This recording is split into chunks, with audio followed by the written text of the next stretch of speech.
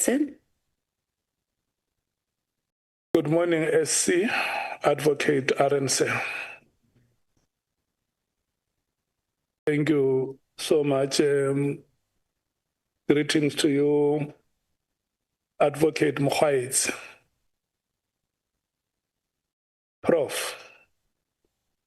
Professor Mary De Haas. Good morning.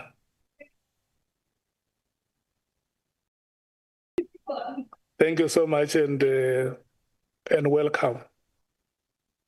The staff of Parliament. Good morning. Dr. Tuli, are you back? Good morning to you. Good morning, Chair. Yes, I'm back. Thank you so much. Thank you so much. Let me greet members of the media. Good morning to you. Good morning to the support staff of political parties represented in this committee. Thank you so much for your presence and the support that you give to your leadership. We have Honorable Shabalala from the MKP. Honorable Shabalala, may you please waive your... point of order, Chair. She's not Honorable Shabalala, she's Honorable Dr. Litchfield Shabalala. Thank you, Chair. Yeah, I mean, it's not my problem. You are the ones who gave me her details and you were you must start by apologizing to say, Chairperson, we apologize to Dr. Shabalala and to yourself that the details we gave do not indicate that, do not properly address her title. Thank you so much. Dr. Shabalala. Good morning, Chair. And greet the people of South Africa. They must know that you have come here to support the ad hoc committee. Good morning, Chair, and all those who have tuned in, keep tuning in. Thank you so much. Let me move to apologies.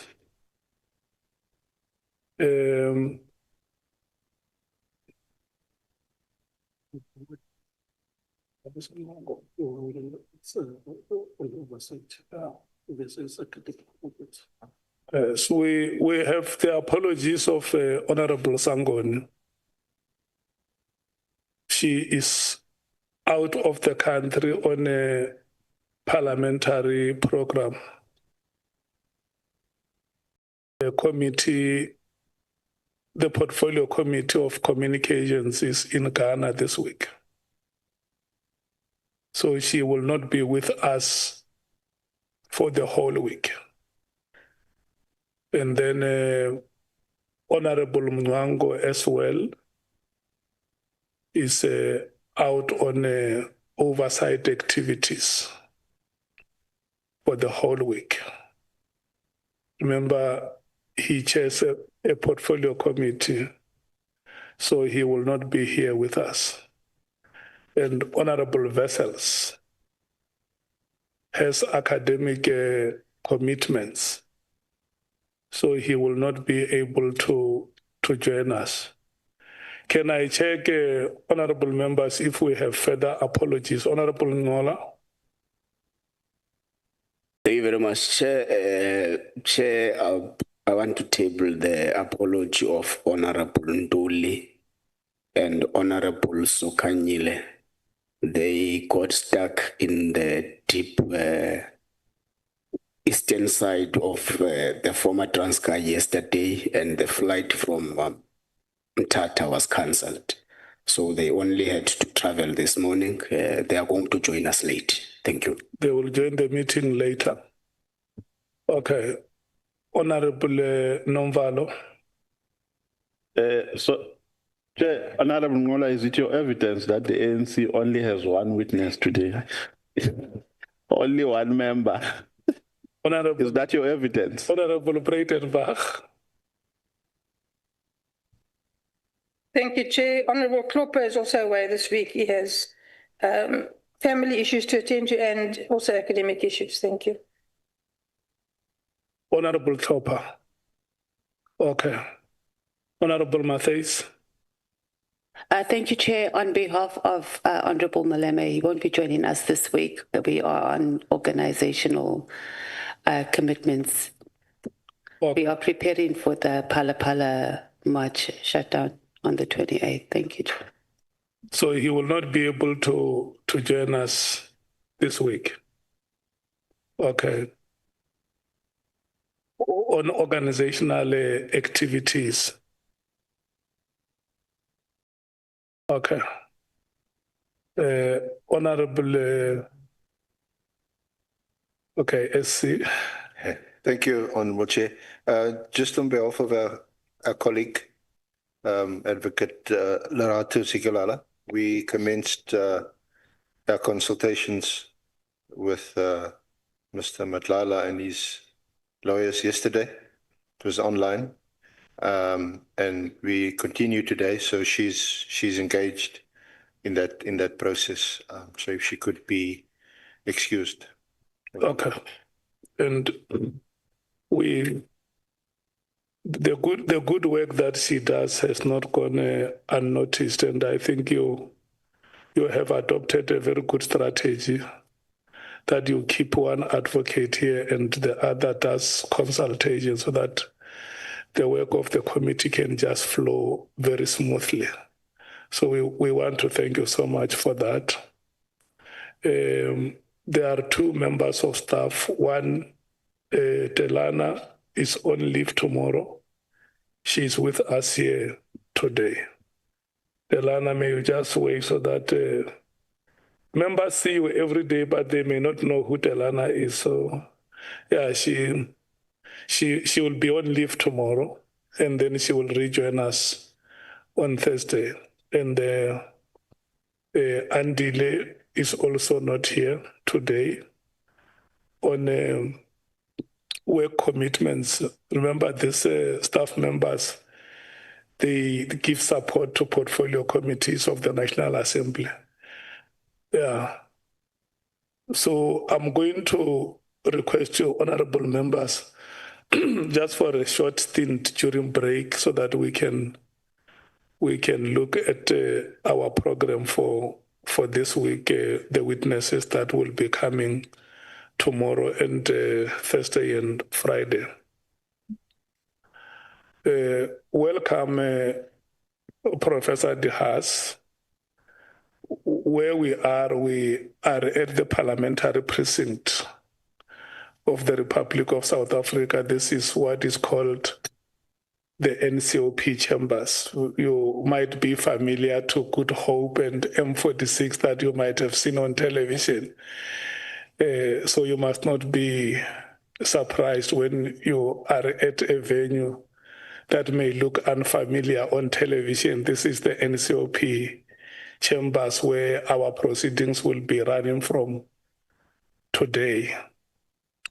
Let me also take this opportunity and thank South Africans who are following us every day. I have been told that the viewership of the parliamentary channel has skyrocketed. So it means South Africans have huge interest in what is happening here. They are watching developments every day. We want to thank them so much. They are also sending us messages. And I believe yourselves as members, you also get messages from them. They want you to do your best. That is the key message that I got from them to say, wherever you are, tell the committee members that we want them to do their best, and this committee must produce the results that we desire. We must also congratulate the South African cricket team under the leadership of Bavuma. If you know what India is a cricket powerhouse. And South Africa does not easily, or any other cricketing nation, does not easily get results out of India. the pitch that was used in the first test was a very difficult pitch, slow scoring pitch, unplayable, but the boys were able to achieve that historic win against a star-studded team that has caused mayhem to many cricketing nations. So it was a very good consolation after they beat our Protea ladies in the ICC Women Cricket World Cup. We want to thank them so much. If Themba Bavuma and the cricket authorities in South Africa are listening, they must know that their efforts have not gone unnoticed. We want to thank them so much for flying the South African flag very high. Honorable members, with those remarks, I'm going to request the SC to confirm that the guest who is here is the witness that we have expected. I greeted her and she greeted back. But if you can just confirm that this is the person you did consultations with, and it's the person that the committee expected to be here today. Thank you, Honorable Chair, honorable members. I confirm she prefers to be called Dr. Mary Elizabeth N. De Haas. We've consulted with her previously online, today in person. So, this is her, and the statement before the Honourable Committee is her written statement. Thank you.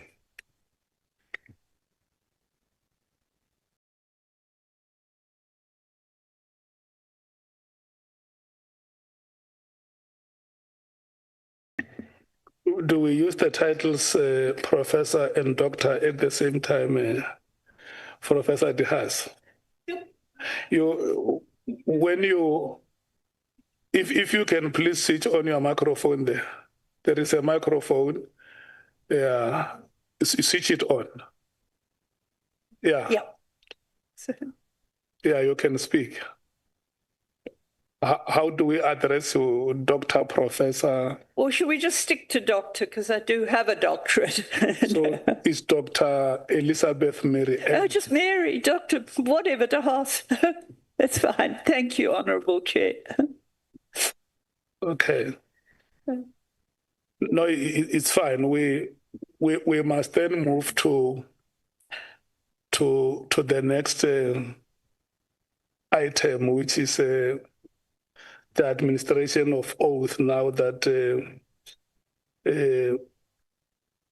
the witness has been confirmed as Dr. De Haas. Bonani has rushed out of the chambers to get that oath for us. And I don't want to make a mistake of doing it from my head. I can do the oath from my head, but we have to be professional, because one word missed can be a mishap. So we just have to read every word that is there on the oath and do it the way we have been doing with every witness that has been appearing before the committee.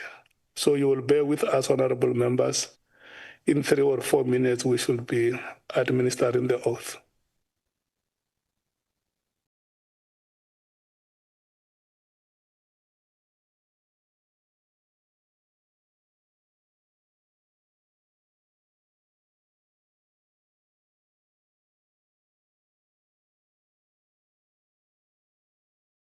The song that you must sing is that Bavuma Agona Wakusana Lena.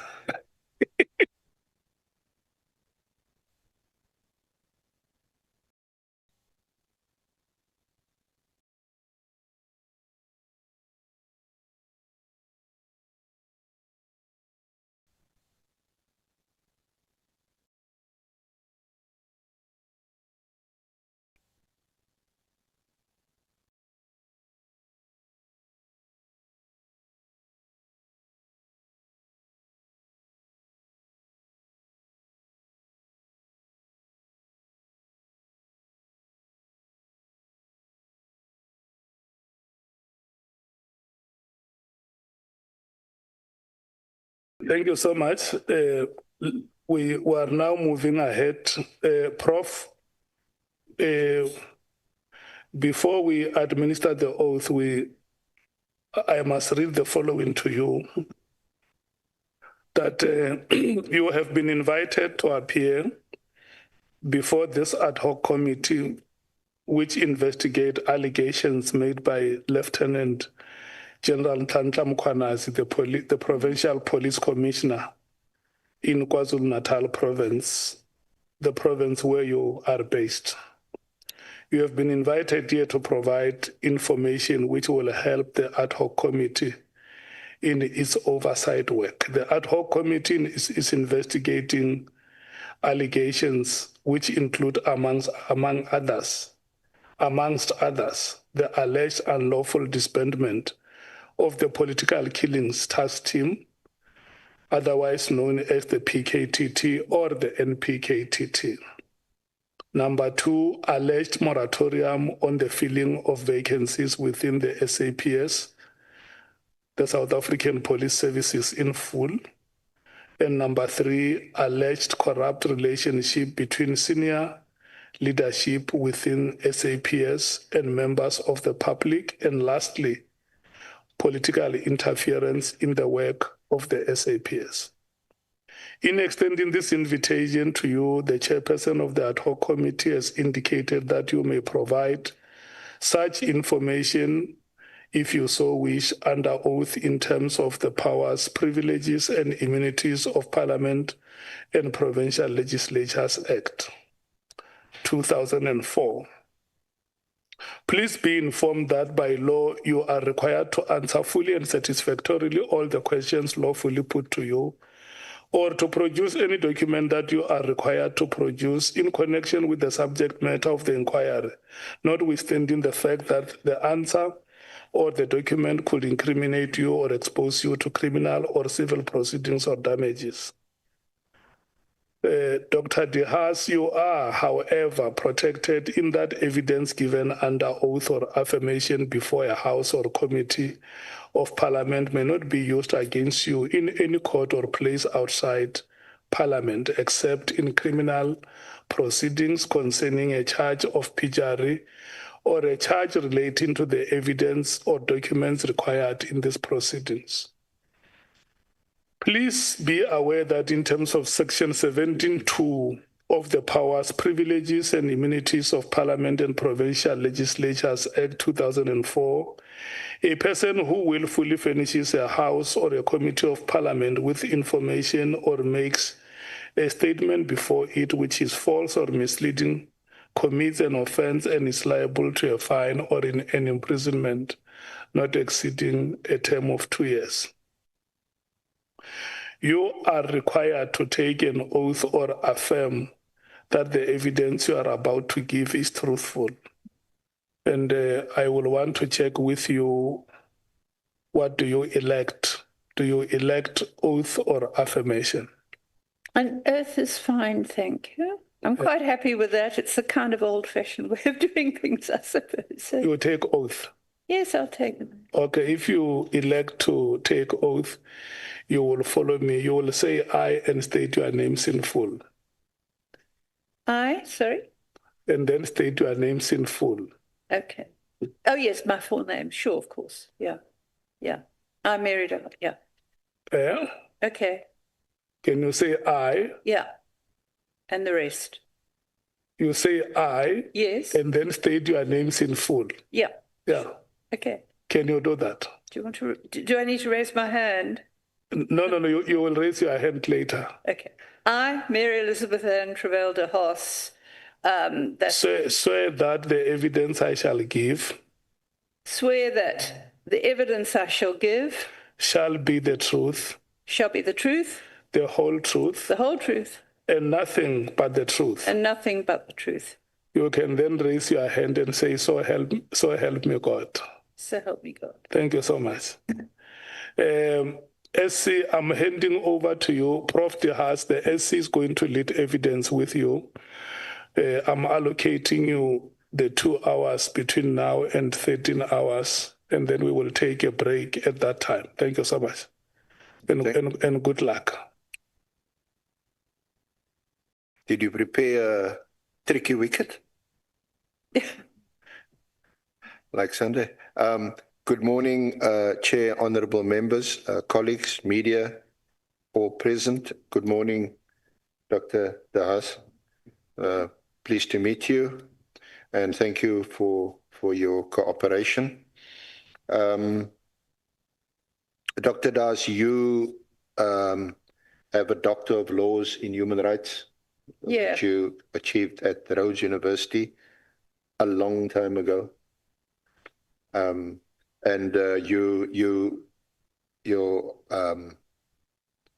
You're a social anthropologist, now retired from the University of KZN.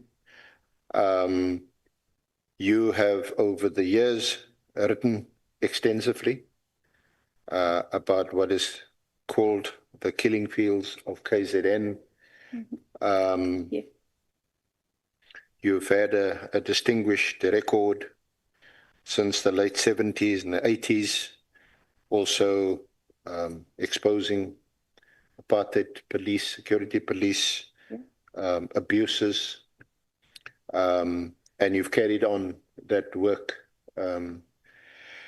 You're here because the committee, honourable committees, invited you to be here because your name has been mentioned, maybe not as much as, but you're running Katmatlala and Brown Mkhotsi close. So your name's been mentioned, also because we've heard the evidence of suspended Minister Senzo Mchunu, that he referred to a letter that you wrote to him. Yes. On the 24th of October 2024, which he says is one of the reasons that informed his decision to issue the directive on the 31st of December 2024. Now, you've written also extensively about the political killings task team, both in its current form and previously, and you testified before the Morani Commission. Yes. In relation to this. So much for me speaking. Can I refer you to Annexure MDH1, which is in essence a CV of the work that you've done, and I'm going to invite you not to read the entire annexure. Sorry.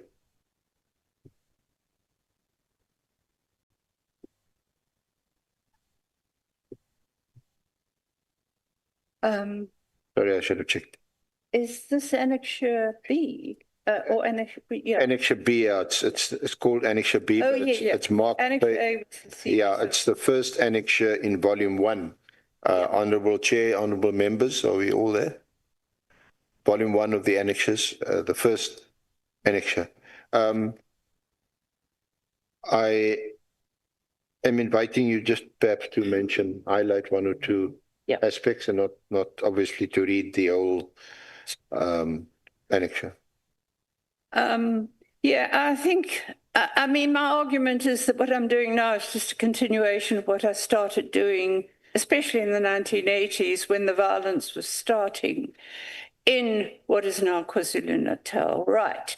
I am, as I said, I was working as a social anthropologist, which is participant. My desktop research was kind of going to weddings at weekends and getting a permit to go into townships and sitting in shebeens. That was very fun. That was great fun in townships and rural areas because I was doing research on drinking patterns and beer and the cultural meaning of beer as well. So, and these people that I had an ever-growing extensive network, and I must mention too that together with this, I was for a few years a member of the Progressive Federal Party at the time, because we could then, and I was helping to take affidavits about police brutality, for example, because Roy Ainsley, who was then the regional director and who joined the ANC just before the elections in '93, was the regional director. He'd established an outreach network called Unrest Monitoring Group that people could phone in and on behalf of the party. And he was in the townships all the time taking affidavit statements. We combined our material, and I was working with Professor Paulus Zulu, who's a very old friend of mine, who was also monitoring the violence for some political stuff he was doing. So that's how it all came about that I got involved in this. And then this just carried on. After 1990, and we were interacting a lot with people from exile, including the people who became President Mbeki, President Zuma, and the local people, and their head of security at the time, Vusi Masemola, was also very much involved with the work we were doing. And we got with the Goldstone Commission investigated. I worked with them. I worked with the investigative task unit, which was a bit of a disaster with the Magnus Milan case. But I was at this stage building up a big network of policemen, because since the trust feed, before trust feed, I'd worked very closely with Frank Dutton, who was to go on to become the chief investigator for the Zondo Commission. And he had a partnership with an extraordinary detective, a black-white detective. Zondo or Goldstone? No, this was Dutton, called Wilson Magadla. And Wilson and I were doing things together from then on, and he was introducing me to an ever-extensive network of black policemen who were coming and complaining they weren't getting their due record because the people who got promoted were the former KwaZulu police or the security police. So that's how I got into this, and this working relationship continued because I was also working in communities down the south coast when Shoba Shabana happened, especially up the north coast, because the violence continued after '94. So to fast forward, I've just carried on doing that because people I don't even know phone me and say we need a patrol in the area, the police aren't following up this case, and I've just been doing that since whenever, 1980s. So yeah. Dr. De Haas, we can, it's catalogued in MDH2, MDH3, and I just want us to pause at MDH4, which is on page 17.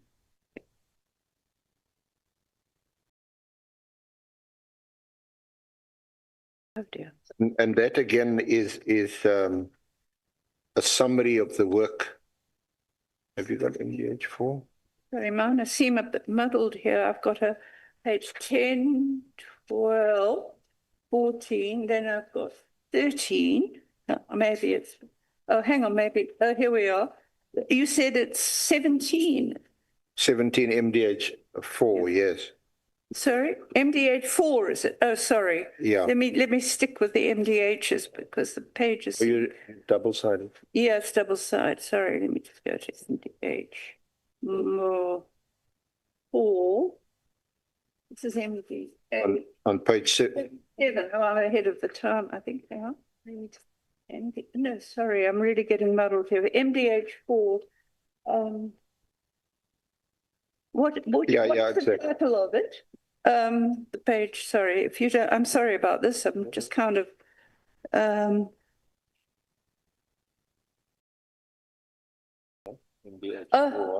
this is this the one with the article in the conversation? Sure, okay. And the page 18, where you summarize the research you've done. Yeah. And then I wanted to ask you about paragraph 3, where you say I've conducted anthropological research on political violence in the province since 1983. My work has been of a qualitative nature, using information obtained from our own research networks, interventionist work with the police, and media reports. We know that you also testified before the Morani Commission as an expert there. Can you perhaps just explain a bit further what are your sources of information before we deal with your allegations around the political killings task team and some of the personalities involved, like General Mkhwanazi, General Khumalo, General Masemola? What do you mean by qualitative nature? What are your sources of information? Well, qualitative research is ongoing. It's very interaction over time with people that the networks build up. I had this interactions with the police since, as I said, the beginning of the 90s, which just extended. Some of them still contact me, in fact, and they've retired. And so the information comes from police themselves. A number of police have come to me to ask for help because, for example, some of the task team people were investigating. This was in the 90s. Sorry, I'll go back. In the latter 90s, the provincial commissioner, with the approval of the national commission, set up very specific limited time task teams to look at what was the killings down the south coast, the killings up the north coast, and Richmond afterwards. These were of limited duration. Now, I work quite closely with those police, for example, who were doing the investigations. Some of them were persecuted when they were making breakthroughs leading to the politicians who were involved, both in Richmond and up the north coast. And we worked with them. I mean, we had some funding in those days from overseas, and we actually made sure they had good legal work, because some of the charges proved to be completely trumped up, especially in Richmond. Okay, so I've had that relationship with police over the years when they were working, including when they were working in teams. Some of them came to me and said, well, I'm leaving, I can't take it anymore, because they weren't getting recognition, their atmosphere was toxic. I also, through the media reports, I integrated media reports. My research methodology is very varied. It's kind of academic, media, and personal. And also to phone people and get very specific information. Okay, and that's just carried on, basically. So at the moment, if we say, what I'm using in this is that the first-hand reports I get from people in communities who've had experience of political threat, political killings, not just political, widespread. I'm dealing with quite a few people whose land is at risk, even restitution land, because the mining want to take it over. And one very prominent member, for example, Mama Nchangazi at Somkela, was killed, just like the guy, they're not the same. So I deal with people at community level who don't get any help from the police. They say the police are corrupt. I follow up cases. I put whatever I can on record so that I have a check. And that's how I get to know if phone numbers don't work, if emails bounce back, etc. So my sources are varied. But in terms of this, I've spoken to police members who've been in the task team, especially at the beginning, and normally they were booted out if they started to make breakthroughs, they told me. I mean, a couple of them arrested people. I mean, and I want to say this right now because he hasn't had the recognition. You know that the people who are boosting the task team are saying, oh, we've got all these successes, and they keep coming back to the conviction of Ntuli, the accused number 5 in the Miwa case. Okay, that conviction was 6 life sentences, and it was obtained by Warrant Officer Makubu, who was in the Hawks. He was briefly a very experienced man with a stack of convictions. He was briefly sent to the task team, who moved him out. They wanted to move him out, he said, before he finished, but he did. He had a good prosecutor working with him. He got those 6 life sentences and a whole string of other dozens. So it's basically, he has never been given that. And I want to say it publicly. He is the one, not the task team per se, that got those 6 life sentences they keep boasting about. He's also the one who opened the second docket in the Miwa case, by the way, because he can see who the real killers are, and his life is at threat at the moment. I'm saying this publicly. There's been attempts on his life. That's what happens to good police. And these are the people I work with and help if I can. as well as what I get from all sorts of policing sources that I cannot verify. So it's a network Networks. of various sources. Yep.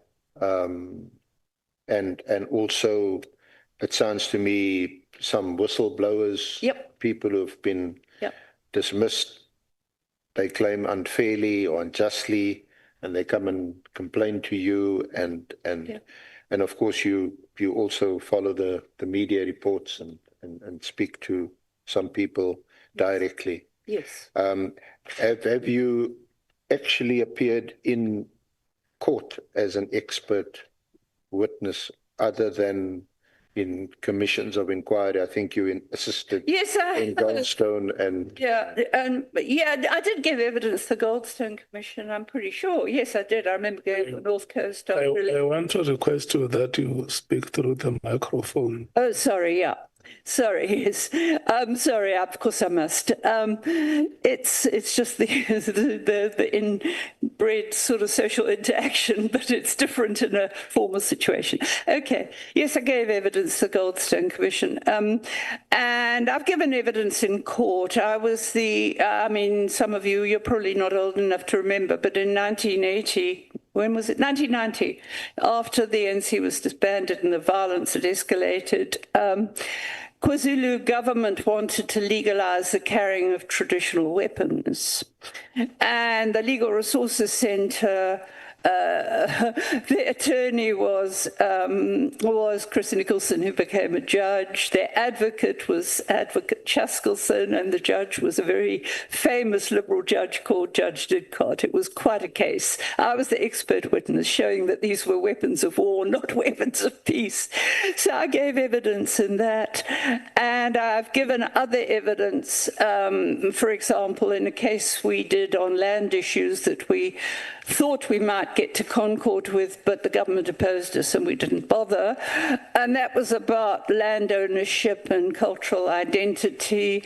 And I've given evidence in more than one case. I've given a few evidence as a social worker in occasional cases. I don't do that anymore. But I've given evidence in mitigation of witchcraft sentences, because I'm an anthropologist and we're the, as one sociologist said, the experts in the irrational. So I have given evidence. I mean, that's what I can remember off the top of my head, yes, in courts. Thank you. Dr. Das, then just on paragraph 18, I just want to isolate some of the paragraphs that appear in your article. At the bottom of page 18, you says, "My work, among other things, confirms the close links between political and taxi violence in the province, with taxi hitmen often deployed in political attacks. It is a cause for great concern that despite the availability of information about such activities, little progress has been made in bringing perpetrators to justice." And then on page 19, the next paragraph, you refer to what has also been mentioned before the Honourable Committee in May 2018. President Cyril Ramaphosa formed a national interministerial investigative team drawn from different parts of the country to investigate the killings. And you say its work has stirred controversy. Amid allegations, it has been selective when making arrests. Questions have been raised about the quality of its investigations, which have had little impact on exposing those behind the violence. And so you've become quite a critic of the PKTT, as it is called, and we're going to deal with that in a bit more detail. On page 20, you also accuse their work of not being transparent. You say the interministerial task team investigating the political killing started work on over 100 dockets in mid-2018. Over a year later, the only known high-profile conviction for any of the 90 murders I documented was secured by the KwaZulu-Natal detectives in March 2019 for a 2016 murder. there may have been other convictions for the murders of less known victims in regional courts which have not been reported, but none have been reported for the many prominent victims during this period. Can you assist us in ascertaining, determining what is described as a political killing? Is there any criteria that one can use? Well, I define my criteria. I call them politically linked because it's the position occupied by the person, and the motive I don't know, because I call them politically linked. I use the defining criteria, which I've refined over the years. It was quite easy back in the 80s and 90s. You could see the conflict was between, or sometimes within, in Richmond, it was within the party. But it's become a lot more difficult to actually say what a political killing is. It does often, though. So as a result, I define my criteria, which is, well, you have to occupy a position like a councillor or a senior member of a party, as in the branch executive. And I've included senior municipal people because often they're caught up in a web of corruption in municipalities. But I do go out of my way to say, actually, until the case comes to court and the evidence is led in court and assessed, you can then start saying, well, is the motive political, or was he having an affair with someone's wife, or has he got a taxi business or a security business? I mean, that's not political per se, but so, and I know this because over 20 years ago, I served on a small committee which was established by then Minister Twete, because the white farmers, does this sound familiar, were saying they were getting targeted for political racist reasons. And we had all the cooperation we needed from ministers, police. We talked to prosecutors, investigators, everything, victims, families, even prisoners in prison. We did everything we could, and there was a high solving rate, and we actually found no, we couldn't find a motive. Now, that's how difficult it is to say, well, how do you know this is a motive? You need a court case to start with. So I say politically linked. And my problem with the task team is that I have never known how they define the cases. I have heard they've taken dockets that have got nothing, as far as I know, to do with politics. I have no idea what the base they're working from. So it's impossible to say X percentage of it. You have to start with the universe. You know, who are you describing? Where are the dockets? Even now, I'm battling to work it out because I don't know which dockets they took and which didn't. And the figures have tended to shift somewhat over the years. Thank you. Now, can I refer you to your affidavit, your statement, paragraph 11. I want to just refer to your engagement, as it were, with former Minister Kele, and also the communication you had with then Provincial Commissioner Mkhwanazi. Yeah.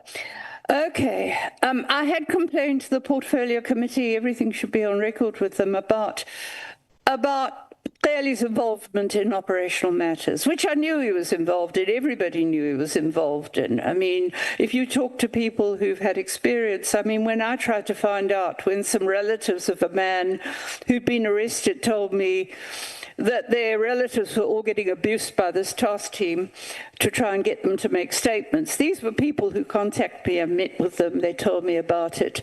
And I said, okay, well, who is heading the task team? They didn't know. They gave me a name that I phoned.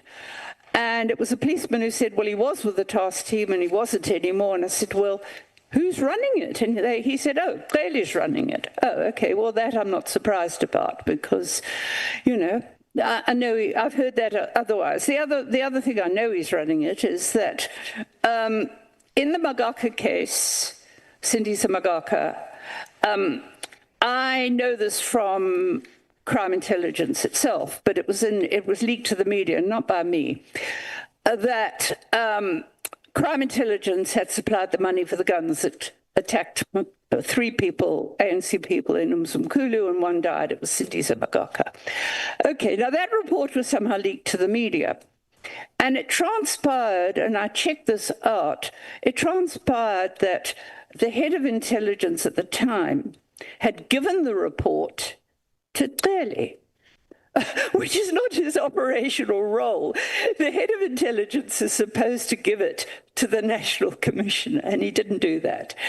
And the National Commissioner said public in the media he didn't know anything about it. I mean, I've never asked him about it, but I can believe it, because if you also, I don't know if it's included in this, but it's even on the internet, or it was. It's a protected disclosure by former Deputy Minister Vuma, General Vuma, Deputy National Commissioner, and she talks about how Cele was constantly interfering and trying to get this procured and that procured. She was investigating. She says in her protected disclosure, she said she was investigating corruption, and then Masemola was told to get rid of her, and she was suspended. I think she's not back.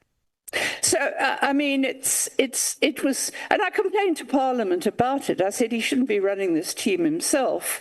And the former late Honourable Chairperson said, no, of course he shouldn't be running itself. But she said, we talked to him about it, but of course nothing was done. Because if I talk to people who've experienced the task team, they say that he was seen with Khumalo.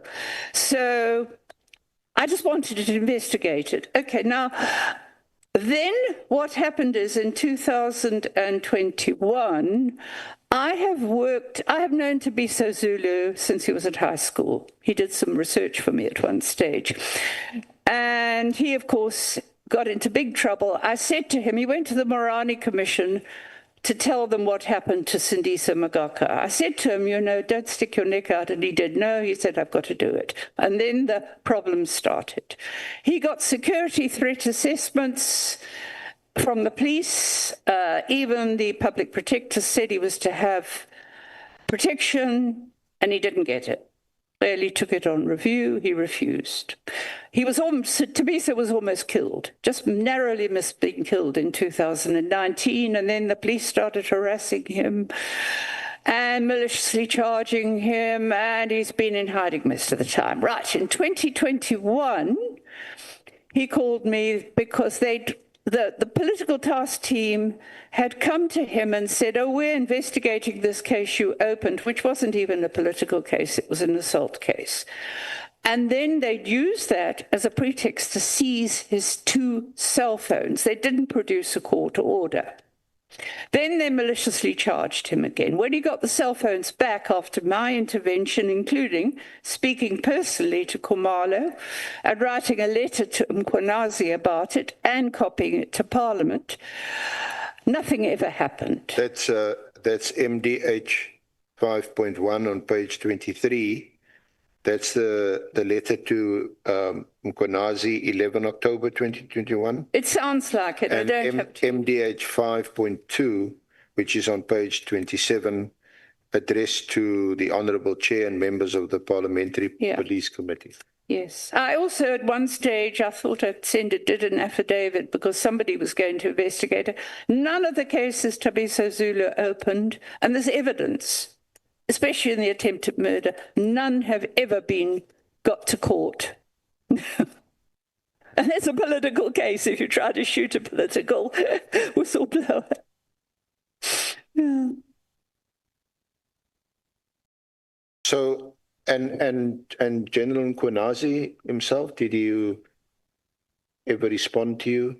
Not in this matter that I recollect. The only time, I've written a lot of letters to him about what's happening. I think I got one response from him, but because it was, I sent him, I think I'd have to check back, quite frankly, but I have sent him a lot of letters, including about what happened in July 21, when he wasn't around. He was nowhere to be found, not even on the phone, while the place was looted and burning.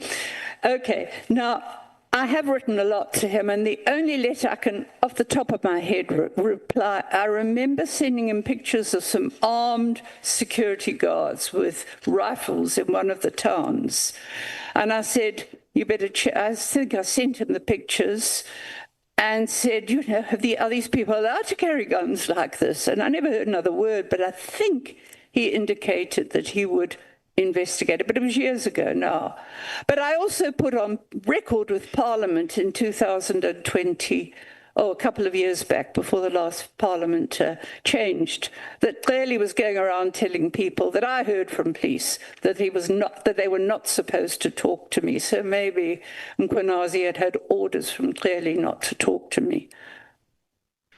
Now, Dr. Das, can we just move on to some of the reasons why you demanded the disbandment of the PKTT, and you deal with that from paragraph 15 onwards on page 10 of your statement. Yes. May I just go back, though, because directly informing that is under 13.1. The abuses that people independently were reporting to me, which was part of my motivation at that stage. Yeah, sorry. Yeah. Okay, I thought they were catalogued in those. Oh, okay. Well, I can include that. But maybe highlight them. Maybe highlight 13.1, 13.2, 13.3, and 13.4. Yeah, okay. There was the emotional and physical abuse, the use of tubing. I mean, a lot of police do it, but it's almost a norm from what everybody who encountered the task team spoke of. But also emotional, psychological abuse, which they tended to use more with the policemen they targeted than the physical abuse, because maybe they were a bit more empowered. But the emotional abuse was extreme. I've listened to it. I've heard about having to get psychiatric help. It's very clearly spelled out in information given to me by a man called Ronald Pillay, who refused to give false evidence against Mzintli. Mzintli is in one of the first 3 case studies I sent. Mzintli was a former MK member, actually, who was for years a senior road traffic inspector in the Lower South Coast. He reported corruption, and he reported the alleged real killers of the speaker, Wandile Mkhize. And he was then targeted, and eventually he was charged with fairly minor charges of, when I say fairly minor compared with murder, charges of defeating the ends of justice. So he had a gun that was his deceased brother's, he didn't even know was in a suitcase. He was kept for 5.5 years without bail on those charges. They tried to poison him in prison, so he was obviously very unpopular. And then he was released in May this year on the section of the Criminal Procedure Act, which withdraws the charges for lack of evidence. 5.5 years without bail. That was an extreme case. Now, Ronald Pillay was a colleague in the road traffic department, and they'd come to him and said, we want you to do this, sign a statement implicating him. And he said, I won't do it, I won't do it. And he gave me an affidavit about how even this prosecutor that I complained about had tried to force him to do it. He made an affidavit, and he said they kept harassing him. They would come and search his house without a warrant. His house was even set on fire once. He doesn't know it was them. And then they caused him to lose his job by supplying false evidence. So he was persecuted psychologically rather than physically. The other one is almost a norm, it seems, and this is, I've been told by virtually everyone I've interacted with, they just come in and search without a warrant. They don't produce an order when they take our phones. This was common. This was a common allegation. I mean, this is illegal. And I mean, the fact that I reported to Parliament the illegal seizure of a phone without a court order, and they were still allowed to carry on doing it. And that's what they did do. Okay, and the fabrication of evidence. I mean, this is a serious problem. I mean, there's a case now involving 2 policemen, a sergeant and a constable with clean records, in a station called Mkhwanazi, south of Durban. 3 years ago, they were on patrol one night, and they stopped a car that turned out to have armed hitmen with AK-47s. You see, they were all hyped up. He thought they were on Muti and going to kill a hit. Okay. They were going to get an excellence. They booked the guns in, they booked the prisoner in. They were going to get an excellence award, but they get arrested. In fact, the way they describe it was one of the Kumalas, there's lots of Kumalas in this team, lots of them. One of the Kumalas rocked up driving Mkhwanazi's BMW, apparently. So Mkhwanazi, instead of giving them an excellence award, was kind of colluding with the police who wanted to arrest them. Okay, they were arrested. They were charged initially. The only political killings that they could muster was the killing of a councillor in Margate, which is a good hour's drive from Mkhwanazi, and they were on duty that night. And there are OB entries, AVL entries, cell phone records to show they were in Mkhwanazi doing their job. That charge has never been withdrawn. They then manufactured another 3, which weren't even political, okay, that they killed one night, apparently. They've got alibis for that. They've got alibis for that night. But the state drags its case out, on and on and on. They refused bail on grounds. I've seen the bail hearing transcript. The state finally finished its case 3 years later, wasting days and days of court time that they are paying for, their families are paying for. No evidence whatsoever produced to support the bail argument and let them out on bail. We're looking at that case now and how we can help them, because they deliberately delayed the hearings again for another 6 months. I don't know why the lawyer didn't apply for a withdrawal of the charges, because the state, according to a relative of theirs, which is a senior policeman, the state had not produced any evidence to support the charges. So, I mean, these are the stories I was getting, and the fabrication of evidence was a common theme. I mean, like the Dlamini case that the Honourable Adams has been pursuing. And he said, I mean, even that, somebody said, I got my information about Magaka, I think it was to the Madlanga Commission from Adams. No, I've been working with Tabiso Zulu since the 90s. That's where I knew about Magaka. Anyway, but Adams said to me when I finally did speak to her, which was quite recently, I'd only copied him some of the stuff to the committee. And he said to me, you know, I can't even sleep at night thinking of what happened to that poor man. This is Dlamini.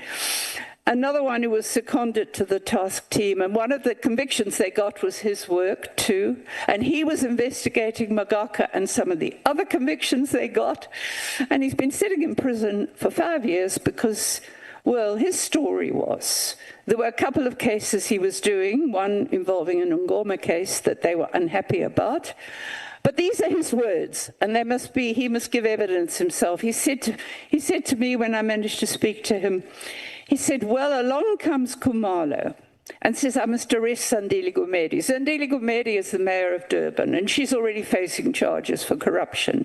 I've got to arrest her for killing her husband. He said, but I can't do that. I've got no evidence to arrest her for killing her husband. I can't arrest without evidence. And these are his words. So he says, Khumalo says to me, I don't care whether you've got evidence. He said, the minister wants her arrested. He wants it in the media. These are Dlamini's words to me. He must give it himself to Madlanga Commission. But he was unpopular enough to be charged with defeating the ends of justice. And a policeman who refused to support it also got charged with defeating the ends of justice. They're still sitting in prison 5 years later. So you can see why I was up in arms. I'm hearing horror stories, human suffering, dreadful stuff. Yeah. But Dr. De Haas, are these stories that you're hearing, they anecdotal? But is there some independent source, or how are these stories verified? If at all? I I can only talk to people directly and corroborate. Like, for example, one of the cases I was linked to, I spoke to people in the community who were all saying, no, they've arrested the wrong people. The two brothers who knew who the right killers were killed themselves because they went to the police with the information. And I've spoken to people in the community, including a man who was told me how he was tortured, tubed. Very scared, very scared. Some people are too scared. I've tried to verify everything. I obviously can't. I mean, how can I check whether they're guilty or not? I can't until the case goes to court. And they're dragging it out. They're dragging these cases out. Police, some of the police, like one of the relatives is a policeman who's verified everything that is, you know, and other people who've also kind of experienced of the task team said that, well, that's what they do, and this is what. Oh, in the case that Dlamini, the councillor that Dlamini had actually arrested, the charges were withdrawn. So, I mean, that is concrete stuff when charges are withdrawn. I can't verify. I have said to all these people, I've seen stuff they've written, because some of them have actually written stuff to the Public Protector, Justice Department. So that's the best I could do to verify, quite frankly. I want them to talk themselves.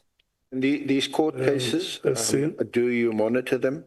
Are you able? Yes, as far as I can, especially the Bagaka case. I've been monitoring that since the very beginning. Honorable Ngola.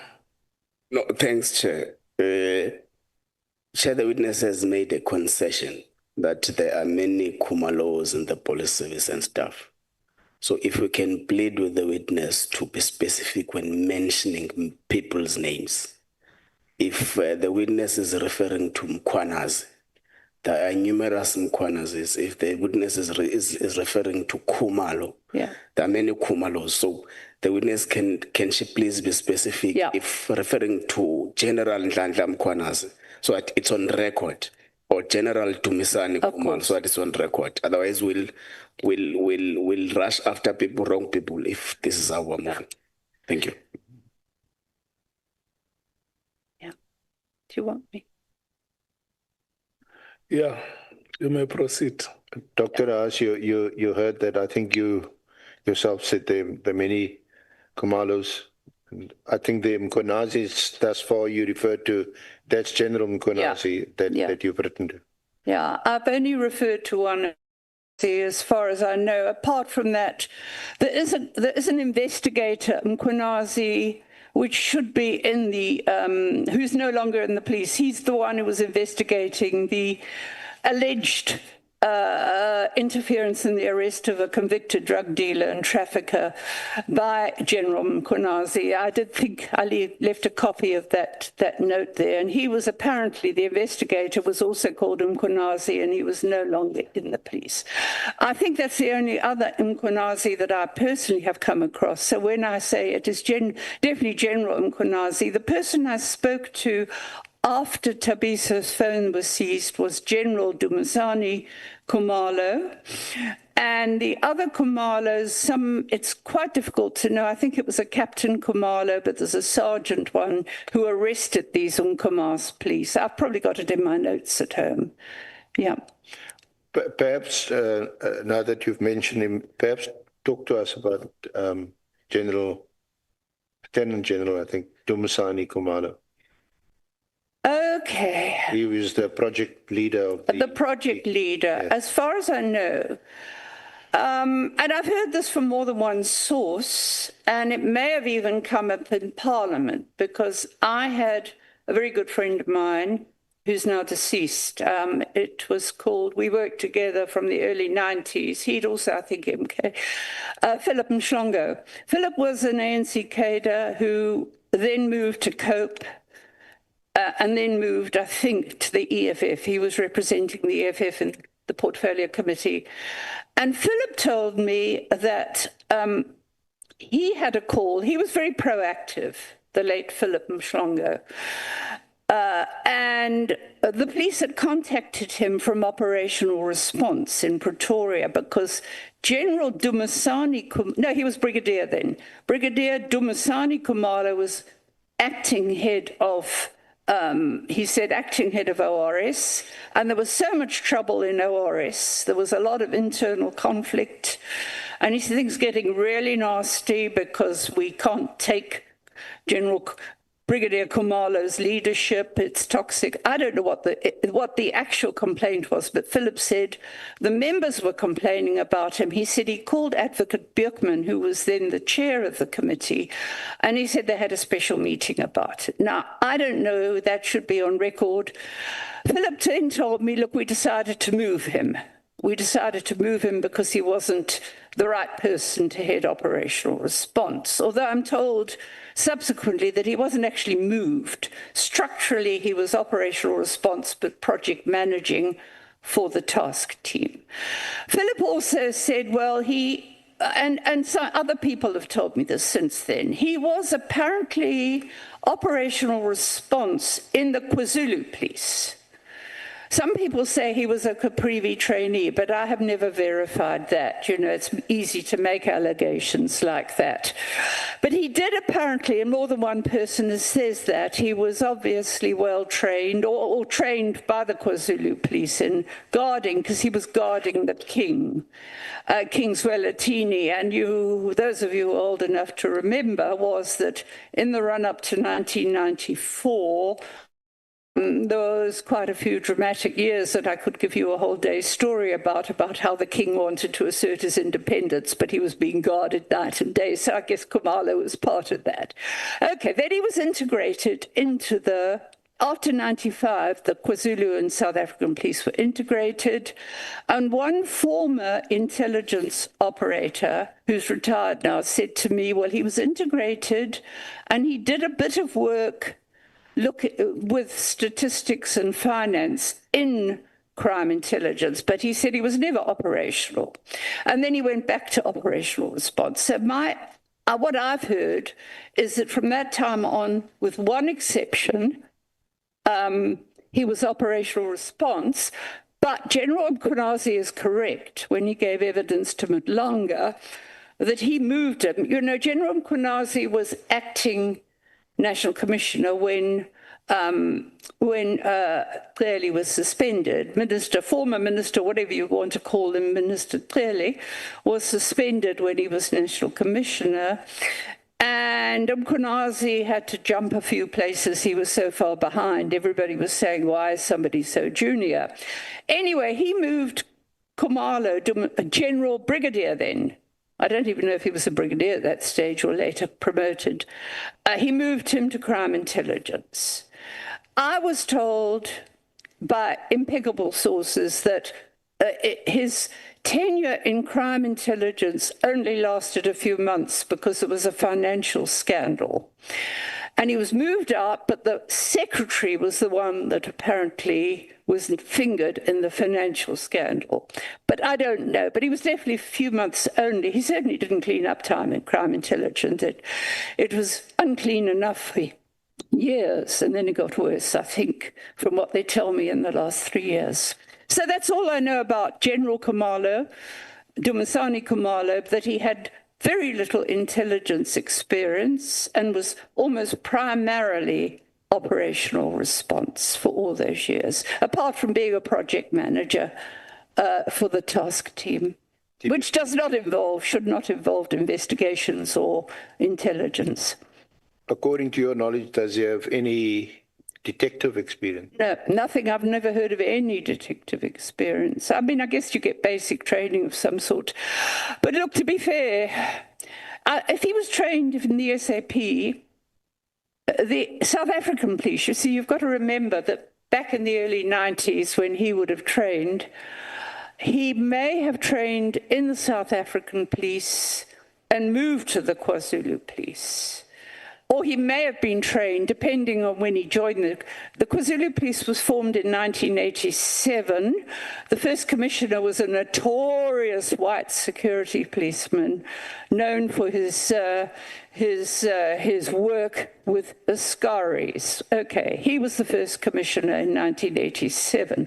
Now, whether or not Khumalo, now General Khumalo, was trained by the police then, I think he may have been trained by the SA police, if it was before 1987, he may have been trained by the SA police and moved to the KwaZulu police because there was a lot of inducements to get members to move from the SA police to the KwaZulu police, and most of them did not want to. The incentives were quick promotions and all sorts of things.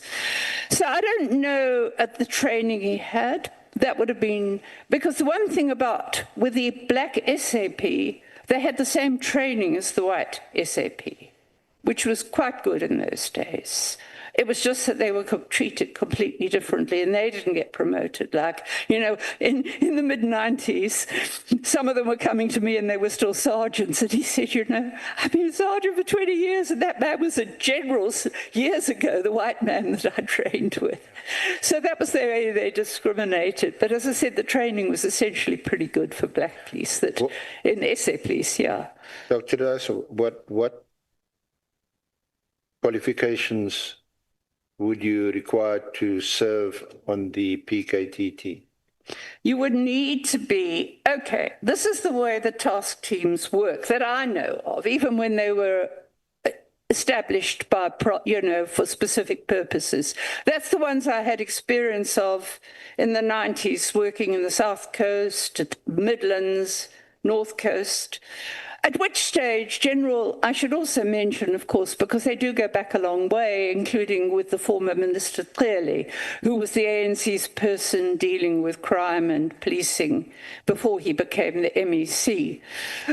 So they would have known each other for a long time. And General Mkhwanazi himself was trained from the beginning with operational response. In those days, it was called the Stability Unit, but we all called it the Instability Unit. They're the ones that used to go in and raid the homes of the UDF or the ANC people and see if there were any weapons and move them, and then the vigilantes used to move in and attack them. And I think that even, I haven't checked back, I'm very familiar with Shobha. I also made a statement to the Shobha Commission, by the way, to the Commission on Police Conduct there, because I was I warned about Shobha. Okay, so they even went in, I think, and cleaned out Shobha before the vigilantes went in and massacred people. So they had a bad reputation, but they did probably good training in public order policing, it became afterwards. So, yeah, you asked me about, so I don't think, to answer your question, I don't think along the way that the only training General Khumalo might have had was basic detective training. So when it comes to task teams, there's a very clear structure. And this was in, I think there's a sheet of it somewhere from the 90s. You have a person of a senior rank. Usually in those days it was, well, it's a colonel now because they remilitarized, but it was the equivalent of what is now a lieutenant colonel. And then you would have a captain, and then you would have, say, constables. There was very clear, they were much smaller units, but there was a very clear reporting line from constables to captain to the commander, who would have to be a lieutenant colonel at least. So that's the way the task team works. They were short duration. They would deal with a problem for 2 years, say, and then they'd be disbanded. And they had successes. I mean, the one up the North Coast was stunning. They got high court convictions, and in those convictions, it showed that the people who were convicted were still getting helped by the police behind the scenes. They were working with people who were in Qatar in the latter 90s to incite them to actually instruct, including at the home of a former minister, a former member of parliament called Bheki Ntuli, whom I have known for many years, a trade unionist who's now late. He lost family members in these attacks, and the investigator who'd been with the Goldstone Commission, Vilagazi, was stunningly good. He got convictions for some of those killings in that area. So they were very successful operating with that structure. Now, you ask about the task team. I mean, apart from the first being a brigadier, the brigadier soon left. I said to people who had experience of it, I've had a lot of names of people They come, they go. I mean, one of them was a constable brought down from Pretoria to investigate these policemen in Umkomaas, and they wondered why he'd been a constable for 20 years. And the lawyer asked him, and he said, "Oh, I'm in a bit of a contestation at the moment with the police." And a person in the police who checked the records found out, oh, no, he hadn't been promoted because he was actually, he had a criminal record. But he was promoted while he was in the task team. I'm just giving that as an aside. Now, after the brigadier left, which was pretty early on, I've said to them, but who are these people who are supervising dockets? You know, you've got to have supervision of dockets by a senior police member. Oh, I think Dlamini told me this because he had basically worked in the team after there was, you know, and he was moved about the time the brigadier went, I think. He said, well, I think what happened is, he said, they've had a few lieutenant colonels come, but they go. And we've had a few captains come, maybe they're doing it. But there's been no, this is, I just want to explain, this is why I had a problem with this. There's no transparency. You can't evaluate because they don't give breakdowns of who these people are they say they've had successes with. So, Dr. De Haas, so from paragraph 15 onwards on page 10, you discuss your request for the disbandment of the team, and you had initially complained to then Minister, that this is in 2024, to then Minister Mchunu, and you had also written to Parliament, and that the letter to, there was the letter of the 24th of October, which isn't part of the original bundle, but we have, Honourable Chair, made copies available. And it is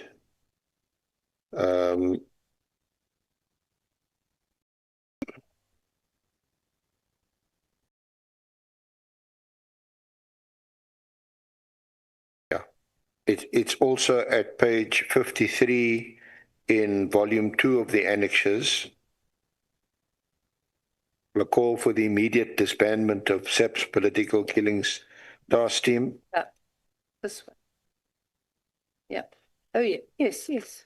And the letter also to the Minister of the 13th of November 2024, which is in volume 1 at page 34, MDH 6.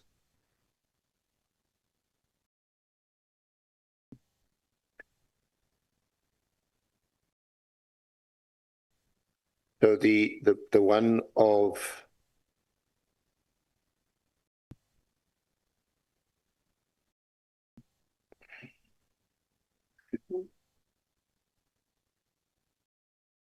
may I refer to the first one on page 53 in volume 2, which is addressed to Minister Mchunu, a call for the immediate disbandment. Yeah.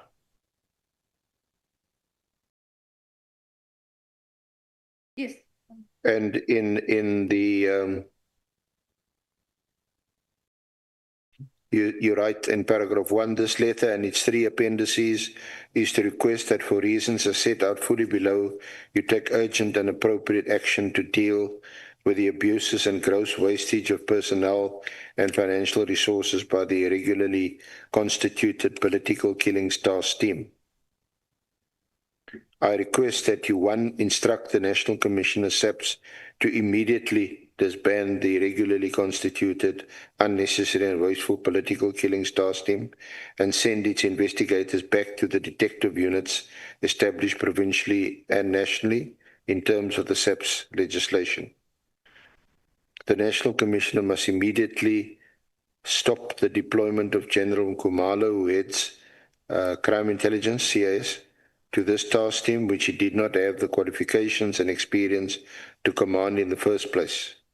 Why has he been allowed to occupy these positions, for neither of which he has qualifications at the same time? And that was followed up with a November letter and then the directive of 31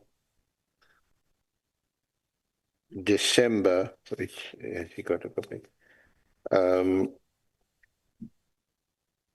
which we've now copied to the Honourable Committee.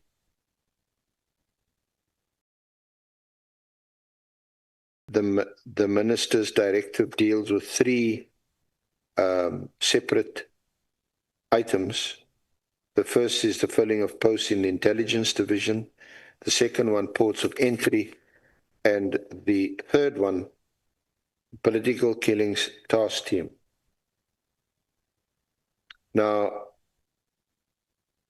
the Minister Mchunu, when he gave evidence to the Honourable Committee, mentioned amongst others, he had about 5 or 6 other reasons, motive that informed his decision of 31 December. Your comment? Well, I mean, I read very quickly through the his the affidavit he made. I was particularly interested in what I could gather from the cases he mentioned, which are quite obscure still. But I think he had been, my recollection is that he had been through various procedures. I know there was a media report several months back that General Masemola had actually been told that we couldn't afford to, the country couldn't afford to keep this expensive unit going, and I think my role in this is to say it wasn't necessary because we had perfectly good provincial teams, which I have explained, I've given details to. And I had never in my life, in all the years I've kind of worked with police, we've often cooperated. I've put them in touch with people when they're investigating, including back in the 90s. And I have never in my life heard of a task team running around with members of National Intervention Unit. What the police do, if they have to go into an area they think might be dangerous, they sign for a rifle to take with them in case they come under attack. And here I was getting, I think the first one I heard that were national intervention was when they seized Tabiso Zulu's phones. And then I heard that regularly the National Intervention Unit is with them. Now, I can tell you, and this is one of my arguments, that at the moment we've got tracking mafias, we've got land and housing mafias invading land, which is interdicted by armed men, and there's not a sign. There's no sign of a national intervention unit or a public order unit. And they're running around with the task team, staying in expensive hotels. I then was told that actually a member who was a captain and promoted to lieutenant colonel, who by the surname of Finn, who's named by people in the task team, is actually cooperating the unit with General Dumisani Khumalo. He's kind of one of the commanders. Now that means then that we have the only people with oversight of a detective team are the National Commissioner, the Provincial Commissioner, the seconded NIU person, and General Khumalo, who's also head of intelligence. Now, that means there's 4 people there who are operational response and not even detectives running a team. I mean, it's just crazy. Absolutely. I've never come across this before. So that was the story of, I did write that letter, yes, and I wrote the subsequent letters because I was horrified by what I was hearing, and I thought of the expense even then. I would hear, well, who's so-and-so? I'd ask a detective that used to work in the oh, I think he was with us and he's gone and he got promoted now. That's why he's now a colonel. But so I was getting reports from different people. When you put it together, it was all grossly irregular, plus my own experience of, as I said, the way they were running around and I wasn't just told this by people who were accused, I was told it by families who'd seen them in court. And this year there was even a report, it's not in your bundle, I think, but after the disbandment, the national intervention was still in court for Dlamini's case, I think it was, and others. And they prevented family members from entering the court. I've got a whole lot of statements about it from them. So they were still running around. And that's why then after I sent the initial complaint, and I want to stress, I never thought the minister would act. I've never had ministers acting when I've asked them to do things before. So just before we get there, Dr. Das, did Minister Mchunu respond, reply No. to your... But the letters went through. He never responded. As far as I know, I never got even, but I did send them to his office and they didn't bounce back. So I was assuming that he had received them. Now, while we talking about Minister Mchunu, can you just reference from paragraph 24 on page 16 to 26 on page 17, any interaction, relationship, contact with Minister Mchunu? Yeah. I was asked to do this and I want to do it because people are saying it was me who drove it and wrote the letter, which is nonsense. Let me just explain my history. When I was interacting with a lot of ANC people in the early 90s, because they wanted to know what was happening, Professor Zulu and I were still producing reports. I've mentioned to you there were specific people, but Senzo Mchunu was not one of them. There was Willis Mchunu, who was a trade unionist, who became the premier of the province, but not Senzo Mchunu, I think, at that stage, and the area he came from, he'd been under threat, I gathered, from, I was working very closely with Roy Ainsley, who was up the North Coast a lot, and he was doing the area that Senzo Mchunu was in, and he was under threat, but it wasn't as badly as attacked as the areas I was working, which had a lot of trade unionists in. And he seems to have been in another role. I didn't deal with him then, but I probably met him at some stage. I remember a conversation I had with him in the 2004 elections when he had asked me to supply him with what was happening, problems at polling stations, because in those days, and it was very contested. That was the first election the ANC won in the province.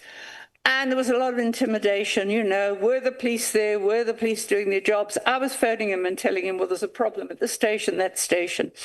That was the conversation. He was quite grateful for it. He thanked me. And that's the only connection, the only conversation. I must have met him at some stage because I was always getting asked to do things like, opinions on traditional leadership and all sorts of things. And I must have met him. I probably met him when the ANC won the province. They had a huge gathering there, and Paulus and I were at it. Shamila Batoy was at it. There were lots of people at it, and I probably met him then. And but I don't remember him specifically. But I had his phone number. I had his phone number in a book from years ago. I think a book from the 90s probably, or early 2000s. But when he was appointed minister, and I thought, well, I need to send him stuff now. I can't send it clearly because Clearly was the one that was causing the problems. And I was writing to Parliament about it. And the president, I might have even written to the president at some stage about the problems, especially about Thabiso Zulu, because, of course, Clearly wouldn't give him protection. Anyway, but I then phoned somebody in the ANC and said, have you got Senzo Mchulu's number? And he said, well, here it is. And I found out it was the same number I had in my notebook for many years ago. Okay, so I sent him a text message. Or it might have even been a WhatsApp, I can't remember. But I noticed that with his WhatsApps, he does turn on disappearing messages, so I can't remember what I sent. But I sent him a message, and I said, please, could you give me the number of your PA?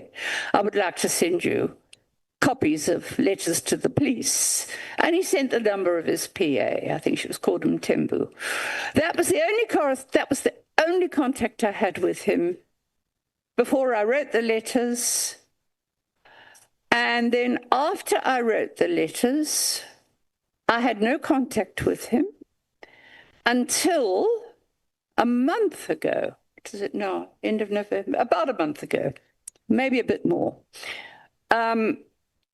I got a call from one of the really good police that I've been working with for a few years. He's based nationally, and he has lots of information. He was in the police for a long time.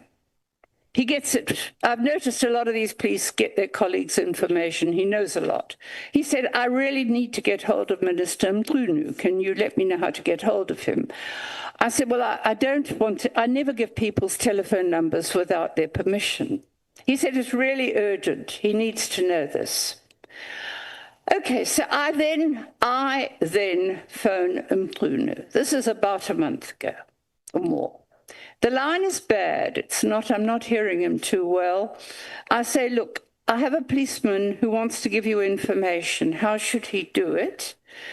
And he sent me the name in a message. He sent me the name of somebody that I could contact to give the information to, or put him in touch with this policeman. I did phone this, no, I contacted this person. And I gave him the information, which he said he would pass to the minister. Now, I didn't know the man that I interacted with. So what I did was, to be on the safe side, I sent the information to Advocate Pikole, because I knew he wasn't, I presumed he wasn't anymore in the office of the minister, because there was a new minister by then. But I thought, well, at least he's a lawyer. He was a lawyer for Mchunu, and then he would make sure he got hold of this police member. Anyway, I then heard from the police member that everything had worked out, and he provided the information, and he thought it might have been followed up. But that was out of my hands. I was just the messenger in that case. And I could assure my policeman contact was actually quite chuffed. He said, no, they've taken my evidence and I think they're following it up. Anyway. You can't mention the person's name. No, I certainly can't. I can't. I'm sorry, I can't. Look, I can't answer a question like this, and I'll tell you why. I work with a very strict code of ethics. You know, there's a whole history in social science, including under apartheid. The social scientists are used by governments for spying purposes. It was notorious, Operation Camelot in America. And as a result of that, the American anthropologist adopted a very strict code of conduct.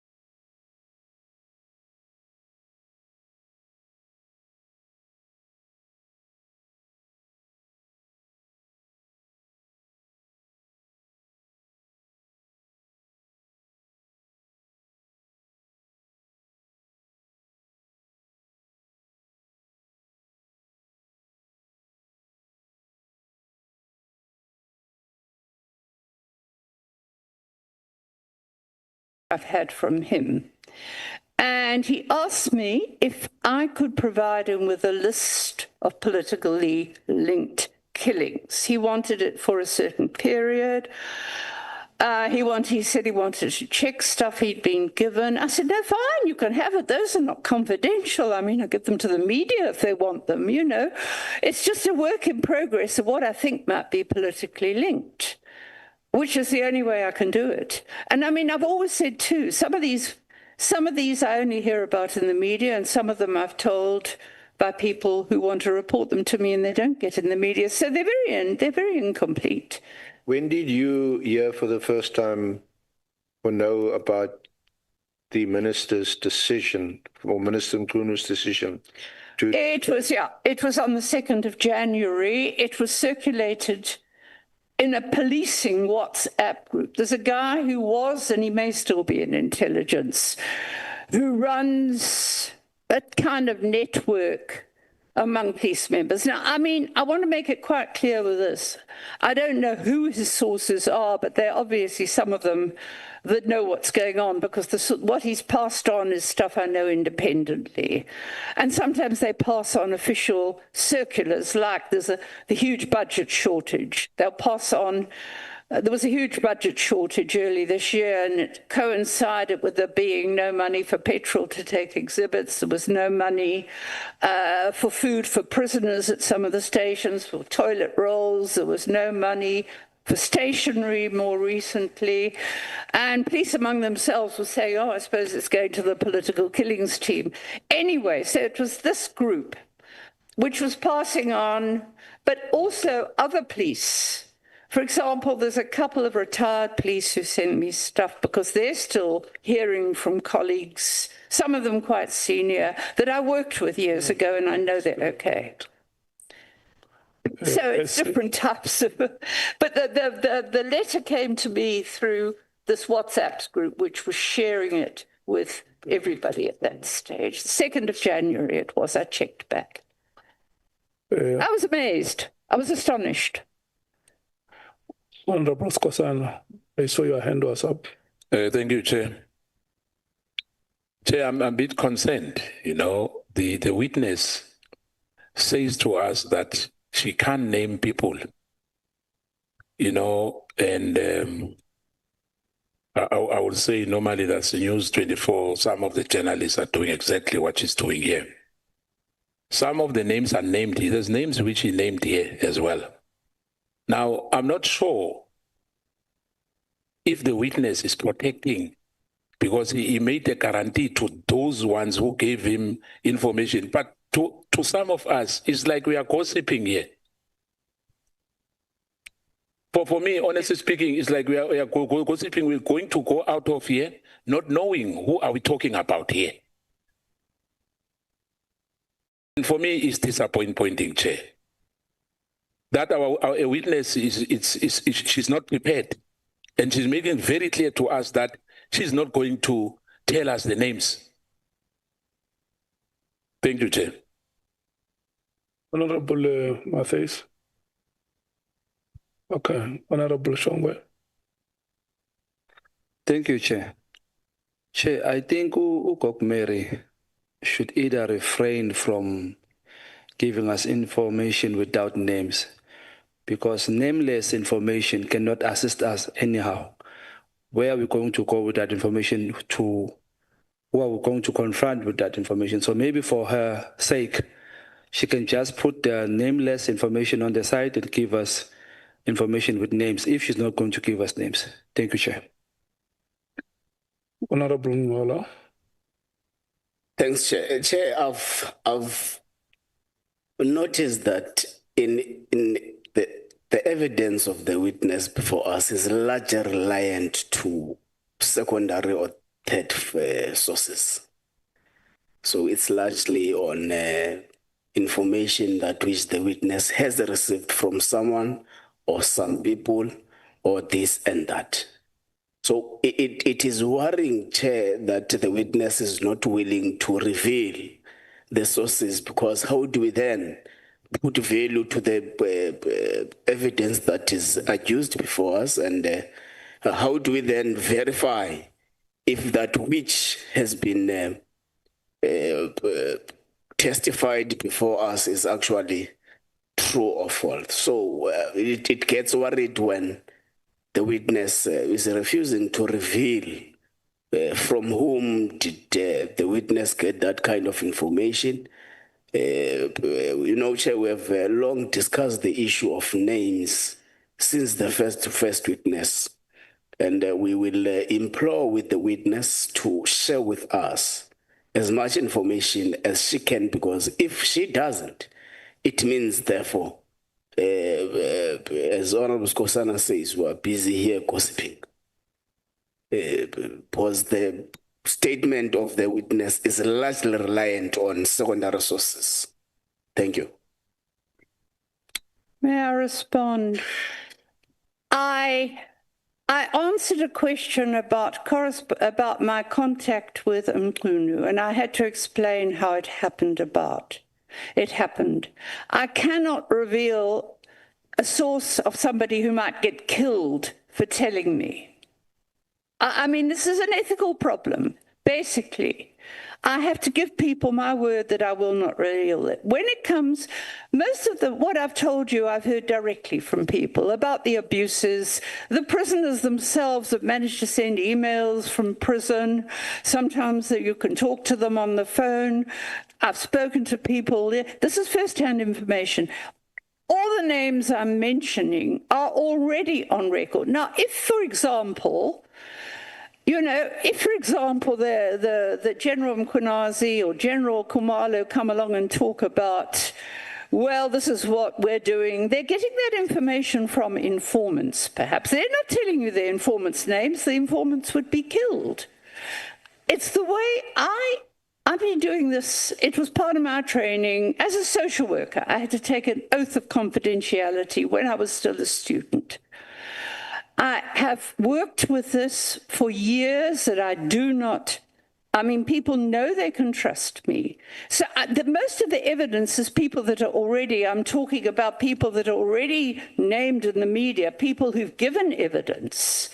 The only names I'm with, I mean, I got that letter. You asked how I got the letter.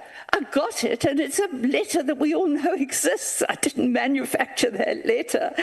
And I have made a point elsewhere in this affidavit, only because I was specifically asked to comment about links with intelligence, that not only does the information, some of these are allegations I cannot.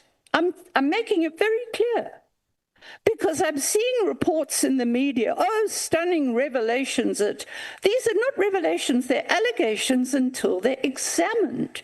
And these people, a lot of people are just dying to give their first-hand evidence to the Midland Commission. And there's a clause for secrecy in giving evidence. Honorable James will be followed by Honorable Nomvalo and then Honorable Matthys, in that order. I think they are still not satisfied, Prof. Doctor, on the responses that you are giving. Okay. This is not a storytelling environment. This is not a history class taking us back to the 1980s. Our communities are under siege. Our children are being fed drugs. We are here to get to the truth. Ethics has long left this room and left this country. Long time ago. It's too late for that now. We need names. Anyone that comes here today, we don't know you. You said earlier on, Professor, my people trust me. I don't know you. I don't trust anyone. So please, can we have names here today? And when you get asked a question, Chair, I find that the witness sometimes will get asked a simple question. How did you learn of the letter? And then we must hear about groups where stationery and fuelis complaints are being received. Please, can we stick to the question? Can we give a frank, honest answer? And can we move on and can we get names? We've been listening to this all morning and we've been patient with the witness, but I think time is moving. We don't have a lot of time. Can we please get to the bottom of this now? Yeah, not before. Honorable James. Honorable James. What is it that let's be specific so that we are able to help the meeting to move forward. Chair, let me give you an example. Yeah. When the witness was asked, how did she learn of the letter? She answered, she said, via a WhatsApp group, a police WhatsApp group, and members have also been complaining about fuel and about petrol and all of that stuff. The entire morning, whenever she speaks and speaks about her sources, she doesn't reference the name. It's just, she's unable to verify. When she speaks about crime intelligence leader and head of crime intelligence, there's provincial, there's national. She's not specific with names I've picked up. So there's a lot of inconsistencies in her statement. And I think out of respect and sort of one looks, at a lot of things, so you don't want to be too hard, but it's been going on the entire morning. And there's a lot being said here where I can see we're being patient, the evidence leader's being patient with her, but she's not getting to the point, and we are getting derailed. Okay. Did you note the question? I did indeed. Well, I wouldn't have come here if I'd known that I couldn't withhold people's names for ethical reasons, but they might get... Dr. De Haas, did you note the question? I heard the question about needing to know the name. Indeed, I did. Yeah. Note that question. We are coming later. May I explain? Honorable Nomvalo. No, thank you very much, Chair. Chair, I think the first thing that we need to, as a basic necessity that we need to protect in this house is the decorum. That is number one. When members have asked for an opportunity to make inputs during the course of her testimony, she must wait for the chair after we've spoken, for the chair to give a directive. You don't budge here, Coco.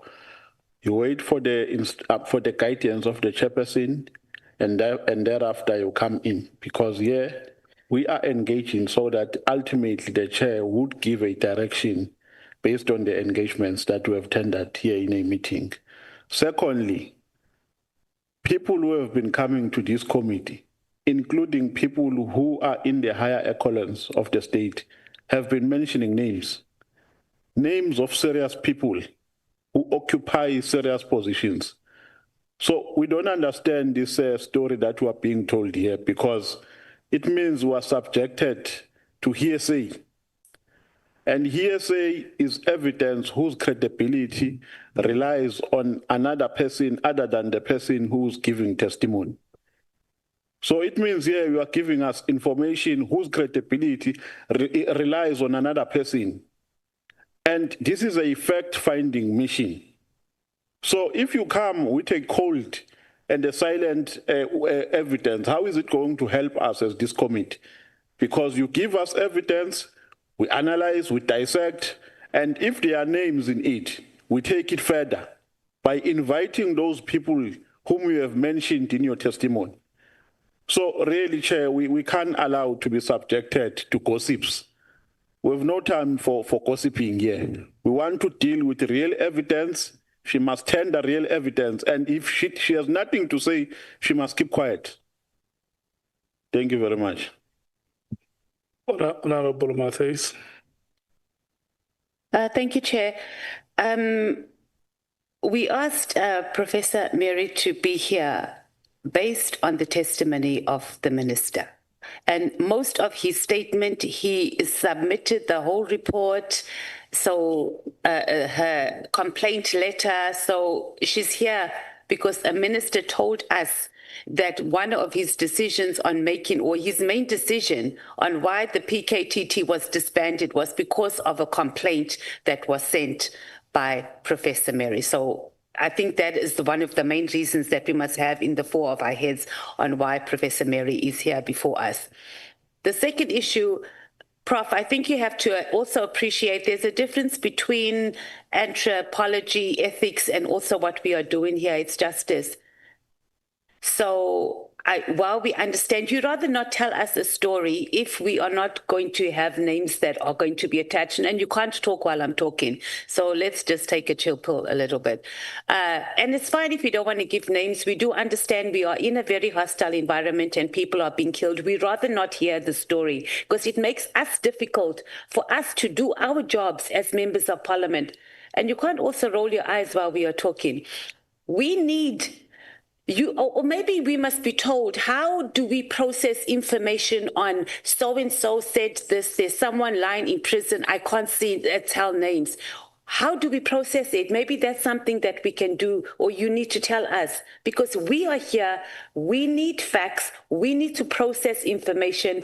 As my colleague said, there are witnesses that we need to come. We'd rather not hear the story if we are not able to verify that information, because as members of parliament, we are here to execute justice, we are here to do an inquiry.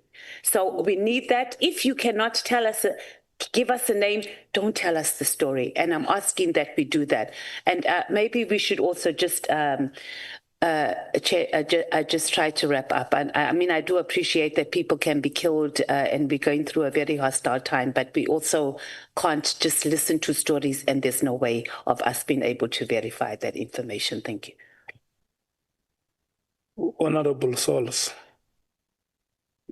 Chair, I would just urge us as a committee to maintain equal and fair treatment to all witnesses. The terms of reference doesn't say if you don't give names, you must not tell the story. It gives an option to share a name in camera. You can share it in an enclosed setting. So let's treat all witnesses the same. If may I finish?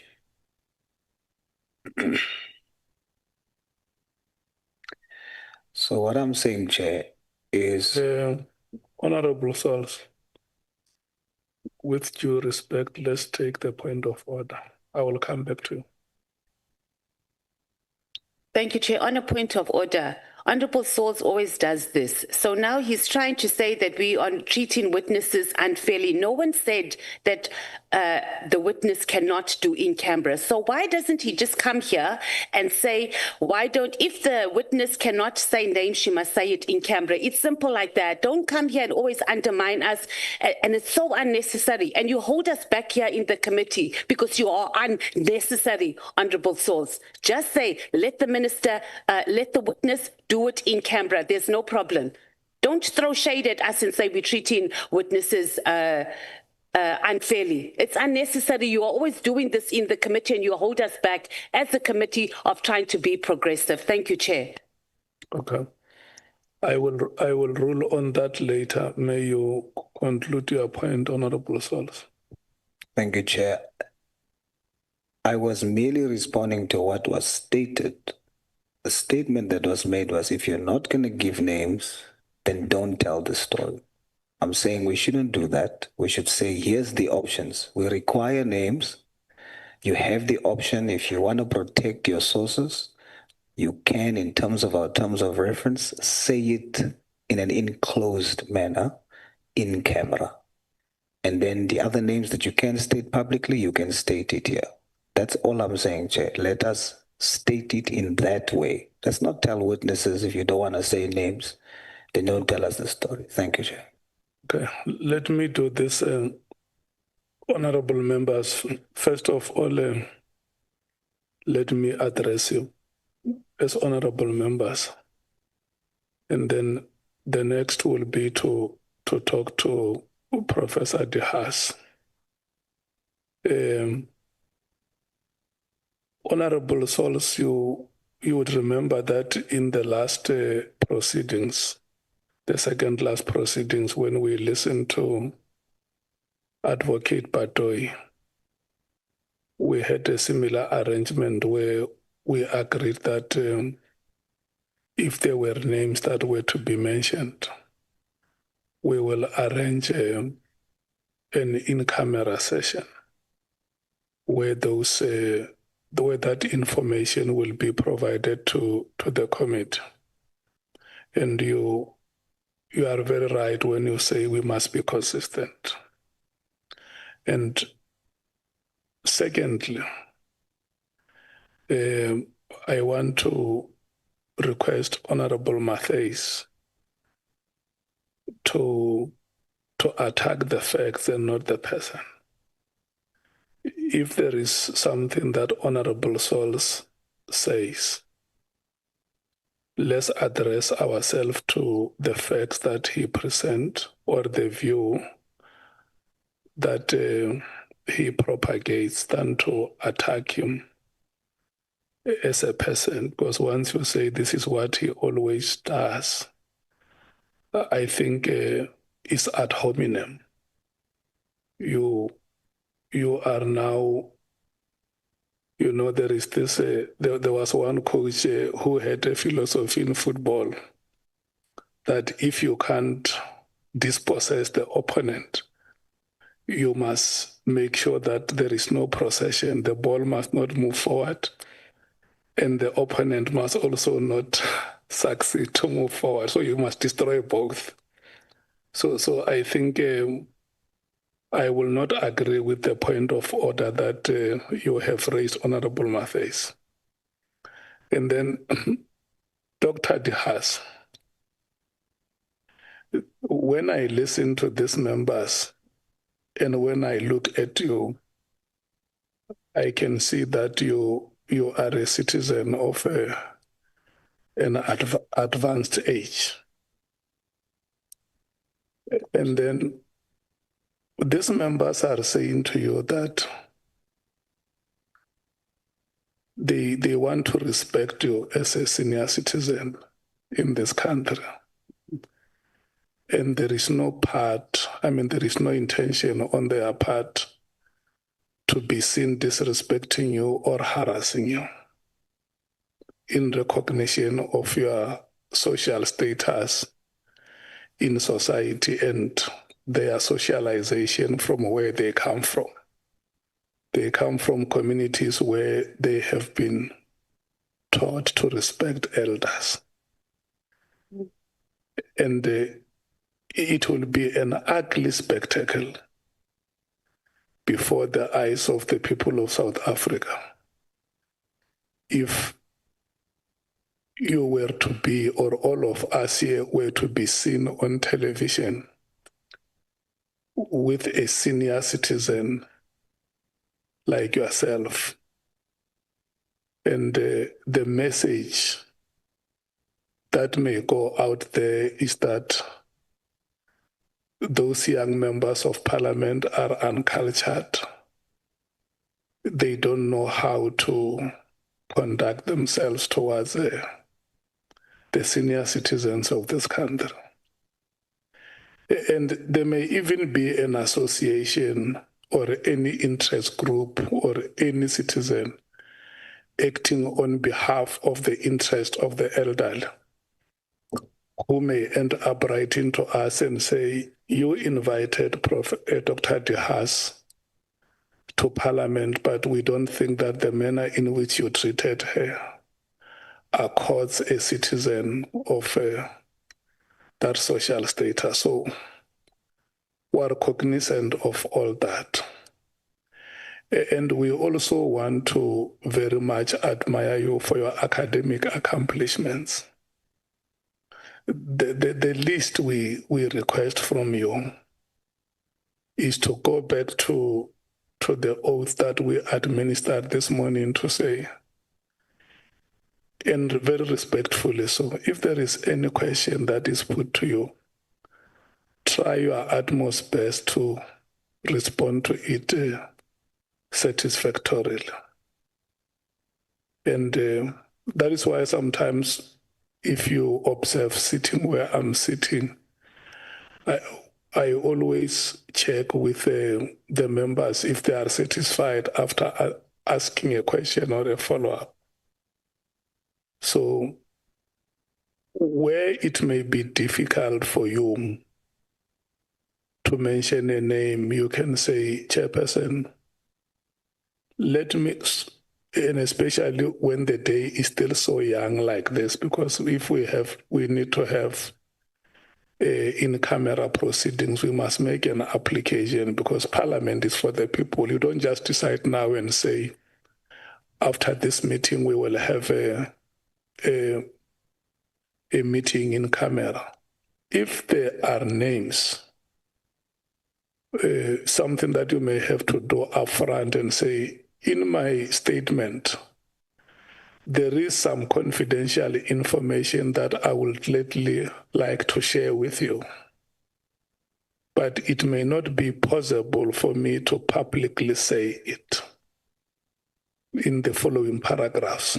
So at the end of this proceedings, Chair, you can please favor me with at least 5 or 10 minutes, and I can disclose those details to you.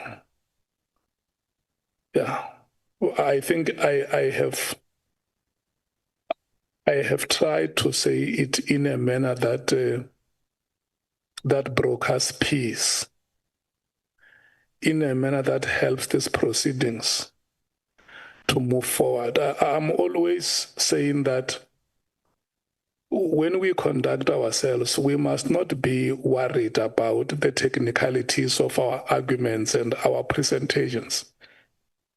What the people of South Africa want to see is the wisdom behind our actions and the statements that we make.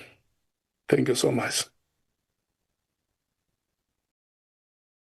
May you please respond to the questions that the honorable members have asked.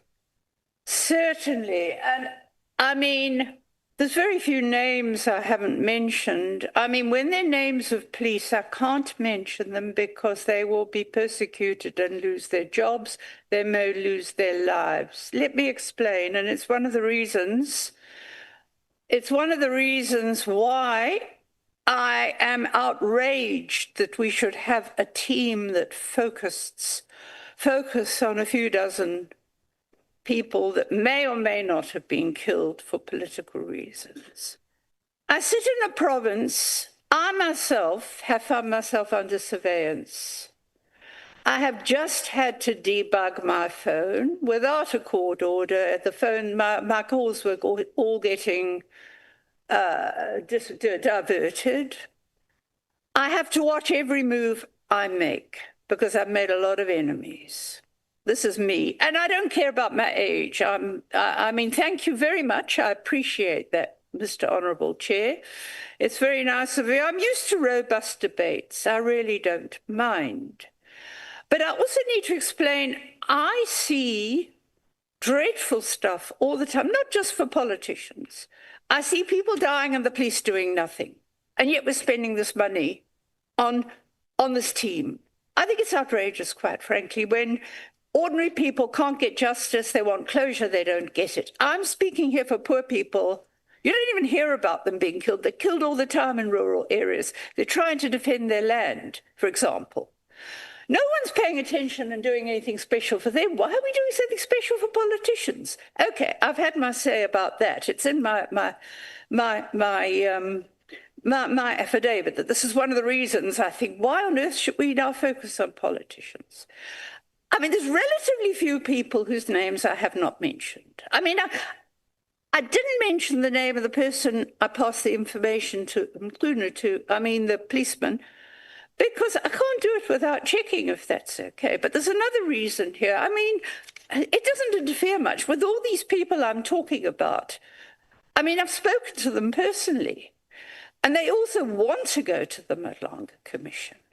They want to go and tell their stories to the Madlanga. This brings me, before I was contacted by Parliament, when the Madlanga Commission was set up, they reached out to me. The Commission reached out to me. I have sent a great deal of information to the Commission. The Commission will contact me through its investigators when they're finished with the process in place now, you know, with Madlanga or whatever else. Okay, they have a team headed by a forensic person, and those are the people that will do the investigations. I appreciate what Parliament is doing. As I said, I've been trying to ask Parliament this for years, to follow up on the complaints about policing and about even the task team. So I appreciate this move. I appreciate your asking me, but if you had said to me, we're going to insist You must remember, I mean, even I know, I'm not a lawyer, but even I know that you have the right to remain silent in court, even if you're an accused. I assume I'm not being accused. So I cannot, this is built into me. It's required by an International Association of Human Rights Defenders that I'm affiliated with, Frontline Defenders. You take every step to protect anyone who's vulnerable.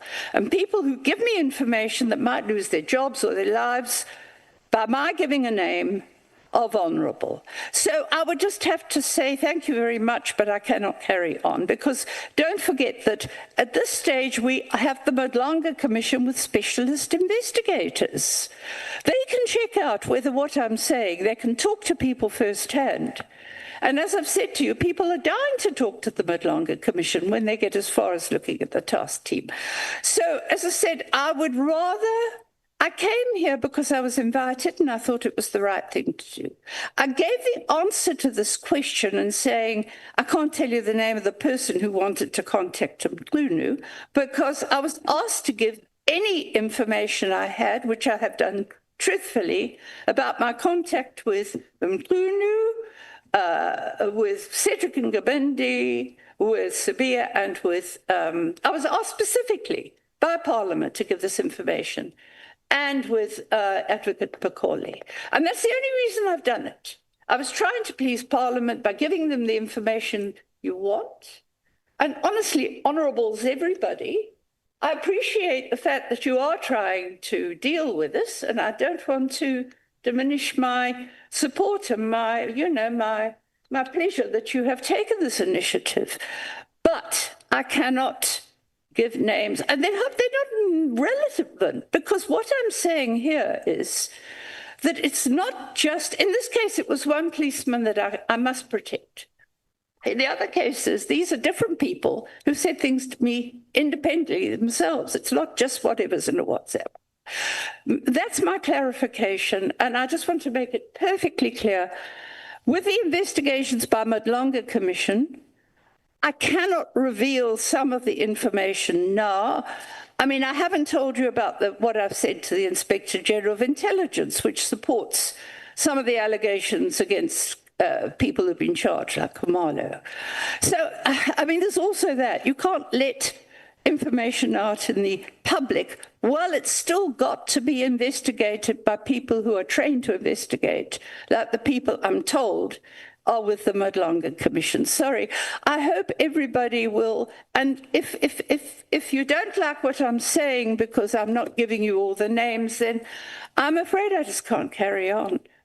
I'm sorry about it. I mean, even in court, you have the right to remain silent, and I'm doing it only for ethical reasons.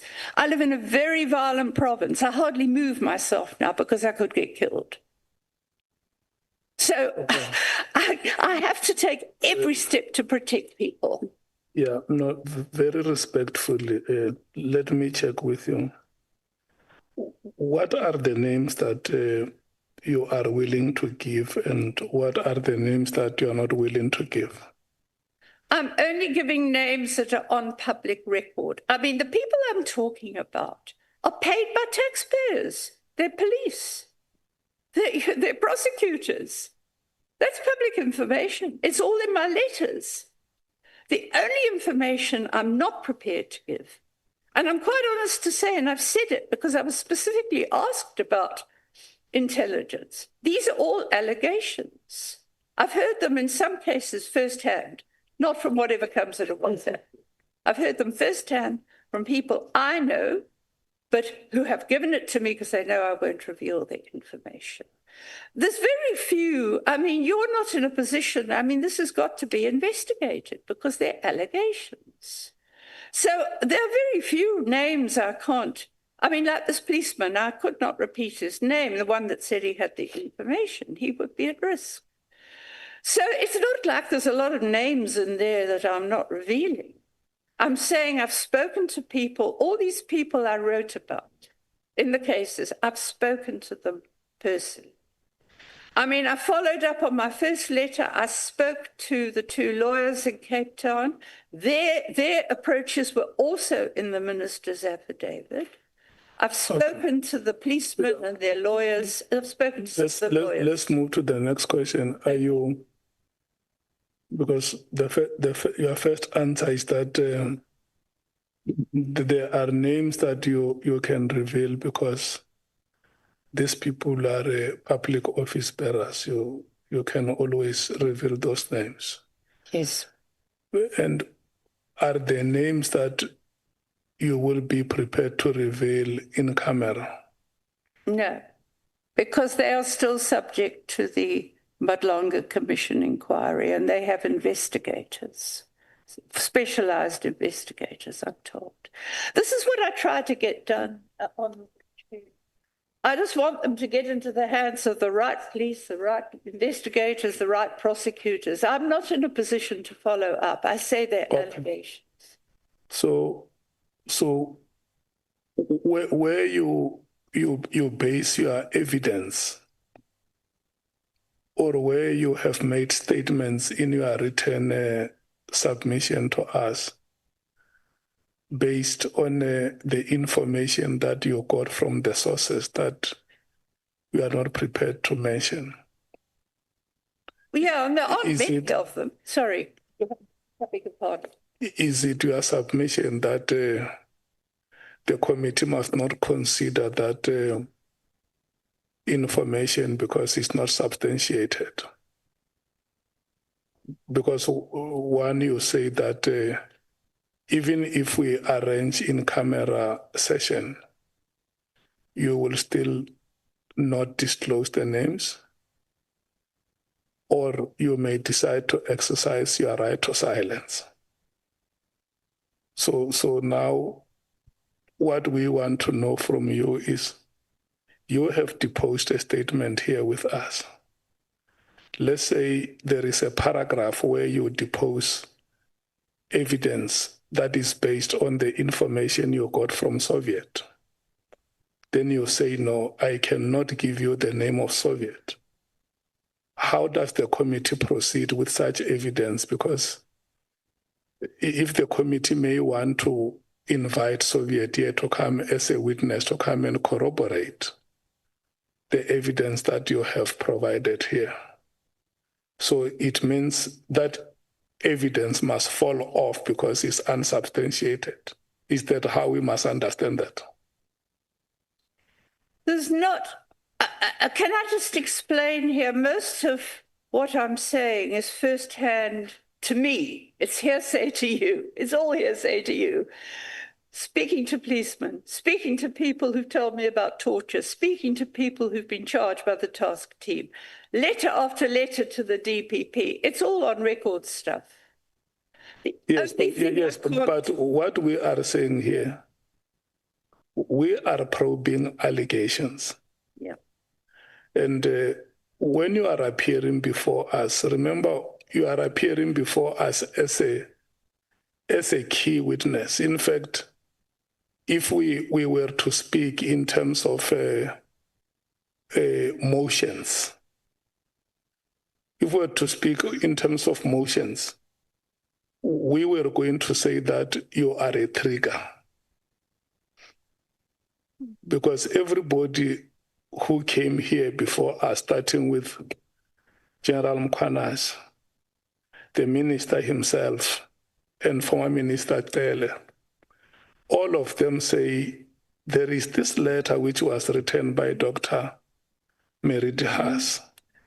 And when you read this letter that is written by yourself, you say on paragraph 1.1 that, Minister, I request you that you instruct the National Commissioner of the South African Police Services to immediately disband the irregularly constituted, unnecessary and wasteful political killings task team and send its investigators back to the detective units established provincially and nationally in terms of SAPS legislation. And this is the letter that you wrote on the 31st of October, yes, 2024.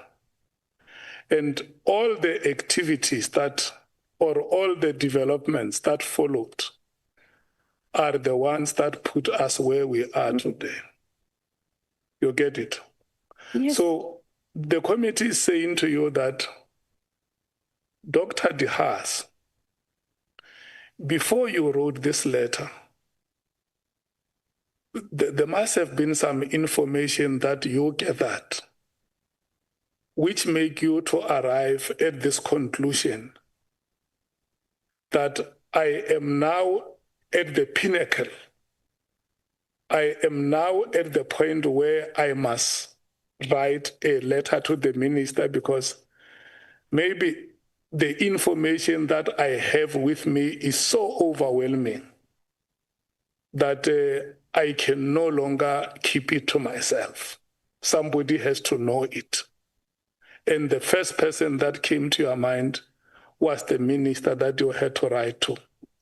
And so now Parliament then, after the decision that you requested must be made, that decision has been made, then Parliament appoints a committee to investigate the circumstances surrounding the dissolution of this PKTT and the alleged corrupt activities. So I just want you to appreciate the motions that get that momentum after you wrote the letter. You get it? I do. And so now members of Parliament are conducting an investigation. They have invited you. And members of Parliament say, in our engagement with you, we want to restrain ourselves. We don't want to be seen appearing in a way that does not resonate with the decorum of this house. We don't want to be seen as if we are belligerent. You get it? We want to have a conversation with you and help us to give us information that made you to arrive at a decision like this. If there is anybody who gave you information, you say, this is the information that I gathered. There is a Soviet who helped me to compile this information, but I'm not in a position to publicly mention a name like that one. You get it? So maybe before you respond, because I'm not perfect, I may want to check with honorable members if what I said represents their views. So I'm going to rotate them one by one and hear whether what I'm conveying to you is what they want it to be. Can I start? Honorable Mkhwanazi. Yes, Chair, indeed, what you have said represents the views of the committee. Do you have any addition that you want to make to the attention of Dr. De Haas? Chair, she does not really help because she was given two options. That if there is an information that she believes is too confidential, that an arrangement can be done to allow her to give us in an in-camera setting. But she continues saying, I'm not going to give names publicly, but I think she does not give her response whether or not she can be able to give us those names in an in-camera arrangement, Chair. Thank you. Honorable Skosana. Thank you, Chair. I just wanted to say, when I raised my hand, I was disturbed by Dr. De Haas, because apparently for her, Madlanga Commission takes precedent over us. It's been mentioned many times. Madlanga Commission that, Madlanga Commission that, which is unfortunate. Hence, we said in this committee, we are not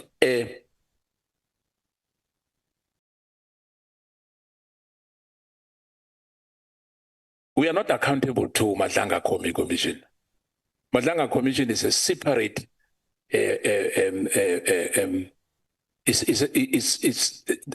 it's separate from what we are doing as parliamentarians. Parliamentarians here, there's accountability here. You know, whatever happens there is the president prerogative to have the Madlanga Commission established. Everyone, when I mean the executive accounts here, there's a separation of power. And I know the doctor knows that. You know, I'm a bit traumatized about Madlanga Commission, every almost a sentence you made now. That those witnesses would perhaps go to Madlanga Commission. They are allowed to go there.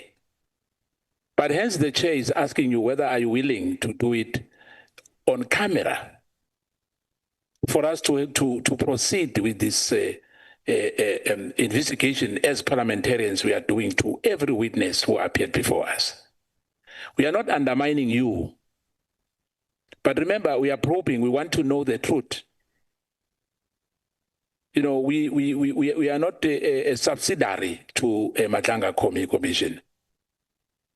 We are a stand-up committee, as an ad hoc committee here. We need to take this to Parliament, which is an ultimate in this country. We are lawmakers.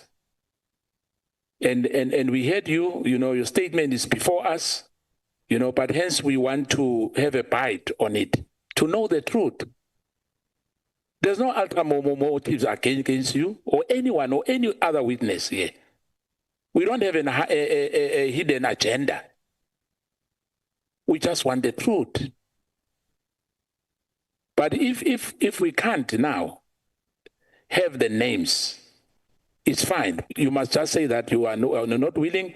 Perhaps we'll adjourn as a committee and take a decision. How are we going to go forward? You know, with you as a witness. But with due respect, there's nothing against you as a person. We just read your statement, and your statement speaks for itself. Thank you, Chair. Do we still have any member from the MKP who wants to? Yeah, no, thanks, Chair. Chair, we've been partly covered by what Honorable Kekana has said. But Chair, what we have noted here is the highest level of arrogance of high note. And there is an attempt to reduce the credibility of this committee as if we're a subordinate of a certain commission of inquiry. Chair, apologies, Honorable Mkhwanazi. Chair, can you again talk to the witness to stop making gestures when members are submitting point? Listen, let's allow Honorable Nomvalo to conclude. We will come back to you to make that point. Chair, the first witness that appeared before this committee is General Lt Gen Mkhwanazi. He mentioned the name of a witness before us in his affidavit under oath. And even when he was here, he elaborated on why he mentioned her name. The name was also mentioned by the Minister of Police, Minister Senzo Mchunu, under oath, openly so. And she comes here, she's not a police officer. She has no right to protect informants because it's only police officers with that right to protect informants. She's just an ordinary person with passion of having views on police work. We respect that. But she must not come here and undermine Parliament. This is Parliament, and this is a committee that has been tasked. We're not just doing a normal oversight responsibility here. We're doing an investigation. This is not a portfolio committee. It's an ad hoc committee with specific terms of reference. And at the center of those terms of reference is conducting an investigation on issues that are affecting SAPS. And she comes here, she tells us about investigators, qualified investigators, who are going to investigate issues in the Madlanga Commission. As if here, by virtue of being members of Parliament, we are not qualified to listen to what those investigators can listen to. So what I see here, Chair, is the highest level of arrogance and lack of cooperation. The witness cannot choose what she can tell us. It was going to be understandable if she was saying, Chair, I am not comfortable with disclosing names here on camera. Can we disclose them when cameras have been switched off? That would be understanding. Now saying, ridiculing the credibility of this committee by saying no because I'm still here to appear in the Madlanga Commission. What is that? Madlanga Commission is not bigger than Parliament. It's an executive decision through the President of South Africa. This committee, the ad hoc committee, is a decision of Parliament. So, Chair, can we not be undermined here, please? Can we not be undermined? There are three options that we have correctly put here. It's either she gives us names here. If she doesn't, off camera. And if she doesn't want to give us names at all, she must not adduce evidence with names which are not disclosed, which are not going to be disclosed. She must just keep quiet and not say that I was told by so-and-so. She must not even go there because we will probe her further. Thank you. Okay, Honorable Ngola. No, Chair, I was saying I've noticed, which I think Ormate's noticed as well, and it continues unabated. The witness, every time a member is submitting, whatever the member is submitting, the witness is making unnecessary gestures. Can you plead with the witness to refrain from that conduct? It's not allowed. Thank you. Okay, let's move to the DA, Honorable Breitenbach. Thank you, Chair. Chair, we invited Dr. De Haas here, knowing what her evidence would be, more or less. We've heard people refer to what she would talk about, and we know what her background is. We know that she's a researcher. We know that she's an anthropologist. We know that she's a sociologist, and that she has a certain protocol to which she must adhere. And she's told us about that protocol, that she has an ethical standard by which she is bound. If you're doing research as an academic, Chair, you rely on a network of, let's call them informers for want of a better word. As soon as you start naming those people publicly, you'll never have another word from them. She'll be unable to conduct her research. She'll be unable to do her job. She'll be unable to make the contribution that she's making. And it's no different to any of the other witnesses, Chair. We've had many witnesses, and all of their evidence is, well, 90% of the evidence has been hearsay. Nobody has led any evidence before this committee. No one's produced any evidence. We've had a lot of information. Any one of us who thinks that we've heard evidence is deluded. So I don't see what the fuss is about this particular witness. Thank you, Chair. Honorable Cameron. Honorable. Okay. Honorable Matthias.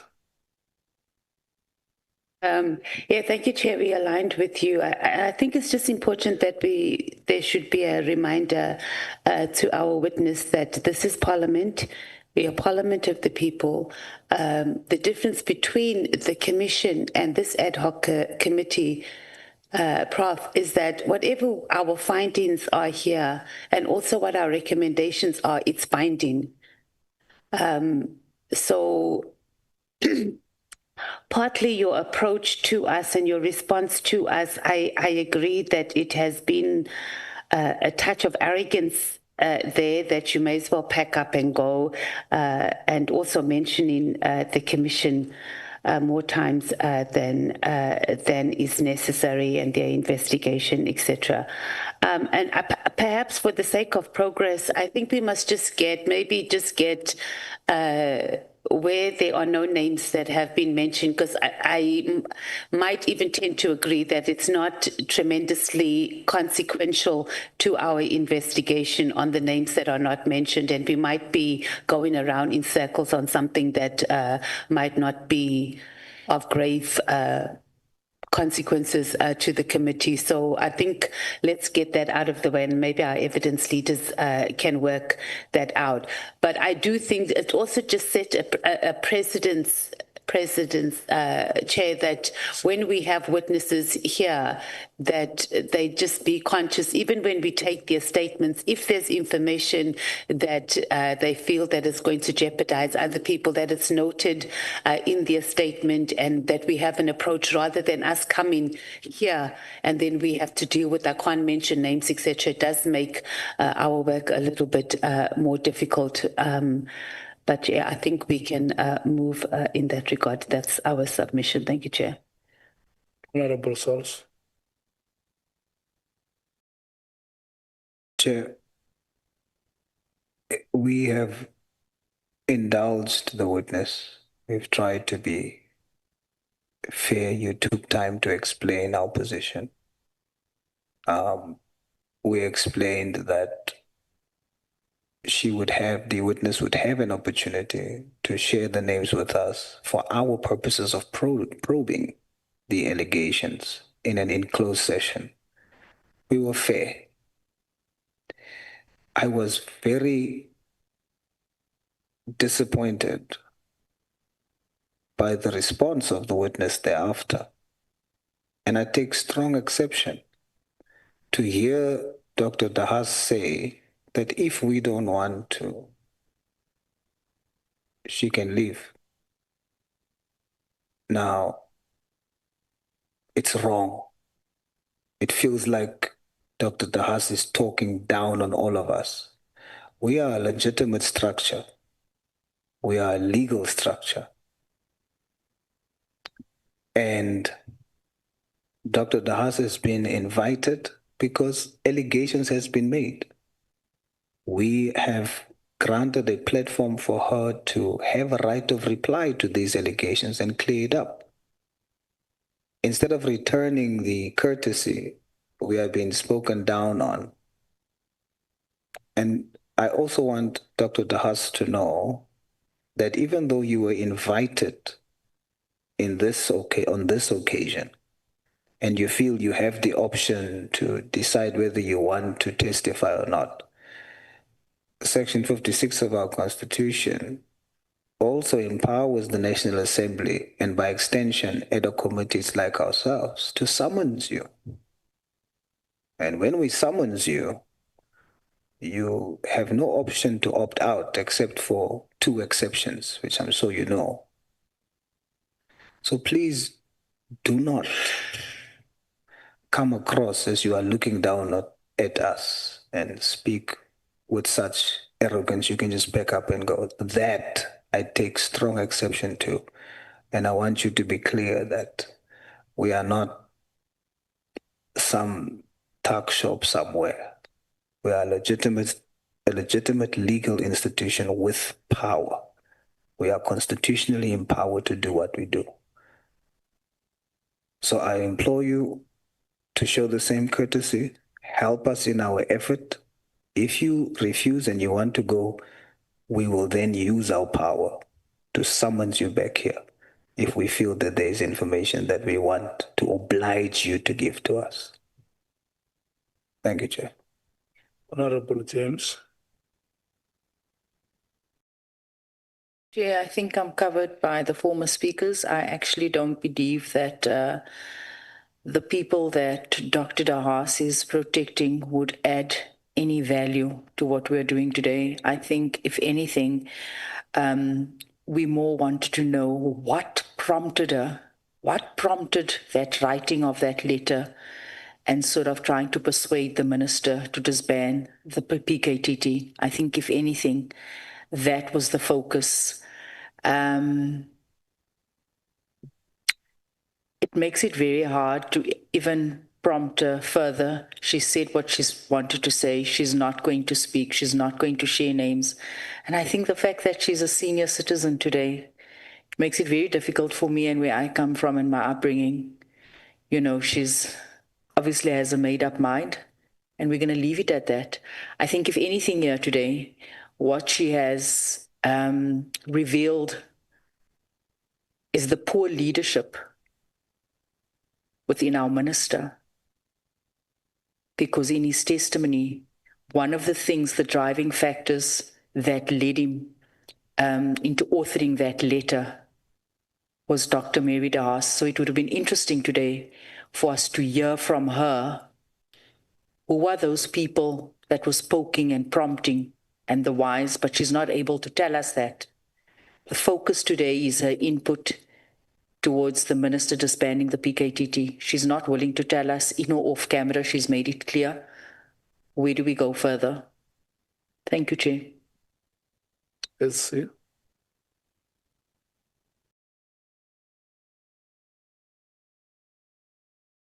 Chair, we, our colleague, Advocate Sikalala, just reminded me that we did caution in advance that calling Dr. De Haas would create this kind of problem, in inverted commas, because much of her evidence or the information that she's sharing with the committee is based on a network of information that she receives, much from third parties and other sources, and is not direct evidence. And what she has now mentioned, where she has refused to disclose the name, is just such an example. I would be inclined, like we did the other evening, to request for the informant or the person to be disclosed to us in confidence, in camera. I would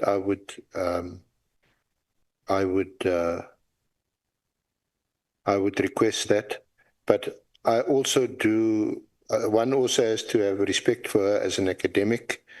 There are certain fundamental tools of the trade, as it were, of a profession that academics use at university and other places of learning to bring knowledge to us, is sometimes based on information that they ethically cannot disclose. So I'm sympathetic to that kind of approach also, Chair. But I don't have a definitive answer other than to request that we go in camera, go into and for her to disclose the name. And I think Honourable Member Matthys is perhaps right to say, well, it could be much ado about nothing. When we hear the name, it may not add much, if anything, to our further deliberations. But we won't know that until we hear from Dr. De Haas. Yeah. I think also the reference to Matlanga is, I think we need to also bear in mind that I think what Dr. De Haas, and she can speak for herself, is that because Matlanga is a team of investigators, it's quite possible that they could find who the person is through their reach and their investigations, which will absolve Dr. De Haas from taking that the moral responsibility of disclosing the name. We don't have that luxury, unfortunately, Chair. I'm not taking further hands, honorable members, because I want us to break. I hear the points that honorable members are making here. The point of academic networks, there is nobody who can ignore it. It would have been very good if you say it yourself, Prof. To say, I'm a person who does research, and in this field, there are certain codes that we subscribe to. Whatever method that you use, you need to get consent. And that is why there are so many other research techniques that a person can use, because you may not want to reveal the identity of the sources that help you in your research. But it's when we ask you to say, are you saying that even in camera, if we were going to request you to disclose the sources, you say not even in camera, and then it ends there? You would have assisted us if you say, look here, Chairperson, this is the kind of the work that I do. And I have promised the networks that I consulted that this information remains confidential between us. And I may not be able to disclose it to anybody because it may put your lives in danger. Or even yourself, your life can also be in danger. That is acceptable. And we have always said it here that we are reasonable human beings. And even the application and administration of the law is done in a reasonable manner. Because the law is made to serve human beings. It's not meant to strangulate. And I think that is a fair point, but you should have said it yourself here. It must not be Honorable Breitenbach or Honorable Matthys or the SC speaking for you. It must be said by you, and we will reasonably take it. But secondly, I want to restate it here that it is our utmost intention, and this is what we want to do manifestly here as the committee, that we want to be manifestly seen out there respecting you as a senior citizen of this country. And that one we are unflinching about. We want to show you our utmost respect. And we also want you to feel the same warmth and comfort that you feel at your home. You must feel it here. When you have a conversation with us, you must be having a conversation with your children or with your grandchildren. You must be seen guiding them. You must be seen exposing them to the things that ordinarily they may not know in their lives. That is the kind of the atmosphere that must pervade our engagements here, and that is an atmosphere that will help us to move forward. So there must never be at any stage where you feel irritated by honorable members, where you feel offended. They are doing their work. They want to probe the allegations that have been made. And like I've said here, nobody has said it here. It was said by me as the chair that you have been a trigger that put in motion a series of events that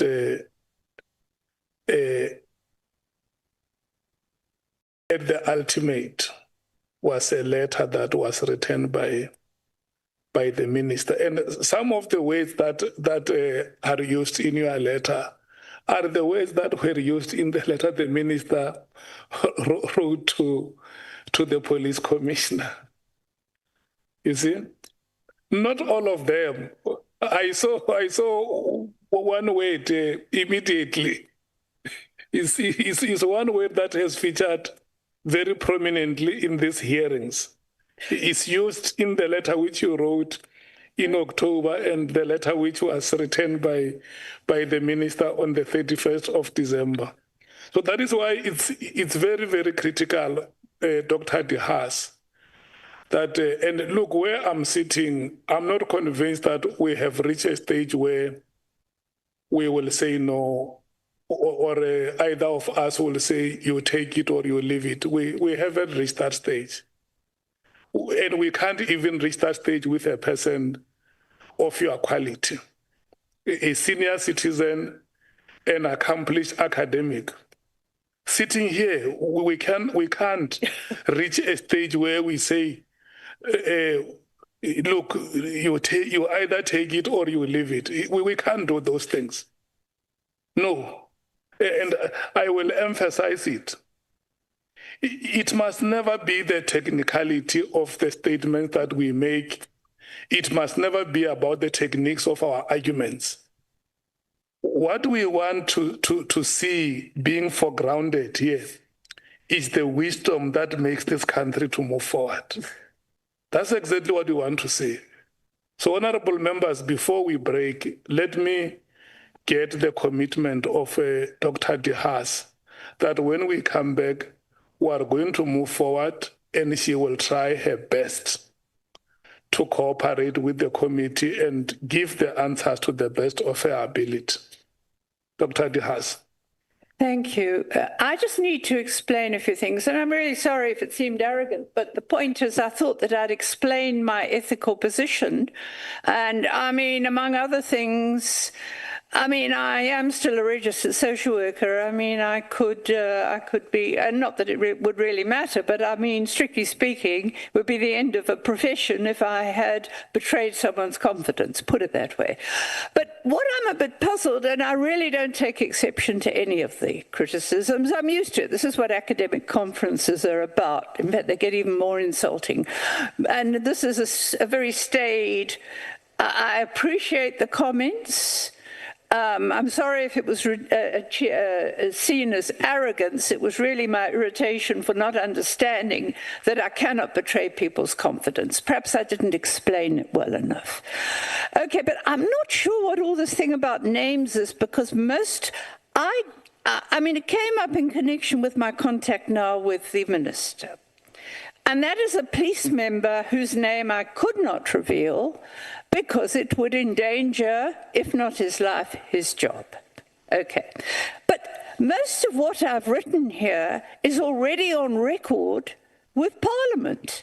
I'm referring to my earlier attempts 4 years ago to different committees to say there's a problem with crime intelligence. Can you get the ministers in, especially with the police? I mean, when I read this letter to the minister, I thought, well, he'll never respond. I copied it to Parliament. I never even got a formal acknowledgement from the committee. I sent it as a formal complaint. So what I'm saying is I'm delighted that Parliament is now in a state where it is actually trying to address these issues. And my reference to the Madlanga Commission, I see as a completely separate issue, because all I'm saying is they actually have a luxury you don't have. They've got forensic investigators. So, I mean, the issues I brought up are almost all on record. I don't know what names you're talking about. I mentioned the name of a policeman. Now, I did that, and I was just going to focus on the whole thing about the task team. I was asked, when I was asked to give evidence, I was asked to comment about my contact with the minister, which I've done fully. And that is how it came up that there was one person who gave me information I needed to pass on. And it's neither here nor there, because it's got nothing to do with that I'd written personally before, because the information I send to Parliament, I send it to the police. I send it to Parliament because the police don't respond. I am saying, this is what people are telling me. Yeah, Prof. Can you investigate? Doctor, that's my position. Yeah, Dr. De Haas, respectfully, so let's do this. When we come back, then during the proceedings where you are required to mention your source, you can say, this one I can mention because he's a public office bearer. It's public knowledge. Number two, Chairperson, here, this information is still raw and may be a subject of investigation. I may not be able to say it because I don't know the extent to which it can jeopardize the investigations. That is fair. Yeah. You get it? Yes. If you have been informed by somebody and the information is so sensitive that you can't be excited about it, you say, look, this is a raw information. I can't be able to mention it here because it may be under investigation or now investigations are underway as we speak. Number three, this one is part of my field of research. This is where the information was drawn. And I have made a commitment to the participants in my research that this stays confidential. I think everybody knows it. That, like I explained, that you can use different assembly methods in a research, or you can identify your participants. But you can't go out. Like now, if somebody does a research about the PKTT, it's a very, very sensitive terrain. And then you go there, you meet people, they give you information, you come and produce a document. But you can't mention where you got those things because it's unethical, it's unprofessional within the academic circles. So we will want you to say those things where you feel you have comfort to give us the names. And here I'm uncomfortable. I may not give us those names for the following. You know, I think how the members understood it is when you just say it bluntly without any explanation or substantiation to say the reason why, even if we go in camera, I can't give you the information is for the following reasons. You get it? I mean, if I have to remind you, at some point you even said, I can exercise my right to silence.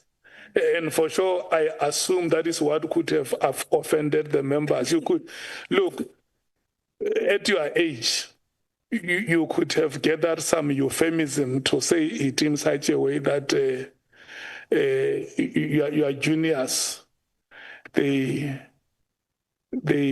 keep on following you without any qualms. Is it very clear? Is it clear to you? Even so. Did you hear me? I didn't hear the last sentence you said.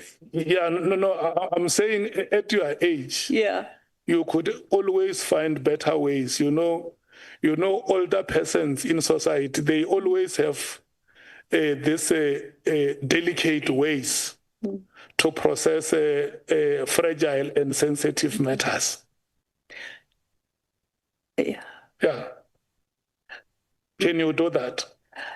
Well, my problem is that I'm still very much in academic circles and I haven't really changed very much over the ages. So maybe that's the problem I'm having. But I mean, I do want to distinguish, though, between what I think Parliament can do, and I'm very happy it's doing.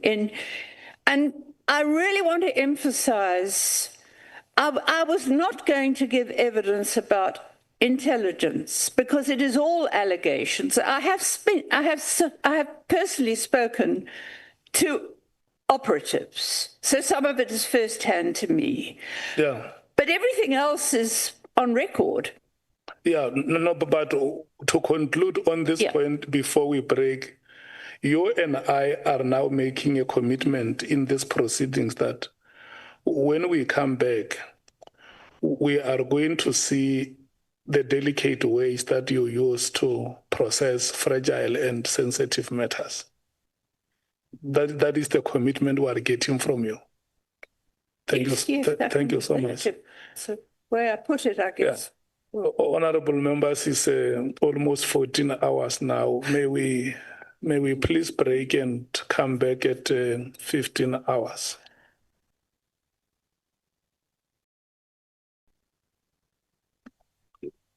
It's almost 14 hours now.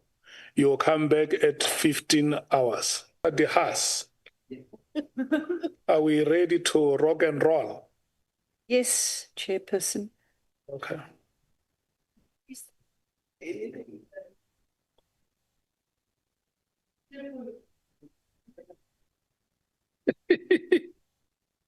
Yeah.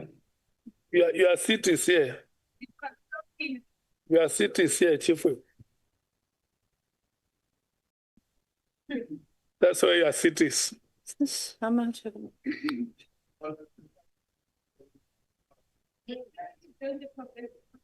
No, there is no problem if you want to sit at the back. Yeah. Because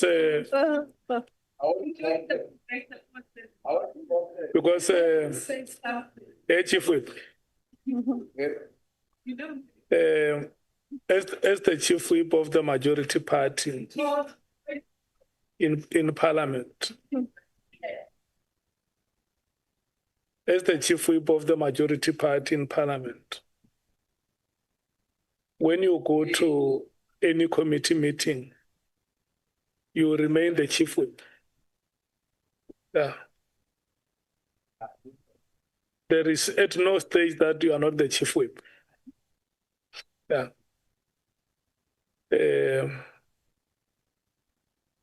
I want us to proceed. Yeah, I'm handing over back to you. Jay, are you still busy with Dr. De Haas on the last issue?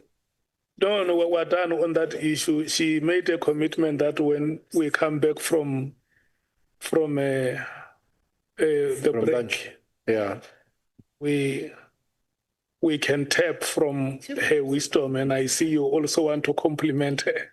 You asking her? I have asked her, and she committed that we are going to tap from her wisdom. So now, were you done with your questions, or you still want to lead evidence? Me? No, I mean the SC. Yeah, the advocate. Well, apart from the other issue that we had about naming the witnesses, I mean, the sources, I did have a few more questions. You still had few questions? Yes, Chair. How long does it take you to conclude those questions? Well, it always depends also on the witness, but it shouldn't be longer than 20 minutes, half an hour. Okay. Do you hear what the SC is saying, honorable members? The SC says in round about 20 minutes, he may be concluding leading evidence. So I want to request you to start reading yourself, because once he concludes, we may not have time to break. So if you can start preparing yourself so that once we reach that stage, you are ready to ask questions. SC, you will tell me when you are done. And I'm going to request members not to interrupt the SC because it's only 20 to 30 minutes. Thank you. I'm not going to take any point of clarity between now and the conclusion of evidence. Thank you.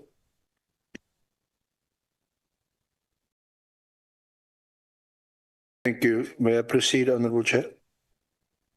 Thank you, Honourable Members. Just perhaps, Dr. De Haas, just to recap, the reasons that you mentioned in your statement why the PKTT should be disestablished, and in fact you say should have been disestablished a while ago, you refer to at 17.1 where of your statement on page 11, it was completely a necessity to establish the PKTT as our KZN provincial team had already made important breakthroughs in high-profile political cases. At 17.2, you refer to the structure of the PKTT, which you say is completely irregular. I make this point as I've been working with task teams which have always been set up with clear structures of command and oversight and of limited duration. At 17.3 on page 13, nor is there any good reason whatsoever for a team of detectives to focus on you put political killings in inverted commas. And this is, I asked you this earlier, they have never defined what exactly they mean by this term. And they are known to have taken dockets for which they have no mandate, such as those involving cases of alleged fraud and or gross municipal corruption, which is the mandate of the Hawks, the Directorate for Priority Crime Investigation, as per the SAPS Act. Lastly, it's the costs is prohibitive. And those reasons, Dr. De Haas, they correspond also more or less with the reasons given to us by Minister Mchunu when he gave his evidence. So just a brief comment on any of them or all of them. Only to say that I hadn't even, I skimmed through Minister Mchunu's affidavit. I skimmed through and I was particularly interested in the appendixes, or the annexures, which actually have breakdowns of where they claim their successes. That was my main focus thus far. I haven't finished with it yet, but that's as far as I got. So when I put this together, it was entirely my own experience gave rise to these reasons. Particularly, I mean, one of the may or may not have got into an annexure is the stunning successes of our provincial team dealing with the carnage in Cleveland's hostel, which carried on because there's been other massacres since. So, and the fact that a lot of what they claim, I know they claim as successes, were actually on virtually the evidence that was ready for prosecution was done by the provincial members who'd been, even as clearly admits, seconded to the team. That's the main thing. So, and the prohibitive expense. I mean, quite apart from all the systemic abuses, because I mean, it's true that the police do that a lot, but this is almost a modus operandi for them, this illegal seizure of phones and no regard. So yeah, I can confirm all that as my own deductions. Yeah. Okay. Then just moving on to the prosecutor's name that you mentioned throughout, Kaba. Yes. You've also lodged complaints about Advocate Gaba to the National Director of Public Prosecutions. Indeed, because lots of people, including in statements and affidavits I was sent from Gauteng about a case he's dealing with there, the Crusher case in particular. But there's a lot of affidavits there. I've spoken to 2 senior police members who say, well, he was going to be under investigation. One, I'll quote the words because you're wanting names. No, I can't quote the names of the policemen. May I explain that when I don't quote names, it's only for those reasons that, especially, I may open them up to adverse actions, as in the form of losing a job or losing their lives. And most of them are the policemen. The people whose names I don't give you are police members. So I'd just like to make that clear on record. They told me this, and they claimed that Gaba was advised to leave Gauteng, where the spotlight was getting to be on him, and come to this province. What we do know is that when he got here, despite these allegations, he was promoted to senior public prosecutor by Mrs. Harrison. I won't go into the problems I've had with Mrs. Harrison before. So what I did last year, another policeman told me that Mr. Gaba's got very powerful protection. He said, I'm trying to investigate him, but I can't let on because someone will sabotage it.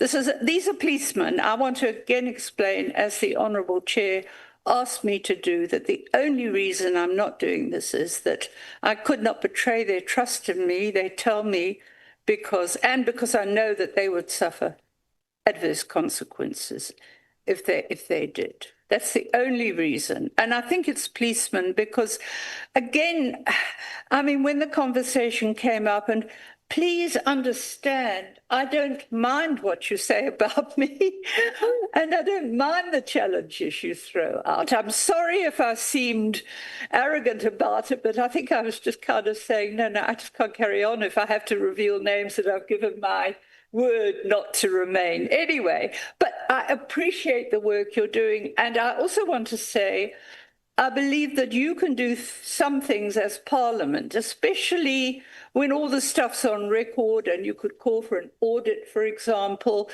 You can do things that you don't have those resources and investigative capacity. That's the only reason I brought the Commission into it, because you don't want to put stuff on record so that they can cover up before anyone in the Commission gets to investigate it. Okay. And so, mainly police people. So I wrote, when it was clear that one complaint after the other was coming to me from Gaba, and I must mention here there's an affidavit which may or may not be there, but it's become quite a famous affidavit in the media. It is the man who pulled the trigger on Sindiso Magaka. He's called Nglengwa. Nglengwa was one of the original arrests, and the original investigations was done by the provincial team. Nglengwa, in his affidavit, says the prosecutor who took the case initially agreed that he could be a state witness. But that prosecutor, who I know to be a good prosecutor in the provincial office, was withdrawn, and Mr. Gaba came in and he stopped it. The hitman, Nglengwa, has been chomping at the bits to make a confession for the last 5 years, I think, 6 years. And a little group of people put some money together for him to get an advocate to help him, because nobody was helping him, not his lawyers, not the prosecutor. And that is the confession is the result of that, where it specifically names Gaba as obstructing justice when he wanted to confess, right? And somebody else has made an affidavit. Mr. Pillay has made an affidavit that I should have attached there also to say, and he had witnesses, because they were in the office when this happened, of one of the prosecutors, that Gaba was trying to get him to force his state. Okay, I've been getting all this since late last year, I wrote to the National Director of Public Prosecutions, which I've done with other cases, to contest. And I said, please, can you please send in an independent senior prosecutor or other advocate just to check all those dockets. These are the allegations. I started off very politely. I said, you know, this is not fair on Mr. Thaba that he gets all these allegations. He should be able to clear his name if it can be cleared. And if not, we should know. Okay. I just got the replies back all the time. First reply was, Mrs. Harrison will check. I said, but Mrs. Harrison is the very person who appointed him to senior public prosecutor. How can we call her independent? I'm asking you to bring in somebody senior from another province. To this day, they won't do it. So that's that story. But I think in some of these cases, there's going to be a lot of corroborating evidence coming out when the cases finally get to court. But as I've said to you, tracing these cases out, there's a kind of what they call the Stalingrad option of deliberately delaying hearings. Oh, well, sorry, I'm not available. Another 6 months goes by. Okay. And in one case where Mr. Thaba's said, this prosecutor has got to suddenly not use those 3 days. There's a High Court judge in Pietermaritzburg called Judge Singh. She actually needs Mr. Shange. Mr. Shange is his deputy that he takes instructions from. I checked the whole High Court rolls on the Pietermaritzburg High Court. There is no case set down for 3 days. There's a Singh here and a Singh there, but no Singh running a case for 3 days. So it seemed to me that that was not quite honest. Okay. I think I asked you. I asked you this morning when we consulted. Why haven't you lodged a complaint with IDEC? Well, I actually didn't know that I could. Thank you for telling me. Well, it sounds like corruption to me. Yeah, no, that's what you're defeating the ends of justice, withdrawing cases, enrolling cases, withdrawing them, and you also say lying, because now you just look at a court roll and you see there's no judge. No, there's at least one free day of those 3 days where no judge of Singh is presiding, according to the court roll. So, I mean, no, I will do that. And it's a very helpful suggestion because I'm actually... Don't mention my name. No. No, I'll say it came up in the commission and I was told that I could approach, you know, in the ad hoc. But I will definitely do that because I okay, then I just wanted to, your interactions, I think we've already heard from you about Minister Mchunu, and then just the remaining two, Advocate Bakoli and Mr. Kabinde. Yeah. You deal with Kabinde at paragraph 27. Yeah. I can answer that quite quickly. I mean, and there's no sort of unknown sources here. This is what I experienced personally. Mr. Kabinde, I know he was at IPID, and I don't think I dealt with him there, but I couldn't be sure because I did do quite a bit of interaction with IPID head office, but I don't remember dealing with... I remember the reports about him falling out with McBride, but that was about as much as I could remember about him. And then what happened was that after Minister Mchunu was suspended and there was a new minister...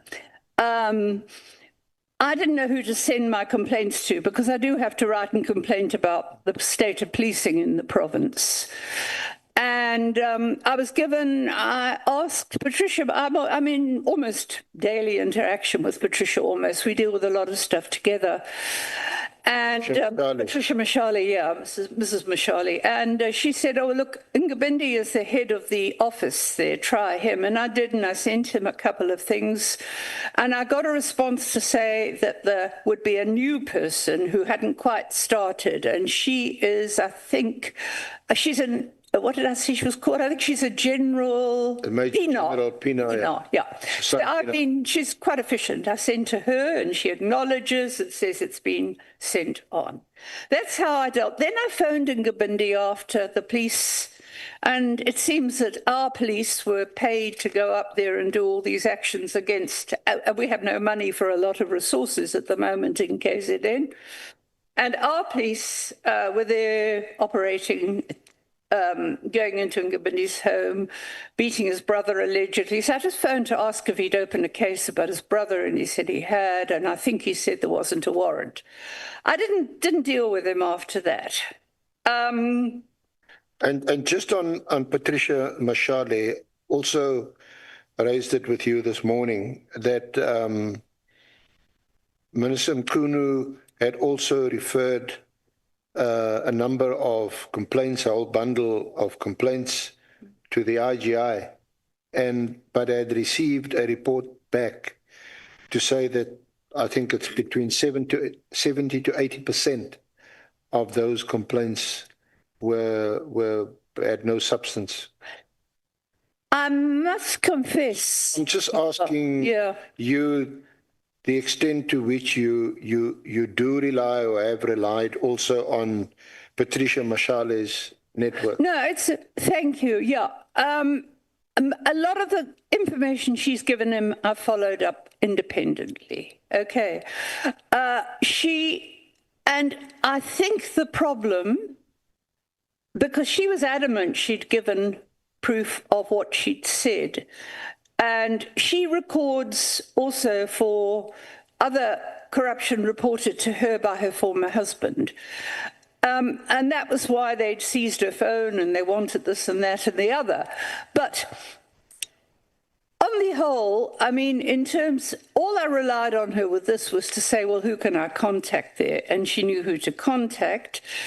And I realized I actually facilitated this. Suddenly, in answer to the question there, suddenly there was a call to say we need to meet with Patricia Mashale, and I facilitated it. I said, will you meet with them?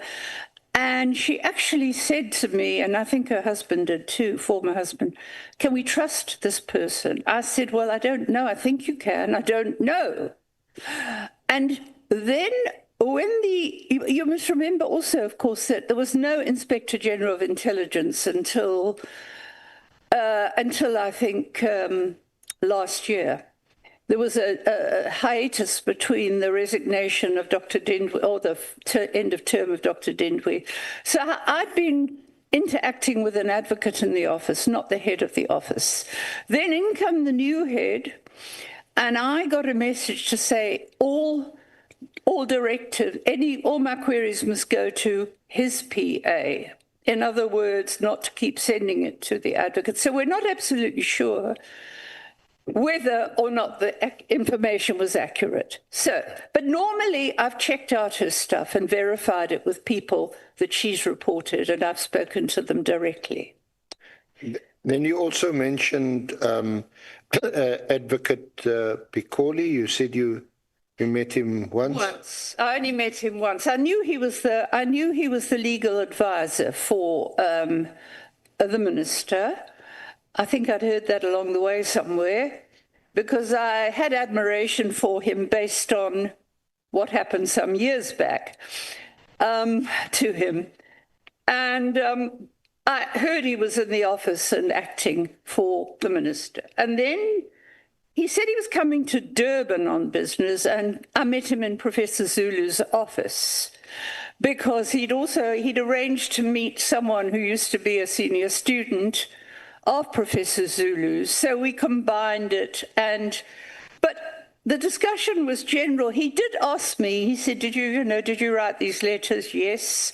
He asked me for clarification, but I want to stress at no stage did he indicate that there was even a consideration of disbanding. He just asked me to verify, and then we branched off a whole lot of other stuff, including like he was shocked when I told him about the guy who planted the grenade at the university and nobody knew was working for the security police. And then you also mentioned Lieutenant General Sabir. Oh, now that's another interesting one. I had no contact with Sabir. I didn't much like the man because he brought one of these spurious legal actions against Patricia Mashale over a fairly trivial thing, and she wasn't even served with the papers. Anyway, by the end of January, I was deeply concerned about the fact that there was no sign of any disbandment of the task team. And I was getting more and more problems about the prosecutor.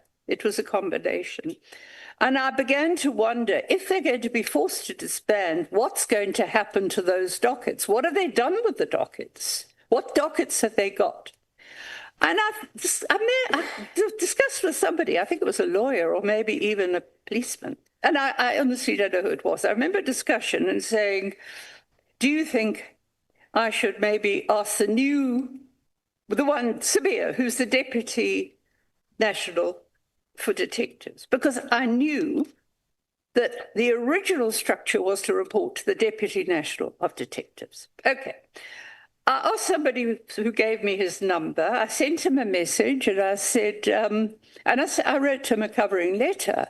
And I said, I'm really concerned. Are you able to take those dockets and check them? The emails bounced back.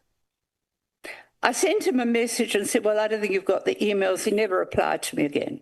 So in other words, they're not even on record. As far as I know, I don't know how emails bounce back, how people get emails, because they definitely bounce back.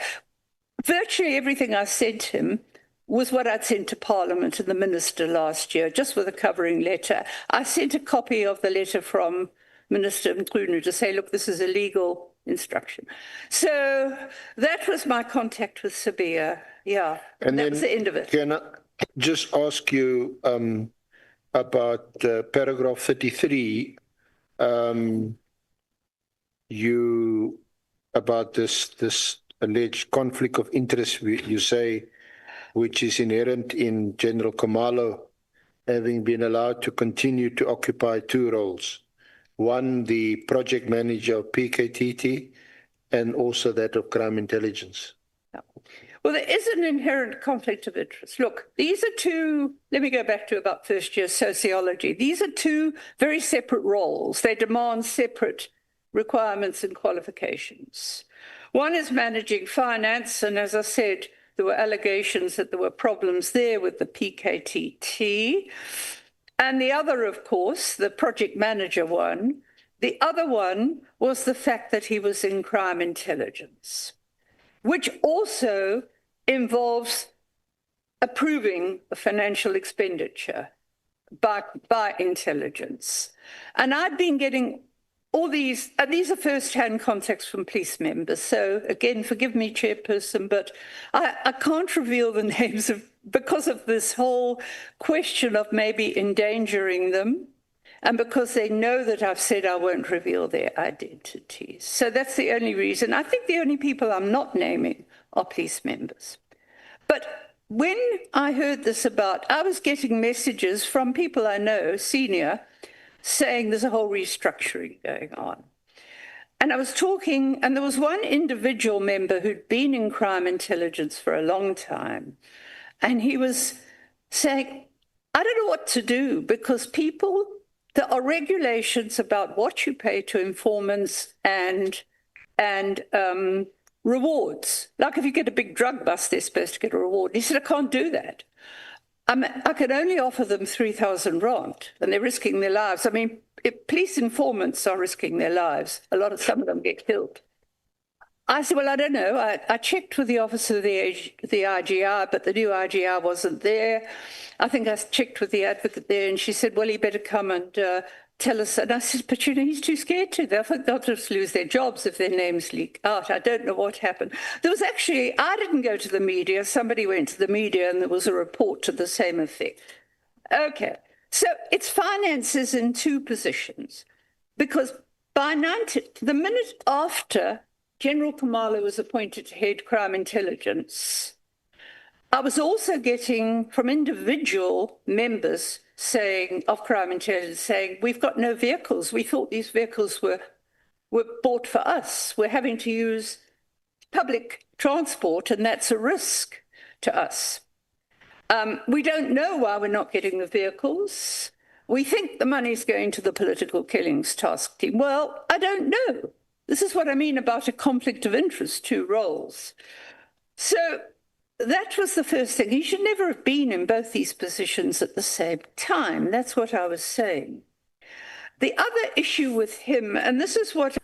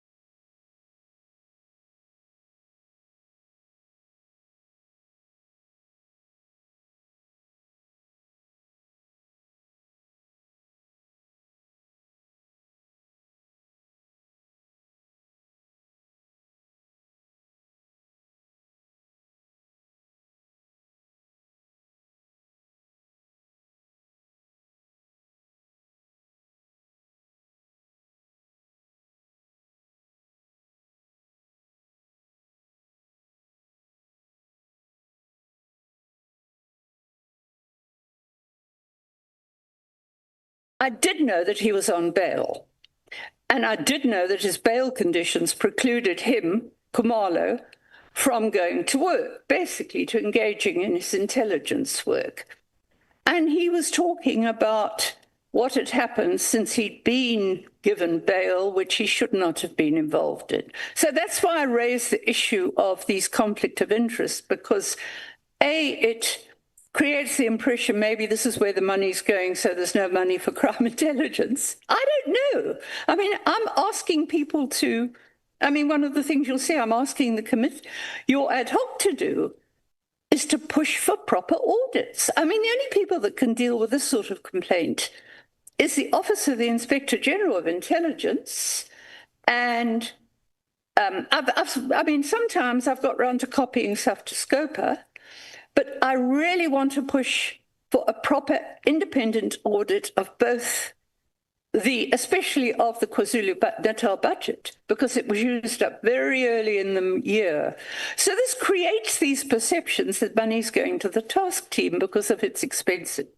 So that's what that was about, just to put that in. And then just lastly, you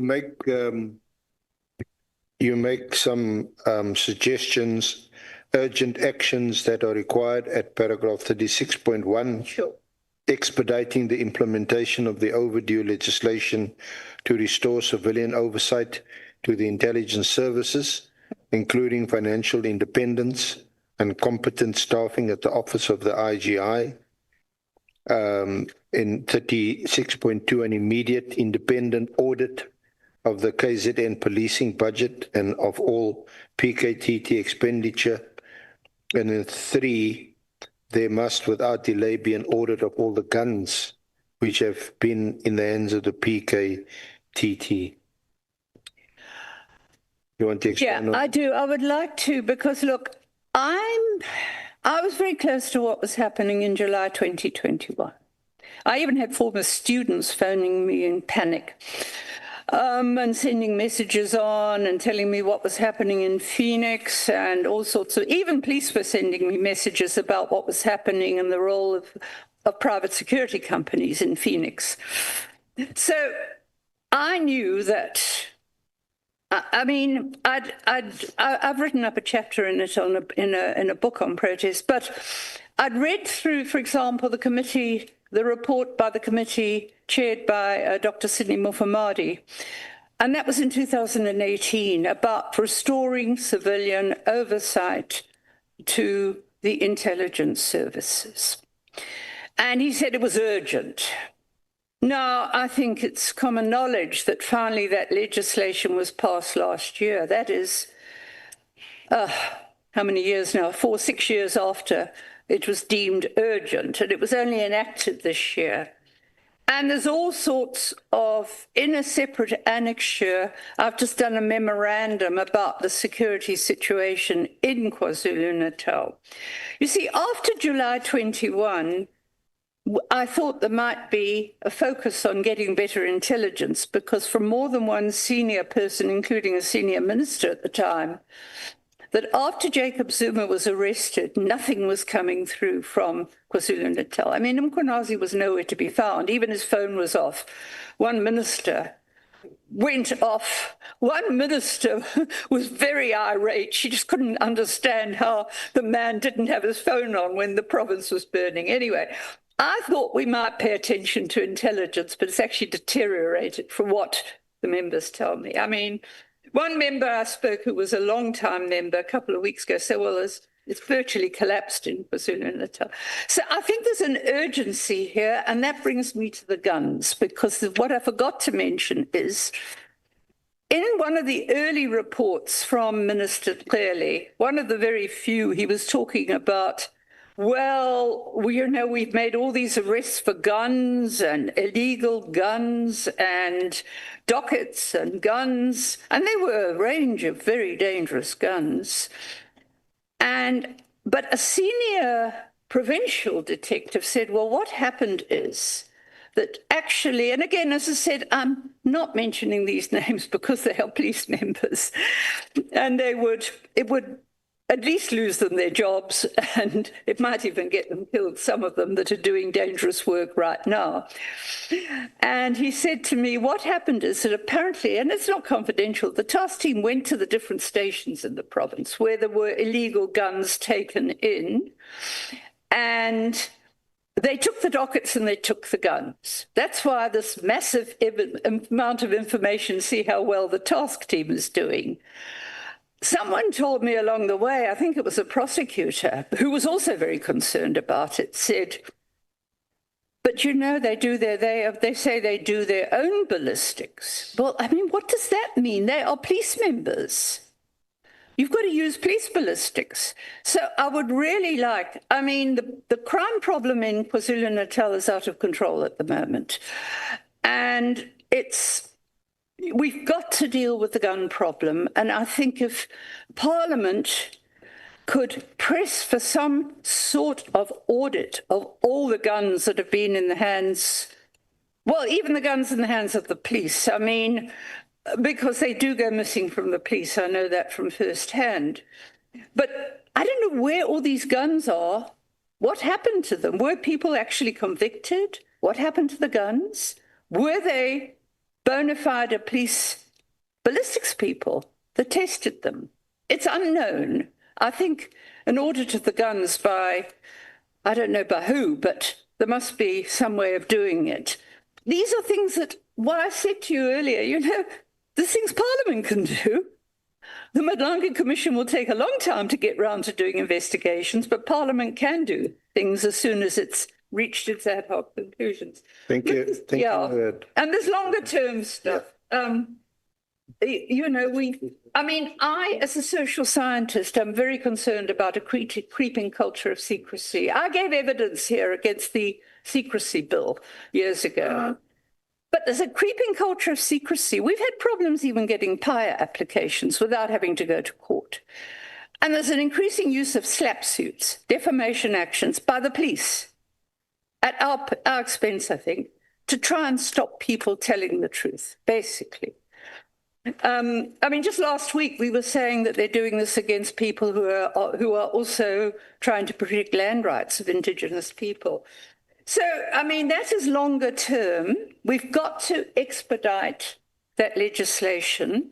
The other longer term thing, and again, a policeman phoned me just before I came and said, look, we are, among ourselves, we're talking. He's a retired senior man. And we've decided we've got to restructure the police. I said, yeah, I've said that. We have to restructure. And these are longer term things. But at the same time, we have to keep it in mind. I mean, there's a national development plan that's got some good ideas. Okay, Doctor. Thank you. Let's see. Thank you. Thank you very much, Dr. Dan. Thank you, Honorable Chair. Are you done? Thank you. Hope so. Okay. We are now going to the next session, Doctor, where we are going to allow these honorable members of Parliament to ask you questions. And I'm going to request that in your responses, you must be crispy. Yeah. You must be crispy. Yeah, so that because the time that we allocate to a member, if a member asks you one question and you take the whole time of a member responding, Okay. then it means the member forfeits his or her right to ask questions. Yeah. Okay. How much time do you want me to allocate to honorable members? Mm-hmm. A member.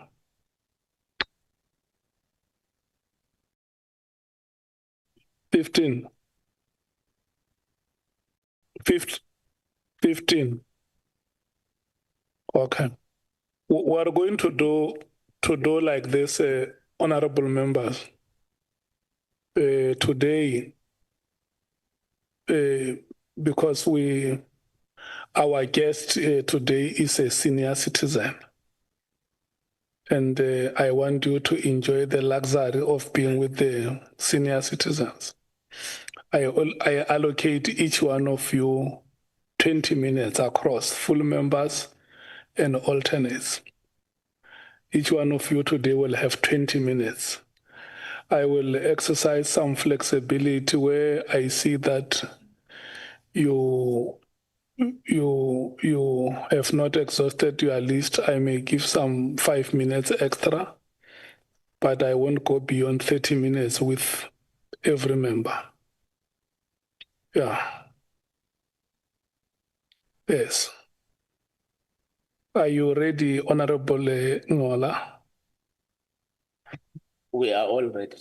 You are all ready. Okay. Let me check the time. It's now 15:42. At 15:02, your time will expire, Honorable Ngola. 16:02. Your time will expire, and then the time of Honorable Sokanyile will expire at 16:22. Donate. Yeah. Honorable Skosana. Oh, I thought you were giving us 15 minutes each, so you're giving us half an hour. No, I'm giving each one of you 20 minutes. Oh, okay, thank you.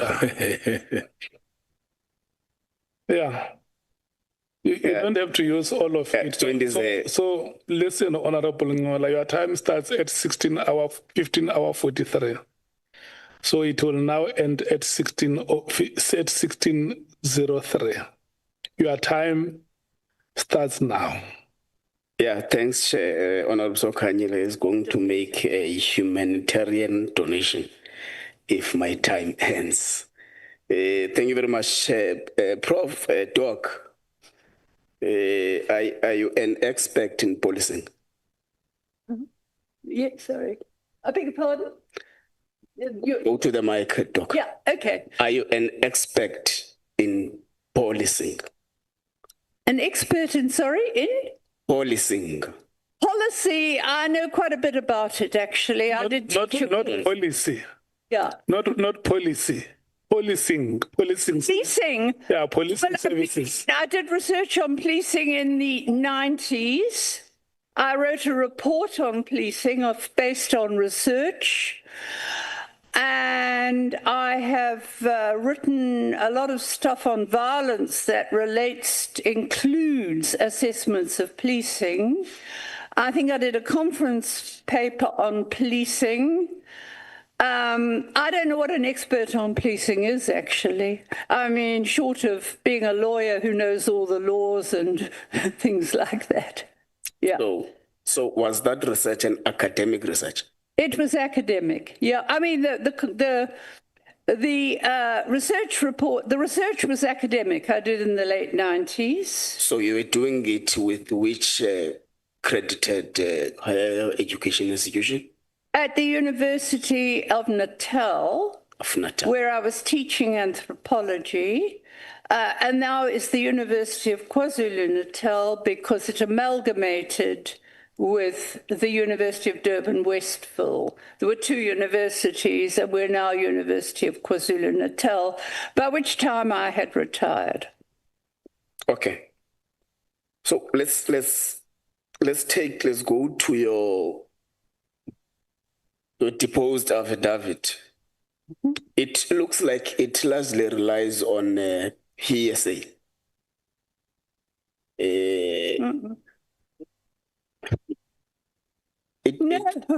I'm saying it looks like. It looks like it. Yes, it was in each and every paragraph you make mention that so-and-so said this, so-and-so said this, so-and-so said this.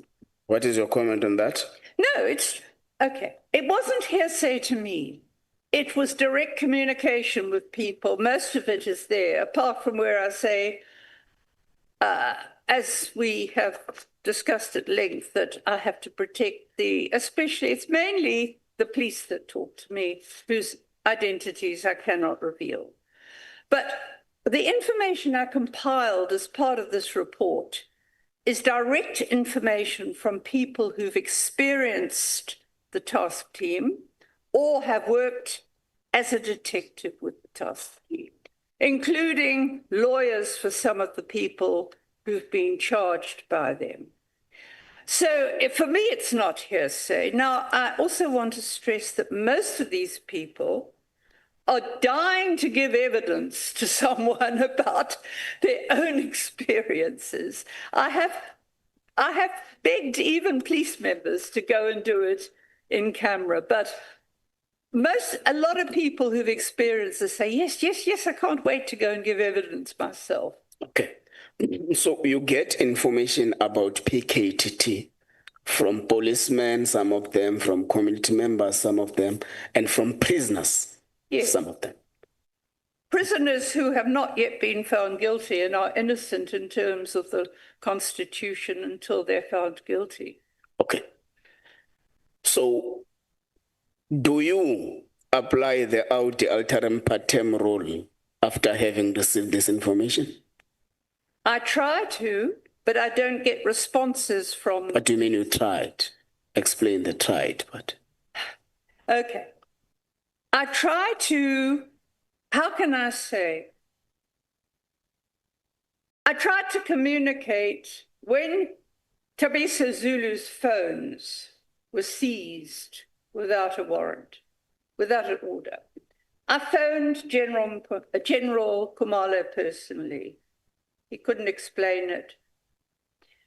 He said he didn't know about it.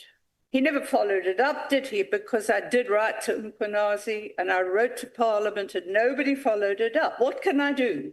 I don't get responses from the police anymore. I complained to General Masemola about the fact that the... Doc, can you hold there? Yeah. I don't think you're answering. I know. Okay, you wanted me to be brief. Right. You are talking about... Wait, Doc. You are talking about you complaining about police action in that particular incident. The point I'm making is you receive information about the irregularities of the PKTT from people. But do you ever take time to ensure that you get the side of the story from the PKTT itself, so that whatever findings you formulate are based on both sides of the story? Do you get it now? I do indeed, but how do I get it if they don't want to give me the information when I write to them and ask questions? Okay, have you communicated with the General Dumisani Khumalo, the project leader of the PKTT, when you received information about the things that is alleged the PKTT is doing? No, I stopped communicating with him because... So you did not solicit a view from the PKTT before making findings about the PKTT? Look, I am reporting what many people have said independently about the actions. I'm reporting in some of the stuff that's on court records with lawyers that are working for these people.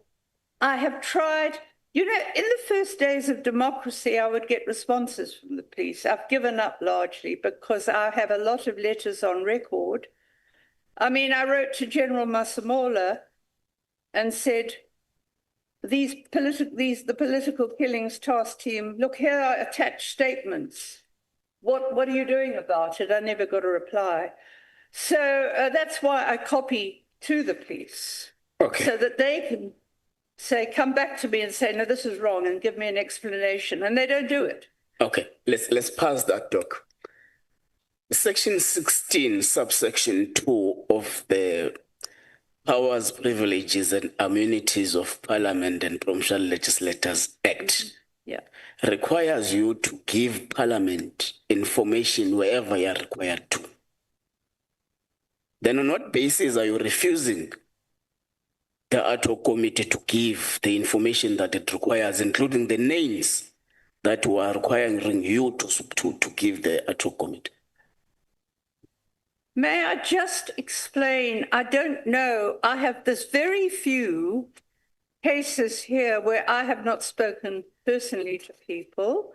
And very few cases I've given names. The only people whose names I have not given are people that I cannot, according to my own professional ethics, as a social worker, as an anthropologist, as a human rights defender, reveal names because they might endanger the lives of the people, and they are police members. I'm trying to explain this because I think the Honourable Chairperson put it very well. I thought I'd explain by referring to ethics.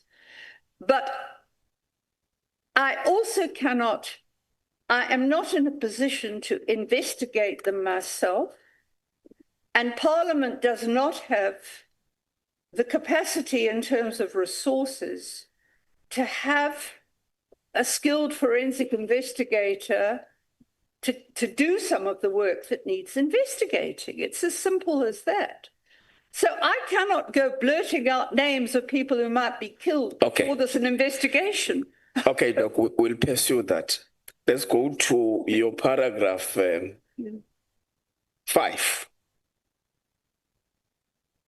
Paragraph 5.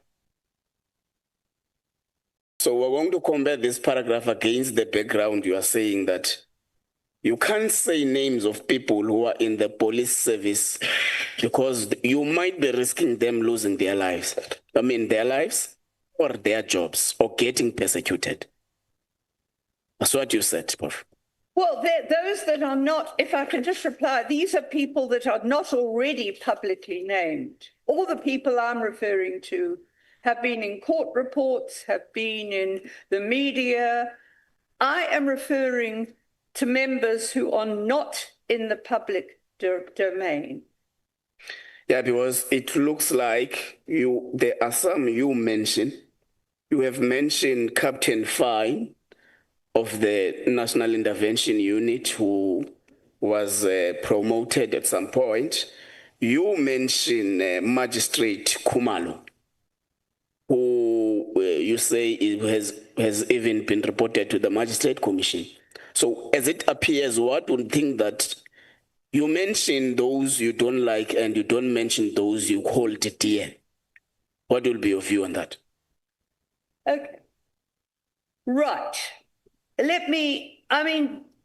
Everybody knows that Colonel Finn is running around with this task team. You know, the people are saying it, it's not secret.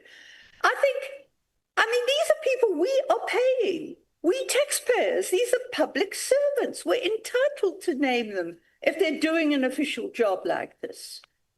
They're not, that's one thing. But Prof, you said, Doc, you said, apologies for interjecting. You said, there is a member of the police service who contacted you after the political killings task team dissolution letter, who wanted to give Minister Mchunu information. So that person, you pay that person as a taxpayer as well, but you are refusing to mention him. But if that's the logic you want to use, that these are public servants, you pay them, you are taxpayers, but the same person you are hiding from Parliament is a person who is in the public service, who actually is under the payroll of the state. I think anyone who has access to intelligence information in the police is surely not named public. This man is just a very experienced detective. He's more or less retired. I think he may have retired by now. But he's very much, these retired detectives, I hear, keep in contact with each other, the retired police. Now, he would definitely be at risk. And I could not mention a name unless I asked him. He may end up giving evidence himself. I would like him to, but he has to decide.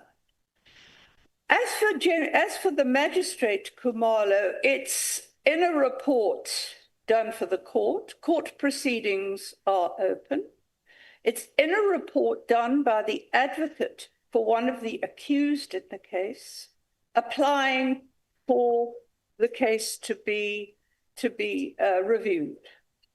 Not only that, Magistrate Khumalo's name is on a charge sheet for our former Chief Magistrate in Zamandi, who's being charged by the Magistrates Commission.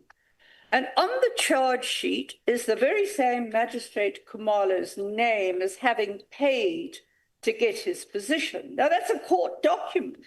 It's public. So, you know, I mean, there's a difference here with people that talk to me in complete confidence and don't want to lose their jobs. And all I am asking is for people, and I mean, you wanted the information about my communications with Mchunu. So if I'm going to be honest, I have to say, well, this is what I did. Oh, thanks, Doc. Let's go to your paragraph 13 and 14. You talk about people who are held in custody and who are refused bail. 13, yes. 13 and 14. Yes. You're talking about people who actually refuse bail and try to pinpoint that to the PKTT. Yes, so that's point 13, right? Yeah, yes. And 14 is speaking about almost the same thing. Yeah. So how is it a problem of the PKTT that people were refused bail by judicial officers? Because in one case, the charges should have been withdrawn immediately. Within days of charging these members, I've been dealing with a lawyer for these members as well. Within days of charging the members, the PKTT, and it's the only political case, right, that's their mandate. The PKTT were on duty that night. There's OB entries, AVL entries, phone record entries, and a statement from their station, their commander, that they could not have got over an hour's journey away and killed someone. Right. That case was never withdrawn. The other three cases, the state dragged its heel by wasting court days. I mean, one day, 5 days set aside, the prosecutor gets to court, sorry, not using today, I'm not prepared. I don't know, how do you get away with not being prepared as a prosecutor that we are paying? They're paying lawyers for that day because the lawyer's only here when they get to court, that the prosecutor's decided he's not prepared. We've charted these delaying tactics, deliberate. That's the one where they didn't use the day when he went to the High Court. But now, you understand, Doc, that bail refusal is a judicial decision, not a PKTT decision or an NPA decision. I have explained that the problem goes back to Advocate Thaba, against whom there are very serious allegations, and all I wanted and asked of the National Director of Public Prosecutions that she would deploy a very senior, completely independent judicial person to check the dockets, and she refused to do. So that's the same prosecutor that there's another affidavit about how he's trying to fabricate evidence. Now, there are cases where police are given bail when they kill people. Most cases, the police get bail because they've got a fixed abode. And the case has been dragged on unnecessarily. Okay, no, it's fine. And there's a statement, the Constitution says you are entitled to a speedy, that there should not be an undue, this is an unreasonable delay when it drags on like this. The minute the defense gets to be able to present its case 3 years after the beginning, and there's another 6 months delay. Okay, let's pass that part. You reckon that it was completely unnecessary for the PKTT to be established? Yes. Do you know the process leading to the PKTT establishment? Only from what I've been, I know the process very well. I was part and parcel of the Marani Commission. They relied on me for information. I gave them evidence. I've got their report. I also know the political situation in KZN very, very well. I mean, I know there's all sorts of factions in politics. I know, yeah, I mean, the same everywhere. Anyway, I know it's very dangerous because Chair, we are the Chair, hitmen. Honorable Nduli is disturbing my witness. Yeah. Chair, sorry, point of order, Chair. Can she speak to the mic, please? Because she's... Sorry. Yeah, I don't know whether I'm superb. Must I address the chairperson with this or with the question, Chair? Still look at him because I see that both of you are enjoying the eye contact. Okay. No, look. Okay, let me get back to... It's a whole vibe happening there, Chair. We don't know. All we can say is these people are in politics and the motive may or may not have been political. We had a very good, I'm saying because I can speak from experience, that the provincial team was doing a good job. Now, you asked about the... Doc, the process leading to the establishment. The process. I know that Mr. Clearly, former Minister Clearly, or whatever he wants to be called, because he loves his uniforms and being called a general, I know that he's a very powerful politician. He's a populist. He's got a lot of, he was on the national executive, I think, at that stage. So he's got a lot of sway in politics, right? Doc, and I think that the process leading to the defeat. I think that he drove it. That's what I'm saying. I think he drove it without a doubt. And I think, let's say this, let me put it in academic terms. Suppose they didn't like what came out at the Morani Commission, and suppose they didn't like the fact that a lot of arrests had been made that were going to leave to some pretty senior politicians. And that was the case in two of the cases. Let's do like that, Doc. Let's stop. Okay. So for all we know, they could have deliberately set up a team to sabotage. Just a moment, Honorable Nomaan. You went to testify at the Morani Commission. Yes. And when was it? 2017. And the report was released in the middle of 2018, around the time the task team was established. Okay.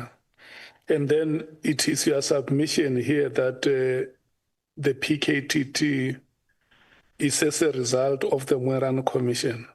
Oh, yes, that's common knowledge. They say it was because of the Morani Commission it was actually set up. That's what the official explanation was. Okay. And then the honorable member, when he asked you, you said that you were actively involved in the process. Yes. Leading to the formation of the PKTT.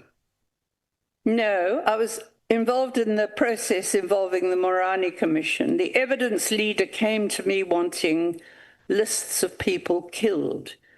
Okay. Which I gave him, and I gave evidence to the commission. So the process leading to the PKTT, you were not actively involved. No, I wasn't. But I mean, I looked as far as I could when I was asked to write that article. I don't know whether there was as far as I know, there was no official notice of establishing it. It was obviously an interministerial decision. Yes, you can go ahead and let's have a team. That's the way I read it. Okay.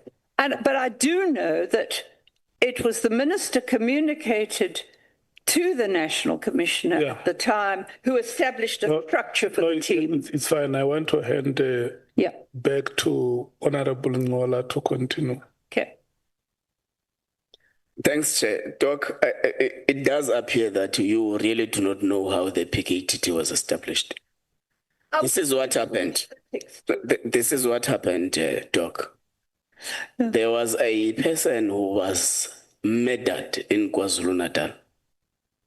Then President Cyril Ramaphosa visited the home of that person and later established an interministerial committee, which is a subcommittee of cabinet, which has actually made recommendations that a task team be established to deal with political killings in KwaZulu-Natal. Now, let's leave it now.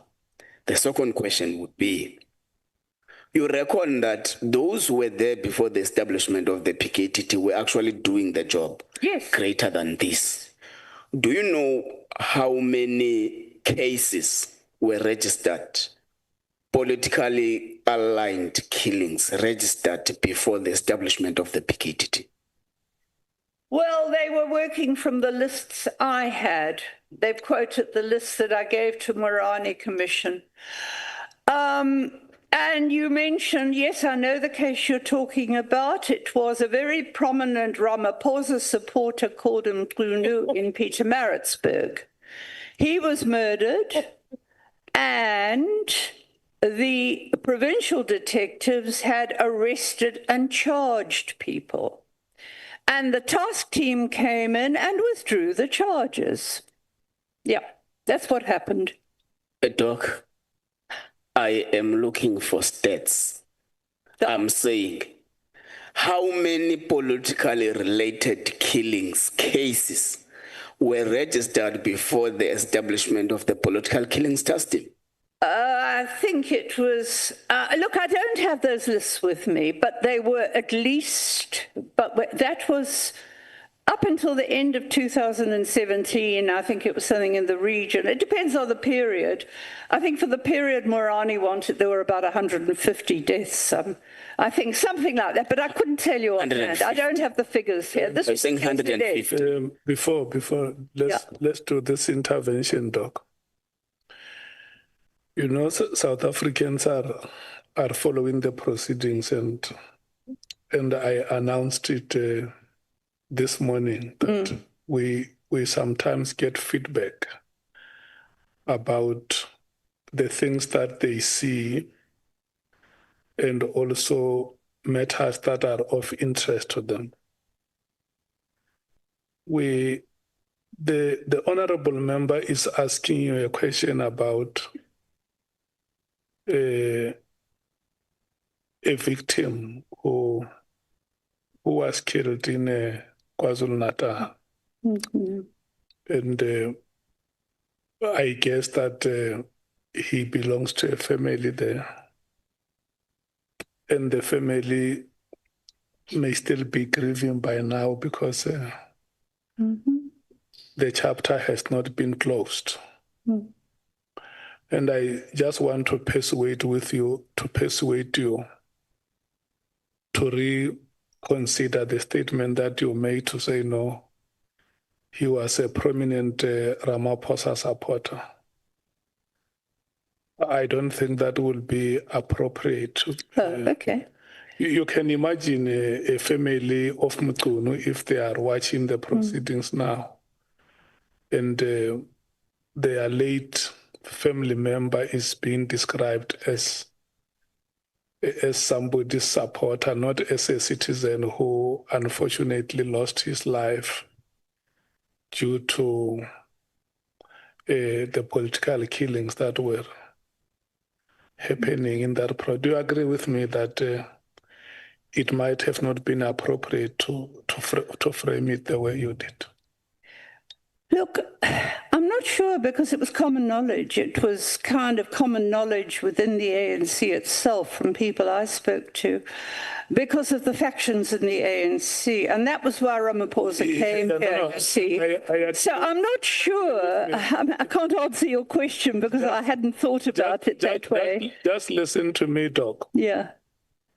When you come here, we say that the senior counsel must confirm that you are the witness that we expected. And the senior counsel, when he introduces you, he says, you are Dr. Elizabeth Mary De Haas. He does not say you are a supporter of a rugby football team or you are an affiliate of a congregation at a particular township or village elsewhere. You are Dr. Elizabeth Mary De Haas, belonging to the De Haas family. If there is a family ceremony at home and they invite us, they say the De Haas family invites you to come and celebrate with them on the achievements of their daughter. They don't say, we are inviting you to an event of a supporter of a Soviet Lahanyan.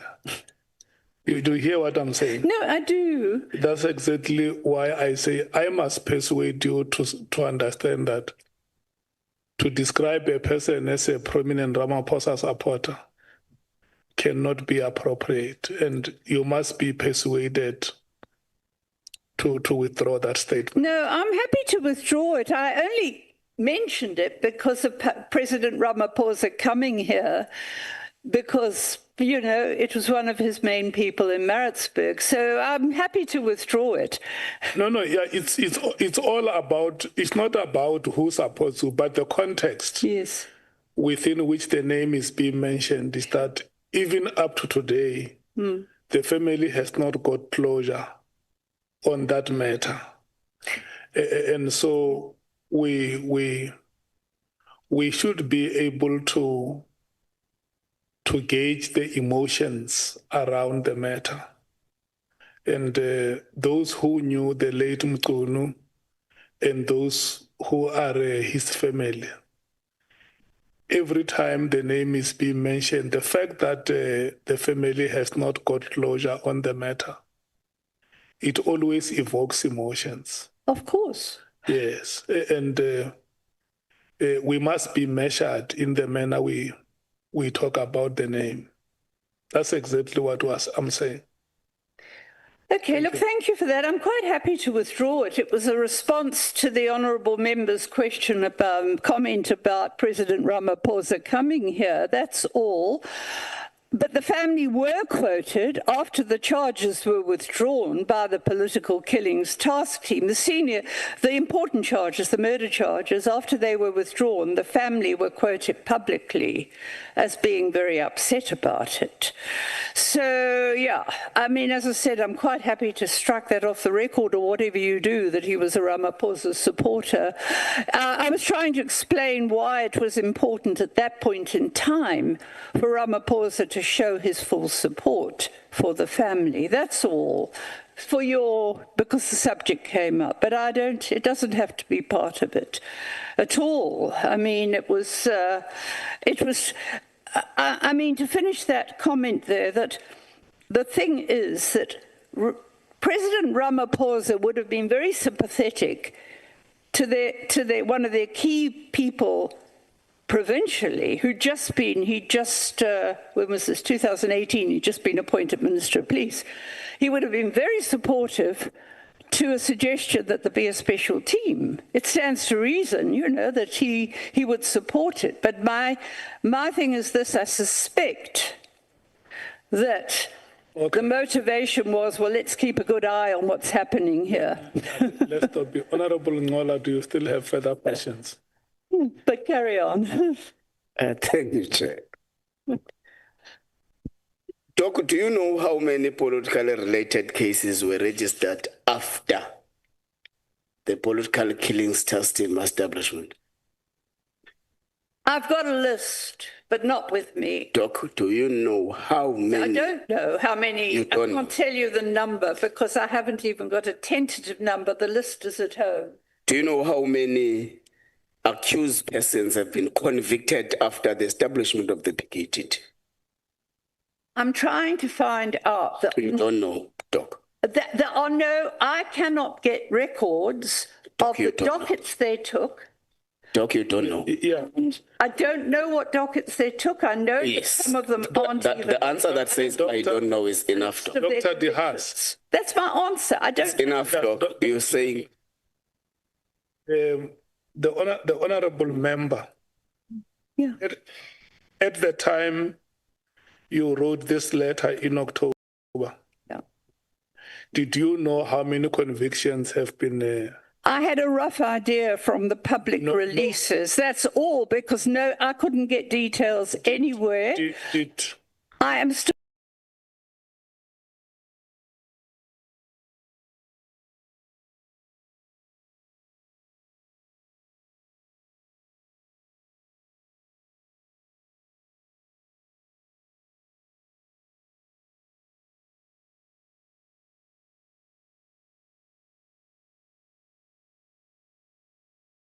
did not know, Honorable.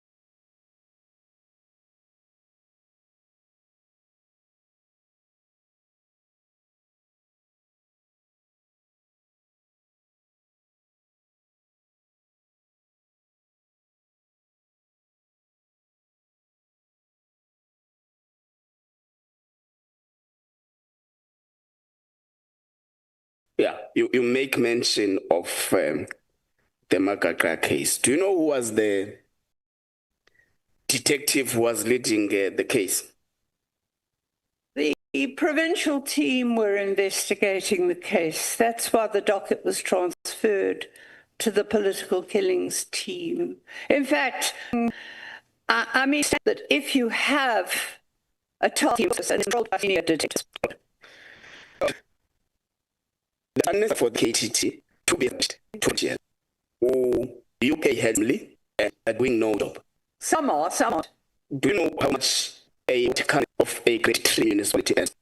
You made a research to that effect. People who even have jobs or they're informal sector get no protection until the cases seldom get bought. So we're talking relative here. Relative that someone couldn't be there, has no job. These councils have protection. Remember, they can draw on. So you made a research. How much does a ward councillor municipality earns? No, I was last. That response of you haven't enough. Do you think that you pay them handsomely? And you'll talk about mostly councillors here. Councillors by the countries. So with what authority, if you have not made any research of more councillors, with what authority you pay them handsomely and they're doing nothing? Relative, I'm saying nothing saying on. No, talk in the state. You didn't say some of them. I do not. I could have found out what they did. This is relative to the majority of the population. Look, this is your statement. Yes. You said initial every page.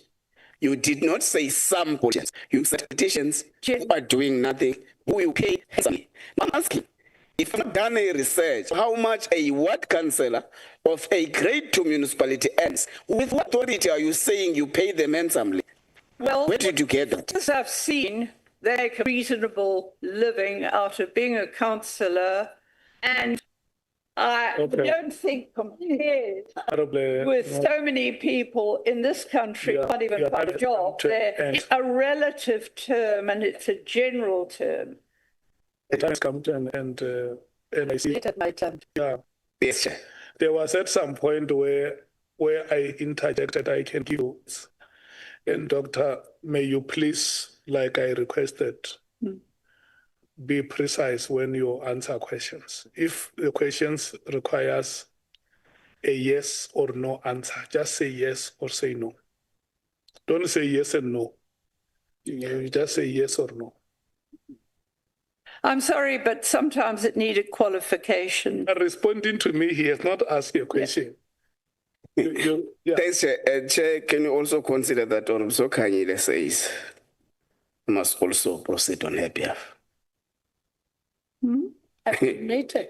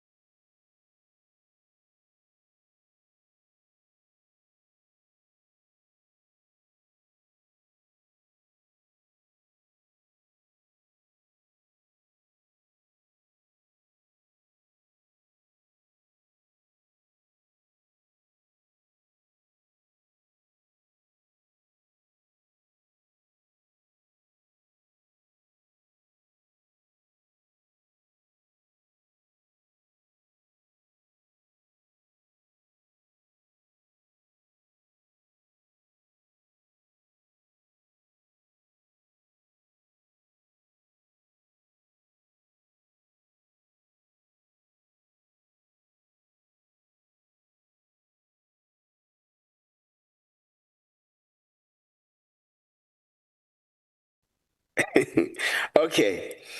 Doc, do you believe on the principle of governing on the will of the people?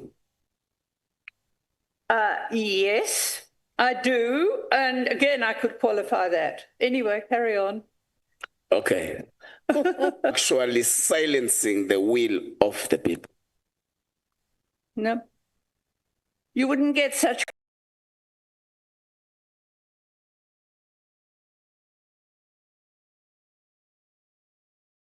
competition to be a councillor if people felt threatened by being a councillor. No. Still you don't get me.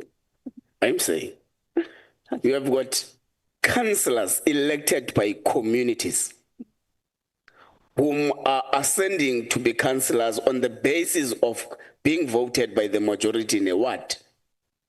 Isn't that the will of the people? Yeah, that's a subject that we need a lot longer to discuss, because what I find is that we haven't done nearly enough voter education about why people vote for people when they never ever get to see their councillors. The why is a different discussion.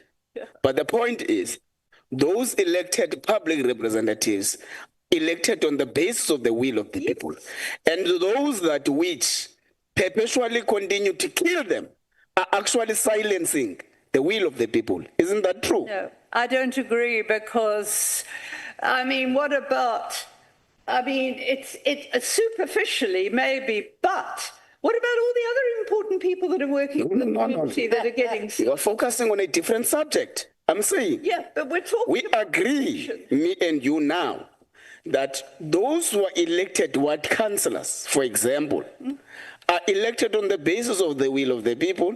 Then if there is a grouping that perpetually seek to murder or unalive those who are elected, that is actually silencing the will of the people of that community. Do you agree? Can I just explain? You would need... No, don't explain. Don't explain, Doc. The chair is on my neck. Don't explain. But councillors are generally at risk. They're not. A lot of councillors just get on with doing their jobs and they're not... No, Doc, still you're not answering me. I've answered you. We have not. We have not, Doc. Is killing a person who is as a result of the will of the people not silencing the will of those people? It is. Do you agree that if we elect you as our ward councillor, as the people of this parliament community, is our will as the people, then those who will come and kill you are actually silencing our will, which is the people. Well, what if the councillor was corrupt? You might be doing... No, let's leave that. No, but Doctor... let's leave that. No, Doctor. Even if a person is corrupt, the person does not deserve to be killed. No, nobody deserves to be killed. Nobody, no matter how crooked or corrupt, nobody. Honorable Ngola, your time has come to an end, unfortunately. We are going to move to the MKP. Yeah, I wanted us to explore the reason for the establishment. Is it yourself, Honorable Nomvalo, and who? Yes, myself and... Are you taking us all together? We allocate 20 minutes per speaker. We're taking 2 from you now. 2. Who is speaking? Who are the 2 speakers now from you? Myself and comrades Kekana. Listen, your time starts now. I'm listening, Chair. I'm listening. Yeah, it's going to end at 10 minutes past. But I'm being disturbed here. I'm saying that your time, both of you, is going to end at 10 minutes past 5, plus the discretionary 5 minutes of the chair. Discretionary. Yeah. So we appreciate in advance, Chair. Doc, how are you? Okay. Are you okay, Doc? Do you understand how the South African justice system operates?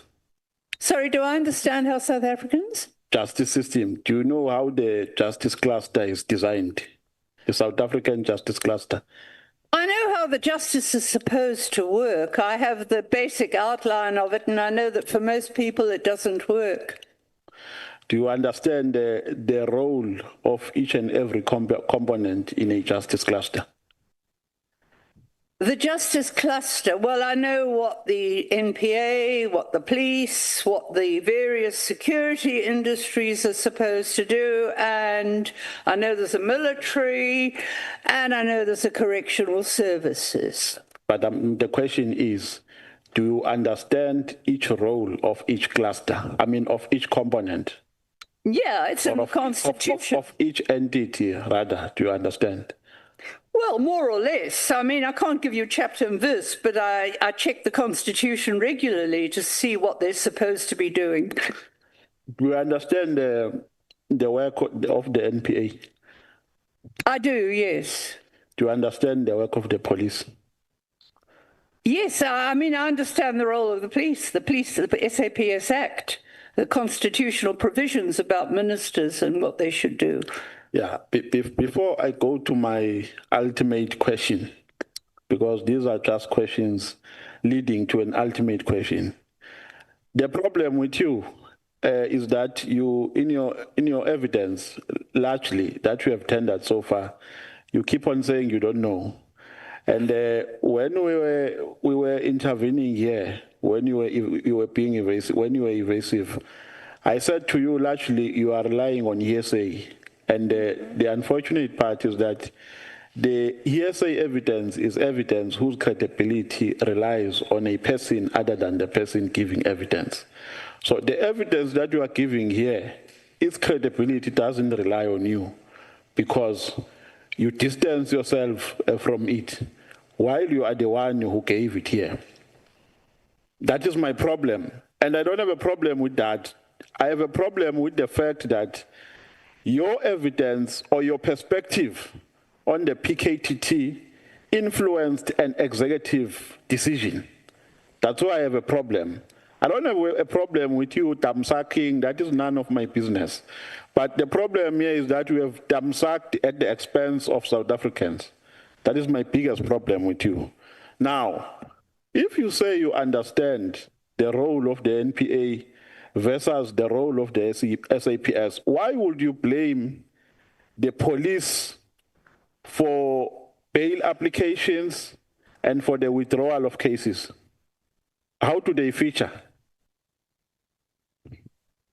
I've made it perfectly clear that the decision is with the NPA and that we have a problem with the NPA because I have worked with prosecutors from the 90s. I know what they're supposed to do, and I know that we have a problem with prosecutors themselves, especially the one, how come that we had things going well with good prosecutors in the province, both at Cleveland's, even with the Magaka case, until they were removed, and we get a man who's against whom there are very serious complaints being made in Gauteng. Is it just a coincidence? Right. So I've said it, informally, we have more of a problem with the NPA than we do with the police because they're supposed to be the people that are saying, go back and get more evidence. We saw this, if I could give a very brief example. And this is something I know so well, day in, day out. When the carnage started in Cleveland's hostel in Durban, it was all about the councillor. And the minute people said you're not delivering, they started killing the people. Yeah, no, Doc, for the sake of my time, I think I have to cut you. Quickly. No, Doc. We're sharing time, remember, yeah. Right, okay. So you have to do justice to my time as well.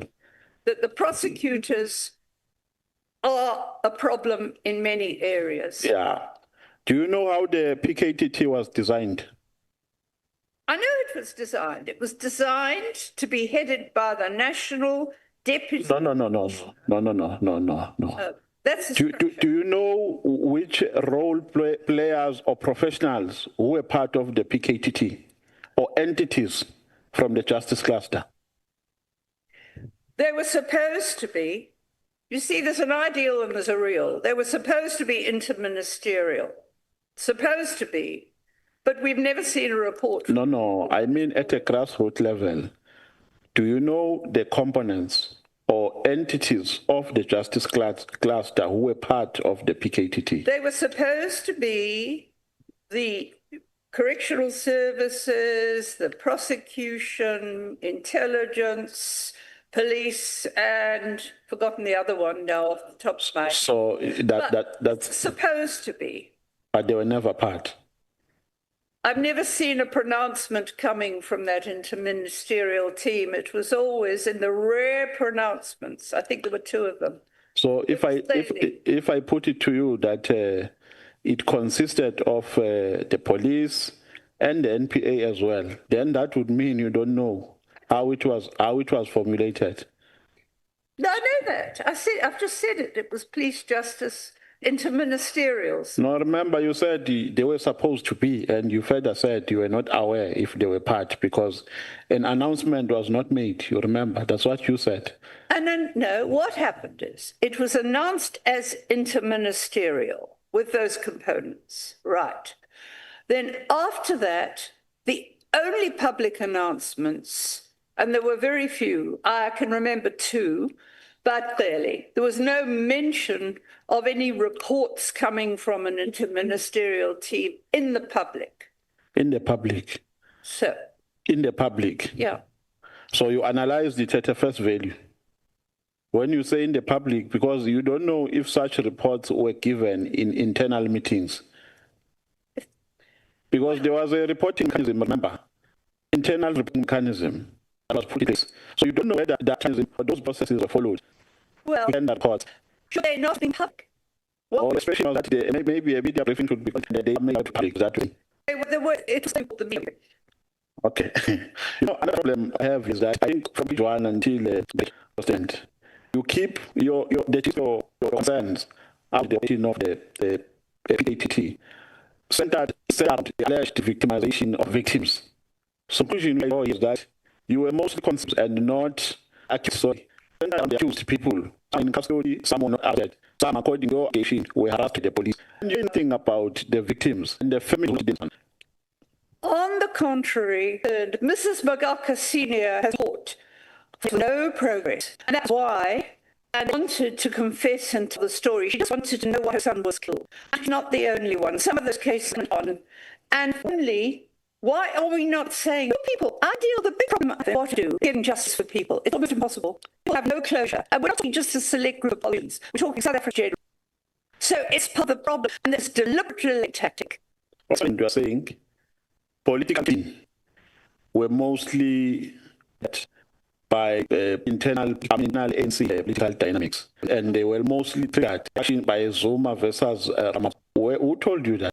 People in the ANC, a copy of a hit list at one stage. No, unfortunately, I think in my region, for instance, it was one of the hotspot areas. I think one was there? Herikwala region. Oh, yeah. Step 4. Yeah. And I'm saying it was not featured in the reasons political things at that time. It doesn't feature anywhere. No one was also mind of action which led to to these political killings. People were just fighting for power in a regional region.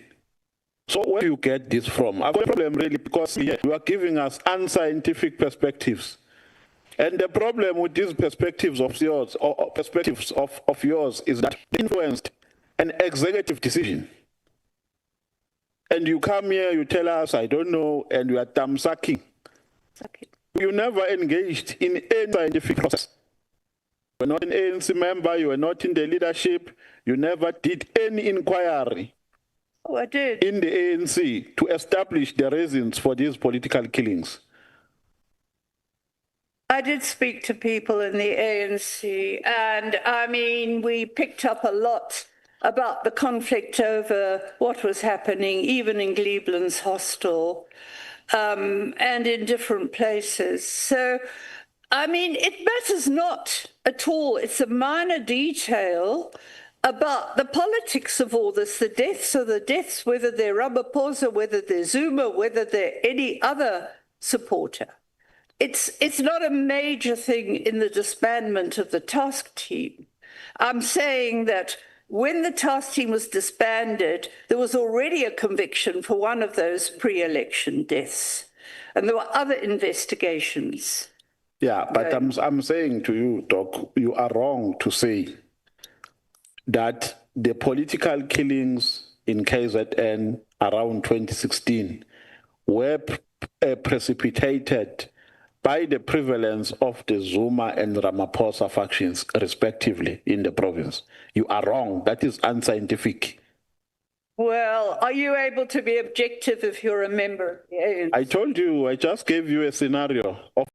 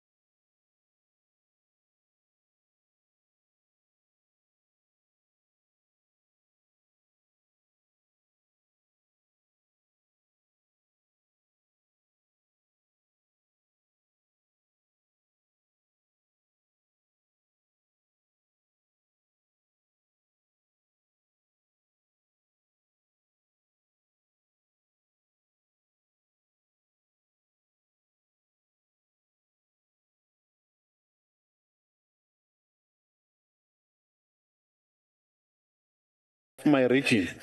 I told you that in my region, none of what you are saying transpired. In my region, 5 comrades died. It's all known. It's there in the public domain that, for instance, the prominent murder of Senzo Makaka was as a result of a corruption allegation. Who? He was called Joe Dlamini. He was a traffic officer. I think he was Joe Dlamini. It's in that article. He was Joe Dlamini from which region? Pietermaritzburg. Pietermaritzburg. Yeah. From which branch? Oh gosh, as if I can remember that now.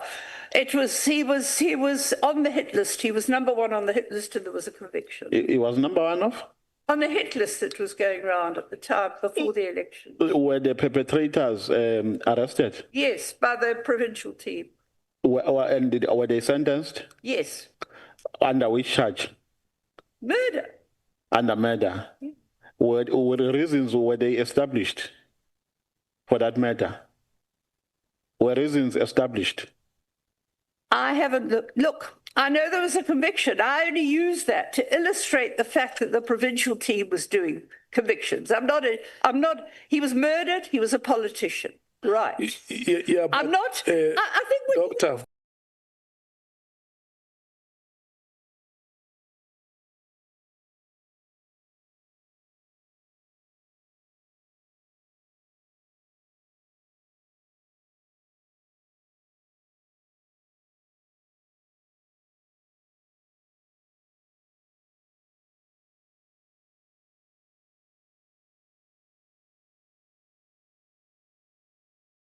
The topic here, I'm not saying one other faction is in. Doctor, yeah. What the honorable member wants to ask you is, after the conviction was made, did you get hold of the judgment?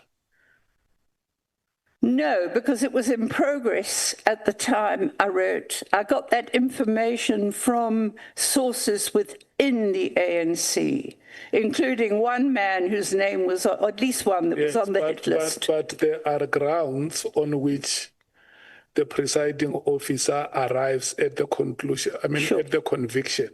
I know. That is what he wants to know. Yeah. No, it didn't concern me afterwards. I was only looking at who got convicted and who didn't want. And I agree with you, because it's exactly what happened in the Mchunu case that they boast about. Yeah, let's allow the honourable member to proceed with his line of question. Yeah, you are also saying, Doc, in your statement that the establishment of the PKTT was unnecessary. In that, and that is your reason, I'm quoting you verbatim, in that it was led by General Mkhwanazi, General Khumalo, and Captain, I think it's flying from the NIU. So is that your only reason? Is that the only reason that you rely on to suggest that the PKTT was unnecessary? Because the expectation, as I was reading your statement, was that you will go further to explain why you say it was unnecessary. You have just limited it on who was leading it, and it ends there. No, it's one of the reasons. I mean, to start with, I've never heard of an investigative team that hasn't got a senior detective leading it. I mean, it's just one of the reasons. Okay. So you and my observation based on your statement is that you never agreed with its establishment from the inception, correct? No, at the inception, I had an open mind. It was a couple of years later when I saw very little. No, but why are you saying? Because you are saying in your statement, the provincial team that was there before the PKTT was more efficient and effective. That's what you are saying in your statement. So that means if your belief is that it was more efficient and effective, then there was no need for the establishment of this one. And you even say the arrest of Senzo Makaka was made by a detective of the provincial team, not the PKTT. The PKTT hubotized it because cases were later withdrawn. That's what you are saying in your statement. So that is why I'm saying to you, you never agreed with its establishment from inception. Oh, I need to explain. I didn't understand why. Oh, can you speak through your mic? Say yes, no, because I didn't. No. Your mic. Yeah, not yes, no. Your mic, yeah. I didn't understand why it should be established, but we had all this going on about, well, the Morani Commission said it should be. I thought, well, let's see what it does. And then I couldn't actually find out much about it, what it does. And 2 years later, it didn't seem to have done much at all. You are also saying that some accused people did not get legal representations, and you attribute that demise to the PKTT. No. I'm not saying it's because of the PKTT. It's much wider than that. People are being let down. The PKTT victims, like the let's use the hitman because it's such a ngegwa. I mean, they're getting legal advice, but not. The lawyers are often, the legal aid offers are often inexperienced, and the prosecution is quite intimidating, and various people independently have given information about bribery being fairly common. So I don't know who is getting bribed and who isn't. But no, but do you know that because you have made that criticism under your criticism or within the criticism of the PKTT, the issue of legal representation. Do you know that it's a responsibility of the Legal Aid Board to give legal representation to people who qualify to get it? I know that. So the police enter nowhere in that space. if people who deserve to get free legal representation through legal aid don't get it, then a blame can be attributed to the legal aid, not to the PKTT. I didn't blame the PKTT for it. These victims are like other victims. You know, if I say to them, but did you ask your lawyer to do this? I asked him and he didn't do it. Or what is your lawyer? Well, the lawyer doesn't listen to me. Now, these are, you know, this is a comment generally I'm talking about. And because of the PKTT having this prosecutor that is widely accused of bringing cases that are fabricated, if that's the case, then people suffer even more if they haven't got a very smart lawyer. I mean, in the case of Dlamini, his co-accused, I kept saying to him, but look, if you think this magistrate is partisan, you can actually apply, you know, if you can give evidence if you can talk about that, you can apply for a change of magistrate. He said, I asked my lawyer to do it, and he didn't do it. Then along comes an advocate for the co-accused, and he's quite sharp. And when the judgment finally happens, he checks the judgment, and he finds that it's fabricated evidence of the judgment, non-existent case law. So when he goes back to court... Yeah, no. I think, so what I'm saying is he had a good lawyer that picked it up. Okay. Now my last question. You are saying, the PKTT is grossly irregular. What do you mean? And based on which law are you saying it's grossly irregular? Okay. It doesn't have any permanent senior leadership in detective service. So that is your reason? I have a list of people who... No. If please, because I'm running out of time. Doc, please. In terms of which law, do you have any law which supports your argument that it is grossly irregular?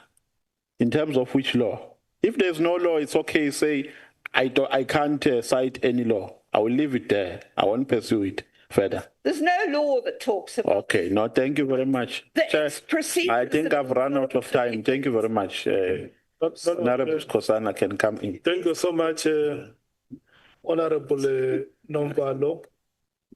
Jali, your time starts now. Thank you, Chair. Doc, can you please, when you respond, use your mic, please? Thank you. Chair, I'm going to start by asking Dr. De Haas, before we go anywhere, on what legal authority do you believe you can involve yourself so intimately in such operation? I'm a human rights defender, which is an internationally recognized status of acting to protect people from harm. It is that status. Don't come to me now with this thing about locus standi, because even the Constitution, if I recall correctly, allows somebody who's not a lawyer to appeal on behalf of someone, you know, to ask for example, for example, what I've done often is that I've actually asked for a review of a decision not to prosecute, and I've gone to the national prosecutor. And I can do that. Thank you. I just want answers. Yeah. I know you're a doctor and a professor, so it's easy to, lecturing someone. But here I need answers. Given you. Thank you. Yeah. Because we are not SAPS. We are not IPD. We are not IGI. We are not a sworn officer. Am I right? I'm not, but I mean, don't you understand that when the police force has been as badly corrupted as ours has, and we're still fortunate to have a lot of good police at all levels, because the evidence is there even in media reports about the nepotism and the people suddenly being brigadiers and they've never been in the police. So don't lecture me about that, because the problem is that you need oversight of the police. You can't rely on the police to tell you the truth if you're criticizing the police. Yeah, but Doc, you are contradicting yourself. You said earlier, yourself now, you say you cannot rely on the police. But you gave us a statement in your statements here. You wait, Doc. You said that you've been given information by some police who, according to you, are credible. Yes. Now you can't say to me we don't have a police. They are not credible now. We are changing your own statement. No, I'm not. No, you are saying now to us, to the committee, no, not me, that we don't have a credible police men and women. But the people who gave you this information are police, am I right? Have I not just said we are lucky to still have credible police? We're talking now general police management since 2019 has been getting more and more problems. Thank you. Right. But we're talking that there are still credible people in the police, and those are the people I am supporting. So in other words, the only credible people are those who are coming to you. Those who don't come to you are not credible. Wait, Doc. Wait for the question, please. I always ask, don't be emotional. Let me ask you a simple question. Because you've been following this ad hoc committee, am I right? You've been following it. Listen to everything. I've got too much else to do. Thank you. Now, is General Mkhwanazi credible? I don't believe he is. And yeah. I don't believe General Mkhwanazi is credible. And is General Malo credible? Nope, definitely not. Is General Sibia credible? Pardon? Is General Sibia credible? No, that I don't know. I haven't done enough to deal with him. No, but I don't know if he's credible. No, but Doc, others you know. The other two I ask you, you know that they're not credible according to. And Masemola, he perjured himself to Parliament. No, I'm not. I'm not yet there, Doc. Yeah. Okay. We'll come later on that. Honorable Skosana, let's hear the last statement that you say, Doc. What are you saying? You say, Masemola what? He perjured himself to Parliament. You can ask the committee. I put a formal complaint in. What happened was, at the end of 2022, just after Patricia Mashale had almost been killed, they asked us to give evidence. They didn't let us, and Masemola gave evidence that was lies. I was not saying that. You must explain. I just want to hear this. You say Commissioner Masemola perjured himself to Parliament. Yes. And I'm also told that General Mkhwanazi changed his sworn statement. I don't know if that's correct. No, Doctor. Doctor, I don't. You know, when I talk to you, I talk to you as a young South African who must learn from you. So, whose decision is it that Commissioner Masemola perjured himself before Parliament? He gave in December, or was it the 30th of November, 2022? No, yes. He did. He told lies about Patricia Mashale. That's when it happened. Doctor, the question is, whose decision is it that Commissioner Masemola perjured himself before Parliament? Because the facts were shown to be wrong. Whose decision is it? Various people, starting with the decision was for an interrogation by Parliament to see if it was correct. This ad hoc committee is still conducting investigations. Okay. It has not concluded its business. But that's why I'm asking yourself, whose decision is it that Commissioner Masemola perjured himself before a committee of Parliament? Whose decision is it? I first wrote to the Speaker because the problem was that what he said was repeated and published without any, and then I sent a formal complaint to the police committee. Can I respectfully ask you to withdraw that statement, because as a committee we have never arrived at that decision. As the chairperson of this committee, the committee you speak about is chaired by me sitting here. Okay. We haven't arrived at any decision that Commissioner Masemola perjured himself. Okay. Before Parliament. May you please withdraw that? Well, can I say he allegedly perjured himself because... No. Dr. De Haas, there is no other way to say it. There is only one way. All right. The one way is the one that I'm saying to say. You can withdraw it. Oversight mechanism over detectives, prosecutors, and intelligence structures.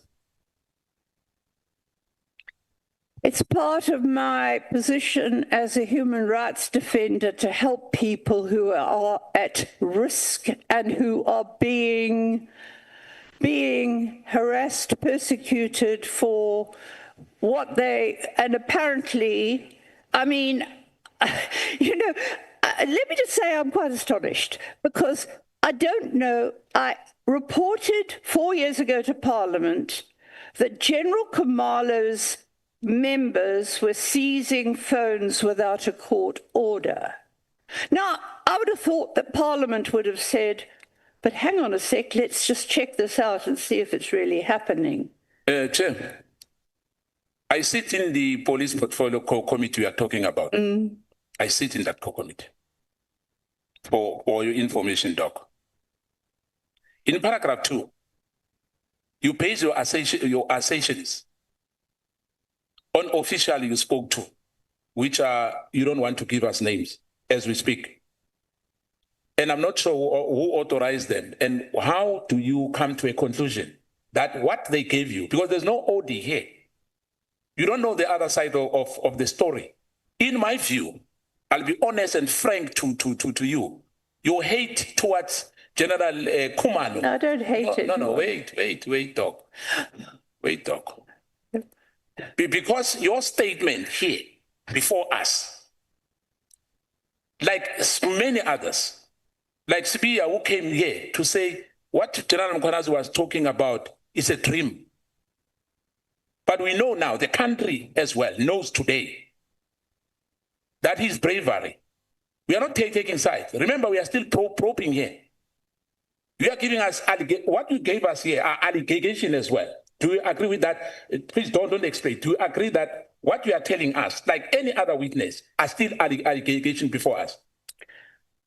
Look, when you speak to somebody that you know very well, and somebody who's always been very honest, and the phones have gone, and when the phones come back, one is damaged, the person knows the law, all they had to do was come back and say, well, here's the order. And they didn't. Doc, are you sure that those phones were damaged by the police? Are you sure of that? Am I sure? Sorry? Are you sure that those gadgets you are talking about were damaged by the police? One was, apparently. The owner told me that. The phone was damaged when he got it. So I'm not supposed to believe people that I know very well that have always told the truth. Doc, you say you know these people very well. That's you who are telling us that. Must we believe you that you know them very, very well? Are those your informers? No, this is Tabisa Zulu. No. I'm saying, are those your informers? Because you know them very well. I've told you that the informers that I won't mention names of are police members. So why should this committee rely on hearsay obtained throughout irregular means? Because what you are telling us, the police can go as well. They know where to go. There's IP. The police can, sorry, what did you say about the police can also do this? I said to you, why should this committee rely on a hearsay obtained through irregular means? What do you mean irregular means? If somebody, I've made an affidavit about it, about what I was told, what I asked Khumalo, what I asked Mkhwanazi. If I don't get feedback from them, how can I prove whether it's true or false? I expected Parliament to question them or to get it investigated. Okay, let's go to, because I know I'm not going to win on this one. But the fact remains that the statement which you gave us is allegation, is not facts. Until we finish this probe. Now I'm going to go to your political narratives vis-a-vis evidence. In paragraph 4, you claim that there was an obvious attempt by certain ANC factions to secure municipal control. Who told you that? Oh, gosh, we were hearing it all over the place, including in eThekwini especially, where sorry, Chair. Reported it to media. Chair, through you, Chair. Let me repeat my question again. In paragraph 4, you claim that there was an obvious attempt by certain ANC faction to secure municipal control. My question is, who told you that? Or unless you are an intelligent analyst. Well, it was almost common knowledge, and certainly people in the ANC told me that. Well, this one supports this one supports that one supports this one. And we were looking at the councillors in the Tekwini particularly. You had no access to classified briefings, am I right? No. I don't personally have any access to anything classified. I think there's much too much classification. We've got to get oversight going. So what gives you the certainty to declare political motives? Sorry, what classification are you talking about? What gives you the certainty to declare political motives? What I am reporting is what ANC people were telling me at the time, and they can contest it. They show you to them to contest it if they wish. Do they show you their membership card to say these are ANC? Well, I know some of them are. I have a pretty good network. Yeah, but some, no, not all of them. And we had a more or less a good idea of what was going on in the areas at Glebelands around there. And but I mean, this is all past history. It's got nothing to do with the task team. No, listen. We are talking about the killings here. All these questions here. I'm not taking, I'm sucking anywhere outside the terms of reference which we have. Yes. Thank you. Why do you freely attribute to political motives killings, but later on paragraph 17.3, criticize us for defining political killings? Is that not the contradiction? Sorry, 17? Paragraph 17.3. I'm sorry, it's this one. Like the reconstruction of PKTT structures. 17.3.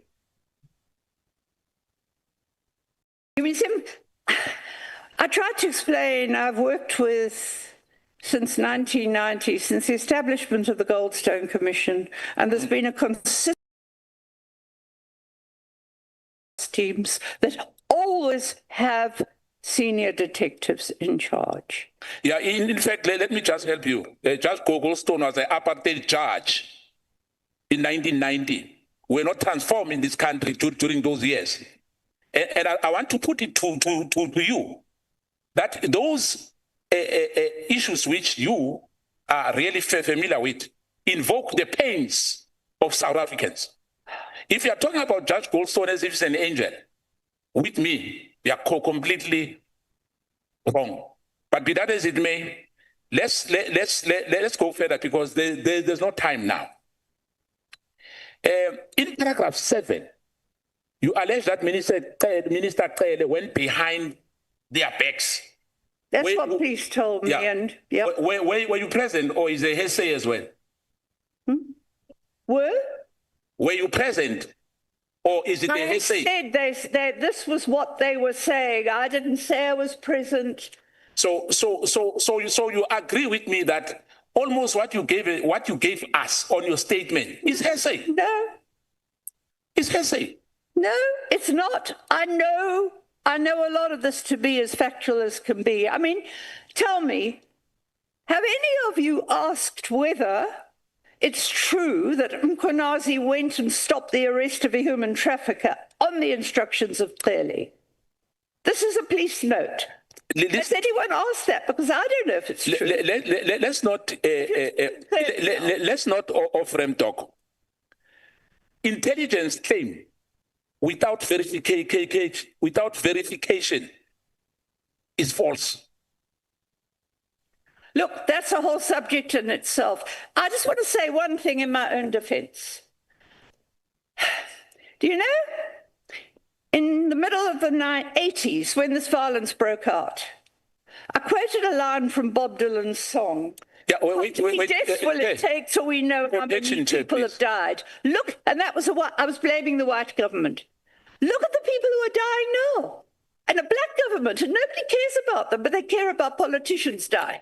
I mean, this is what bugs me. I'm dealing with poor people getting killed, no justice. Let me tell you, Doc. Everyone does anything that's money spent on the TOS team. Dr. De Haas. Yeah. If you want to, I think we was... Dr. De Haas. Yeah. Dr. De Haas. Honorable Skosana is a young South African. And when a young South African appeals to the chair to say he needs protection from a senior citizen, I get worried.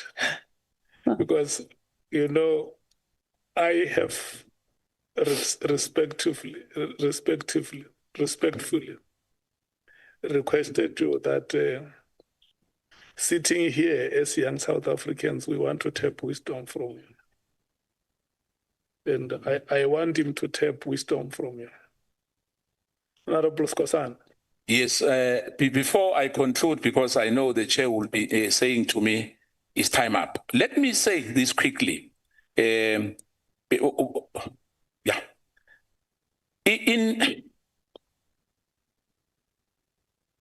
In paragraph 30 to 32, you present extremely a serious intelligence allegation. You then admit in your own way, I have no way of confirming any of these allegations. If you cannot confirm them yourself, why are you presenting them as evidence to Parliament? No. Did you at any point verify these claims with intelligence, with the Inspector General of Intelligence? And what statutory authority do you have to receive crime intelligence information? Your contradiction about Senzo Mchunu leaves much to be desired. Can you respond on that before I give you my last question? All I can say is I wanted to make it clear I was asked what I knew about intelligence. I gave a very general report about what I had heard, not specifics, allegations, and I said I have no way of knowing whether these allegations are true. I would not have even included that had I not been asked to do it. In fact, you said in your own way that you expected Minister Mchunu to do nothing. But there's a claim that you wrote a letter to Minister Mchunu to disband PKTT. Am I right? Yes, I think that's not disputed. It's there. Lastly, Chair,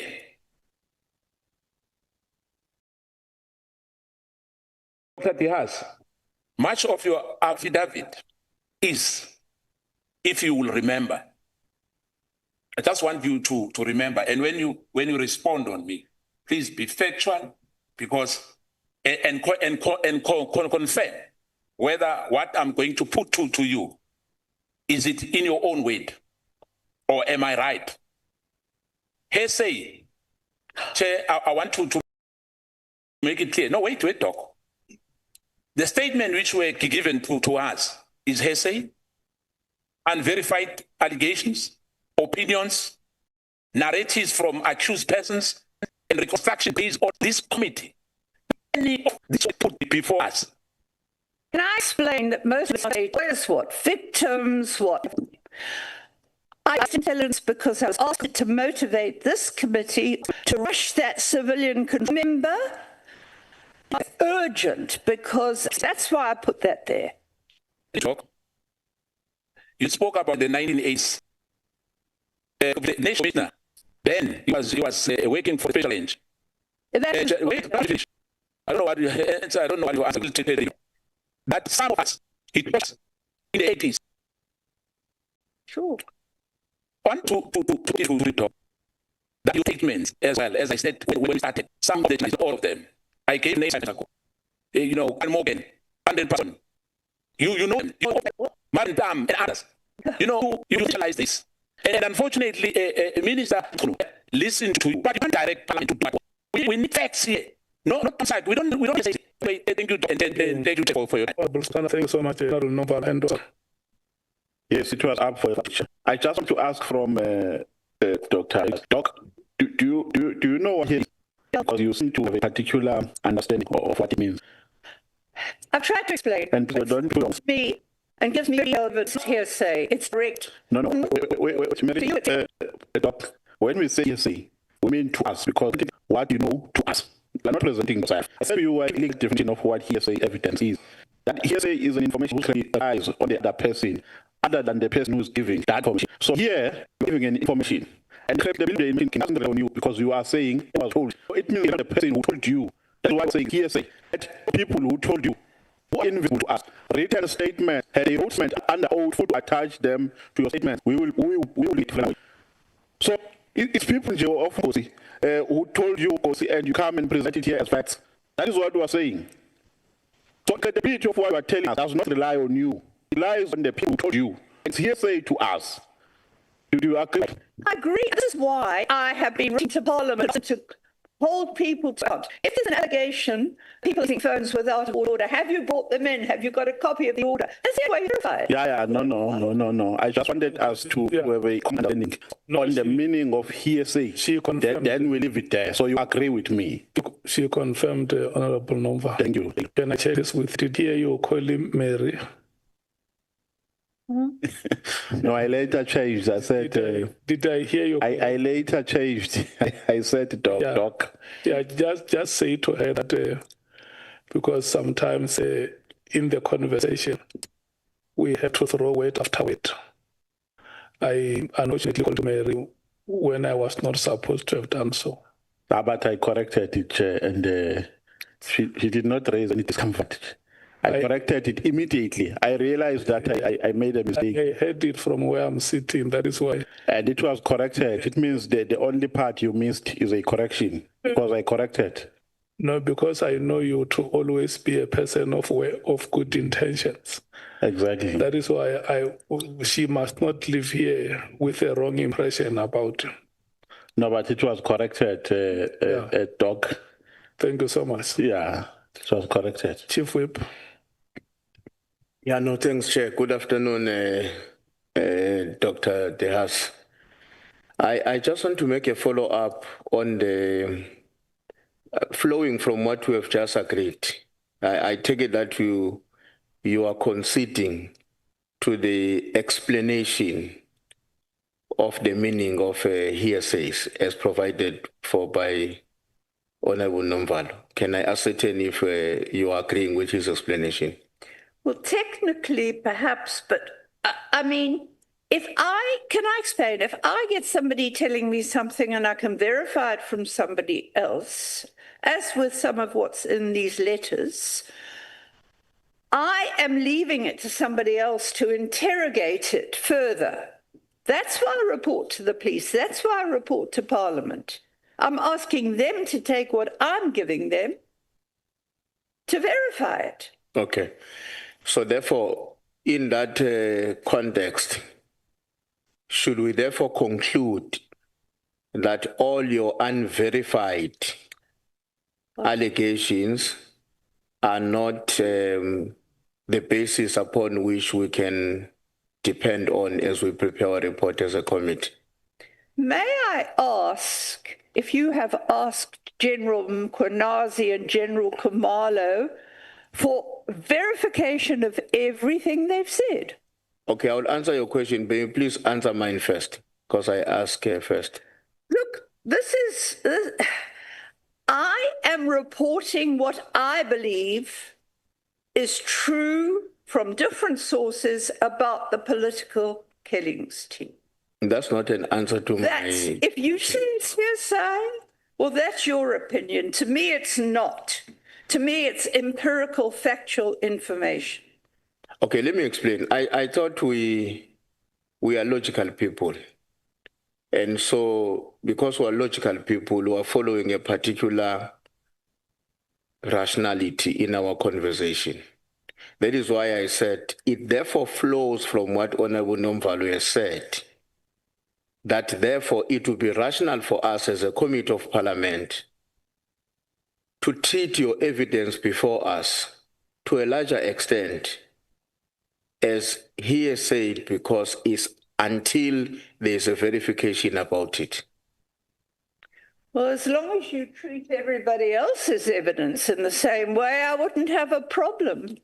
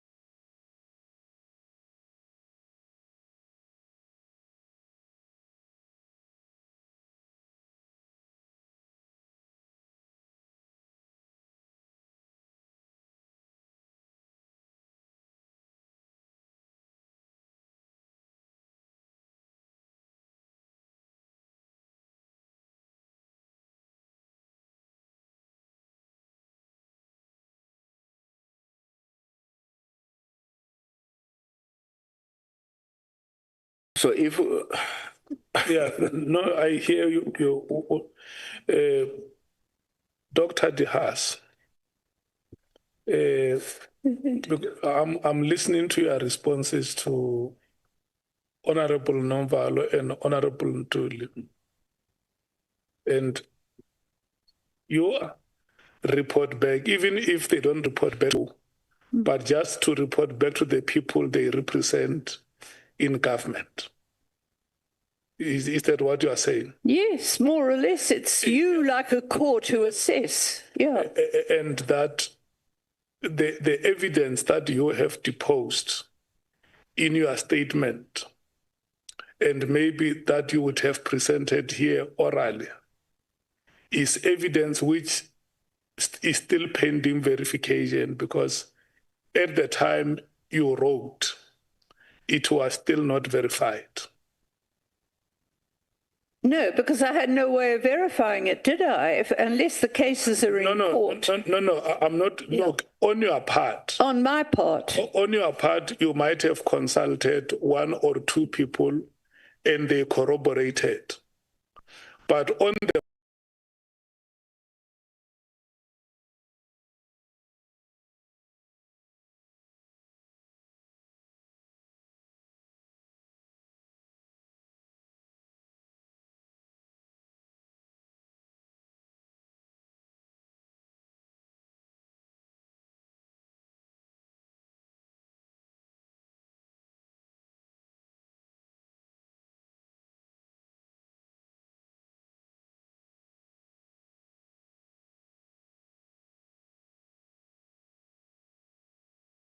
part of the authorities, let's say the police commissioner, the minister, or the chairperson of a portfolio committee in parliament, or a speaker of parliament, have not returned back to you to say, the information that you gave us, we investigated it, and now we are satisfied that it holds true.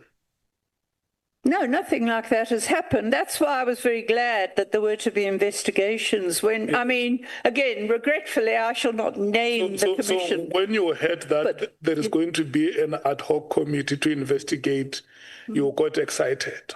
Well, I was very pleased that Parliament was sitting up and paying attention to what was a serious matter, because that is what the Chief Whip wants to know from you, that some of the information here, by your own evidence, still have to be verified. Well, of course, I mean, until cases, the verification in criminal matters is done by a court to the best of its ability, and then it gets contested. I mean, there was one case the task team got convictions for. It had to go all the way to the Concourt before Concourt threw it out because of procedural irregularity. So it's a long process verifying, isn't it? Yes, because remember the cases that you make reference to here, most of them are, in fact, not most of them, all of them are cases of murder. So yeah, these are very, very complex investigations. And some of the allegations that you make, they go beyond superficial statements. They have to be intensively investigated, and some even scientifically. So you are saying before this committee that some of the information deposed here still has to be verified. Well, if the cases are in court, I mean, the court will assess in due course, and maybe there'll be an appeal, and you know how it goes. And that most of the information that you have, you got it from people who are working in the police services. There are medical certificates about abuse. Yes. Yeah. And some information you might have got from community members. Yes. And those, quite a lot. And those are the people that you have said here, for ethical reasons, you may not mention their names. Yes. Those are your sources. Yeah. And that the members, Honorable Nomvalo and Honorable Ntuli, when they say there is evidence that you presented here, which is hearsay, it is not hearsay to you in this context because people might have confided with you and even shown you some material evidence. That is why, from your point, you may argue that is not hearsay. But here, before this committee, because that confidential information is not brought forth, it becomes hearsay. Do you agree? Well, like the other evidence that hasn't been corroborated, I guess any of the evidence that's not watered, surely, am I right to say? Listen to what I'm saying. To you as a researcher, the information has been corroborated because people might have shown you material evidence on which you can rely. Let's say somebody says, I want to show you a medical report. And then they produce the medical report to you. It does no longer become a hearsay to you. But when you appear before a committee of parliament, you appear before a court of law, you make a statement and say, Soviet was suffering from this kind of illness. And they ask you, where is the medical report? You say, no, I can't produce it because it's a confidential matter. It becomes hearsay. Do you agree with me? That is exactly the point that the two honorable members were probing for you to through your wisdom, come to a point where you say, yes, I agree with you that because I would have confirmed the information myself and it's confidential, I would not be able to bring any evidence before you unless my sources volunteer to come and present it before you. For me, it might not be hearsay because I have confirmed it.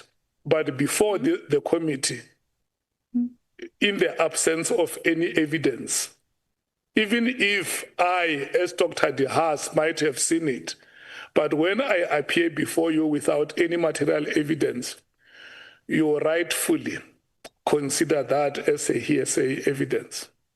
Yes, although, can I just make one point? You must remember that in two of the cases that the task team did, let's take Mzinti case, because that's well documented. The case was withdrawn by the court, so I presume they found too that there was no evidence in terms of the section of the CPA. Yes, it's true. They will find, even if you have the evidence, the court will find that there is no evidence because it has not been presented before court. You get it?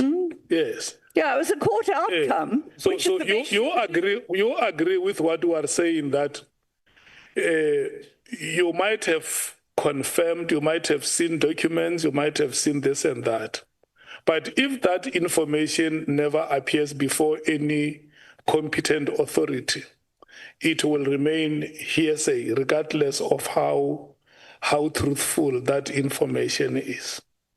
And that is why in your own word of mouth, you have also said, I have written to several authorities because I wanted them to further investigate these allegations. Thank you so much. The Democratic Alliance. Oh, Chief Whip, are you satisfied? Okay. The Democratic Alliance. Thank you, Chair. Is it you and Honorable Kola Barnett? That's correct, yes, Chair. You will tell me when you are done. Thank you so much. Yes, Chair. I just want to confirm we have half an hour to split between the two of us, correct? We have half an hour between the two of us. You have 40 minutes. 40 minutes. 2020, so it means at 6:10, when we break, you are the ones who will take us to break. Okay. Because we can't go beyond 3 hours in a session. 100%. Yeah. Thanks, Chair. Thank you, Dr. De Haas. I want to start by asking, do you enjoy speaking to the media or to give interviews and statements or public talks about these kinds of allegations? I don't enjoy it. I don't enjoy any of this. I don't get paid for it. I risk my life, I give my time, but nobody else does it. And that's why I do it. Yeah, sorry. Of course, sorry. Are we still working both ways? Would you say that in these public forums you present your views with a great deal of confidence? Would you agree? Generally speaking, yes, I think so. I do. I try to. I mean, when I put out public reports, people can say that's wrong. They can interrogate it further because I'm very against any secrecy. May you please come and sit here so that you can face it? Because I see that I have been a teacher before. You know, a teacher always wants to get that. Yeah, you sit here and then talk directly to.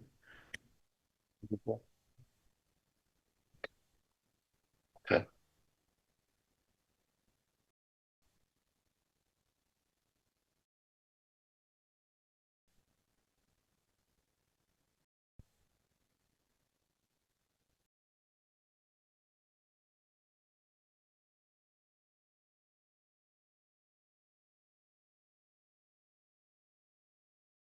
Answering that question. I'm a satisfied.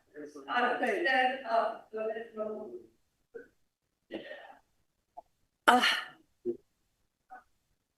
I've got quite a loud voice anyway. Oh gosh. Where do you want to go? The chair to go up a bit. Yeah. Thanks. So you can sit down. That's it. I understand how society works and how power structures work, and how in a democracy we need maximum freedom of information, and we need bureaucracies that aren't patronage networks, and we don't have them. They're a counter to governance to balance the power in society. So I start with that context, and then I try to do my best to see what's happening in the police, where the abuses are, and I try to be, I'm asked for comment, and I don't much like it. It can be quite a nuisance, especially television. I hate it. And at the same time, I do want to convey information publicly because the public can then run with it, find out for itself, do things, including political parties. I started back in the 80s by complaining to a political party to ask them to do something. Okay. Thank you, Doctor. So by what we've heard today, the allegations that you made are not based on your own direct or personal knowledge, are they? Well, personal knowledge in terms of what people have told me. No, but what you've experienced. Some of it I've experienced on the other end of my phone with people. No, but you've physically experienced. Well, it depends what you mean with physically experienced. I'm saying that it's not gossip. It's not gossip, it's fact. Let's put it that way, but I haven't been through what the people I talk to are experiencing. Have allegedly experienced.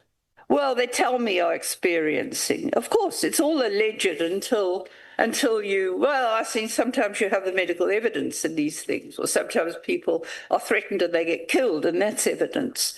Respectfully, Doctor, we don't have the luxury of saying that and just saying we report something for someone else to deal with. I'm going to come to that now in my next few questions, but I want to use an example for you.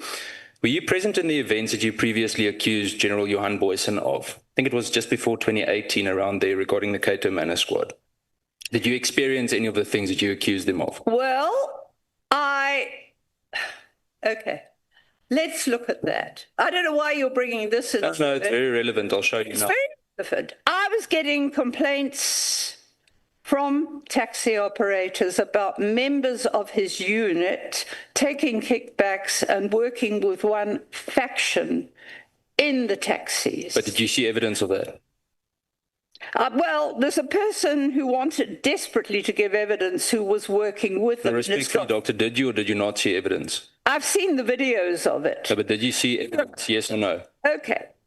There was one man who was killed by the unit. The police told me what had happened because the networks, a man who'd witnessed it, and he had no vested interest. He was a white guy, he was horrified. He told me exactly what they'd done. The lawyer himself, a lawyer had also phoned me and said, what was Boysen doing there? Now, I don't know why you're bringing this up. I'll show you now. But that's not, you don't have to question that. I'll show you why. There's a run-up in this because I'm concerned about the lack of evidence. Despite all your public statements, not one of the things you've said so far, you keep on saying you wrote to Parliament. Trust me, I know. I've got an entire folder with letters, but very few case numbers where you made statements with specific cases, with specific evidence, where you were able to literally go and open a docket at a police station. So my questions regarding that, have you ever gone to the police, let's say in the last 5 years, for a formal sworn statement? Yes. Where are they? Why haven't you? No, hang on a sec. Depends what you're asking. No, regarding any of the allegations that you've made in your statement. Similar to with Johan Boysen, let's talk about the statement that you've submitted to us. Have you done anything to lay charges at the police? Now, hang on a sec. This is not quite the same thing. I never opened. I wrote to the organised crime unit. It was not up to me. People I worked with opened cases, not me. I just wrote and asked questions. I did not personally ever, until what happened then was, before the Sunday Times, I think, read that article, they were looking at taxi violence, and I put them in touch with taxi members. Right. There was I don't know, you may not have seen this. A taxi driver whose members had all been shot dead got an interdict to stop him being killed. And it was clearly as MEC, against Boysen, against the minister. And the evidence was there, torture, this, that. he got the interdict, and a few weeks later he was shot dead by the very people that he got the interdict against. Now, I mean, I wasn't Do you know that? Do you have personally evidence in for that? Do you have evidence for that? Or is it just hearsay? Well, it's a court finding that it was serious and that there was an interdict. No, but was there evidence that that was the reason for him being shot? Well, it was linked to the taxi conflict in the area. No, but you see, this. What I'm saying, okay. I'm gonna come Let me back. give you one case where the evidence is crystal clear. A 16-year-old child. No, but is this relevant to this, to what I've asked you? Well, I'm talking about evidence. I'm saying in some of these cases there's evidence. And this is not about the case. No, but any of the questions I've asked you now, do you have evidence for any of those? What do you mean? The question about what I wrote to the task team about, what I wrote about the task team. So, yeah, let's say for the task team, did you open any cases regarding it? Did you go put down or make any statements or open a docket regarding the task team allegations that you've made? Who could I open it with? With the police, the South African Police Service. Well, when the provincial commissioner is helping to run the task team, what's the use of going to the police to open a case when these people are already facing cases and it's up to the court to decide? Why should I open a case? Yeah, but that's a very convenient answer because you speak about it publicly and you condemn a whole lot of things, which is your right. But then you need to probably prove why you've condemned certain things. I might even agree with you on certain things. The point is just that you can't just haphazardly say these things in the media as though it is fact when we actually don't know if it is fact. Have you ever submitted any kind of an affidavit to any court or possibly to the MPA or let's say to IDAC regarding any of the allegations that you've made in your statement? Well, as I've explained, I didn't know that IDAC would.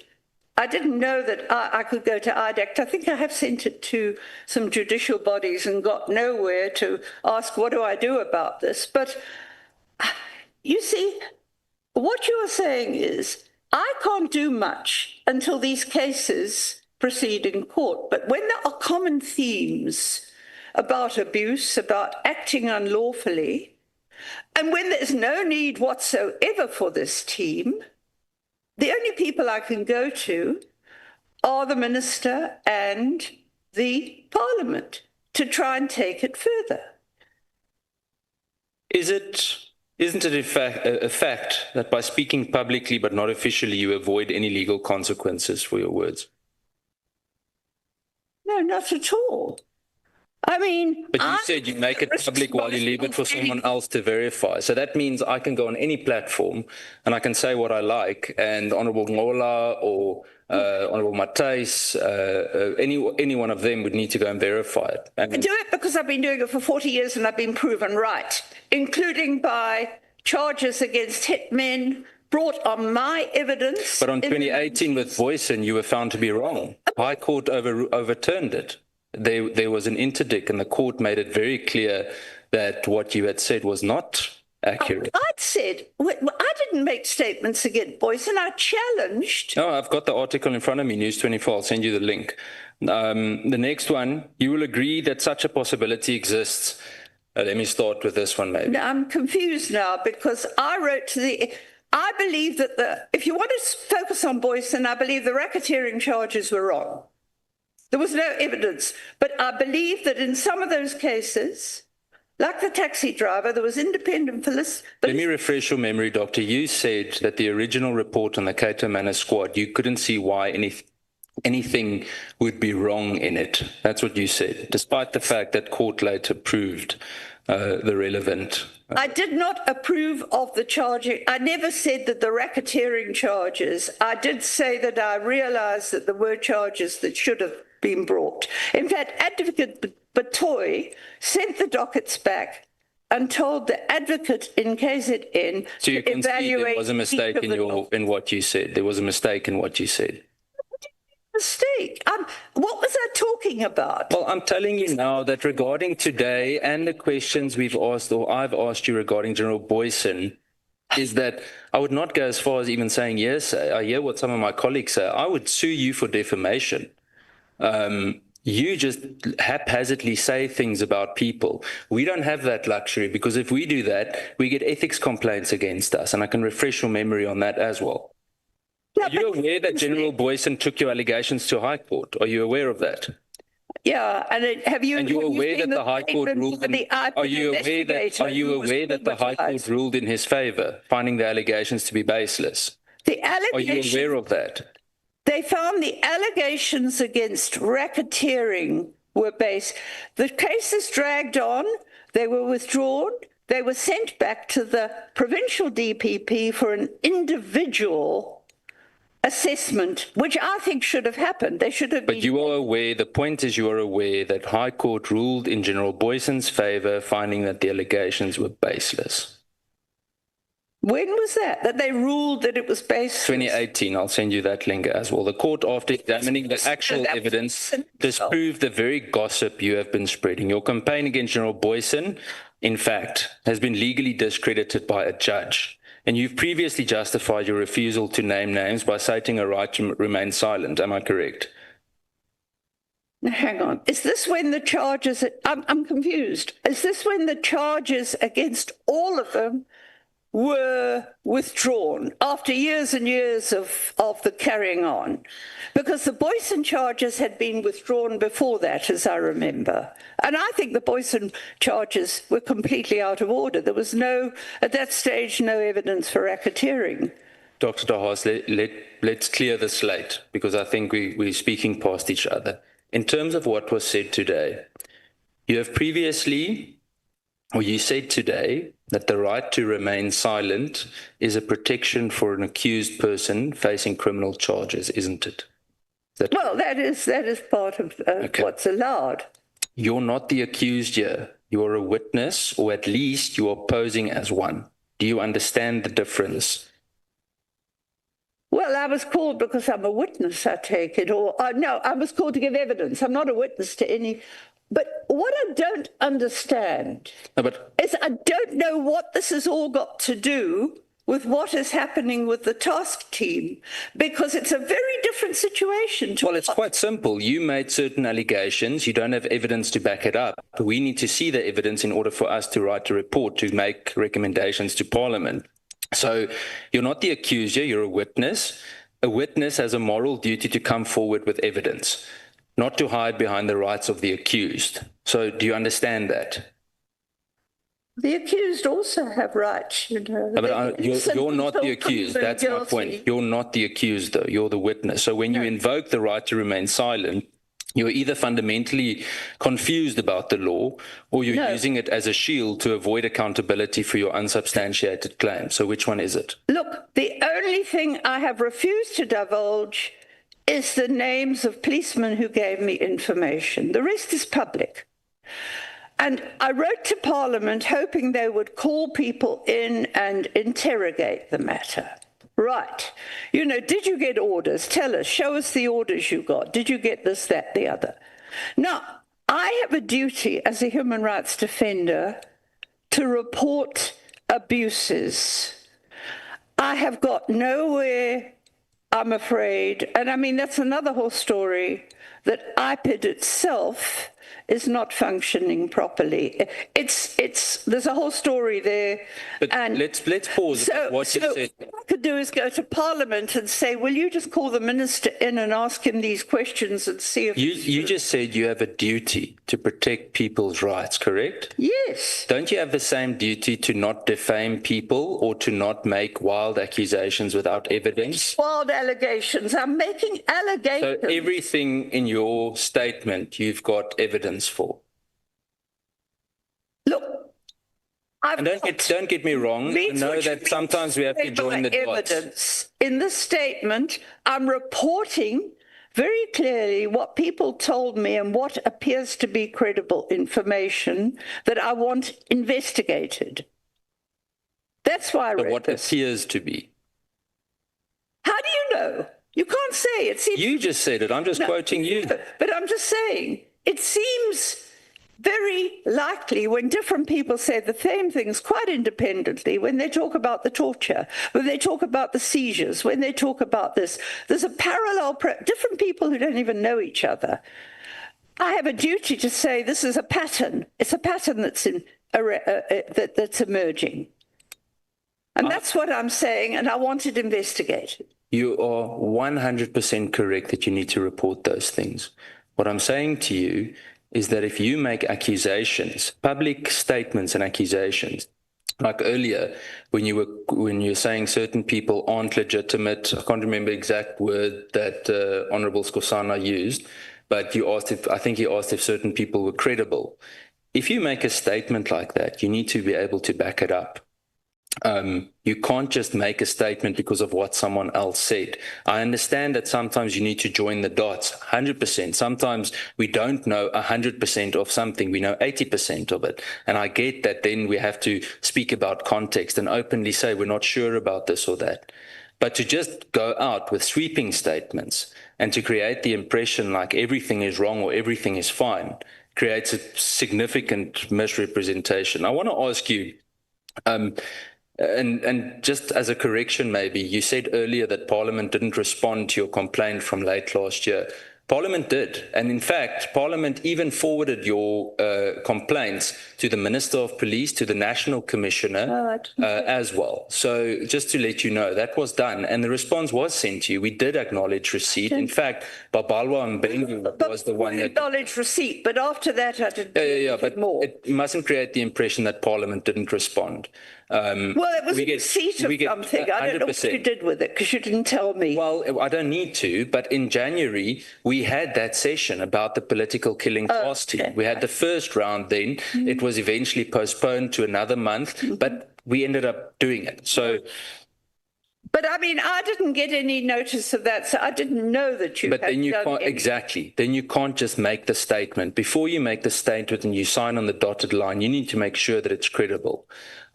We can't just make a sweeping statement about what we do and don't do because it creates a total and utter misperception of our work. Well, look, I've had responses in the past to say thank you and we'll do this or do that, and I didn't, so I assumed nothing was being done, but thank you for correcting it. No, I hadn't been told that before. Dr. De Haas, I'm going to, in the chair's absence, I want to hand over to the Honourable Kola Barnard. Yeah, no, as the acting chair, thank you, Honourable Cameron. Honourable Barnard, it's your time now. Thank you very much. Just to go back, because I was there during the whole business of the looted 45 million or attempts to loot the 45 million, the notorious 45 million. It seems there were many careers destroyed by that revelation of that 45 million. The then Crime Intelligence Financial Officer, Brigadier Tiani Hlangwane, stopped the money and the purchase of the notorious grabbers and was immediately facing disciplinary hearing and was eventually dismissed. Robert McBride, as head of the IPIT, was very vocal about it, spoke very openly about it in the Police Portfolio Committee, and he was then promptly suspended and had to go to court. The courts cleared him, and the upshot of all of that was he was refused a second term. What confused me was when we were listening to Cedric Nkabinda, who I gather is coming back, that the decision to prevent Robert McBride as then head of IPIT for standing for a second term was taken elsewhere, not in Parliament, before the committee even sat to take the decision, which it seems, and indeed seemed very obvious to me during the meeting, that it was all predetermined.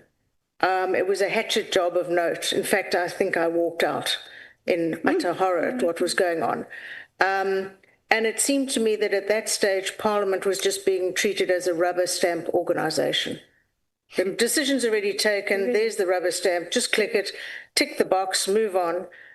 Is this perhaps an example of the political interference that has been so much spoken about of late? I'm sure it was. I'm sure it was because, I mean, my feeling is, and it's not...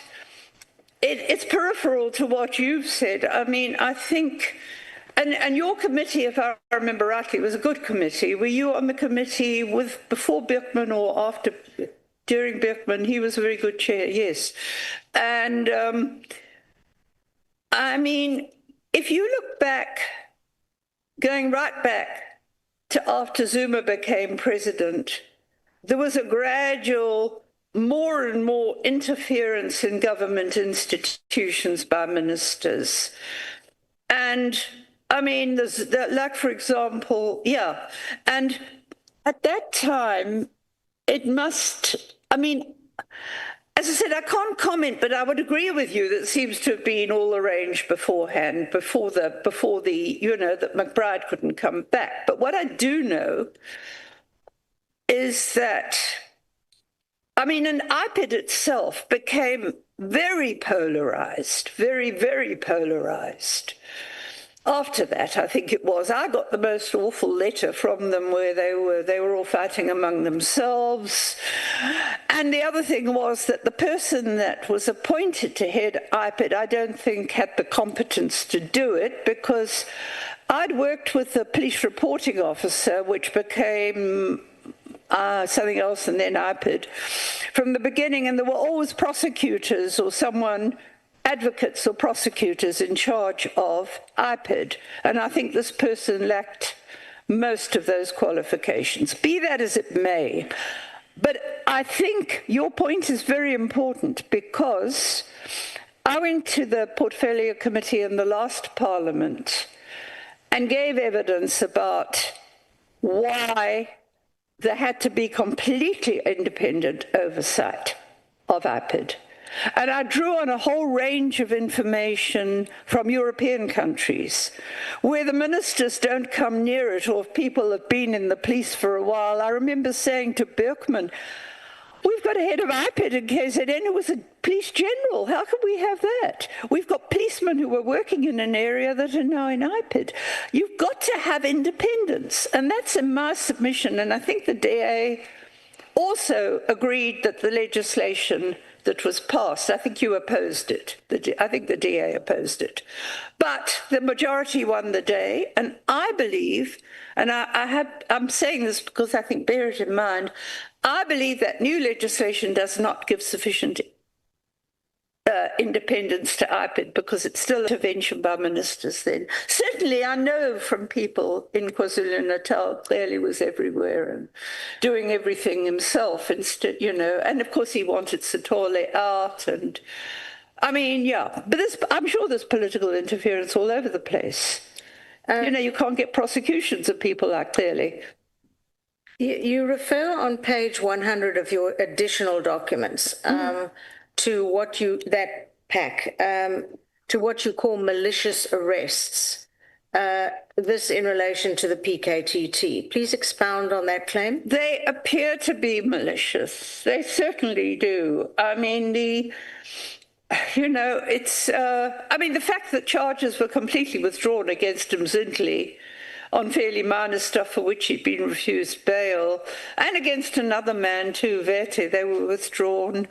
I mean, Dlamini, why on earth is he being charged and refused bail for allegedly defeating the ends of justice? And he told me that in the disciplinary case, the one witness they relied on had admitted that he'd been told to sign the statement. So I don't, you know, that appears malicious.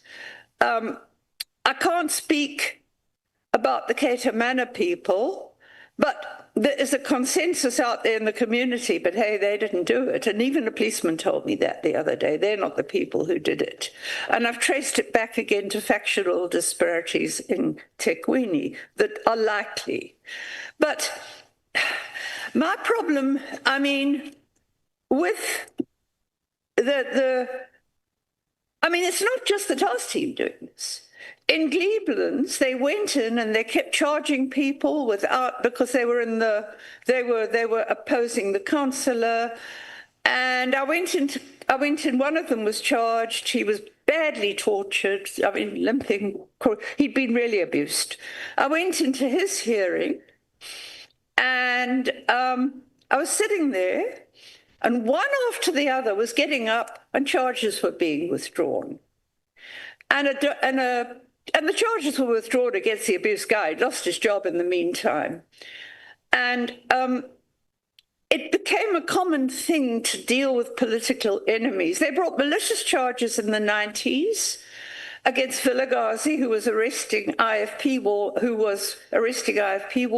They then brought malicious charges against the top investigator who was getting to the root of the intra-ANC violence in Richmond.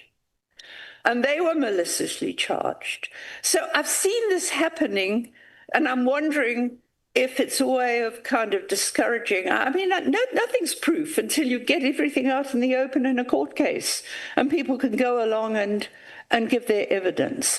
But what I am concerned about is this creeping culture of secrecy, and this is why I will defend myself about giving the only opinions I give to the media.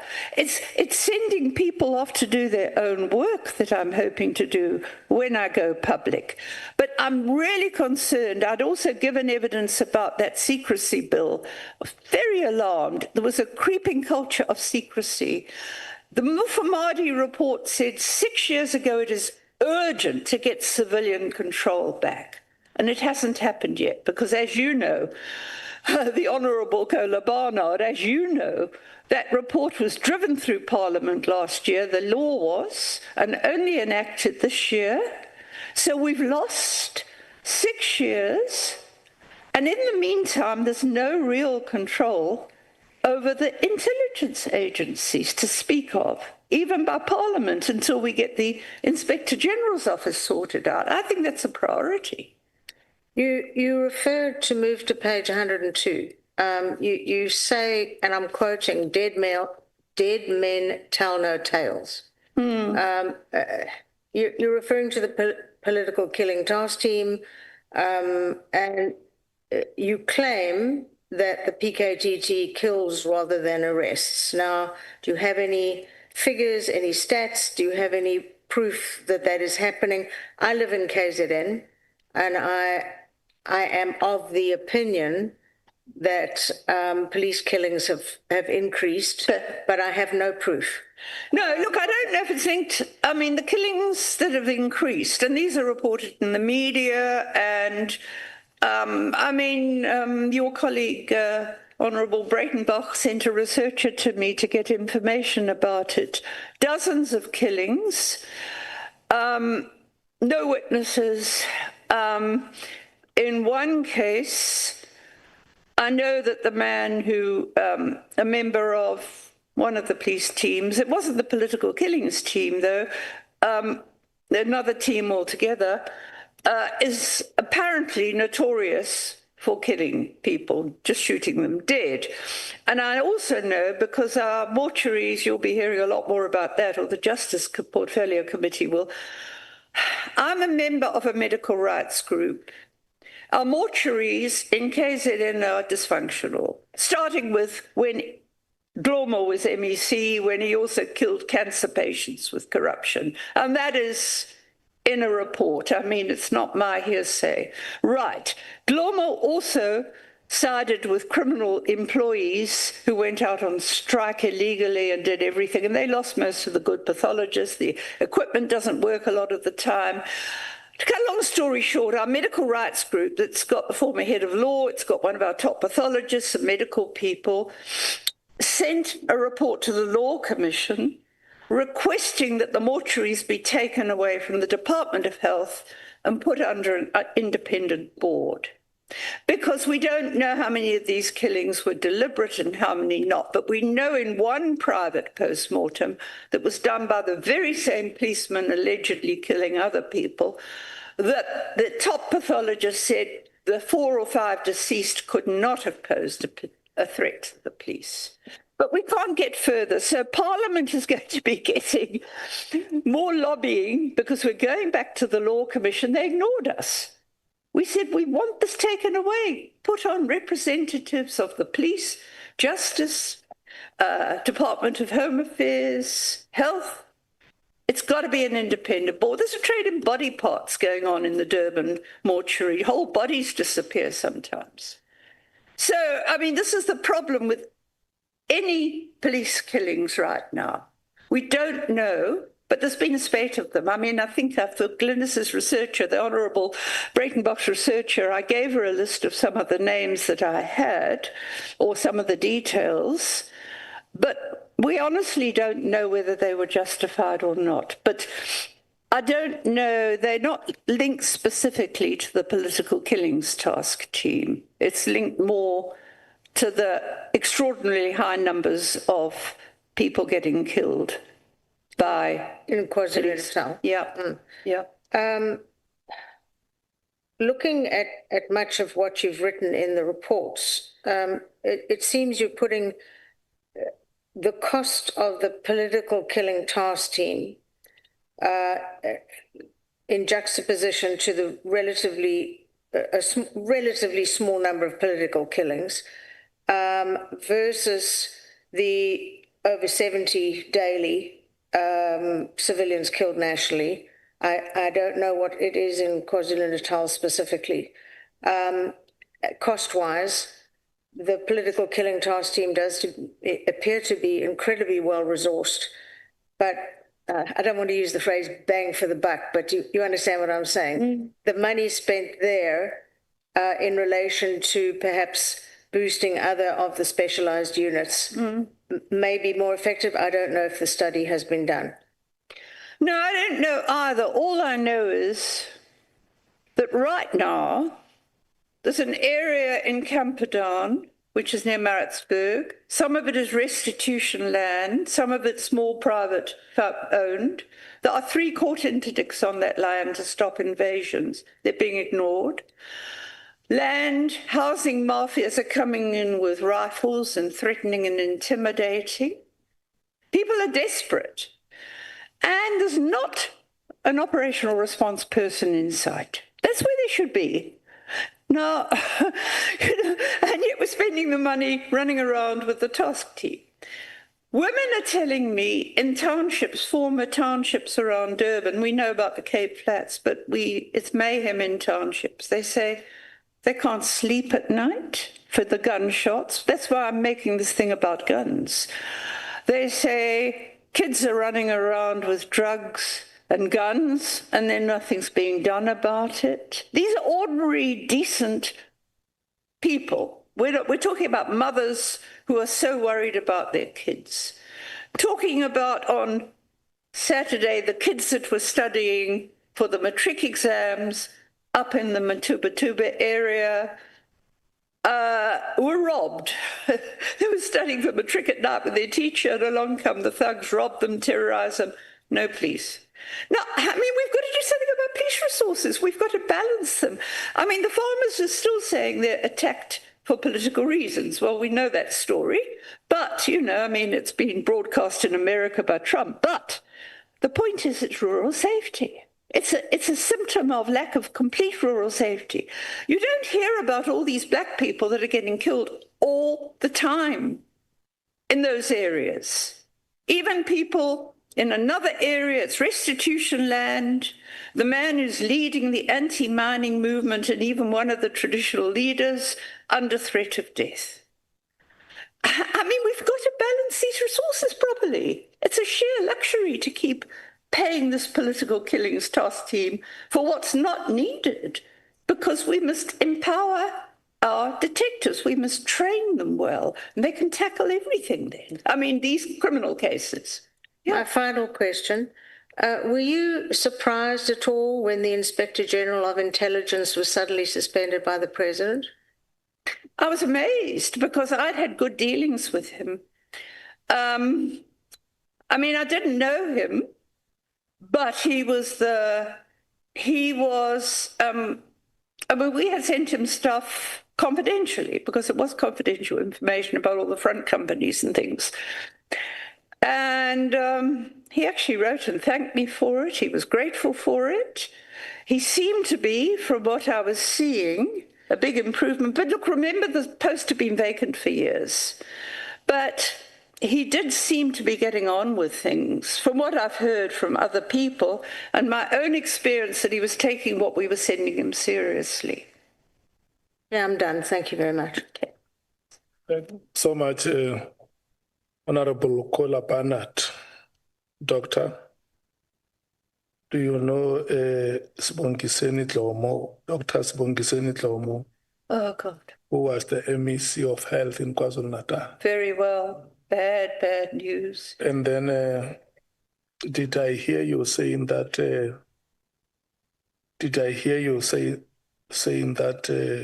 Dlomo killed a cancer patient? Indirectly, because what happened was we had almost brand new, there's a 50-page report we sent to everybody, the Human Rights Commission, nobody did. And it was what happened was that the new cancer machines weren't serviced. Listen to me, doctor. The new cancer machines were not serviced and cancer patients who were treatable died. Listen to me, doctor. Dlomo killed cancer patients with his corruption. Is that what the statement you want to put here? No, okay, sorry. There was a report from there was a very good investigative journalist who was following it up. I think it embarrassed people, and there was a very good DAMP, Dr. Kekana, who was also involved. What happened was this, that the Office of the Treasury in KZN did a report that showed the corruption, that the money had been siphoned off irregularly, that was destined. There's also a letter I have from the head of the department saying, yes, we gave this report to Dr. Dlomo. So he did something, he did nothing, he had the report. Now that's corruption in terms of anti-corruption legislation, if you know something. Anyway, so the cancer patients died because the money to service the machines had just disappeared. Okay. We then write to the Human Rights Commission, they do nothing. No, doctor. But what do you want me to say? You criticize that report. I got that part. What I want to hear from you is that are you able to reiterate what you said, that Dr. Dlomo killed cancer patients with his corruption? Can I put it more tactfully? When Dr. Dlomo was MEC for Health, there was gross corruption in the cancer, the oncology. They were almost new machines. They weren't serviced. There was no money. There was a Treasury report about corruption. Dlomo was responsible because he knew about it and did nothing. We don't have to say he killed people, but if you are told about corruption and cancer patients died, you're responsible. You don't want to say he killed people. No, I don't want to say that publicly. I was responding to... You want to withdraw that statement? I want to withdraw. I want to withdraw. Dr. Dlomo killed people with his... killed cancer patients. Well, effectively. Yes, let's not say it, though. Doctor, I want to hear you saying it, that I want to withdraw the statement. I want to withdraw the statement that I made about Dr. Dlomo. Yes. Yes, thank you so much. No, I just want to make a follow-up, Dr. De Haas.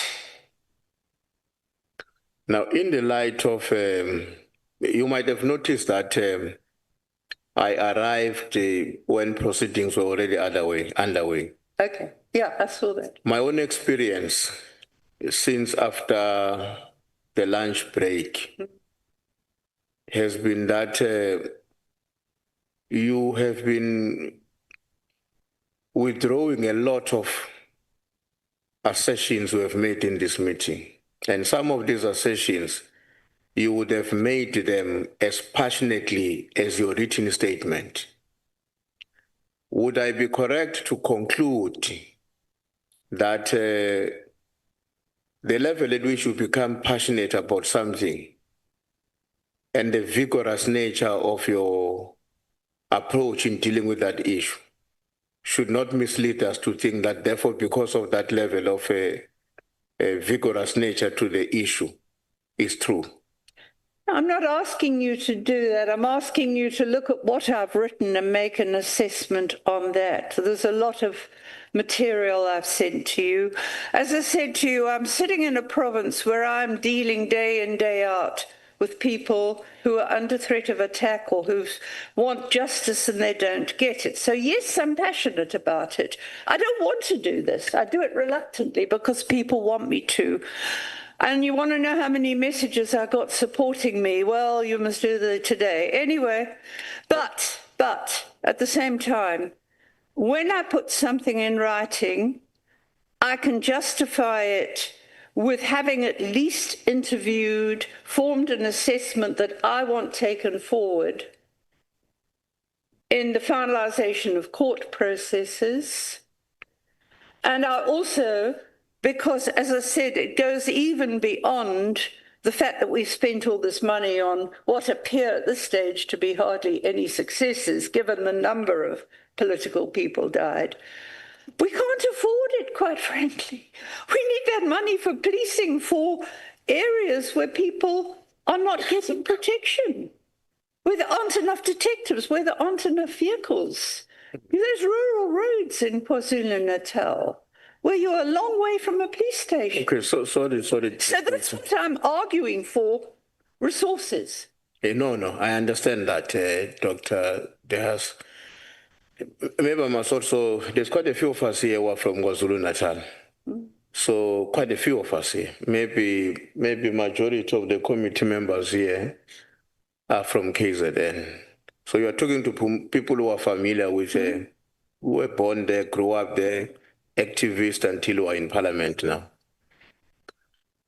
So, but I don't get a definite answer to my question. Let me tell you why it's important we must understand you properly. Please.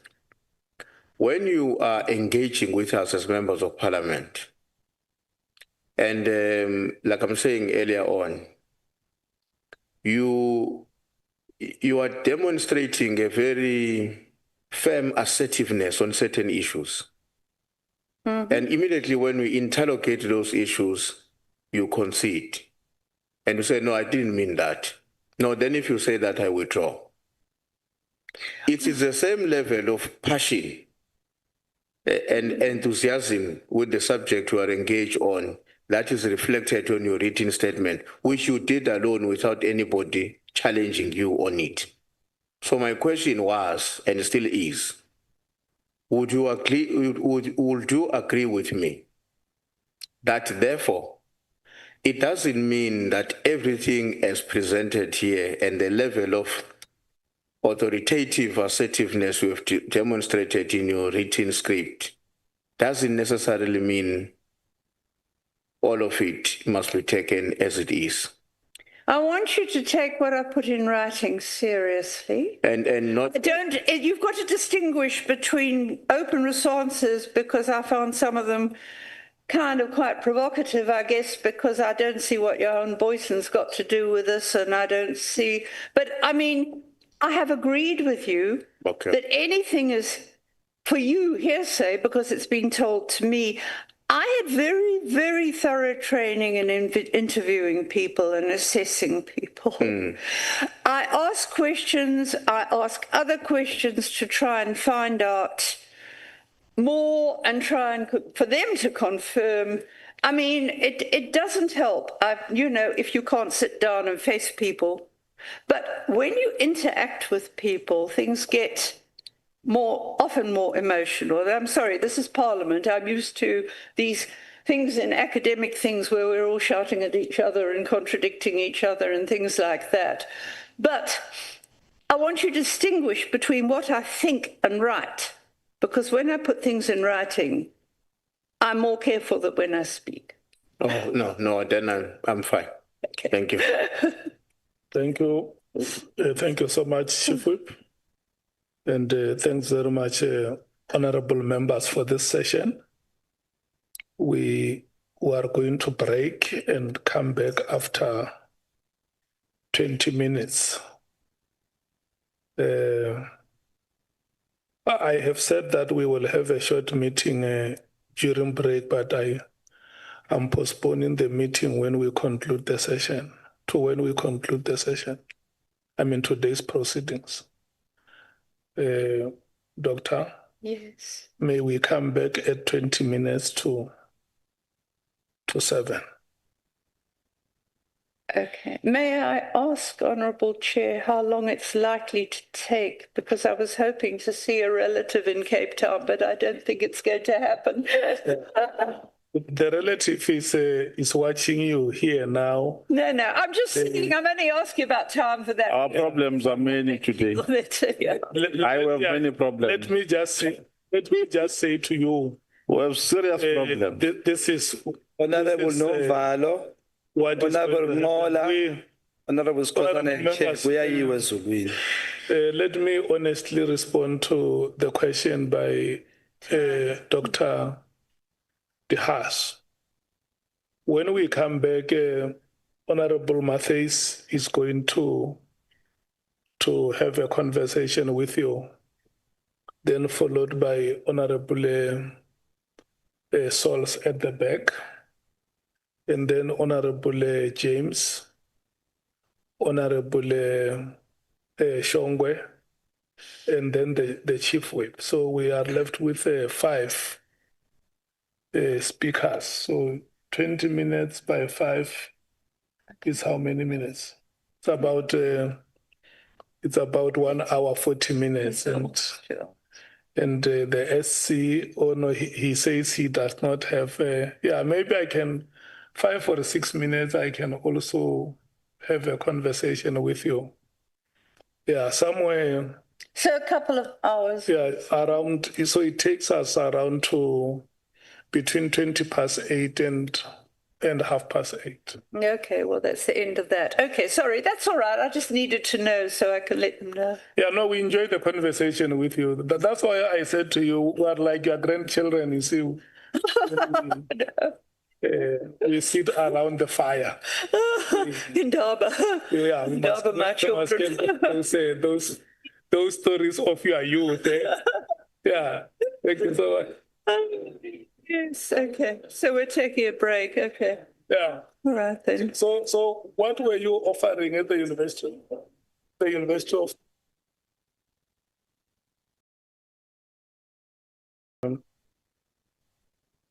Yeah. Honorable Matthys. Thank you, Chair, and good evening, Dr. Diaz. I'm the next lot, and I'm the nicest one that you're going to have in this ad hoc committee today. Just to start off with, did you read the ad hoc terms of reference? Have you gone through the ad hoc committee, this committee that you're in now? Have you gone through our terms of reference? Sorry, I did look at them very briefly when they came through, and as I've been explaining to people, it was not helped by the fact that I've had computer problems for the last week, and my home network has disappeared, so I'm having to work between a USB and a tethered data thing. So, but I did see them, and they came through just at the time I was grappling with that, and I read them quickly. Okay. So I just wanted to, and this is just by the way, Dr. Mary, is that we do have our terms of reference does allow us to appoint a forensic investigator. Okay. So it is something that we can do if the need arises. So just tell us, where were you born? I was born in England. You were born in England, and you grew up in England as well, or? No, I grew up here, actually. Oh, you grew up here. Yeah. Okay. Just some clarifications on your qualifications. You said you've got a Master of Social Science degree. I've got a research master for my research, a cum laude one. I have a social work qualification. I have an honours and masters, and then I've got this doctorate from Rhodes, an honorary doctorate in for my work in human rights. Yeah, okay, I got you. And then you often... And a lot of publications. Okay. And is that how you got the title of professor, through your publications? People call me that, and I would say I'm not a professor. I should have been, because I was just too busy teaching and doing this to finish a degree. But I mean, it's quite not difficult to finish a PhD, and I've published most of it. So I mean, people call me that, and they use this term professor often in America if you're an academic at university. But I didn't get the official professorship because I hadn't finished the PhD that would have got me the professorship when I was teaching. Yeah. Okay. You also indicated that you often assist SAPS officers who have either been illegally arrested or persecuted, as you indicated. Where do you get the funding from? Okay. No, I haven't had it for years. We had it for 10 years. Professor Zulu and I had it. It was a joint project. It was Natal Monitor, became KZN Monitor, a research project.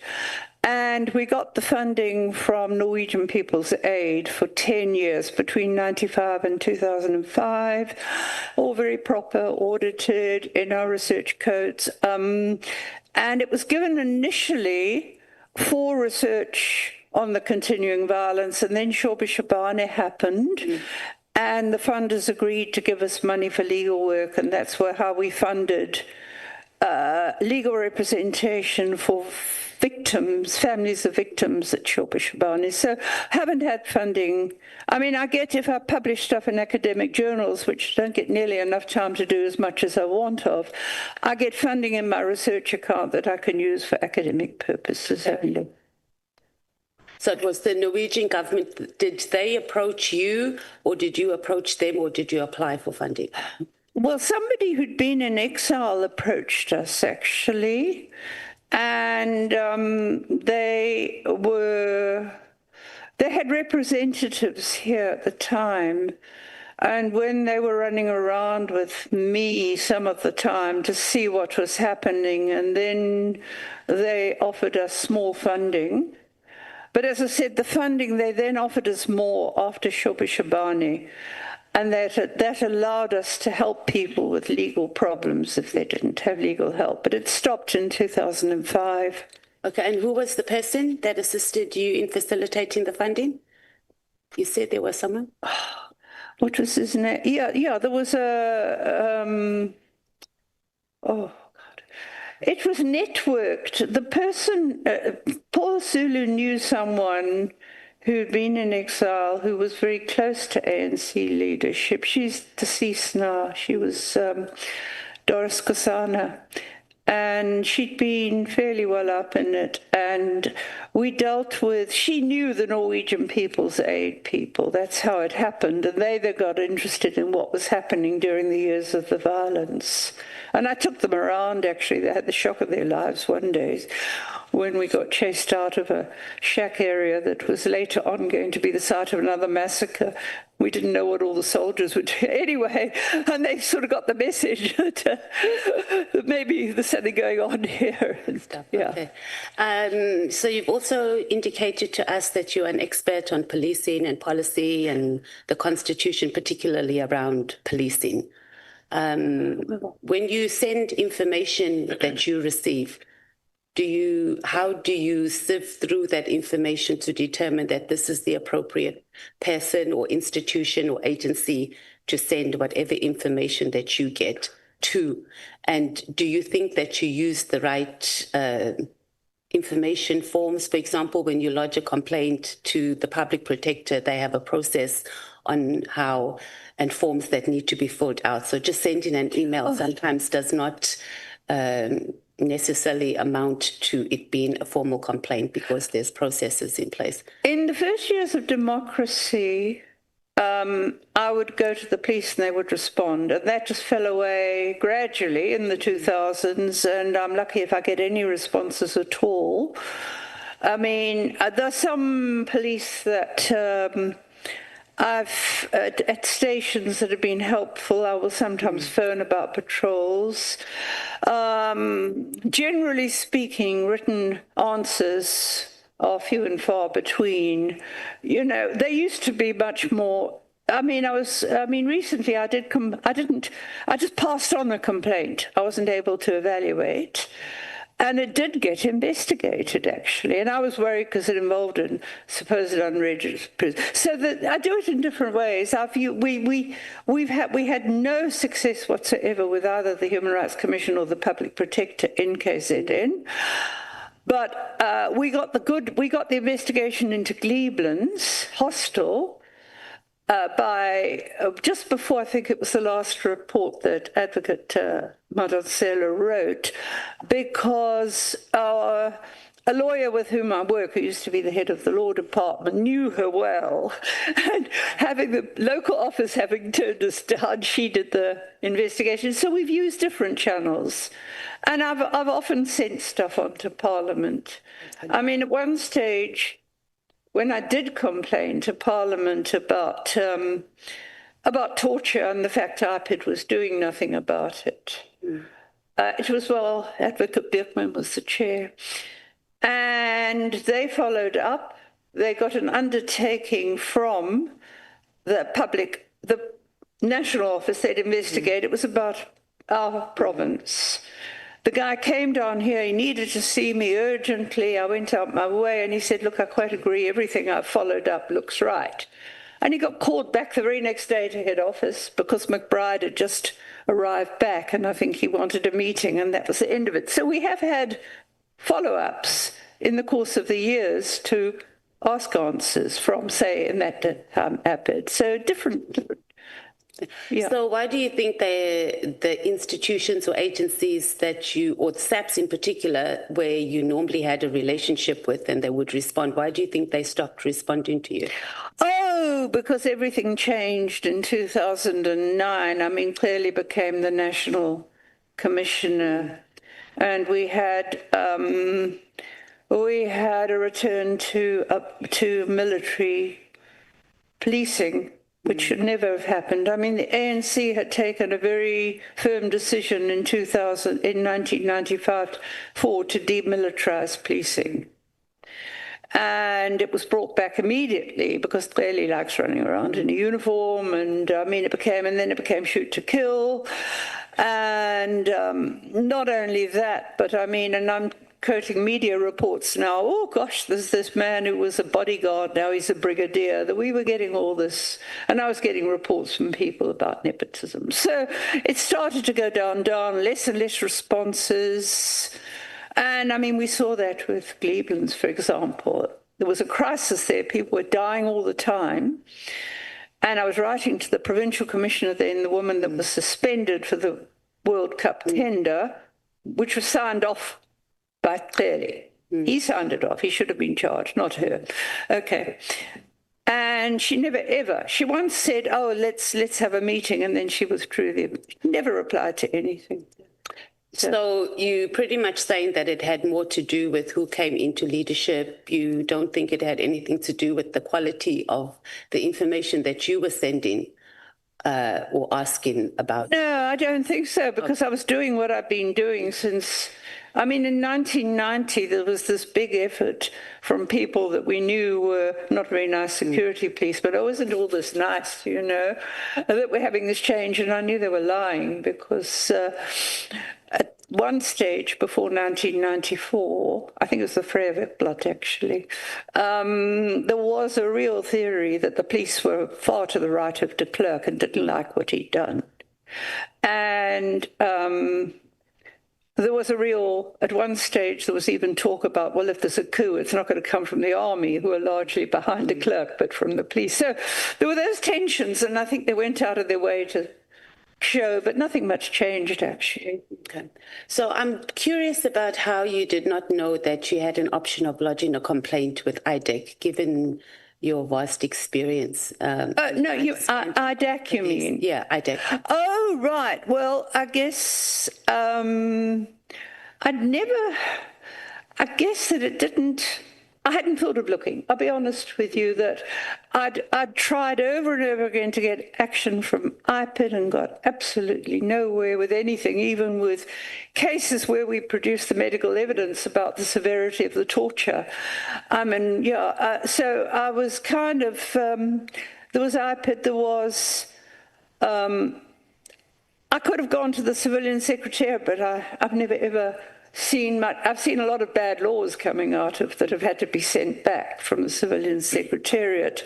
One of the things I put in parting was this, in suggestions forward to think about basically is that there's far too much power in the hands of one person, of the Minister of Police, who, regardless of who the Minister of Police is, because it's the Minister of Police who decides on the head of I mean, now there's a bit of window dressing about, well, let's call for nominations in the new legislation. The Minister of Police is the one who appoints the head of IPID ultimately. Appoints the Civilian Secretariat, which is supposed to give it, and they've got civilian secretariats in the different provinces. Because I once said to one of the Director Generals, well, what are they doing if you want us to? Oh, he said, nobody knows what they do. I thought, what an admission. Anyway, we've got the Civilian Secretariat, and of course we've got, it's IPID, Civilian Secretariat, Minister of Police, of course. I mean, National Commission, no, well, that's the President. But there's got to be a recommendation somewhere. I think that there's too much power over oversight bodies of the police with one pair of hands in the form of the minister. I think there should be more of a parliamentary role, quite honestly, in who becomes heading those particular institutions of IPID and the Civilian Secretariat. Okay. So in terms of the IDEC, and you're not, so you weren't quite familiar with IDEC? No, I mean, I thought that they had a more specialized agenda, quite honestly. I was thinking that they were into specific types of corruption. I mean, it gets quite confusing because we've got the SIU running around and we've got all sorts of people who are supposed to be doing it. But, I mean, I'm glad of that suggestion. Okay. Have you read the terms of reference for the PKTT? The PKTT, now where are all I know is whatever was published about it. Yeah. And it was political killings in KZN. Yeah. So you haven't, or you didn't, the IMC, have you read their terms of reference? Sorry, the IMC, which was the interim ministerial. I've never seen a report by them. No, I mean, I don't know whether they ever reported to Parliament. I mean, that's something that I could. Have you tried to access any of those documents?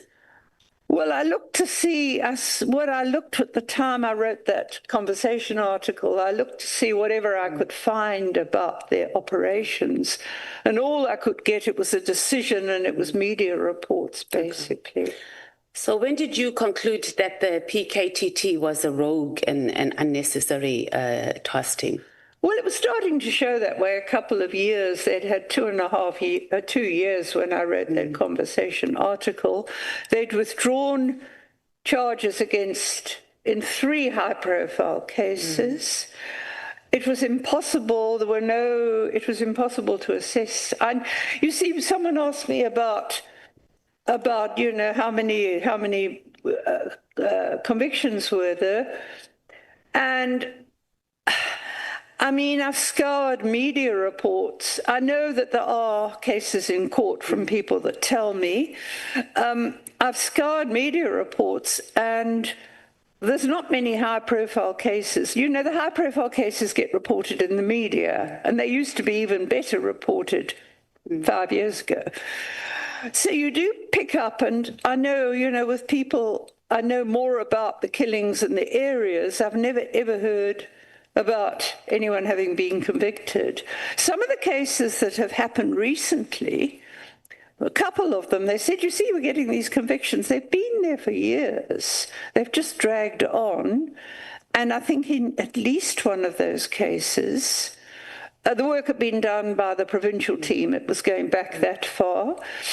In another case, it seemed that, and this may be a problem in other cases, that the man who pulled the trigger had been convicted, but he was telling everybody who would listen to him, apparently, but hang on, I told them who sent me, and they weren't interested in investigating. But again, this is what I want. These were the things that I was hoping that some investigation into them would look at.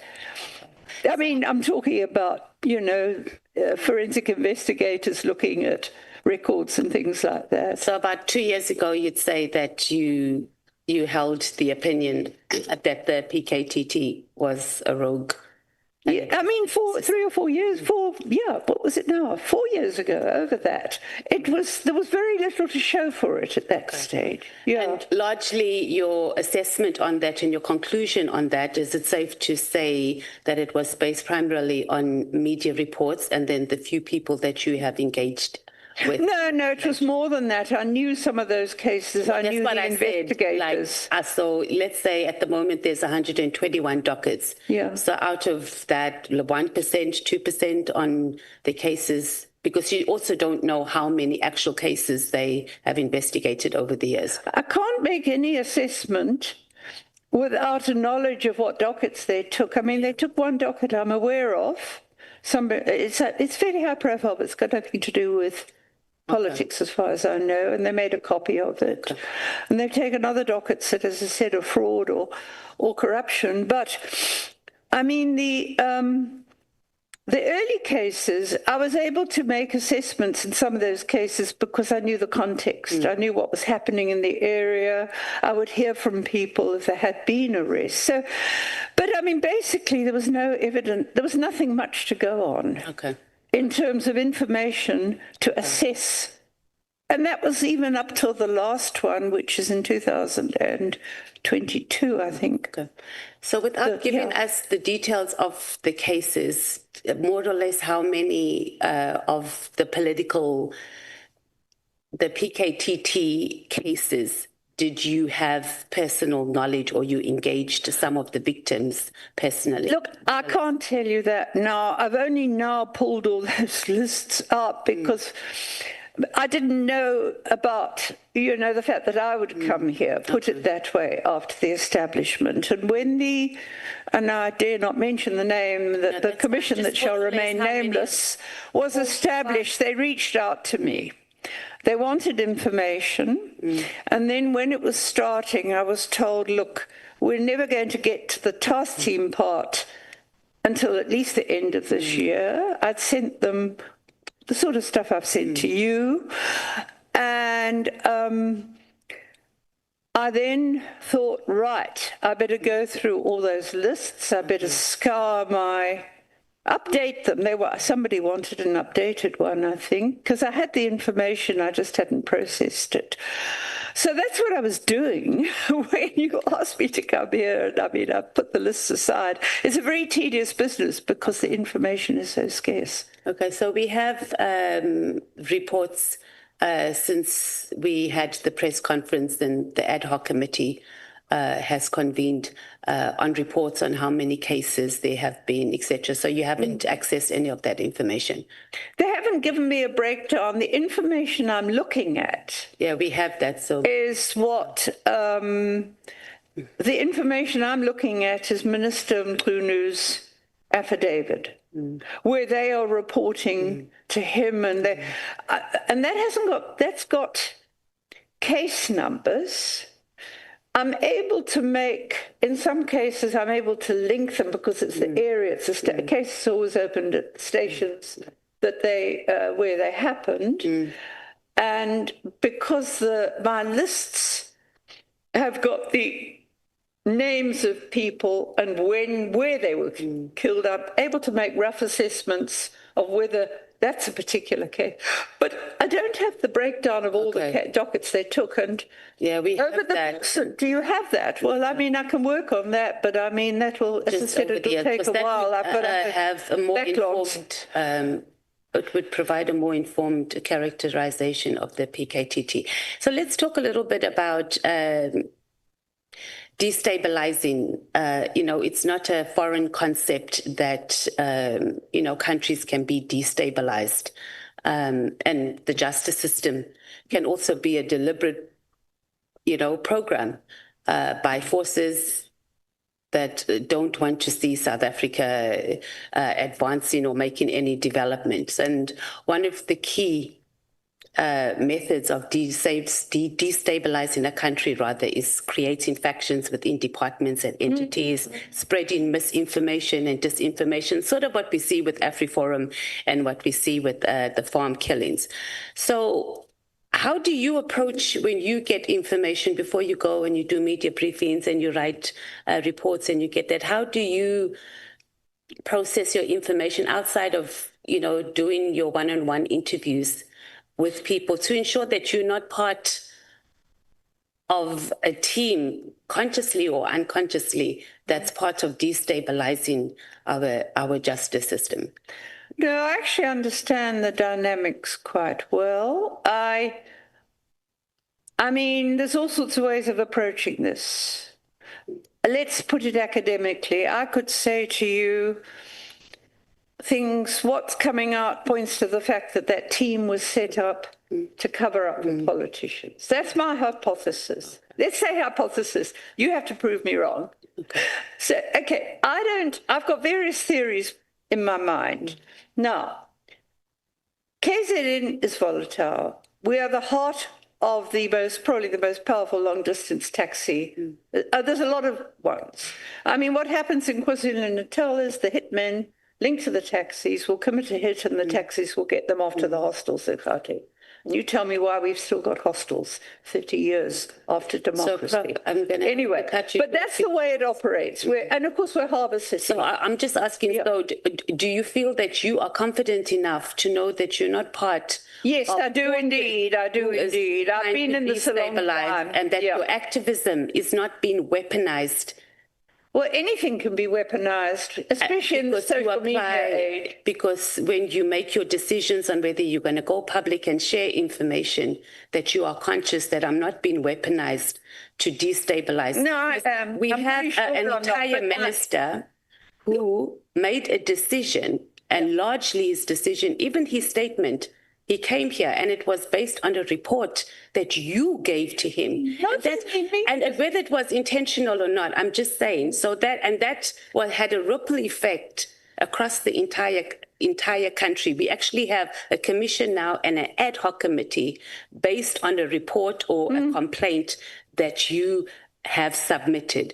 So I'm asking that at no point have you been approached to be part of a grouping or anything, to be part of something to push a particular agenda? I want to clarify that I work completely independently. I mean, I still collaborate with Prof. Zulu, but he's teaching postgrad students and writing. We share information, but we don't work formally together. He's not doing violent stuff anymore, but we are very close friends. I am certainly not part of. There have been attempts to say I'm working for some foreign. I've heard all sorts of weird things. I'm a very independent person. I make my own decisions. No, I understand that. That's why it could be unconsciously. And you are on my discretionary 5 minutes. Oh, thank you, because I'm pretty much done. And this is at 7:15. Your time will expire. Okay, I'm actually was concluding now. I just think, Chair, as an ad hoc committee, because these PKTT reports is going to keep cropping up, we're also going to keep getting witnesses to say that this is not accurate, etc. And as a committee, I think we should make a decision or consider rather that we ask the Auditor General to audit the PKTT reports over the years. And I think it's going to be because so far we've got reports from the police themselves, and then we have witnesses come and say the information is incorrect, etc. And the most positive thing we can do is have an independent body who is mandated to do that. The AG auditors, SAPs, and the crime stats as well. So we can ask also for them to do an audit on this. And I think that will help us as we move forward to deal with information. I would welcome that. That's what the sort of thing I was looking for, basically. Okay, yeah. I'm done. Thank you, Chair. Thank you. Thank you so much, Honorable Matthews. So thank you so much, Dr. De Haas. May we please move to Honorable Souls, but before we do that, let me take Honorable Nomvalo. No, thanks, Chair. Doc, when you were responding to Honorable Mateus about the investigative methodology that you espoused to test the credibility of information that you receive, well, I didn't hear precisely your response, but what I captured in your response is that you said before the arrival or before the change of leadership, it was easy for you to test information, but it became difficult, and I think you were specific that it became worse after the arrival of General Pegitele. May you give some brief clarity on that? Yeah, what I was saying is that I was getting less and less feedback from the police. You know, I've been writing, and I believe in putting things on record. And if I write and I say, well, can you give me a progress report on this case you're investigating, for example, people are asking me to follow it up for you.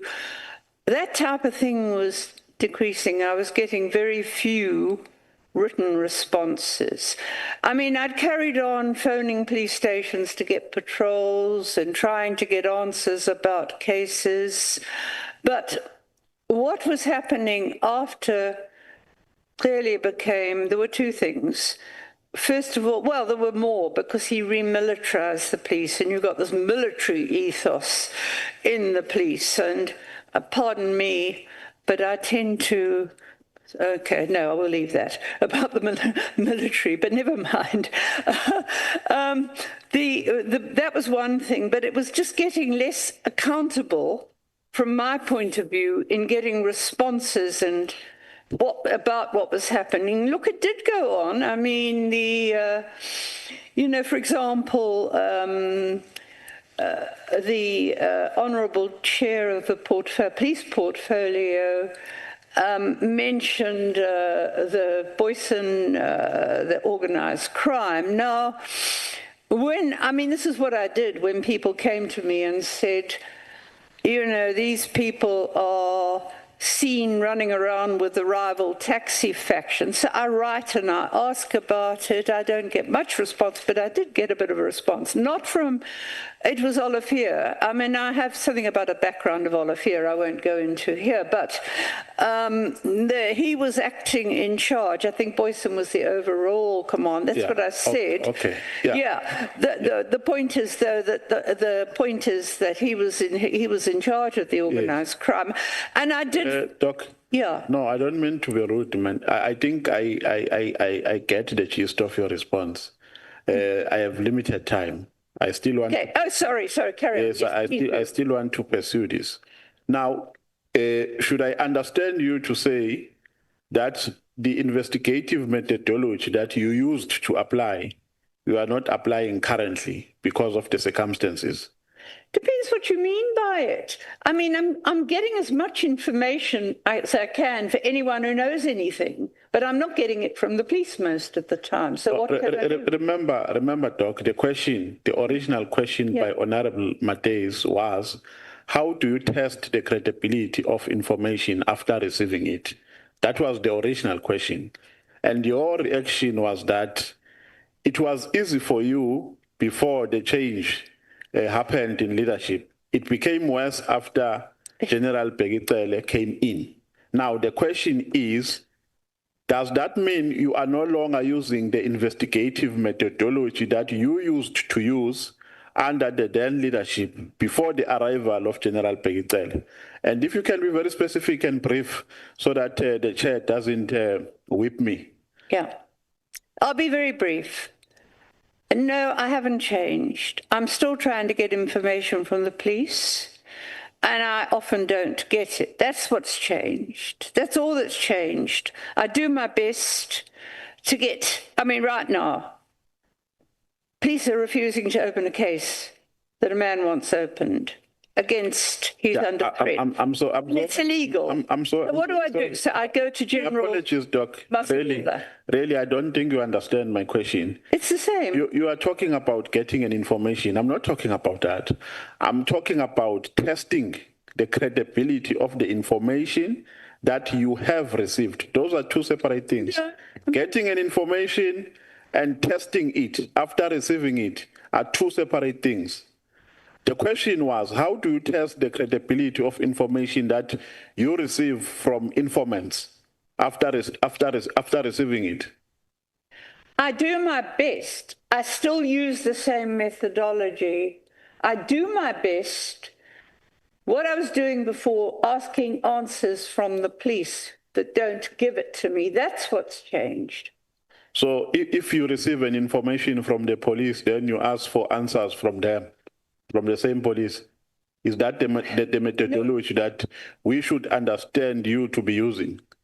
Look, what I'm saying is a lot of the information I supplied in those case studies were not the ones that are in the factual letters, the letters I sent to Parliament and the Minister.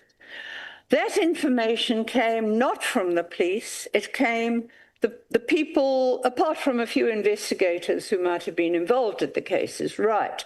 But that's first-hand information from people who are caught up in these investigations, who are ordinary people in communities. But this applies to everybody, not just the PKTT. Yeah, no, the chair. Also try to do it for any victims. The chair has indicated that I've actually run out of time. Lastly, did you subject this information to the same process, the one that is contained in your statement? That is my last question. Well, if the same process is trying to get information, no, I didn't go to the police because I was not, I didn't go to police management because I wasn't even getting replies from Mkhwanazi when I was sending him letters, let alone Masemola. So I didn't bother because these were the police under their command. So what did I do? But now I know I can try the independent directorate as well, perhaps. Thank you so much. Honorable Souls, it's 20 minutes past 7 now. Please be done by 20 minutes to 8. In the event you are not done, the chair will exercise his discretionary 5 minutes. Thank you, Chair. Good evening once again, on Dr. Haas. On this side. Good evening. Oh, right, okay. Oh, yes, I see now. Okay, yeah. If you don't see me, just follow the teeth. No, I was vaguely thinking of something else. Sorry, I was, sorry. I knew you were there somewhere and I couldn't remember, but now you mention it, I see you. Yes. Okay. Dr. Haas, let me start off by being very frank with you. Please. The methodology, though your methodology comes with very good intentions, you must understand for the purposes of the committee, the methodology of stating things that you have obviously researched, heard from certain people. But if you haven't verified them and you put it to us, those are things that we cannot use for our investigation. So what I'm going to seek to do as I studied what you submitted to us, I'm only going to zoom into things that I think that you can authoritatively answer to based on experience and based on what you state here. Okay? So we're going to do it that way. So let's start off by dealing with your experience. You speak about in the 1980s, you joined PFP. What was so important about what the party stood for during apartheid? PFP. Do you want me to answer that first?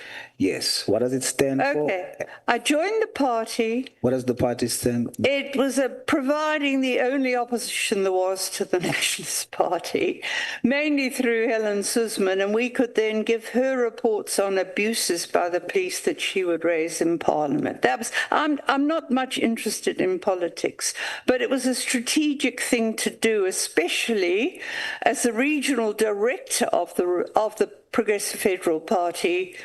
Actually was the director, he had come up and he'd reached out to townships and he was working there. So we were able to work together and he was working with lawyers and that's how this formed. Basically, it wasn't about the politics. It was about getting some sort of opposition to the Nationalist Party. And you also exposed the wrongdoings of apartheid police at the time. Absolutely. We took affidavits about the abuses and Ainsley was very involved in working with the lawyers who were, there was a lot of illegal detentions then, for example. We needed lawyers, so he was doing that. So it was a kind of increasing combination of contributions, and the Black Sash were also doing some things too. And then also you worked closely with the Goldstone Commission. Who set up the commission? President de Klerk set up the commission, but I know you're going to say apartheid judge, but some of the judges were okay. There were some that were very good. Dr. De Haas, Solda, please do not assume what I'm... Oh, somebody said it was an apartheid judge. Just follow my line of questioning. Okay. Very good. Right. So... de Klerk did so. You are not very positive about police behavior even during that time. Tell us a little bit about that. With the time in the early days of the Goldstone Commission, do you mean? Yes. Well, I mean, I think that's on record. The police were coming and saying, right, and I was kind of quite amiable towards them. They were welcome, and I just these were kind of white security police, put it that way, mainly. But the police, for example, the stability units that were in the townships had a very negative image in people's mind, because they went in and disarmed anything, even a few homemade meth before the killers came. And so there were negative stereotypes about the police. And of course, trust feed happened. And in the trust feed case, the police were shown to be working with the people that went in at the massacre. I mean, that was all. So when I say that, I'm saying that, they didn't necessarily change their behavior. Some tried to show that they had. You also mentioned something about the complicity with warlords from the police at the time, and you also stood up against that. Yeah, indeed I did, because this was later. This came out in trials, when this was after the violence carried on for a few years after 94 in specific areas. And, for example, if you take these cases that Vilakazi was investigating up in the Mtuba area and Mandini area, we had affidavits from people about how the police were abusing them, and they were also getting abused by the police, by the warlords, under threat. But the very concrete evidence came out in a court case up at Mtuba, where the evidence was that, and there was a conviction, for the warlords, one had been taken out, I think. Some of them die when things are getting a bit hot. And the evidence was there, though, that the local police, that we had actually, the lawyer for John Wills, the lawyer for the ANC, had lodged a complaint about the local public order policing, because they were also abusing people. And they apparently, according to the evidence at the trial, they'd gone in and shone the lights on the houses that had to be attacked. So this was the sort of reports we were getting then, and there were convictions in these cases I'm talking about. So would I be correct then in saying that based on your history right from the 1980s, even during apartheid, fighting against wrongs by police, whether it be apartheid police post-apartheid, this drive that you have, it's not something that you just miraculously gained after 1994. You fought this very same thing that you're doing now since the 1980s, in apartheid and after apartheid. Yes. Your issue is wherever there is police corruption, wherever there is workings of police that is negatively affecting the poor, you stand up against it. Yes, I do. I haven't stopped since. That's what's bugging me. I don't really want to do it, I can tell you, but I haven't stopped because people keep asking me. And this is what you have tabled to us. So I'm taking this from your statements here. So you have experience in that. Which other commission were you part of? That there was one more. Was it Morana or? Well, it was the Morani.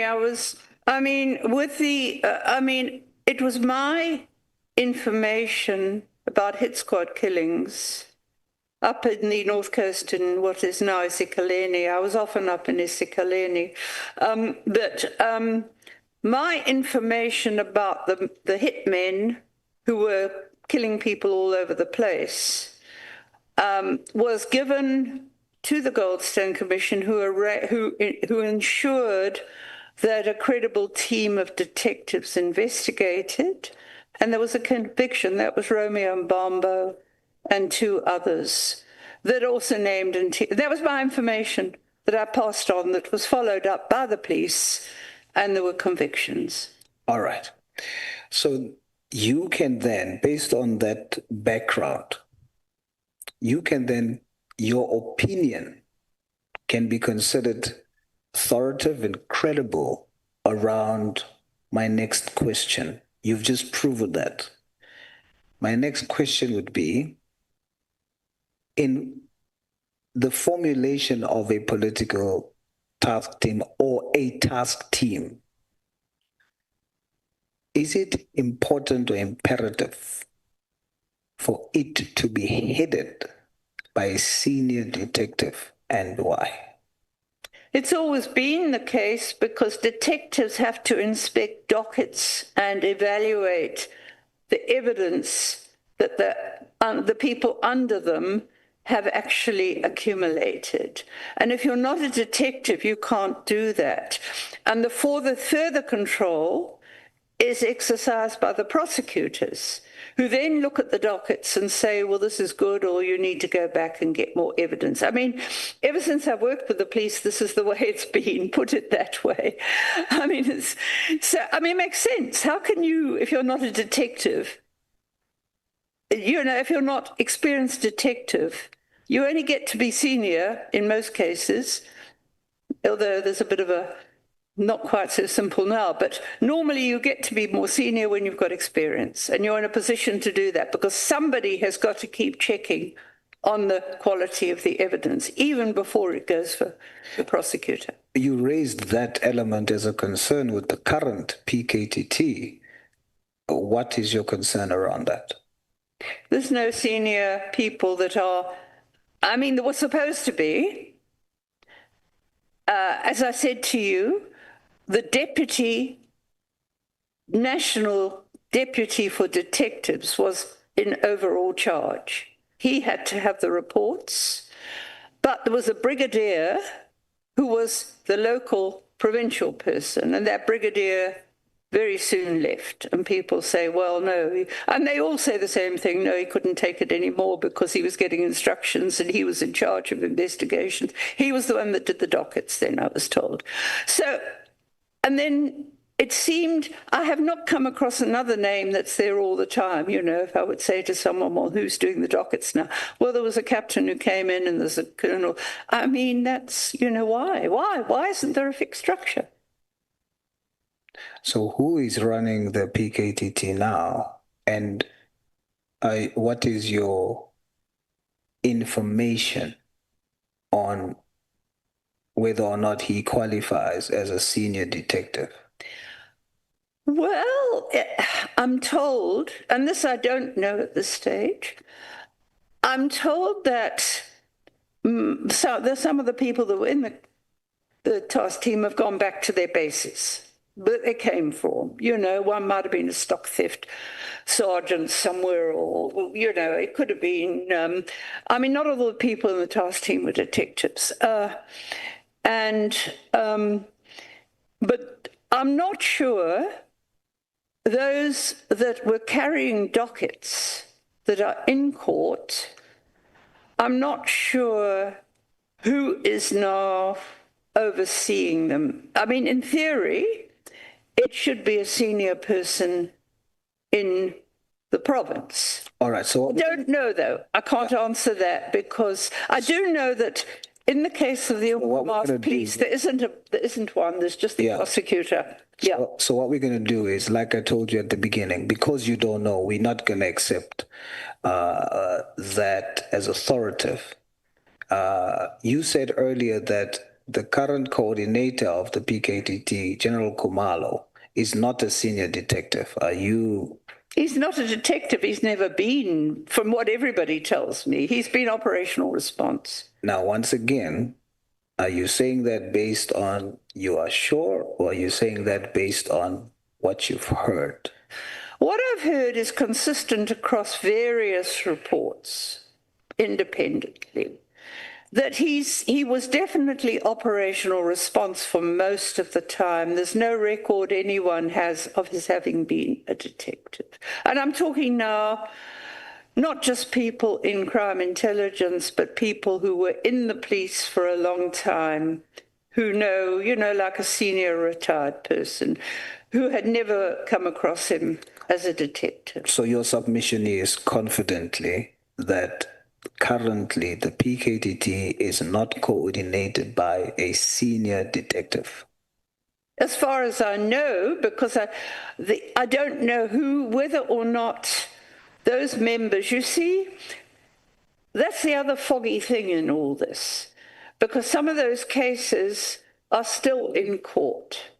And the investigating officers were allowed to keep those dockets that are still in court. Now, when they've gone to court, the investigation is over because it's in the hands of the prosecutor. So I don't know whether, I mean, you know, once the investigation gets to a prosecution. So what we'll do is, we will take your response to be you don't know, but we will keep for the record that we must ask and interrogate the question whether or not the current PKTT coordinator is a senior detective or has detective experience, okay? So we'll take it like that. Let's jump into your Volume 1, Annexure Bundle Volume 1. I want us to go to the letter, page 23 to 26, MDH 5.1. There's a section in section 4. This is a letter you wrote to General Mkhwanazi. So I want us to spend my remaining time on this. So you must be very concise here, Doctor. This was in 2021. Is that the letter you're referring to? That's correct. I think it's the only one that's in here. Yes. So let's go to paragraph 4. The reason why I'm zooming into that is because, once again, I'm going to test the authority of your evidence, or what you are supplying as backup of your position, because you use the words you can confirm. So if you can confirm, then that means it is something that we can use. So I ignored everything else where I see that you can't really say for sure. So we're just going to zoom into where you specifically state to us you can confirm. So let's go to paragraph 4, number 4. Sorry, could you just tell me exactly which bundle it's in here? I'm getting myself muddled as I always do. Which page is it in the? Is it in the? It's MD item MDH5. Okay. 1 volume 1 of Annexure Bundle. Okay. Annexure Bundle volume 1. Are you there? Okay. Yeah. Okay. I've got it now. Number 4. Commission SAPS, 11th of October. Yep. You wrote this letter to General Mkhwanazi. Yeah. Did you get a response? No. Let's read 4. Would you please? I will stop you where I would want to question you. So let's read yesterday afternoon from there. Yes, General Khumalo, yes, members of General Khumalo's team, seizure of the phones, and I think... Point number 4, it starts with yesterday afternoon. Yes. Sunday, 10th October. Yeah. Continue. Okay. It's your statement. I received a report. Yes. Right. And he'd been arrested at Loop Street. I wasn't able to confirm after speaking briefly to him that members of the ministerial task team after... See what you're saying there. You said this was yesterday afternoon, Sunday, 10th October, I received a report that Zulu had been arrested and detained at Loop Street. I was subsequently able to confirm, after speaking briefly with him, that members of the ministerial task team had arrested him. Now, you are saying that the PKTT has arrested him, and you are able to confirm that, right? That's what he told me, and it was I think, from the people he described, and that was when I first heard about National Intervention Unit. Are you able to confirm, are you sure or not? That Sure as one can be about it, because, I mean, Tabiso Zulu is very intelligent, and he's been doing his own research on these matters for many years. You see, Doctor, you must not say as sure as one can be. You must say, I'm sure as one can be that this was the PKTT who has arrested this gentleman, because what you are claiming is that the PKTT, it was basically overreach. So if you are sure, you must say you are sure. I'm just using it because you use the words you can confirm, okay? Yeah, I spoke to Khumalo, I think, yeah. All right. Let's continue. The name of a certain Ramadi was mentioned. Conversation, the arresting officers had seized 2 cell phones in the possession and told him that they were going to download the content of the telephones. These telephones should have been stored securely at Loop Street Station, but a duty officer confirmed that the arresting officers had made an entry that they had removed the phones, but no contact details were available for me to follow up. I did speak to General Khumalo about this, and I also sent him messages complaining about it. How did you speak to General Khumalo about this? On the telephone. So you have telephonic records that you have spoken to him about this? Yes, yes. I mean, I don't know if I've got the records anymore. It's 4 years ago, but I did speak to him. Okay. That you can say for sure. Yes, yes. I requested that he send his email address so that he could follow up via email, but since you have not received anything back. No, I never received anything. I think the phones were reported. There was a report, though, to the Inspector General of Intelligence by Tabiso himself. Okay. So what you are telling us by this statement, because this is the only thing closest to what I can use as something with authority. With this, are you saying that the PKTT has arrested people, taken possession of phones on cases that was not falling within their ambit?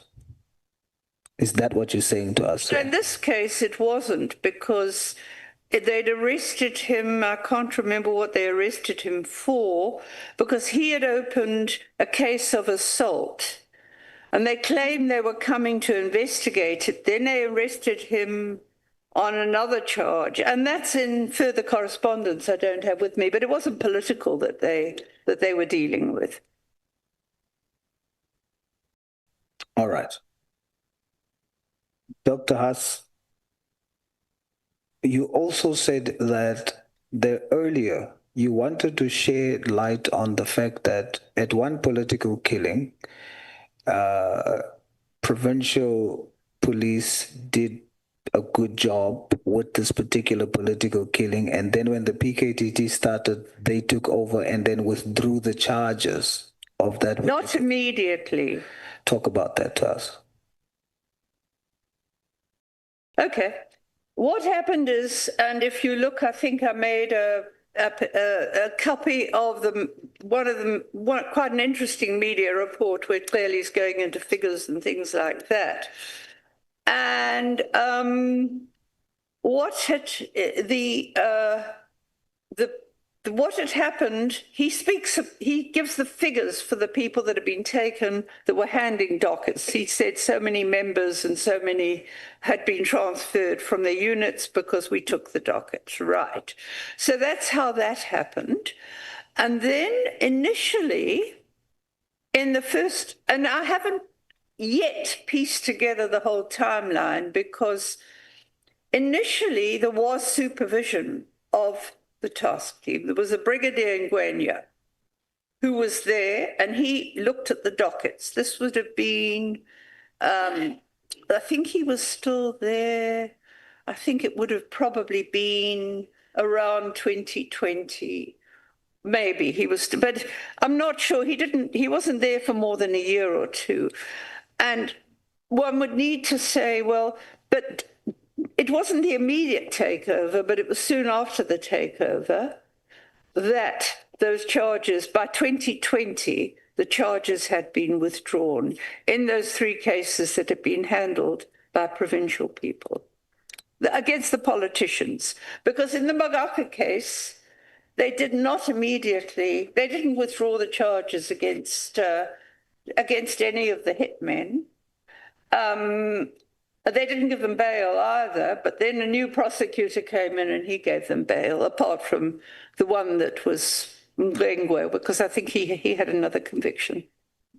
But you are saying that the PKTT withdrew those cases? Yeah. Yeah, they did, because they were in charge then. Thank you, Chair. Are you done, Honorable Source? Yes, sir. We don't want even a minute, a discretionary minute from the chair. If I would take a minute, okay, then it is something that I would want to say to Dr. Haas. You are allowed. Frankly. Dr. Haas, there is a scripture that says, knowledge puffs up. Knowledge puffs up. And oftentimes, I want to share with you honestly, I've never understood that scripture until today. Your vast knowledge and experience, in your wisdom, strike a balance when how you come across to people based on that. I can suspect when I look at the way you speak in your writing, even if you use the words please and I request, but you said to General Mkhwanazi, please also either ascertain from General Khumalo or request the email or request he emails me directly whether the police who arrested Tabiso Zulu had obtained a warrant. It's like you are speaking to a provincial police commissioner who has people under his command. And when you, from outside, almost speaks as if you are commanding him rather than you are seeking to join hands with him, you come across as puffed up.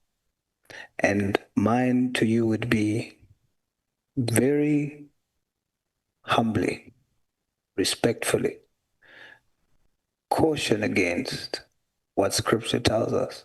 Don't allow your knowledge to puff up. Thank you. Well, I didn't know I was rude to General Mkhwanazi. General, sorry. You must start by saying hallelujah before you respond. Oh, sorry. Hallelujah. Okay, right. Well, thank you. I mean, I appreciate, I mean, even if you're, you know, I've dealt with this sort of criticism for 40. I mean, look, it's like déjà vu for me. People were saying this about me in the 80s. So, okay, right. But I do try to be polite when I communicate with the police. But look, they are civil servants. They should be accountable to the public. It's as simple as that. You shouldn't have to beg them to be accountable. That's what they should be doing, and most of them aren't. So, and I also learned years ago, and this sounds bad, I mean, I try to be polite when I communicate with them, but sometimes I see that they're just basically bullies. And the only way you deal with bullies is to bully them back. And then they get the message. So, but it depends. I mean, I'm not saying I do this universally with police, but you actually have to stand up to them and say, but these are people's rights. Can you just, you know, inform them or help them or whatever they need to do? But maybe you should consider that's perhaps the reason why you didn't get a response. Okay. I'm joking about it, actually. Thank you so much, Honorable Sols. Follow up, Honorable Matthys. Thank you, Chair. Dr. Diaz, in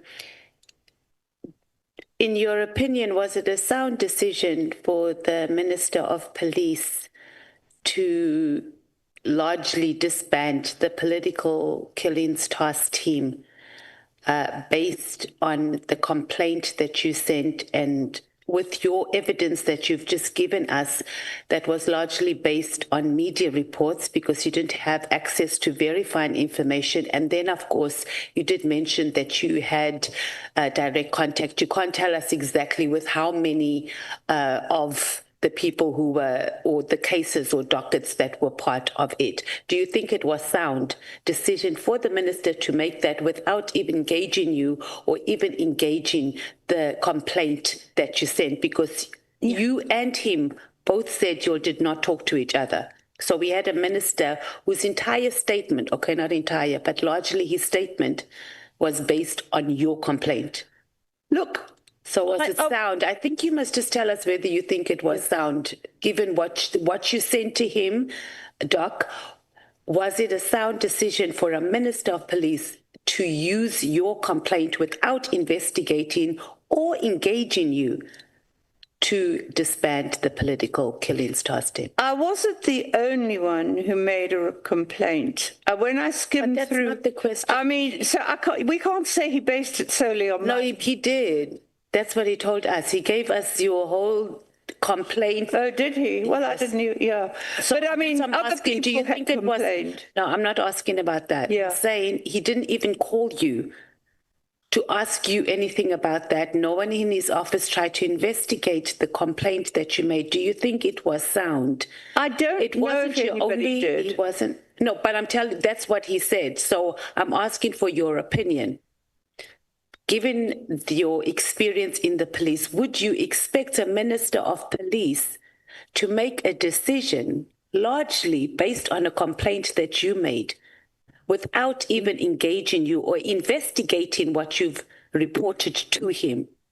I referred to a brief discussion with Advocate Pekoli, who wanted to just verify what I was saying. For all I know, he went and did this. I have no idea, because I didn't speak to him about what happened and how, you know, the minister got to that decision.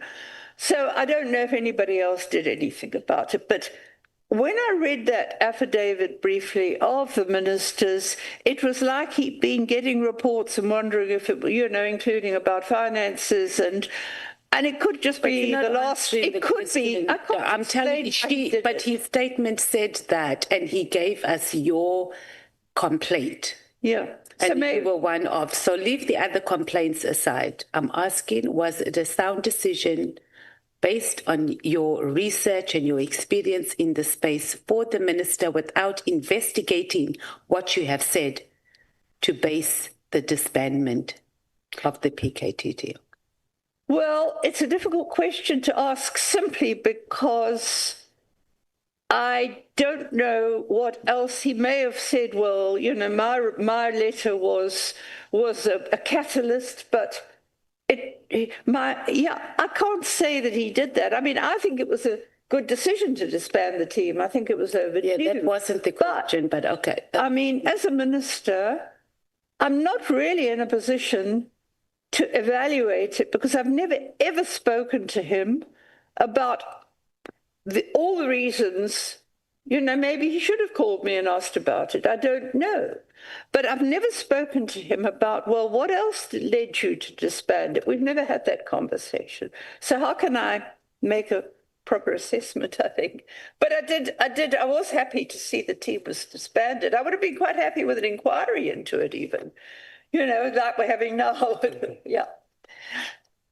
Honorable Mathis, are you satisfied? You said it was a good decision to disband. Absolutely. Okay. Yeah. Honorable Nwala. Thank you very much, Chair. Doc, it looks like your evidence is based largely on one aspect of the PKTT, which is SAPS. Which is? SAPS. Are you aware that the PKTT is a multidisciplinary team? Yeah. Well, yes, but I haven't seen evidence of it. I've seen the intelligence aspect, and that's all I know. You haven't seen evidence of what? Oh, of course, the multidisciplinary, the justice is in it too. Yeah. But I've never seen public pronouncements. I've only seen a minister saying that we've got this team, and I know that they've spoken, I think, in the Madlanga Commission about how they're working with justice people, and that came in when one of them arrived. They weren't initially. There were no dedicated prosecutors. Are you aware that the PKTT comprised SAPS, NPA, Crime Intelligence, State Security, Correctional Services? Yes, they have different roles. Crime Intelligence. Are you aware that it was comprised by a multidisciplinary team? According to the announcement, I don't know how it worked in practice, apart from the fact that they did get a dedicated prosecutor when Ngaba moved here. And the point is, intelligence is part and parcel of all investigations. You don't have to be a multidisciplinary team to access information from crime intelligence. It's a separate component. Okay. So it's not new to access intelligence for it, but you should at least note your things to different prosecutors. Lastly, Doc, you wrote a letter to the minister that he must instruct the National Commissioner to dissolve the PKTT. Two big issues. Is it a concession that the person who bears power to dissolve the task team was the National Commissioner, not the minister? No. The National Commissioner did not set up a task team. It was set up at the ministerial level. Did you not say in your letter the minister must instruct the National Commissioner to immediately dissolve the task team? Yes. Isn't that a confession or a concession that the person who's supposed to dissolve is the National Commissioner? Yes. If you're saying, so we are saying the National Commissioner was supposed to dissolve. But he had not to have the ministerial approval. Beg your pardon? He had to have ministerial approval. It was set up. It's fine. It's fine. No, and look, the role of the minister. No. Yeah. Yeah. Okay, may you take a deep breath, all of you. Okay. Yeah. Don't breathe heavily on each other's neck. You can imagine a younger South African and a senior citizen in a comrades marathon trying to run the race at the same pace. It's not possible. There must be different categories of entries. No? Yeah. Let's continue. Honorable Ngola. Thanks, Chair. I'm saying, is it your concession that the person who was supposed to dissolve the political killing system is the National Commissioner, not the Minister? Because you wrote a letter to the Minister and said he must instruct the National Commissioner to dissolve. This minister was not acting in the same operational manner as the former minister. And I know that because I've been told, for example, by another very good detective. Doctor, let's go straight to the... All right. Okay. Do you concede that the police commissioner was the relevant person to dissolve the PKTT? If he was instructed by the national minister to do it. The national minister works through the national commissioner. So you are saying that the minister makes a policy pronouncement and the commissioner implements that policy? Yes. So your interpretation is that the decision is like a policy pronouncement? Yes, it is. We don't need this anymore. I mean, he's entitled to do that, I think, especially if it's costing a fortune. When you say we don't need this anymore, who else do you include in that way? Well, it's sorry, that was just a throwaway comment. I'm just guessing on. He came to the conclusion because I see that he is looking at finances as well. No, it's fine. Yeah. Thank you. I'm taking the Chief Whip, Honorable Nomvana, and Honorable Skosar. We will come to you, Honorable James. No, thanks, Chair. No, I wanted to do a follow-up on 2 issues, or maybe 3 issues. The first one, Dr. De Haas, it has to do with what Honorable Mkhwanazi was asking. You wrote a letter to the minister to instruct.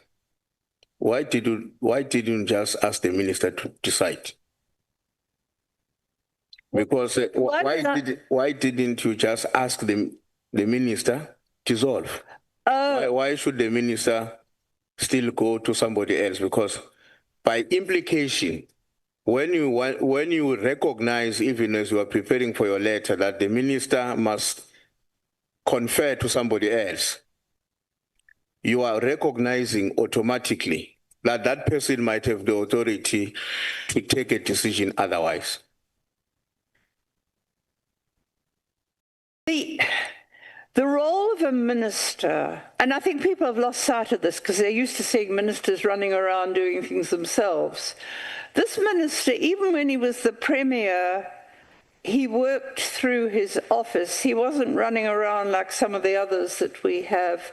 I don't know enough about him, but he was always fairly low-key administrative person. In my own knowledge of what I read about him in the paper, and my own very, as I said, hardly any interaction with him. But if you look, the ministers of this country should be setting the policy and should be instructing the head of department about, well, this is the new policy. Will you please implement it? And this maybe, so what I am saying is that as minister, that was his way of, that he's supposed to do it. Because when the team was set up, it was the minister who went to General Sithole, it was then, and said, we've decided to set this team up, and that it was agreed in principle that Sithole would do it. He, through the minister was giving instruction, and Sithole did it in the structure that he thought would be best to deal with the political team, but still reporting So it's exactly the same thing in a sense. Clearly is saying, well, we're setting this team up. And I mean, I'm trying to now say to myself, because as I said, I just skimmed through Mchunu's affidavit because I was more interested in what he could tell me about all the cases they spoke about. But he did seem to be taking into account things like what it was costing, and he probably may have heard that because, as I said, the Deputy National Commissioner tried to, according to a media report, the Deputy National Minister had brought it up with the National Commissioner. So I don't see it I see it as a perfectly rational decision by a minister who's got the power to do it in terms of the Constitution. Okay, just operate through the head of department. Okay, just one last follow-up so that I don't take a lot of time for my colleagues. Now, flowing from what Honorable Matthias was saying, the one sitting next to me, about the sources that the minister relied on to take a decision. Now, let me say to you, because you, judging by your own experience, you are a very seasoned academic. You understand the value of research and the significance of decisions based on research. You don't comment on it now. I would suggest you deal with it together. Now that we have seen you saw the affidavit of the minister, you were quoted extensively there. Would you not conclude, or would it be unreasonable for a South African who has been following these developments, would it be unreasonable for them to come to the conclusion that part of the leading information at the disposal of the minister when he was taking a decision was the extensive submission made by you? And therefore, that submission made by you, as we have been dealing with it in the discussion here, is not necessarily a complete, in a sense that is a one-sided view without verification on the other side. How do you think South Africans will read and interpret that kind of a situation? Or what is your comment on that with the benefit of hindsight? Look, it would not be, I can tell you that you can do research and it gets ignored too. I mean, I thought that if I used my research to tell the apartheid government that it was ruining black family life, that might help, and it didn't. So I'm just saying research is one thing, policy is another. Okay. But, I mean, it would not be unreasonable, I suppose, if I'm quoted extensively, and I wasn't even aware of that because I really skimmed it. I was looking for specifics in it. And it would not be unreasonable, I suppose. But, of course, it's also, there's different ways of interpreting this because it depends how critically minded you are, but it could be quite reasonable to say, right, why is he quoting her? You know, who else did he work with? I don't know if he sent his legal advisor off to find more information for all I know. I have no idea. I don't know what happened after I sent that letter. I really don't. I know that I think I did see a quote from those two lawyers in Cape Town who are, I'm sure, raring to give their impression, tell you what happened to them.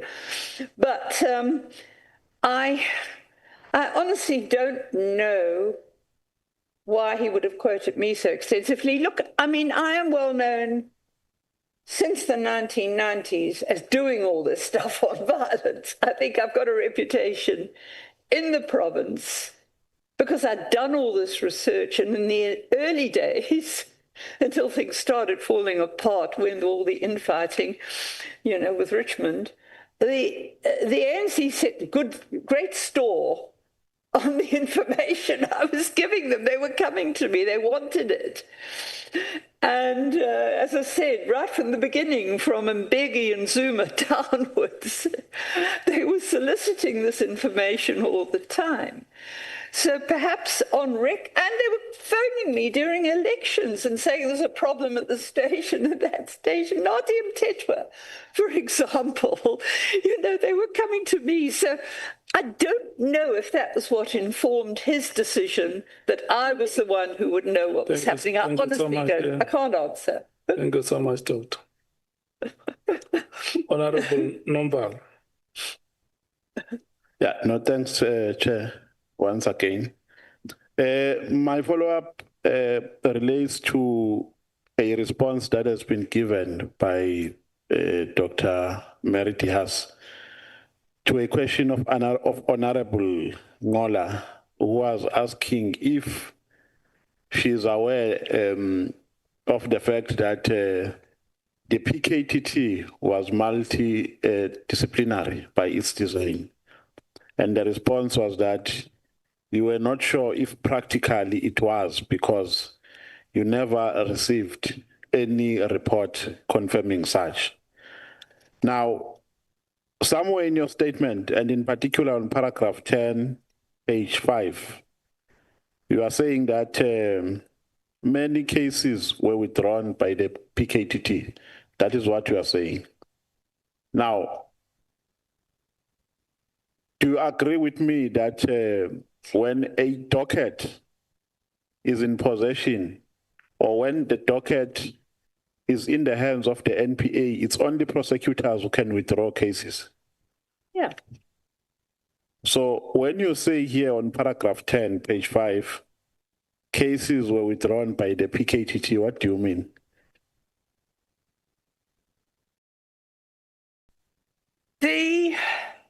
We'd have to look back then at exactly when they were withdrawn. No, I can help you. I can help you. Some were withdrawn in 2017. No, 2017. If my memory serves me well. I think it was more likely. Some 2018. In 2018. Yes, 2018. And it was a while after the formation it was withdrawn. For instance, let me help you, Doc. Let me help you. Because we have also highlighted this case here, the Sindiso Makaka case, which was withdrawn in 2018, between 2018 and 2019. And it was withdrawn by prosecutors, not by the police, because it was in court already. It was enrolled in court. Now, what do you mean by this statement when you say the PKTT was withdrawing cases? Why did it happen? May you please speak through the mic? I can't hear you. Sorry.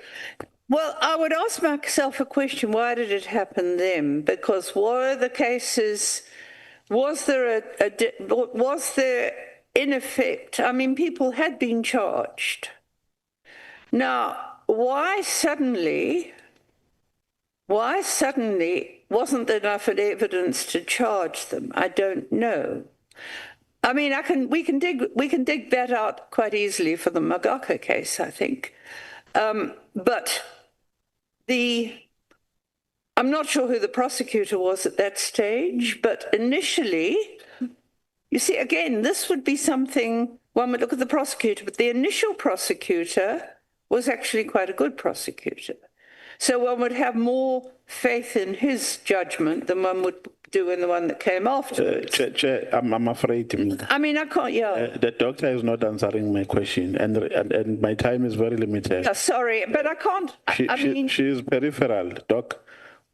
What do you mean here on paragraph 10, page 5, when you say cases were withdrawn by the PKTT? Well, they were withdrawn after the PKTT case. So we must remove the statement. Yeah. Withdraw it. Oh, right, yeah. No, I'm asking, should we remove it? Well, it was badly phrased. I did this in a huge hurry, I must tell you. I had to do a lot of work that I didn't have time for, and that's why I'm tired. Right. Yeah. I didn't have much time to do all this, and in places I agree the wording is not quite right. They were withdrawn after the PKTT took over, and not immediately after. Doc, I think you are giving a topsy-turvy response.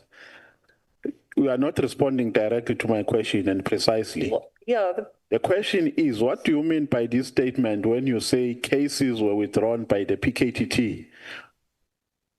they did not, well, that was what was, the PKTT came in, the cases were withdrawn after By who? they took the dockets. By who? Well, they would be withdrawn by the prosecutor, but the prosecutor was working on what evidence he had from the investigators.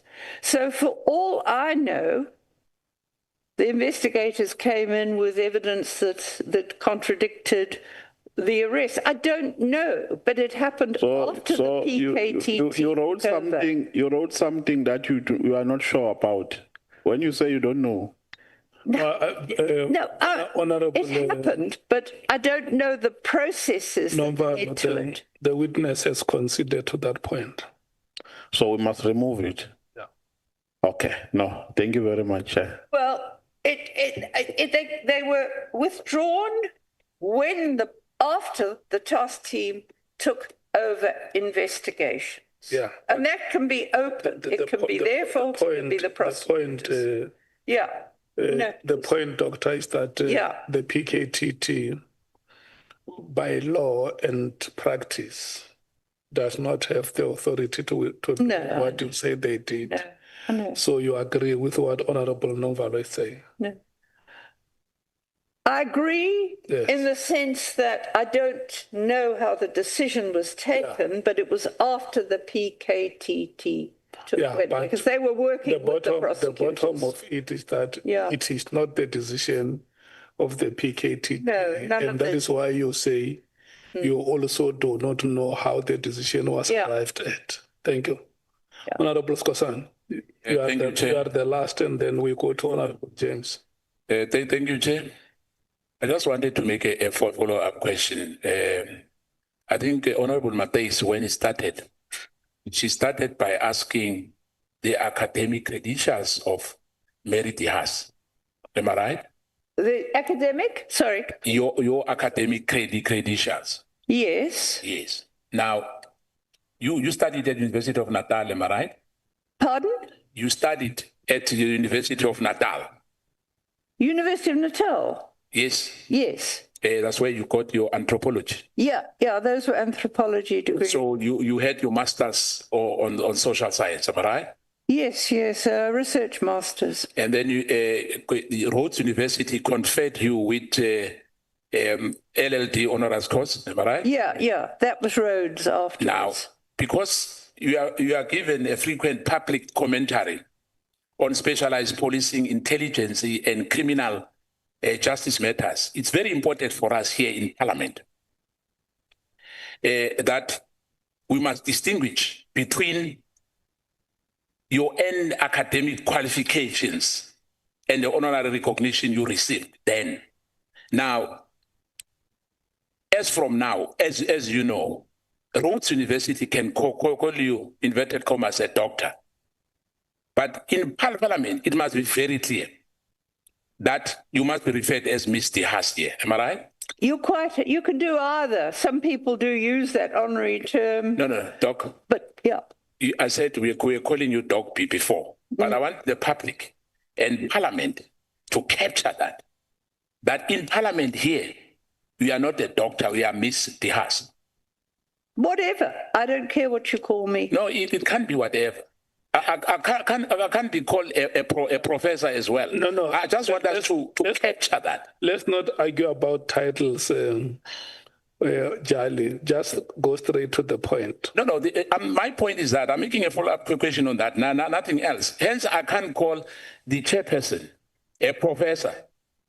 I know he's got an academic qualifications in law, but I can't call you a professor. So I want us to capture this, because remember, we were told initially that Ms. De Haas is Professor De Haas. Well, he cleared it us to today here.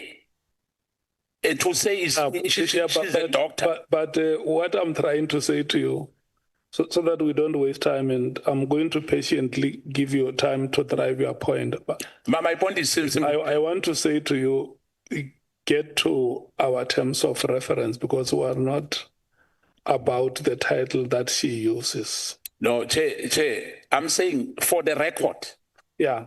For the record, because you can't say to me, next time we are calling somebody, a minister who is not a minister, and say, no, we should not worry about that. So what you are saying is that the university that conferred her the honorary doctorate and call her a doctor, yes, is fine. Can address her as doctor. Yes, it wrote, yes. But as in parliament, outside the premises of the university, we are not bound to address an honorary, a recipient of honorary doctorate as doctor. Especially here in parliament. Outside, Chair, I don't mind. But I'm saying when we capture facts here, it must be reflected that Ms. De Haas was here, not Dr. De Haas was here, please. So you are trying to say that the university just decorated her? No, Chair, you don't understand me. Rhodes, they can call her a doctor. There's no problem with that. But in parliament here, when we are capturing our records, it must be clearly that we had Ms. De Haas appearing before us. It's fine. Thank you, Chair. Let's give her a chance. So, Dr. De Haas, I'm not even saying doctor in quotes because you were sitting there, you said you're Dr. De Haas. What is your understanding of that statement, that Honorable Scosa? If a university confers an honorary doctorate to you, when you get outside the university, is it appropriate for you to be addressed as Dr. De Haas? Well, some people are and some aren't. It seems to vary as far as I'm concerned. Okay. As from what I've seen, I don't usually use it, and I'm so sick of saying to people I'm not a professor. I mean, I probably have to go and get all my publications and get a doctorate for them because I've got enough publications there that I can take them and say, can I just convert it to another doctorate? Yeah, no, it's but I mean, it's just such a trivial thing. Yeah. It's meaningless. I don't know. It's just a digression from more important things. Yeah. No, Chair, please, Chair, protect me. No. I said because she doesn't possess a doctorate. That point, Jali, is driven. I just want to check. She never had a research on doctorate. Yes, please, I want to check what is the practice in the profession. If there is any South African who knows who can help us. Well, may I just explain what happened to my doctorate?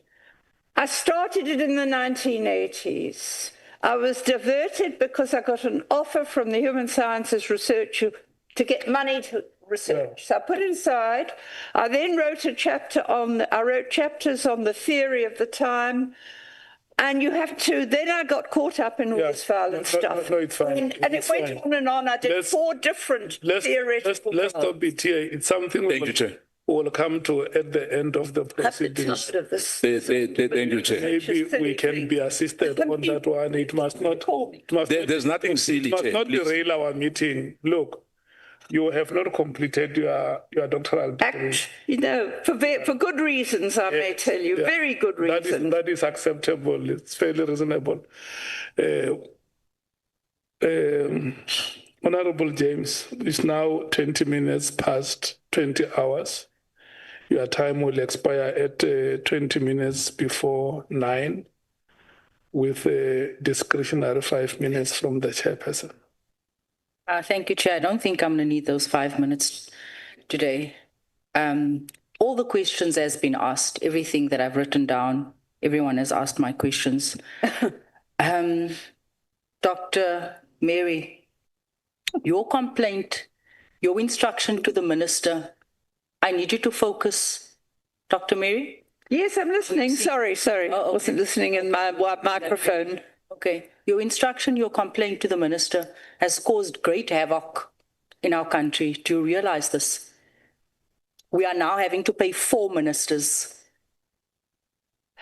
Well, how was I to anticipate that? I didn't think anybody would do anything about it. I just wanted to put on record what they were doing. How do I know? How can I preempt this? Am I getting blamed now for this mess? I mean, that what I you wasn't requested? responsible for Mkhwanazi Dr. Mary, going is out that public. not your instruction? What do you mean, how can you be blamed for all of this? Your instruction, you instructed the minister instructed the National Commissioner. You should be rejoicing. You should be happy, because that's exactly what you wanted. Is that not so? I didn't instruct him. I asked You instructed him. I can't instruct a minister. You did not ask him. You instructed him.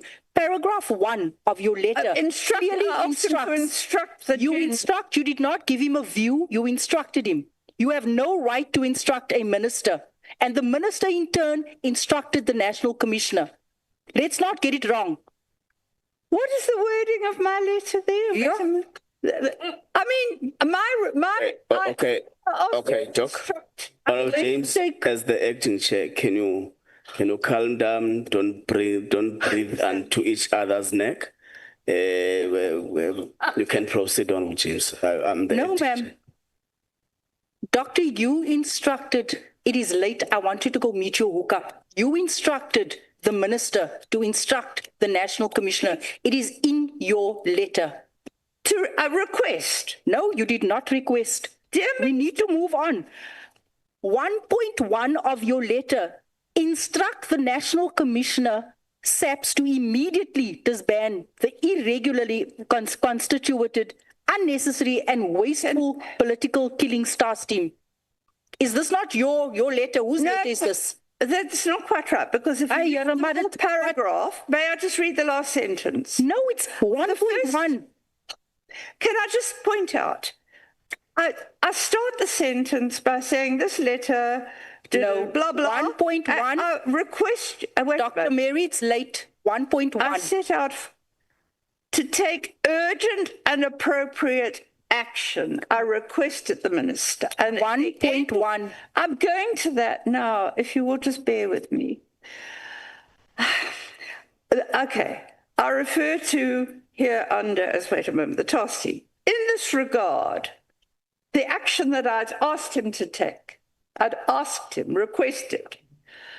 In this regard, I request that you, number one. Do we have the same letter in front of us? It's 1, 1. 001132. An extra. Do we have this in front of us? 1.1.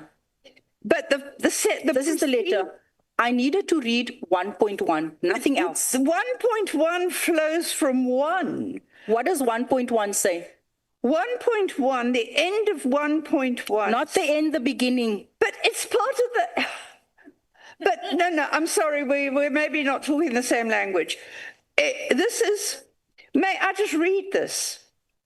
Okay, the last sentence. I ask... and its appendices to request for reasons, blah, blah, blah. I set the reasons I set up below. Right. I carry on and I say, and the last 2 lines. Tell her to read that. Please just look at the last 2 lines of number 1. Okay, Doc. Doc, can you pause a little bit? In this regard, Doc. In regard to what I've just asked him. Doc. I request my time. that Doc. you. Doc, can you pause there? Okay, can you please pause there? Yeah, I request that you instruct the National Commission. Doc, calm down. Please pause there. We are intervening because we see that you are not getting each other. Honorable James is referring to the letter you wrote to the minister on the 31st of October. Now she's referring you to a paragraph in the letter, which is 1.1. Can you read it yourself out loud? I can read it, but it's a 1.1 which follows directly from 1, the things I am requesting the minister to do. That is the meaning of... You can read 1 and read 1.1. Doc, you can read 1 and read 1.1, both of them. All right. Let me read the whole thing. This letter and its 3 appendices is to request that for reasons that I set out fully below, you take request that you take urgent and appropriate action to deal with the abuses and gross wastage of personal and financial resources by the irregularly constituted political killings task team. In this regard, I have it in brackets, I refer to here under as the task team. Right, new sentence. In this regard, I request, I don't instruct him, I request that you, 1.1, instruct the National Commissioner, SAPS, to immediately disband the irregularly constituted, unnecessary... Okay, stop there, thank you. So thank you. That's thank the you. sentence. That's the sentence, yes. Yeah. You requested him to instruct. Yeah, I'm requesting... It's an instruction. You are saying that the minister must instruct the National Commissioner. I'm asking him to, I'm not instructing him to, I'm asking him to instruct the National Commission. Professor, when one reads your letter alongside the minister's directive, right, it becomes evident that your letter formed the foundation of the minister's decision. It becomes evident that your letter formed the foundation of the minister's decision to disband the PKTT. You give 3 reasons in your letter, written the end of October. The minister writes end of December. You give 3 instructions. You give 3 instructions. Your first paragraph says immediately. The minister gives 3 instructions. In his letter, it also says immediately. Is that a coincidence? Look, you both give 3 instructions, both as immediately. Say to the minister, you need to allow me to finish so that you can go for your hookup this evening. You need to allow me to finish. Sure. You give 3 instructions. Yeah. The minister gave 3. Let me help Honorable James. Yeah. How do I know what the minister's going to do?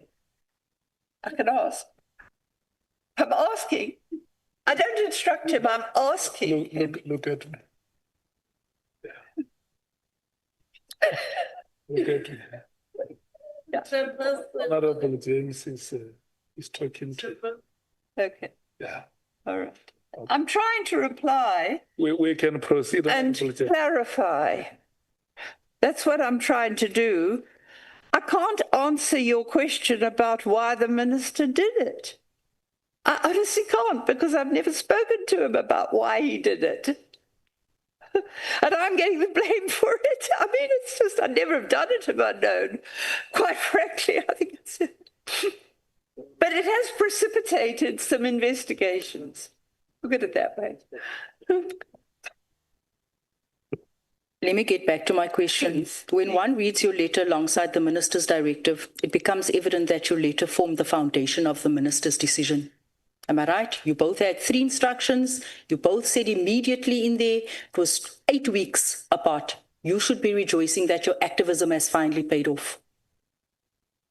Because this is what you wanted. You said it was wasteful. You said it didn't add value. Yeah. You said it was unnecessary. You said dockets were going missing. So yes.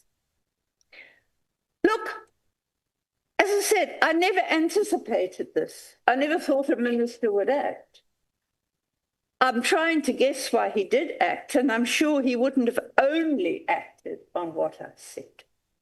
I mean, it may have been the last straw that broke the proverbial camel's back. Well, we've been thinking about it, and yeah, if she's saying it, maybe I have to take it.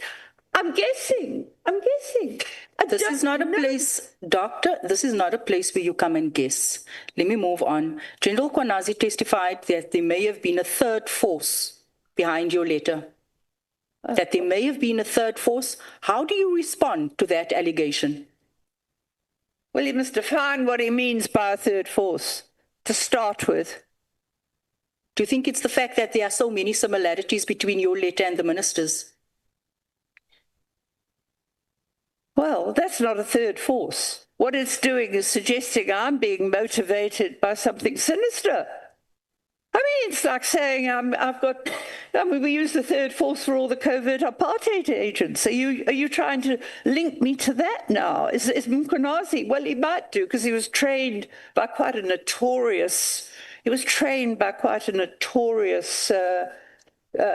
public order policing, in fact, so notorious that he got taken out when he attempted a coup in Botswana. We're not So, there. I mean, You maybe need to he's got come back now. force on the Doc, brain. you need to come back. You need to come back now. No, I mean, that's insulting. no, Doctor. Wait.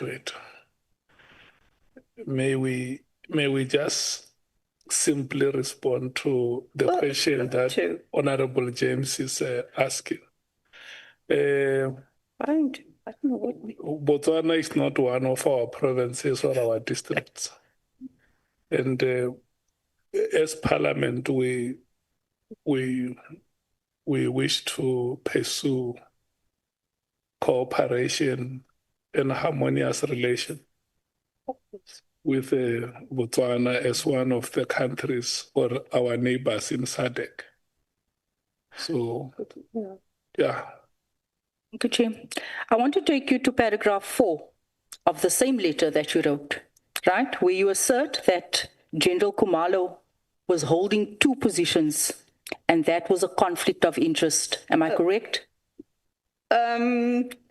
This is in my statement, right? You actually also mentioned it earlier on that he was holding 2 positions. It was conflict of interest and it just wasn't right. It's never been done. It's never been heard of. That's what you said in your letter. I mean, I have complained about his holding 2 positions because at that stage, when I wrote this letter initially, he was believed to have been running the task team, but although he wasn't running it physically, he was in operational response. He was managing it. He was managing it in terms of a project manager, but he was also then holding the position of head of crime intelligence. And that isn't, I've tried to explain why it's a conflict of interest, because both of them involve financial disbursements. And it has to be very clear to people that they're separated and there's no overlap between one lot of disbursements going to another.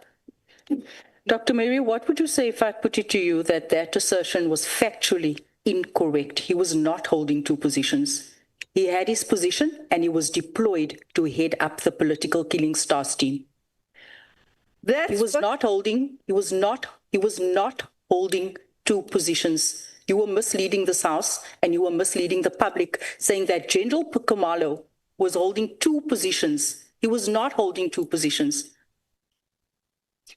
I was told that he was in operational response. There was a special task team set up to deal with the political killings, and he was deployed there as a result of his skill set. He was to go and assist. He was deployed as a project manager, which that doesn't mean he's holding 2 positions, ma'am. That does not mean he's holding 2 positions. De facto it is, because in both was handing money. Both he of has them involved on his letter of employment. He has 1 position. You cannot employ someone twice. What was he in his? No, you must tell me, because you said that it was unethical. You said there was conflict of interest. So you must tell us. I've told you and I'm putting it to you that you are factually incorrect. I was told initially that... Told by who? By investigators in the task. That was misleading you. And by, actually, I think the other person who told me, well, the person who told me initially that they were going to move Khumalo out of operational response was on the parliamentary committee at the time, Philip Mhlongo. And then the late Philip Mhlongo, who was the EFF rep on the parliamentary committee before the 2019 elections, he was the one who told me that there was so much trouble in operational response, they thought he was going to be moved out. He wasn't. I was told that he remained in operational response and then was deployed as a project manager. And this came from someone who was in management at the time of the establishment of the task team, that he was actually structurally based in operational response, but he was deployed as project manager in the task team. And the project manager was the person who did the accommodation, the allowances and everything for the task team. Then he was appointed in the end of 2022 to be the head of crime intelligence. That's where the real conflict of interest comes in, that he's still the project manager and he's in heading crime intelligence. It doesn't matter. As I said, he wasn't structurally there. I was told he was doing it while he was operational response. But he was, in fact, the project manager for crime intelligence. That was the official designation. I was told by a member of management at the time the team was established. I put it to you that they were misleading you.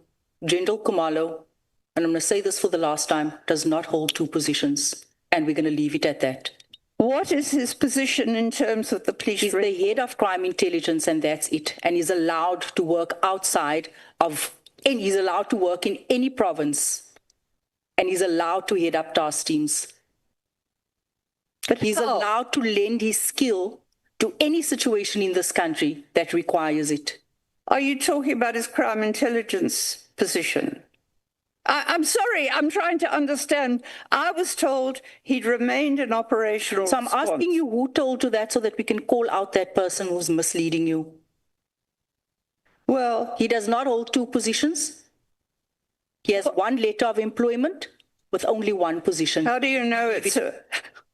Let me tell you something. Mary, let me tell you something.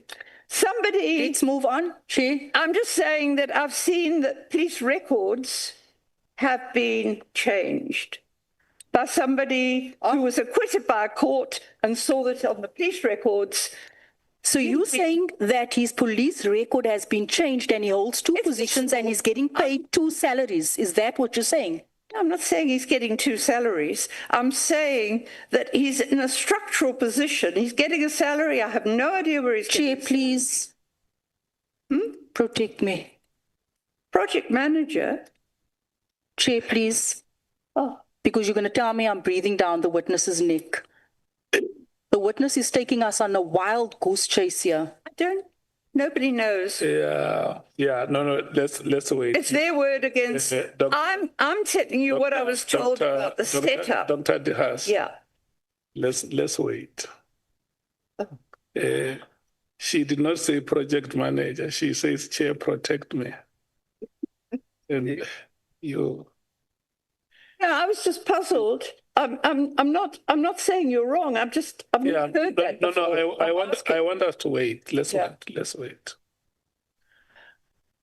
wait. Chair, this is very serious, Dr. Mary. What I'm referencing here, your instruction to the minister to instruct the National Commissioner, paragraph 4, your allegation that that General Khumalo holds two positions, and also in paragraph 9 of your letter, gross irregularity, use of national resources unheard of. All of these things based on hearsay. This is what your letter contains. Look, this is what your letter contains, and this is what the minister acted on. The minister said that he acted on your letter. This is what you instructed. This is your evidence, and you are aching today. No, I mean, I reported in good faith what I got from credible sources. Khumalo was present with the task team, whatever his structural position was. Dr. Mary, we are meant to probe this letter. We are meant to probe what you put in this letter so that we can understand why you put it in here. That's what I'm trying to do. I'm referencing all your paragraphs in terms of your ask to the minister, and I'm putting it to you that it is incorrect. I'm saying to you that you cannot have a conventional response to unconventional patterns of crime unfolding in this country. You are saying it is unheard of. Everything that you have said here today goes back to the 80s. You are stuck in the 80s way of policing. I'm saying to you, we can have task teams. I'm saying to you that we can have national units deployed to provinces. I beg your pardon, I'm not stuck in the 80s. I'm stuck in what I learned about policing in the 90s and how you dealt with task teams. And before the policing went downhill after 2000. Dr. Mary, this is no laughing matter. I'm sorry. This is no laughing matter. State security has been compromised because of this letter. We're having to pay 4 ministers. We are suffering as South Africans because of this. And you are laughing. Sorry. This is serious. I'm trying to make sense. It's very serious. Don't let me get started about the Cape Flats and our children that's on drugs. And you giving this minister this letter. But, I mean, it's not my fault that General Mkhwanazi decided to throw the cat among the pigeons and make all these allegations, because remember, they are allegations. And when I wrote this letter, everyone was telling me that Khumalo was handling the task team stuff. Right. The crime intelligence people were alleging that they had no money because it was going to the task team. I'm not able to look and verify police records. You know, you're not even able to verify the content of your own letter. What else? You're not able to verify your sources. You're not able to verify anything in here. And I'm going to leave it at that. You have misled even the minister, but you have proven to us who he really is. That you can actually mislead and guide him into taking incorrect decisions. Thank you, Chair. Okay. Thank you so much. Did you still have something to say? Not really, because I stand by I did not instruct the minister, I requested him. I want to emphasize that. I can't help what he did with the letter, any more than I can help whatever anybody else has done with the letter. But I take exception to my being blamed for state security. I can tell you there's so many sinister things going on in our province that's where you should be worried about. Honorable Ngola. Thank you very much, Chair. Just one follow-up on what Honorable James was trying to lead. Doc, we've got your letter of the 31st of October 2024. And paragraph 1.1 of that letter reads as follows. I request that you instruct the National Commissioner, SAPS, to immediately disband the irregular, constituted, unnecessary and wasteful political killings task team and send its investigators back with the detective units established provincial and national in terms of the SAPS legislation. Yeah. Now, this letter is of the 31st of October. The letter of the 31st of December by the minister uses the same terminology of disband immediately, that which you used in your letter on the 31st of October. Wait. 2. The minister is on record here saying part of the plan is to take those that were in all the information or the work that was done by the PKTT to the murder and robbery unit, which is what you are saying in paragraph 1.1. 3, the minister is on record saying part of the basic reasons they to dissolve the PKTT is on the basis of the expenditure, which is what you are raising in your paragraph 1.1. So do you think that this letter you wrote on the 31st of October 2024 actually influenced the decision of the minister to dissolve the PKTT? I don't have any evidence. Before you respond, sorry. Number 5, on the sworn statement of the minister on page 23, he also uses the words that you have used, that the PKTT was irregularly constituted. Yeah. No, I've said that. I've said that all along, that it was irregularly constituted. If it wasn't having a clear line of of reporting line with people in relative positions able to evaluate the detectives. And I think when, I didn't say murder and robbery, I mean, they had come, a lot of those members had come from stations all over the country, and they weren't even necessarily detectives. Those that were detectives should be going back to where they were based as detectives, and those that were not were in the provincial teams. We had two different provincial teams, and they should go back to the provincial. That's all I was asking. I didn't stipulate where they should go. No, Doc, you are not answering. No. 31st October, you write a letter using a certain terminology or wording. 31st December, the minister writes a letter using the same wording. Last month, the minister appeared here, and in his testimony, he is using the same wording. Now we're saying, did your letter of the 31st of October influence the decision of the political killings task team? Well, I can't say yes or no because I don't know. All I know is it presumably influenced him, but I don't know if it was the only, I can't say it's the only reason he did it, because it seems that he'd been looking at finances, from what I recall, before that. I mean, I don't know. And now I'm getting blamed for destabilizing South Africa. I mean, truly. I mean, no, it's not. I mean, that's what the Honourable James is saying. But they're not apportioning the blame. They are asking questions for you just to respond. I'm trying. Yeah, okay. Yeah. I've responded as well as I can. No, yeah. She says she has given her best try, Honourable Nwala. Can we, before we take the Chief Whip, go to Honourable Nomvalo, and the last will be Honourable Skhosana? Yeah, no, thanks, Chair. Chair, I think I understand the frustration of Honourable James in this context.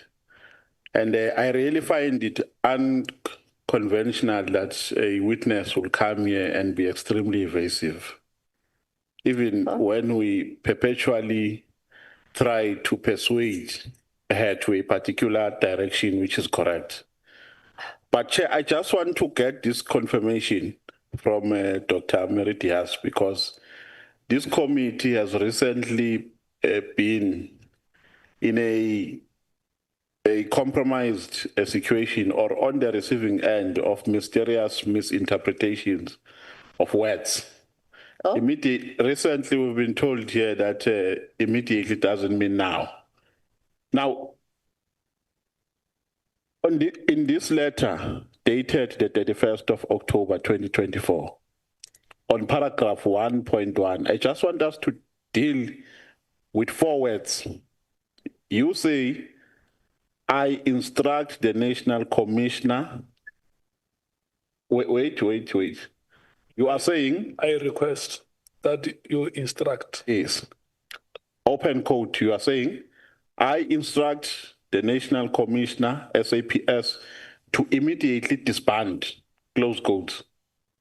So do you mean that when you say... It's not I, it's number 1. It's 1. It's number 1, then it says... Okay, no. Okay, it starts there at the top by saying, I request that you instruct the National Commissioner, meaning you are requesting the minister to instruct the National Commissioner. Which is his role. He has to guide and instruct the national. Now, when you say to instruct, do you mean, because you are saying he must instruct him to disband immediately? Now, the question by Honourable James is that immediately after this letter, a letter was issued on the 31st of December, executing exactly what you have requested. So it means that your request was executed accordingly, with no deviation. It's too much of a coincidence. I mean, do you disagree with that? It's certainly a coincidence. And all I'm disagreeing with is saying I cannot account. He obviously thought we know, Doc, you can't, but from an objective point of view, just be objective and stop being evasive. It's too much of a coincidence that you can write a letter to the minister requesting him to instruct, and he does exactly the same. The fact that he is quoting me suggests it, but there's a principle in research that if two events happen at the same time, there's a correlation and not necessarily a causal relationship. But, I mean, if he's saying that I influenced him, then I can't dispute it. But what I don't know is what other information he may have heard that kind of what I said, I don't know. No, at least because, look, you can't just write letters with no intention of seeing those letters being implemented, unless you have an appetite of writing letters, as if you are writing music books. This is a letter requesting the minister to take a particular executive action. Yes. And that executive action was executed accordingly. And the minister at least was honest to the people of South Africa and to us as members of parliament, because he considered to that reality. He said the reason why he implemented that was because of a pressure that he got from members of the public. And that pressure included your persuasion to disband the PKTT. Now, why is it so difficult, ma'am? We are not going to lose anything if you concede to that fact, to a reality that your letter influenced the decision of the minister. I'm not disputing that. Yes. Saying I don't know what else he took into consideration. But it was part of factors which influenced his decision on the 31st of December. Yes, I mean, exactly. And that can't. Then what is a problem here?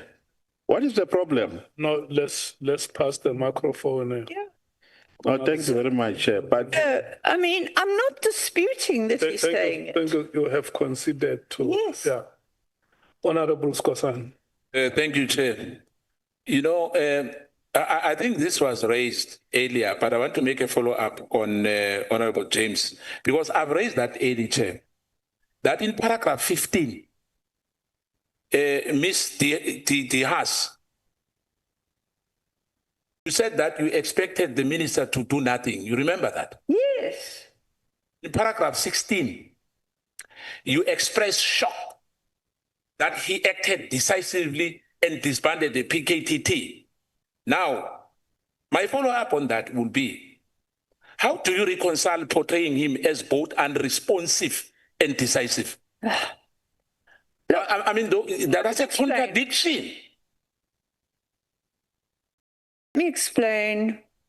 I've done a lot of lobbying of people in government and got nowhere. Okay, and the last minister had been running around acting like the National Commissioner himself. I did not have big expectations that a minister would act. Basically, I mean, he's a very different operator to the last minister, as I said, based on what I recollect. He was not the person running around and doing things for, running the police himself. From what I could see, he was proceeding cautiously. I mean, at one stage there was a quote that said he was decrying the fact that the Intelligence Oversight Committee, he said the intelligence needs oversight. Now, that was quite a sensible remark to make, because we are. If you think I'm stirring things up, we don't know what those intelligence operatives are doing that can undermine us. Okay, so I did not expect him to act because I had no expectations of it. And I was actually amazed when I got the letter. And I mean, okay, it came from a WhatsApp group, but it was a letter. It was an official letter. It wasn't an allegation. It was an official piece of paper. But, yes, my question still stands. I said, how do you reconcile the two, unresponsive and decisive? And even at the end, you said yourself that in the last 24 months, I mean, the last time you communicated with the minister, you know, it was almost 2 years. It's in your statement. It's not me who says. No, it was the last time. Can I just repeat? I communicated with the minister telephonically when the elections, which the ANC won in the province, which was 2004. Then he went on to do other things I had no connection with him with, okay, including a premier at one stage. I think my colleague Paula Sulu did. The only communication I had after he was appointed was to send him a message and ask if I could have the contact for his PA, because I need the people in the office to send the correspondence to. So I could then start copying him and, you know, so he'd know what was going on with the National Commissioner. I did not speak to him until a month ago when I passed a message on. That's all I did. Now, you are telling me, as I understand it, that I'm not giving you enough information. The only information I have explained that I cannot give is the identities of people who give me information in confidence, and that they are largely police members. Thank you, Chair, because I guess that the answer is again evasive, but the witness as well. Please, because we are reading something from your statement. All these questions which are directed to you are from the statement you've given us. It's nothing personal. It's from you. Hence, we are asking you, Ms. De Haas. Thank you very much. Honorable Cameron. Chair, I just have one question for clarity, and that is to Mr. Haas regarding the letter to the minister. If you weren't expecting anything to happen, what was the point of writing it? What did you want to come out? I put on things on record, and I wanted the committee to know about it. I mean, you know, I thought you could have maybe questioned him or something. No, I'm speaking about the letter to the minister. I mean, otherwise you're shooting blanks. No, but I copied it to Parliament.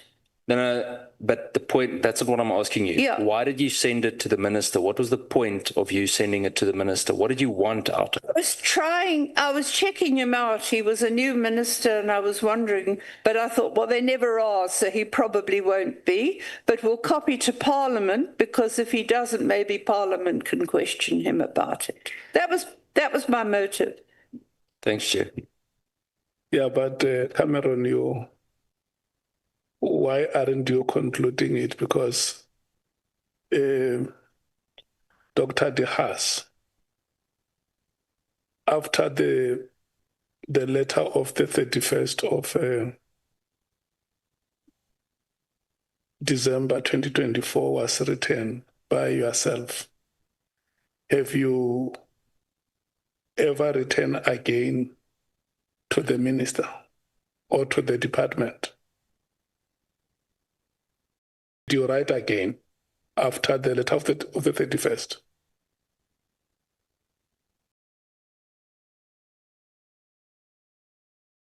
Oh, sorry, me. Yes. Oh, sorry. Yes, I did. I wrote to the police commissioner. Well, whatever I sent to you. Yeah. I wrote and I copied to Parliament that the task team was still operating. No, yes, I'm saying after that letter of the 31st. Yes, I did. Which letter did you write? I wrote letters that I did forward, I think I was asked to forward all what I had, and I had written, after the disbandment, I had written to, I can't remember the dates. Though, but you Masemola, I'd written to I copied to the minister, I copied to Parliament, I think. The letter which you wrote to Masemola, you were not advising or requesting him. What were you asking him in that letter? I was notifying him, or I was complaining to Masemola about the fact, and I was copying to him. Yeah. So he would know it, basically, and I copied, I think, to Parliament. What were you complaining about? That the task team was still operating despite the official disbandment. When it has been disbanded? Yeah. You wrote to the minister and say disband. I request you to disband. I'm just following up on what Honorable Cameron asked you to say. When you wrote to the minister, what was the purpose of your writing? Then you wrote, and then you responded to say, no, I just wanted to make him aware and to check him since he was a new minister in office. Look. But then later, in the new year, 2025, you then wrote to the police commissioner to complain that why do we still have the PKTT when there is a letter of the 31st of December which instructed you to disband? I did. You did that? I did. I think I did. I haven't got the dates with me. I don't know if they're here. But I definitely wrote, because at one stage I wrote to him and I pointed out that they were abusing people in court. Yeah.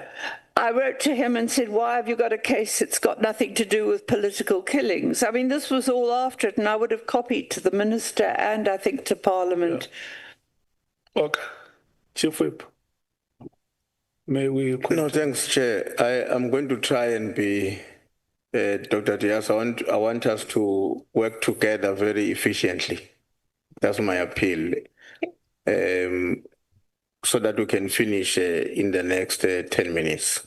Please. The first question I want to ask you, when you did your master's, which is your highest qualification, what was the topic of that master's? What did you focus on your research? Changing patterns of black marriage and divorce in Durban. It's 350 pages long, based on many hours of participant observation and every other possible. You couldn't do coursework masters. You see, you don't realize that coursework masters. Yeah, you answered. You are done now. Yeah, you're done. Same as research. No, we are done. Okay. I wanted to know. To explain that. So your highest qualification research formally was about changing patterns on black marriages. So I've got a lot of stuff published in peer-reviewed journals. Okay. So at what point did you start immersing yourself on the security matters? Okay, I tried to explain that. I was pulled into it because people that I was working with in research, whether it was on marriage or shebeens or whatever, I'd done reports for the Human Sciences Research Council. They'd given me funding, and that was what was distracting me. In fact, the Human Sciences Research Council wanted to publish my book on marriage, and I never had time to do that either. So, okay. So all these people that I was making contact with through research were coming to me and saying, we're getting attacked. And anthropological research is reciprocal, because you spend a lot of time with people, they give you at their time, they help you, and you give back. You give back to them, and this was my giving back. Okay, I'll see what I could do about all these attacks on you. And that started it. It's not something I ever chose to do research on. Okay, but my question was, at what point? Well, whenever the violence started taking off, 1983, I think. Okay. Yeah, particularly 83. Okay. I just want to understand this on your statement, the main statement, the witness statement. I think that's what it's called. I usually refer to as a main statement. Yeah. And maybe before I draw your attention to the paragraph I wanted to talk about. What's your understanding of the qualifications of Lieutenant General Mkhwanazi? All I know is it's fairly well established that he had qualified, and I don't know if it was SAP or after the KwaZulu police was formed. He was definitely in the KwaZulu police. I think he probably had qualifications from the SAP. And if that was the case, they would take people, well, they didn't always take people with matrics. I can remember somebody was complaining to me, but he would have had the same training as the ordinary SAP South African police that didn't join one of the homelands. And then his next, and different people, including Philip Mhlongo, who'd canvassed, I gather, in the portfolio committee when they were getting complaints about him, said, well, he'd actually been deployed as guarding duties, which means he was operational response.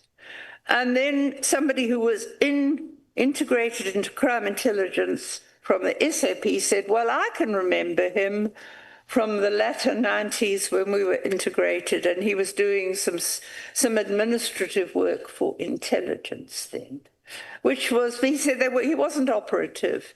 And then, but he said he wasn't there long, he then went off to operational response. And I gather that was where he was for most of the time, apart from the deployment briefly to intelligence when Mkhwanazi was National Commissioner. And of course, but I mean, my information was that although he was deployed to the task team, he was still basically operational response. That was what I was told by a very senior person at the time of the establishment, or since the establishment, I can't remember. Okay. On your statement, 17.2, paragraph 17.2, you are saying a lot about the PKTT being irregular. Which laws were violated by the formation of the PKTT? It's not just, look. Or is irregular in what sense? It's irregular in terms of any detective team I've ever come across, because a detective team by its very objectives is composed of detectives. I mean, it stands to reason that you get someone who's a detective, and I've tried to give you an example of the sorts of structures that were in place after the end of apartheid. So it's your contention that the 126 people you are concerned about as a number were without dictative capabilities? Well, not senior, I gather, because the senior guy soon left. Initially there was a senior detective. I'm concerned about the number, because why do you need such a big number of people in one province? I mean, even the investigative task team had about 30 people in, I think. But did it's necessary even. Did you spend time as a researcher to make an inquiry about what is the work of the team of such a big size? Or you concluded that because in the past, teams were never constituted to such a number, therefore automatically this one is irregular? Oh no, it wasn't the number per se. It was the strange structure of it, that you had it. As I said, it was not supposed to be. It was supposed to report nationally, and that wasn't maintained. But the province was the reports through the provincial commissioner, and with a senior detective overseeing the junior ones. That was the way it was set up. But then it soon changed. So the irregular part is that it was reporting to the province or national. I didn't get you on that. The reports to the national fell away, although it had been set up to be overseen through reports by the head of detectives now. How did it fall away? Because you still have a coordinator who is occupying a national position, a substantive position at a national level. Well, this is what I don't understand, because the man who took over from the first one was called Mfazi. He occupied that position, and it's impossible to check because he died of poisoning, actually. But that's beside the point, but he's dead.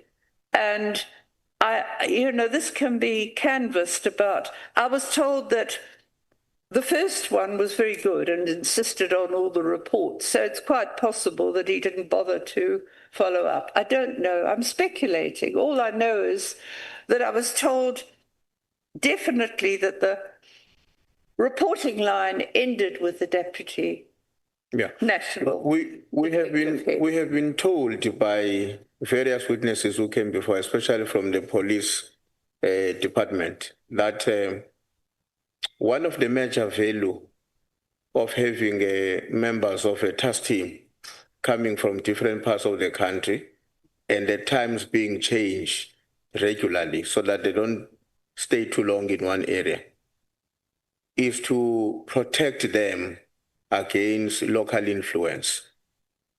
And somewhere in your statement, you also make references to police being prone, and I'm paraphrasing you in this case, police being prone to corrupt activities or their conduct resulting in the state spending a lot of money on civil claims. Well, they did. So why do you see a problem then with the establishment of a team whose composition is also designed to mitigate against what we are complaining about as a usual practice in various... It can be used for all sorts of purposes. It may be the ostensible excuse, but if you can check the records of detectives. If they have a record where they've got high court convictions, where they do well, you're pretty safe with them.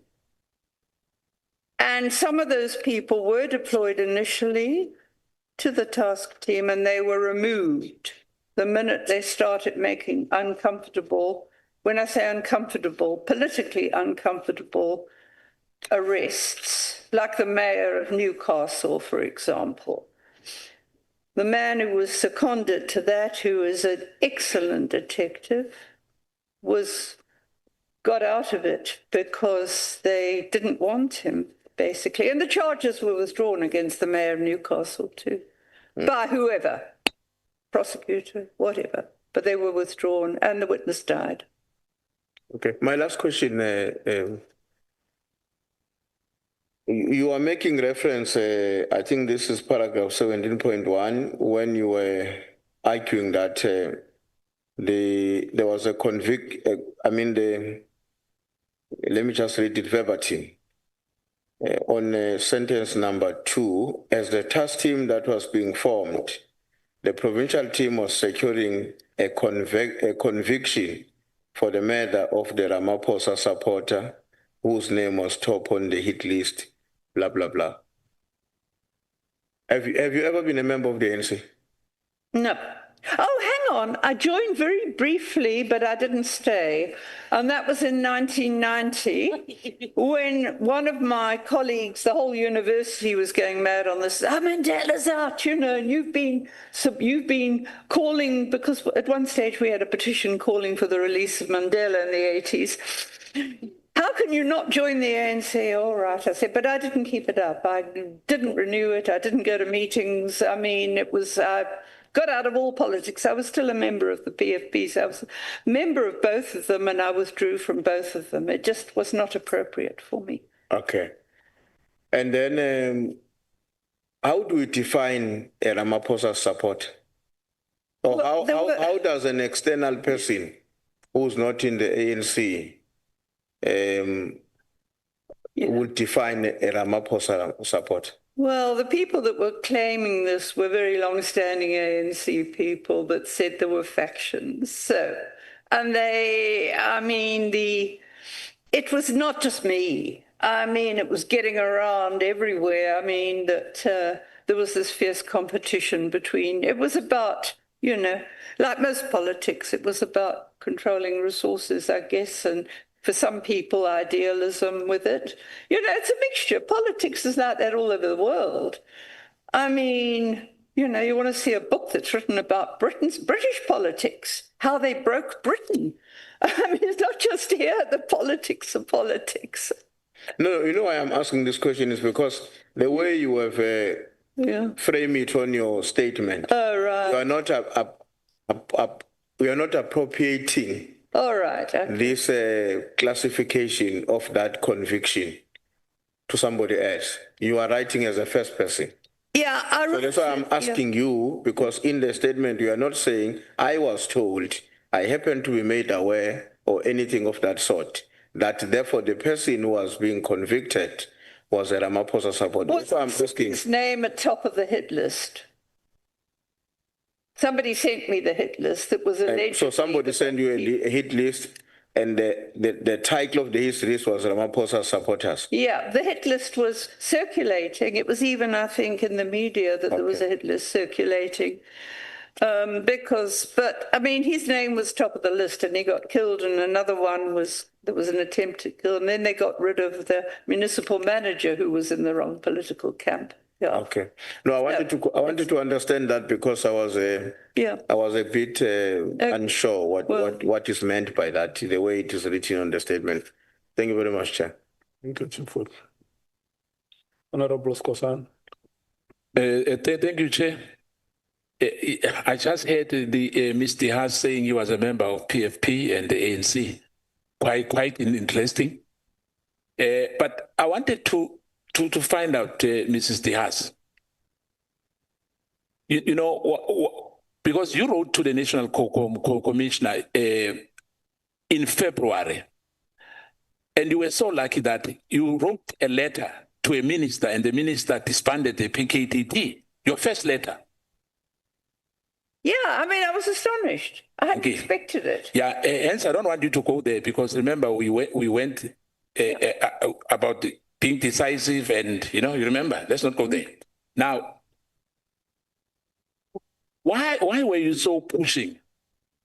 What was your interest in this matter? Why were you involved in the police operational matters? What was your interest in all this issue of the police? And who's funding you? I'm just now trying to find out from you, because I hear you talking about resources and what. Who's funding you, Ms. De Haas? Nobody's funding me.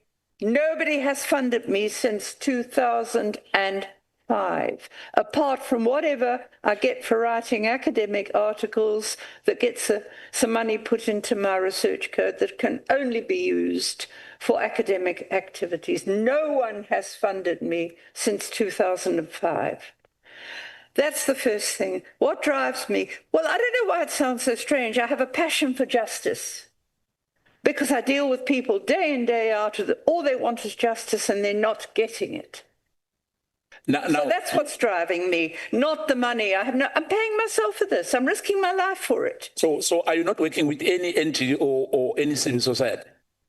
No, I'm not. I'm not a member of any of them at all. I mean, I don't really work with any of them. The only people I'm in is a Navi Pillay research group, I'm not teaching. I am part of being an honorary research fellow because I write academic stuff. Yes, but my question is this. Are you not working with any NGO on your research? You are funding yourself. No, I'm not. I'm independent. Yes. Completely independent. So there's no one who's funding any of your work. I'm not a member of, hang on a minute, let me just think. Nothing to do with NPOs. I mean, I interact with the local Amnesty International group because I've known them all for years. Okay. Who else? I mean, it's one thing to support people in an NPO, but I'm not involved in it. Let me put it this way to you. Are you comfortable for your gadgets to be taken from you? No, I'm not, because there's private information on that. No, we will apply. We know how to do it. We'll get a court order. But how dare you? I'm a private person. How dare you do this to me? No, I'm asking. I'm asking. I'm not saying I'm going to do that. No. I'm saying, are you comfortable that if the police have to take your gadgets like any other one, because there's probing in here. So my question, I'm saying, are you comfortable? I'm not comfortable because it's private. It's private family issues. I understand that. And since I'm asking you, my follow-up question was simple, and you still did not respond on my question. I asked you, why are you involving yourself on police operational matters? I've told you that because I care about justice. I care about people. One death is too much. No, I care about people. All of us, we care. I apologize for that. Okay. Please, may I ask, this is turning into the witch hunt of me. No, let me. And I'm objecting and I'm putting it on record. Let me help you, both of you. Honorable Skosana and Dr. De Haas, the witnesses that appear before the committee are not suspects. Yes. That is the principle that we must always reiterate. And I don't think that it's fair, Honorable Skosana, to go to an extent of telling the witness that we know the procedure that we must follow in case we must apply for your gadgets to be confiscated from you or to be seized from you because we are probing. I mean, she is not a suspect. Let's have a conversation with her. Thank you, Chair. Hence, I was saying to her, it was a question. I've never said we are going to do that. Because remember, Chair, that was a follow-up question to say, why was he pushing so hard? What was the interest? Who's funding her? Other questions she answered me. But my follow-up question, where she did not answer me, is not personal, as I said, Ms. De Haas. What am I not answering? No, my question was simple. You said because you care, one death is too much. All of us here, one death, hence we are here. It's not only you. This privilege which we are talking about is not only exclusive to you. You didn't say it was, did I? Yeah, now I'm saying to you, it's not a threat. I was just asking whether are you comfortable? Because you said it's illegal. We can't do this, we can't. So I said to you, because I'm a lawmaker, I know if your gadget has to be taken, what must happen? I'm not a policeman, I'm not going to do that. But I'm saying to you, honestly speaking, your involvement is suspicious in the whole matter. Hence, I'm asking this for follow-up question. That you wrote one letter, the minister disbanded PKTT, and then you made a follow-up letter to the National Commissioner. Why was he not implementing it? Hence, I'm asking you, what was your interest? Because it was a perfectly legal letter. I can't, as I said, I can't take responsibility. I had no idea that it would act this way, so how can you attribute blame to me for it? I mean, I didn't expect it. I've explained that. He did it. I can't help it if he took what I said into consideration. It's not my fault. I can't control how the minister handles. So, thank you so much. Yeah, I've tried to explain this. Thank you, Chair. Thank you. Yeah. You were very lucky. You were very privileged, I must say. Thank you, Chair. Matthews. Just quickly, the letter that you wrote to the minister, Ms. Diaz, did anybody advise you on what to write in the letter? Was it the letter reviewed by anybody before you sent it to the minister? Because the wording, and we're asking that and it's a follow-up, is pretty much the same wording that the minister used in his letter of disbandment. And it also has information in there that I would have thought you wouldn't have been privy to, like the murder and robbery unit, etc. No. So the question is pretty much, did you write the letter on your own? You didn't have a discussion with anybody about it? No? No, okay, it's not then. That's fine. I'll tell you what I did. I wrote the letter myself. I write my own letters. Yeah. The only letters I run past people are... Okay, but did you just ask whether this one, did you run it past anybody? Yeah. And I'm not sure what you mean about the information. The only thing I do is to, when I write letters for people, I don't know that I could have, and this wasn't easy, but whenever I write letters for people, I get their permission and I give them a copy of it. So But on I this wrote that letter, myself. Ms. Diaz, did you say you wrote it and a draft? Did you send it to anybody to give input or No. review it? So it was just you and the information that you had and you sent it through. Thank you. Thank you so much, honorable members. Doctor, let me just run 2 or 3 questions with Honorable Shom. Oh, you have said that you are not asking questions. I didn't want the Mary De Haas to die on my hands, Chair, but I'm ready to ask my questions, Chair. Thank you. May I just comment? You don't need to take my phones. I've had to cancel all the interceptions on them at least once. Illegal, of course. I didn't get that, Danny. Sorry, I said you wouldn't need to take my phone. I've already had to cancel all the interceptions on them. That's Kosana who takes phones. Yeah. I'm trying to make a joke of it, sorry. Just to ease the relationship between us. All right. Goeienaand, Danny. Goeienaand. Do you speak Afrikaans? Sorry? Goeienaand. Do you speak Afrikaans? Who? Do you speak Afrikaans? I speak a bad mixture. I speak a mixture of Afrikaans and Dutch. My husband was Dutch. I've lived in Holland, and I'm out of practice. I could speak Dutch fairly fluently at one stage, but But I mean, it became a mixture of Afrikaans and Dutch, and I understand very well, and I haven't practiced for years, as I found out when I was in Holland last time. Okay. Quickly here, Ms. Diaz.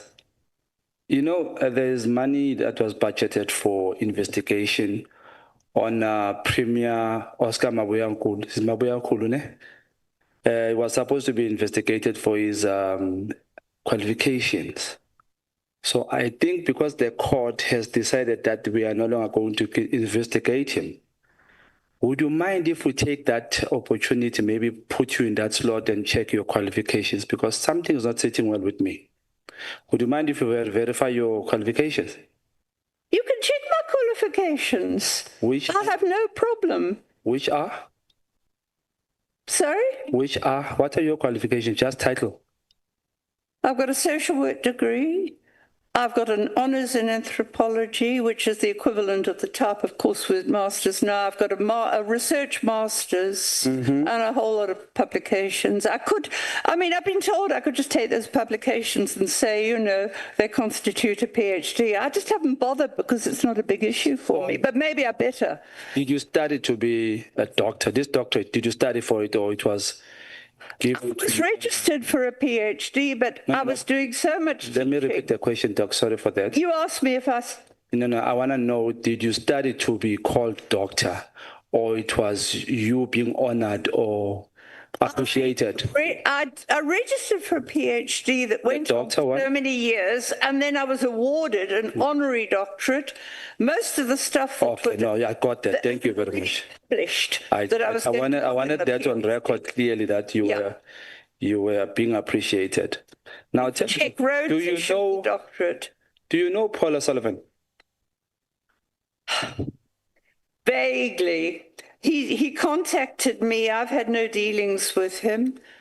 What did he contact me about? Don't worry about it. I know what it was. He wanted to know what I knew about the police killing people. Okay. That's what he contacted me about. I don't collaborate with him, if that's what you want. No. Okay. Do you notice the similarities between you and Paula Sullivan? The fact that you both are running SAPS officials, but you're not part of it, you've never been trained, you're not even authorized to even enter. Do you notice the similarities? Listen. Yes, ma'am. I mean, there the similarity ends. I have worked with the police for years and years and years. And does that authorize you to instruct a commissioner, a sitting commissioner? I've never. Or a minister per se? I requested the minister. Yes. Okay, you've been a teacher before, right? You've been a teacher. You have been a teacher before. Were you a teacher? Me? I was a lecturer at the university. Lecturer. Yes. Help me here. What is a verb? Years. Help me here. What is a verb? What is it? A verb. Verb? A verb. A verb. Please help. A verb. Verb, yes. A doing word. It's a doing word. What did the minister do concerning to your 1.1? But we've been through this. Yes, I just want a straight answer. That's why I'm making it easy for you. What did the minister do? I'm asking in terms of a verb. A verb is a doing word. Please. So let's go there. Let's check what did the minister do there. The minister was instructed to disband PKTT, or was instructed to instruct the national commissioner to immediately disband. What did the minister do? Answer the following question. We disbanded it. I'm not sitting here disputing the fact that he disbanded it, am I? Do you take credit for that? Pardon? Do you take credit for that? No, that you did very well. Because I don't know if there were any. I cannot speak for the minister. How can I take credit? No, I'm just asking in terms of your letter. Do you take credit? Like I contributed to it. I don't know if it was more than me or not. Okay, Danny, calm down, Danny. Calm down. You're asking me for evidence, and I can't give you evidence. No, I'm not asking for it. I'm just asking about your letter. Do you think? Yes, do you take credit for your letter? Do you think your letter did something well? Well, it seems to have influenced him if he referred to it. I appreciate that. But what I'm saying to you is, I don't know what else influenced. I'm not privy to it. Do you think Minister Mchunu is corrupt? Do you think Minister Mchunu is corrupt? Well, I start with the assumption that almost everybody in politics is corrupt and they have to prove otherwise. Sorry about that. They are sometimes proven otherwise. Do you think he must be fired? Sorry. No, look, I'm being a bit cynical there. I don't. He may or may not be. I have absolutely no idea. Do you think he must be fired? I don't see any reason to fire him. He was doing sensible things. He made enemies because he was also trying to clamp down on gun control. Okay. That's very good. That's very good. Tell me this.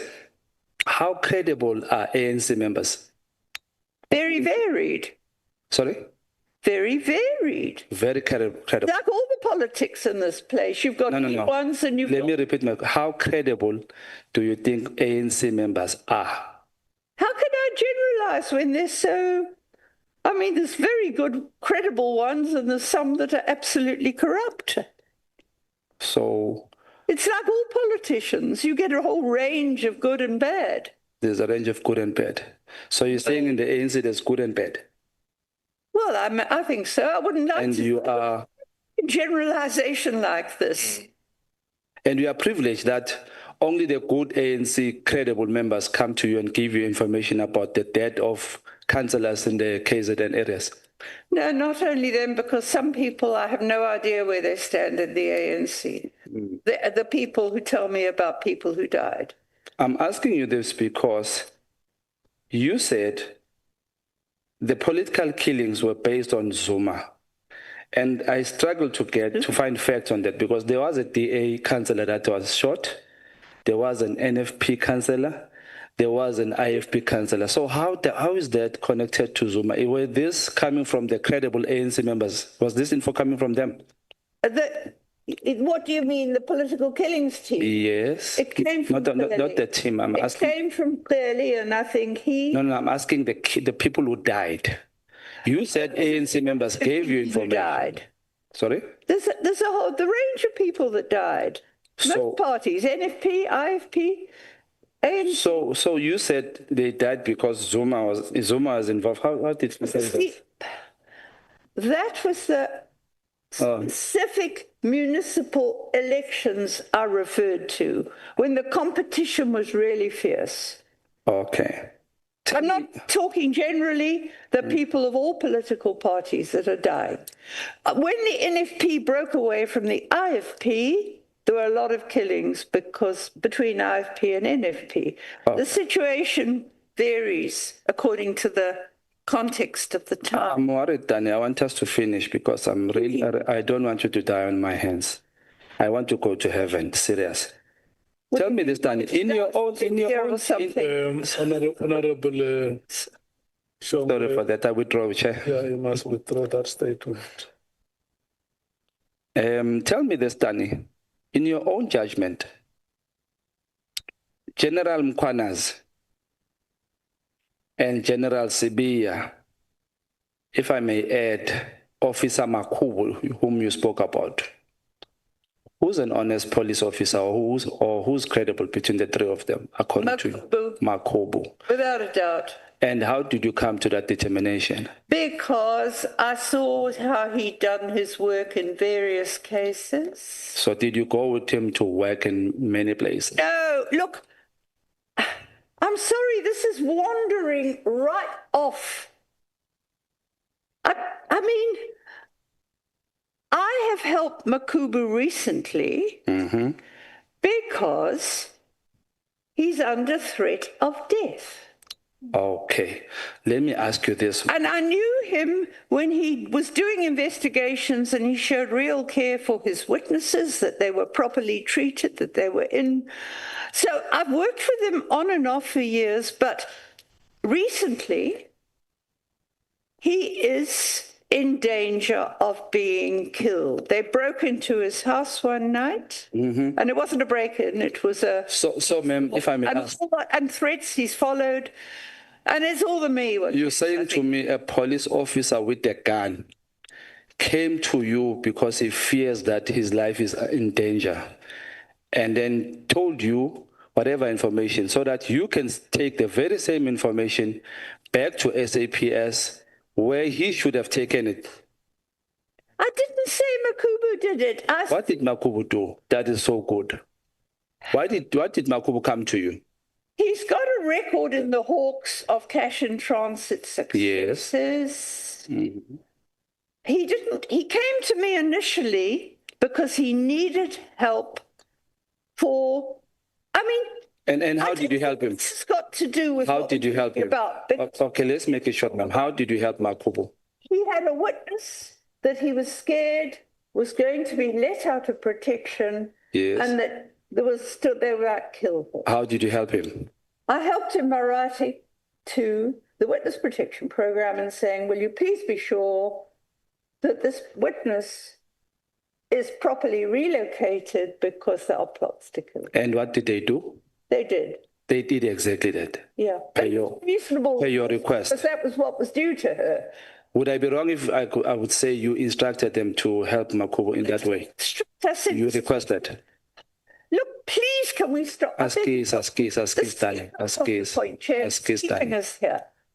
I'm not prepared to sit here and say this policeman's good, that policeman's bad. No, I want, because you said it on record that Mkhwanazi is not a good police and the other. So I just want to identify whether, because the police officer doesn't give you information, to me it seems if you don't give information, they are not deemed to be police. That's not what I'm basing on. I'm basing my judgment of Mkhwanazi on what his police have said after arrest. They were dismissed for good reason.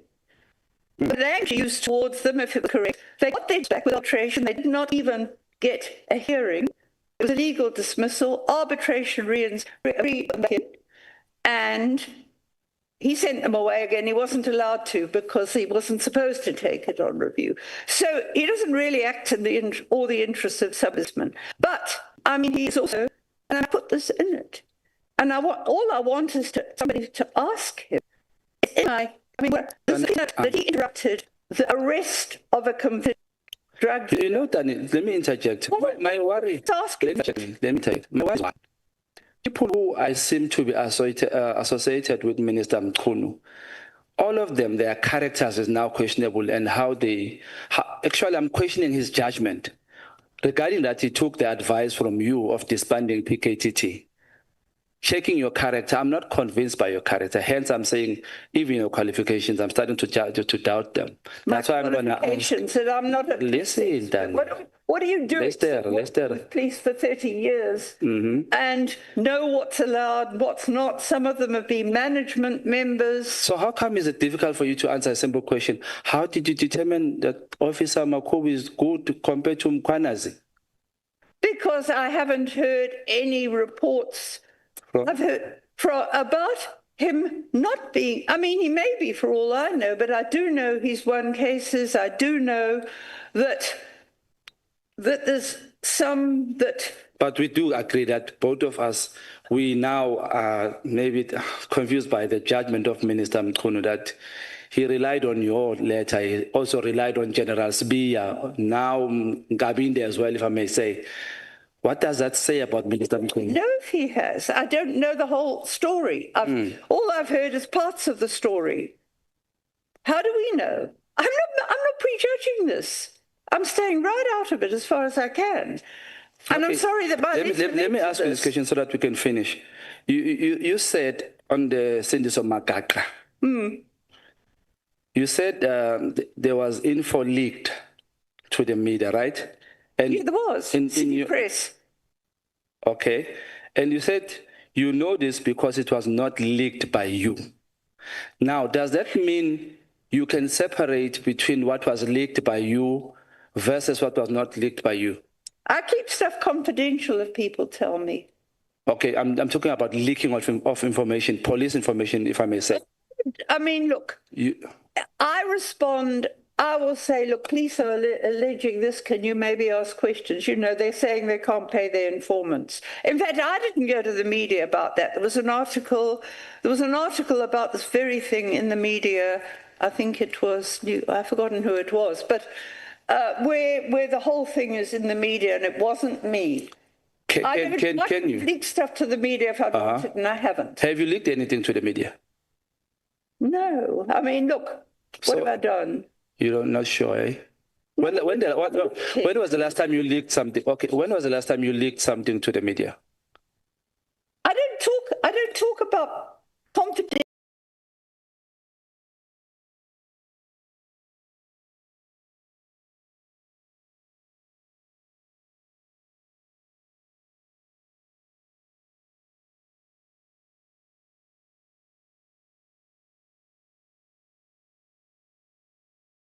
Material. I might say there are allegations that informants aren't getting. Okay, when was the last? When was the last time you leaked information to the media? Look. Coco, 1 plus 1. Okay, Coco, let's make it simple. Coco, let's make it simple. 1 plus 1. 1 plus 1 is 2. That's how simple I want us to make it. No. When was the last time you leaked to media? I've done nothing with this matter. No. I'm not talking about. I've sent is any other media. It's a general question. Okay, Coco. I mean, I don't give confidential information out. But Coco, you say here regarding the Makaka matter. Info was leaked to the police. You know this because it was not leaked by you. No, it was not leaked by me. Yeah. It was shared information. How did you know it was not leaked by you? How did you know it was not leaked by you? Because I'd never spoken to the media about it. About it. Have you spoken to the media about any other thing else, leaking them information? Look, how do I know what you're talking about unless you can give me specifics? I don't. Look, please, Mr. Paper, we stop this. It's becoming a witch hunt, and I'm losing my temper. Let me respectfully step down, Chair. Thank you, Chair. Thank you so much, Honorable Shaw. Dr. De Haas. Dr. De Haas. You know, an elder has 2 hearts. The other heart is an overflow. Yes. When you say I'm losing my temper in this parliament, we get worried. It's fine. Thank you so much, Honorable Shongwe. Thank you so much, Doctor. Can we no, I'm no longer taking any follow-ups. Yeah. Let's do this, Doctor. In the letter that you wrote on the 31st of October, on paragraph number 2, I see you use compulsive words there. What did I say? Sorry, paragraph 2. Was this my letter? Yeah. The one that I sent in October? Yeah. Okay, let me get back to it. In the first sentence, you are using the word that the word instruct, that the minister must instruct.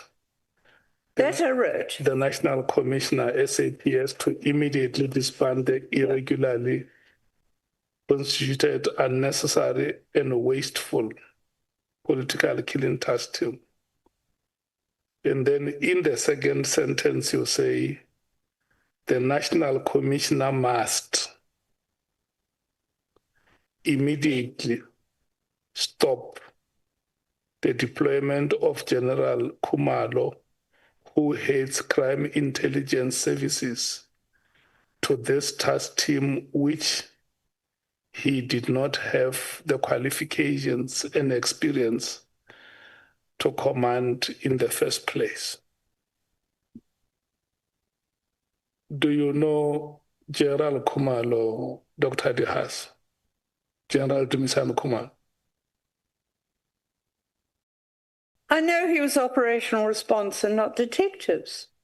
And to have, I mean, that was my argument. He's not a detective and he's basically running the team. And do you know how long he has been in the SAPS? He's been there since the 1990s, as I understand it. I'm not sure exactly when. It could be worked out, I suppose, in terms of his age and when he would have trained. So when it was the 1980s. Yeah, he was in the police.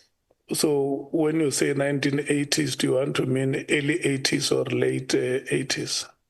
I think he must have been trained in the first part of the 80s. Okay. I mean, hang on a sec, wait a minute. Where was he? Yeah, because he was in the KwaZulu police when it was formed, and that was 87. So he may have transferred there. As I said, I don't know where he did his training. I think he's in his 50s now, approximately. And do you know when he was appointed or promoted to the senior management position in the SAPS?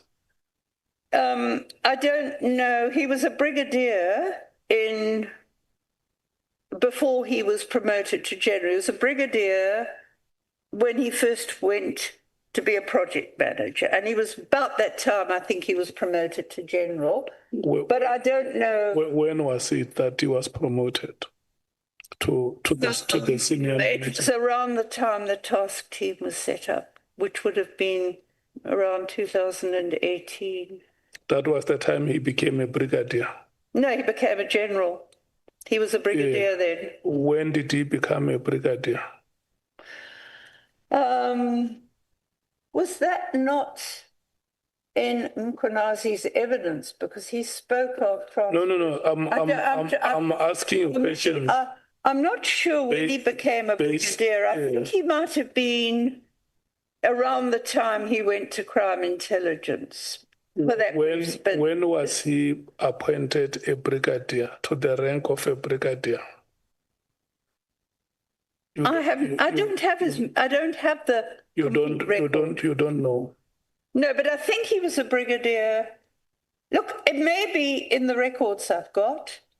He may have been referred to, and I don't know if Mkhwanazi referred to now him. You are unable now to tell us when General Khumalo was appointed a brigadier in the SAPS. Yes, but all I know is that he's never been reported to be a detective. What is Brigadier Khumalo's highest qualification? I don't know. I mean, And I think as we talk, I mean, everybody's going on about verifying my qualifications, but surely... No. We are... But I mean, I don't know what his qualifications we are asking about Brigadier Khumalo's highest qualification, not you. It's on record. That one was your matter between you and Skosan. Yeah. And then is Brigadier Khumalo the only official that you know who was working in the PKTT? Well, he was. I knew him as running the admin and the PKTT. Okay, yeah. The reporting line. It was initially him, and it was the local person was a brigadier in the Hawks. Reporting to Mkhwanazi to report. Yes, so in that PKTT, because it was a team, if you may estimate how many people might have been in that team, how many police officials might have been in the PKTT? Well, we have the figures that were announced at the launch of it in the media article. But we don't know the ranks of all of them, do we? And I mean, what I was told was that there was a specific brigadier in charge of them, or inspecting dockets. That's exactly when he left. That's exactly the question I'm asking. Yeah. If you may estimate how many officials could have been in the PKTT. Well, all I know is the number that was officially given by Clearly. Yeah. What did he say is the number? I think he said it was 120 something. 120. Including the ones that... You can just say over 100. Yeah, no, it's in that media article. In that number of over 100 officials, do you know of the qualifications and experience of any of them, except Kumar? I've heard about quite a few of them. I've heard of them, and most of them, there are a few lieutenant colonels, I think. And these are the ones they say were not permanent. Yeah. And I've heard of most of them have been captains, sergeants. I haven't heard of another more senior detective who's there permanently in the structure. I'm not talking about their rank. I'm talking about their academic qualifications. I'm not privy to the police records. All I can hear is... You don't have that information. This one's a captain, that one's this one, or...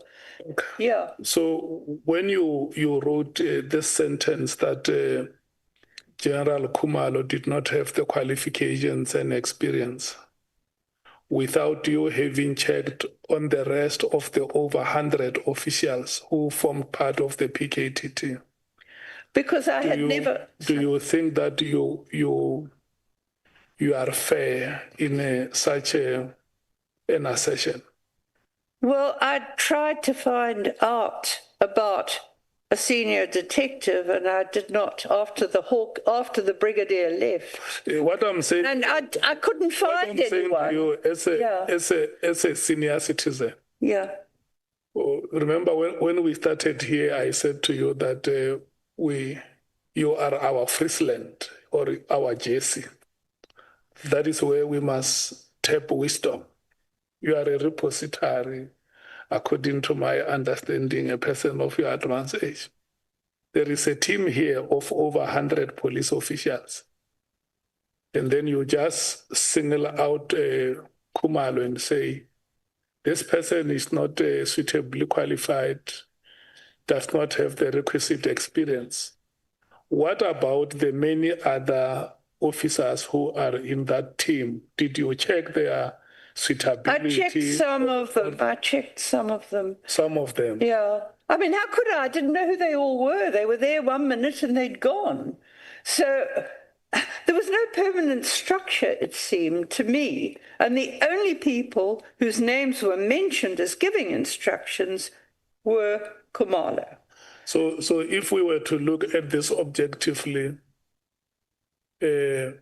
and one comes to the conclusion that you targeted Khumalo, will it be a fair statement to make to you, to say Dr. De Haas targeted Khumalo in the whole team of the PKTT that was sent to KwaZulu-Natal? That is why you are able to write, not on one page. If we go to the second page, you still talk about Dr. Khumalo, General Khumalo. And then you even go to an extent of saying that you don't even trust that he's a credible police official. Because he's not a detective, he's operational response. That's why. And so was this other man who was seconded, operational response. And so is Masemola, who is a buddy of both Khumalo and Mkhwanazi from years ago. I mean, Masemola was in this province as Deputy Provincial Commissioner. I dealt with him then. And he took no action when I told him there was paramilitary training up at Nongom. Did nothing. And he was Deputy Provincial Commissioner. But that's where they all know each other from their operational response days. Let me ask you the last question. Because when you made your oral presentation, you said to us that, and you considered here after members probed you, you said that you concede that some of the evidence that you deposed in your statement has not been verified.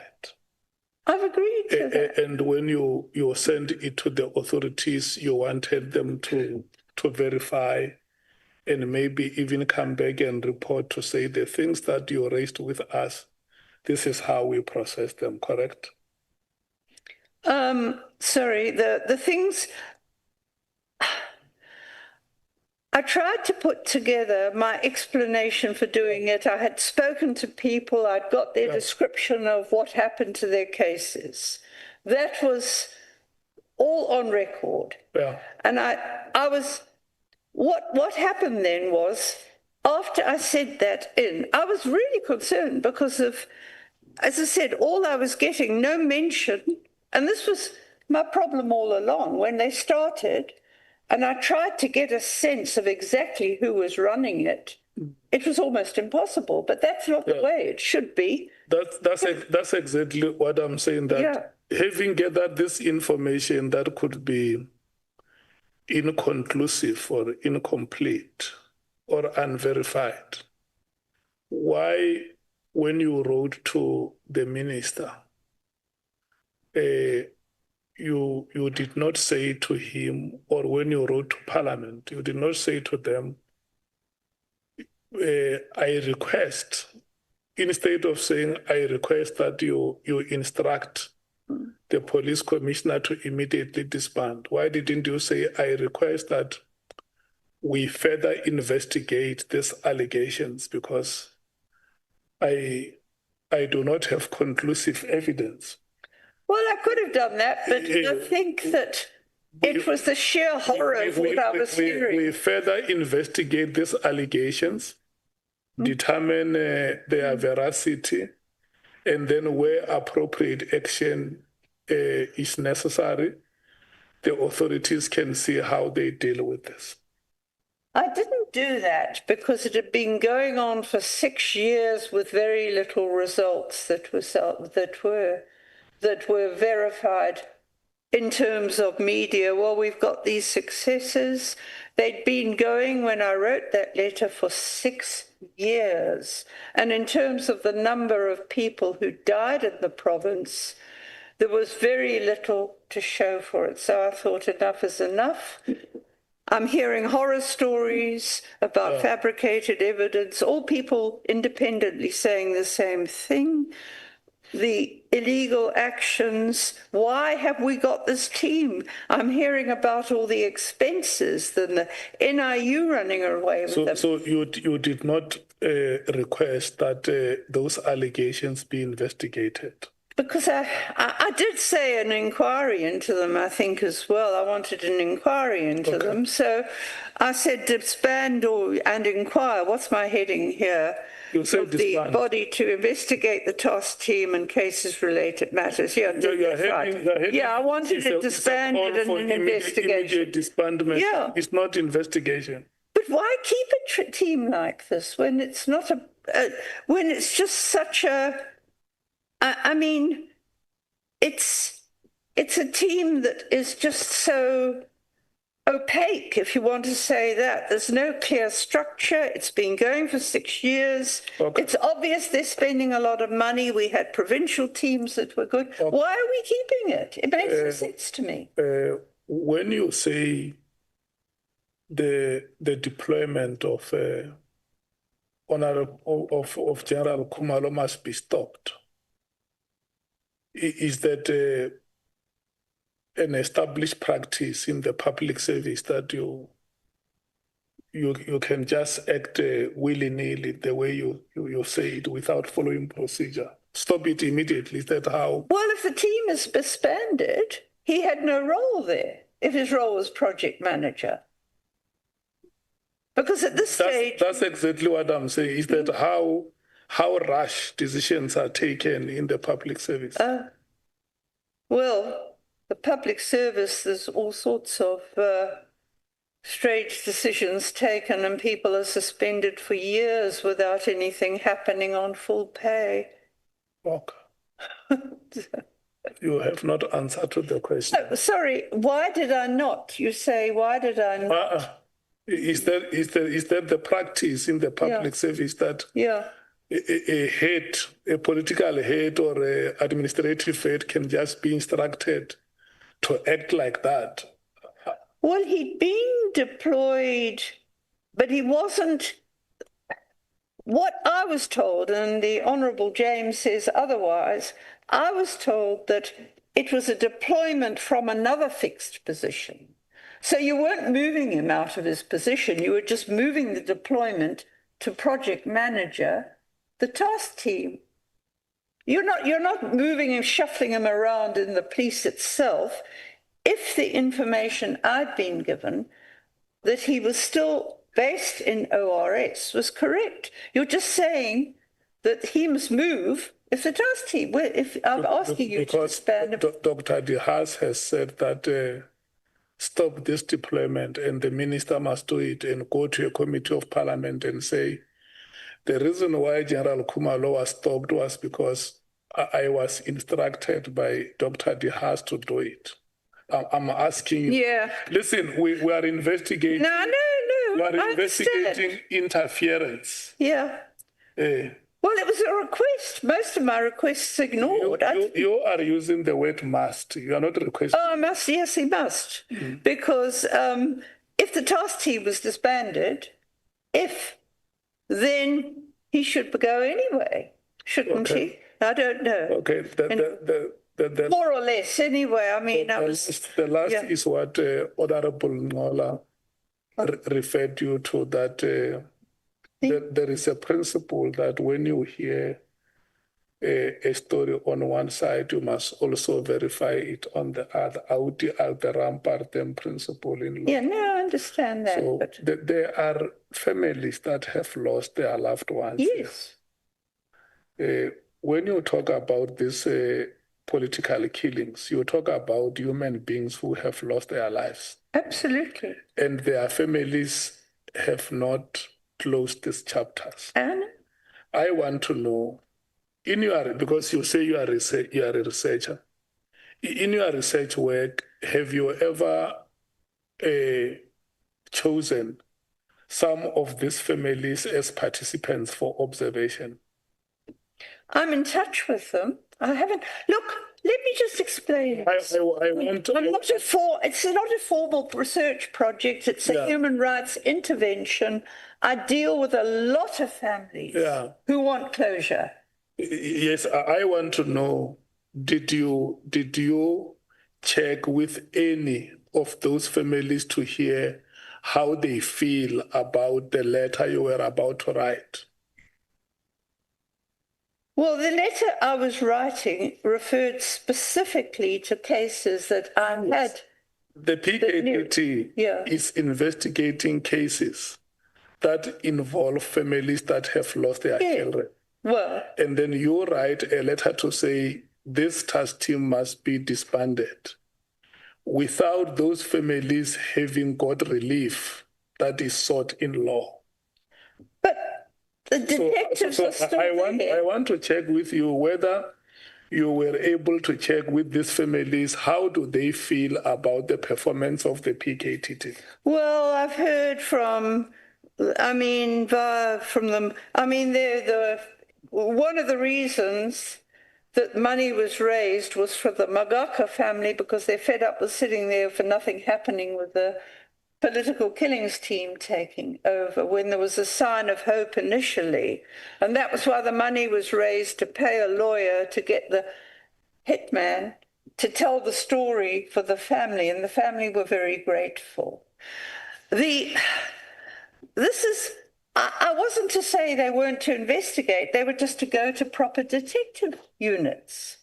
Yeah, but keep the point that I want to get to is, don't you feel that your action obstructed those families from getting justice? But why would it if the same detective just moved to another unit? You say that you are a human rights activist, isn't it? Families are sitting here, they want to get justice because they have lost their loved ones. And then a team that has been appointed to investigate those cases, you say it must be disbanded. If one of those family members say, we could not get justice because of the actions of Dr. Mary De Haas, what is your response?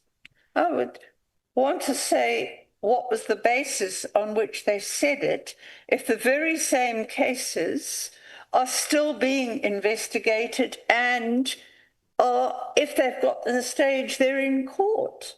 The disbandment of the team is not going to impact on that. It's just going to put all the detectives back in the proper units, which are headed by detectives of a nature of, say, a brigadier. As a justice activist, after gathering this information, incomplete, inconclusive as it was, why didn't you forward it, for instance, to the Human Rights Commission and say, there is this evidence that I gathered, but I may not have the capacity to investigate it further.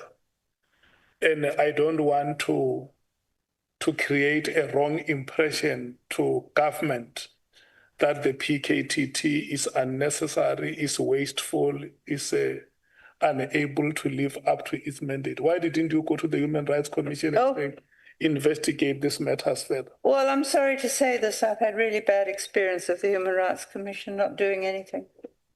So, that's why I didn't go. So you say your attitude towards them is more about bias? Look, I've been to the Human Rights Commission. I begged them to look at what was happening in Glebelands. They wouldn't touch it. Somebody in the Gender Commission wrote to them and said, I've done what I can for the women in Glebelands. Will you please investigate it? They didn't.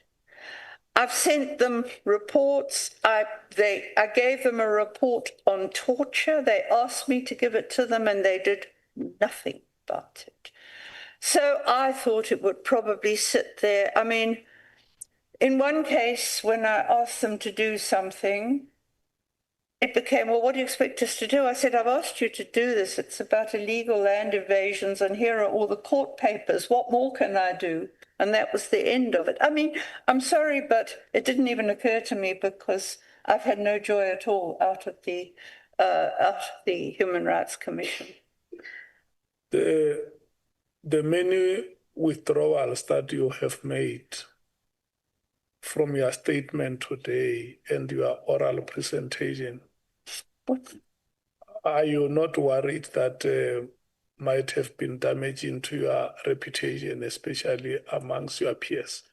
No, I mean, what withdrawals did I make except to concede that for you it's hearsay evidence and a couple of mistakes in the grammar of things? I mean, I never pretended that I was telling you anything that it was myself who knew and has not been verified. Nowhere have I done that. I'm giving you information that was told to me independently and are saying the same sorts of things about abuses and fabrication. And it came on the end of other complaints I've been having over the years about cases, etc., and the opacity of the fact that there was no proper oversight of this team. It came as a result of that. There's nothing in here that I don't stand by, unless there's a few things like, for example, that I could have worded differently, you know, about the political killings team, when I should have said that it happened after they took it over, that the cases were withdrawn when they had been in court. And I don't know the reasons for it. But I must also tell you that I was given very short notice to put everything together. I can't just drop everything. I'd just come back from working flat out on other commitments I had, including about land issues and a conference. Thought I was going to catch up. And then I got computer things that took me much longer. And you wanted all the documentation. I had to look out, send everything I could. But then I had to somehow, within a very short space of time, put it together in an affidavit. So I stand by the content of my affidavit. I'm saying the wording in place. I concede that obviously it's hearsay. I've made it clear, and I only put that part about intelligence in because I was specifically asked to. And I've made it clear that these are allegations I don't know. But what I do know is that there's been no proper oversight of intelligence since because when the Mufamadi report said it's urgent, it took 6 years to get the legislation through and only signed into law this year. So we don't know what's going on in intelligence. So I was very concerned about that. I put it in because I was specifically asked to do so. All I could speak about was really my experience with the task team. And I've done that, and I've conceded that for you it's hearsay because I'm saying it. Thank you so much. I think I must not ask further questions. Let me check with the SC. If you have questions that you want to ask. Thank you. Mr. Hahn, you must be quite disappointed that the PKTT is still in existence and that Lt Gen Mkhwanazi is still the project leader and General Mkhwanazi playing a prominent role in it. They have moved back to their bases, most of them, but the cases they're handling are in court still. As I said, it didn't affect the families of cases. They're still dealing. There are, even if you look at that list that I had on Mchunu's statement, they've got a whole list of cases that are still in court. So it just means they're situated somewhere else doing those cases, presumably with a detective team. I know that some of them, because I've asked police at different areas. I just asked you for a yes or no, ma'am. Yeah. Because we also heard that they have additional cases. I think 9 new additional cases. I hadn't followed that up, I must admit. And we also... Yeah, I am disappointed if they've been given new cases, indeed. So to the extent that the decision to disband the PKTT is attributed to you and your letter to the minister, erstwhile minister of 24 October 2024, it didn't quite pan out like that, did it? Sorry, I say it didn't quite work out like that, to the extent that the decision by Minister Mchunu to disband the PKTT is somehow attributed to you. And the letter you wrote to him on the 24th of October didn't quite work out like that.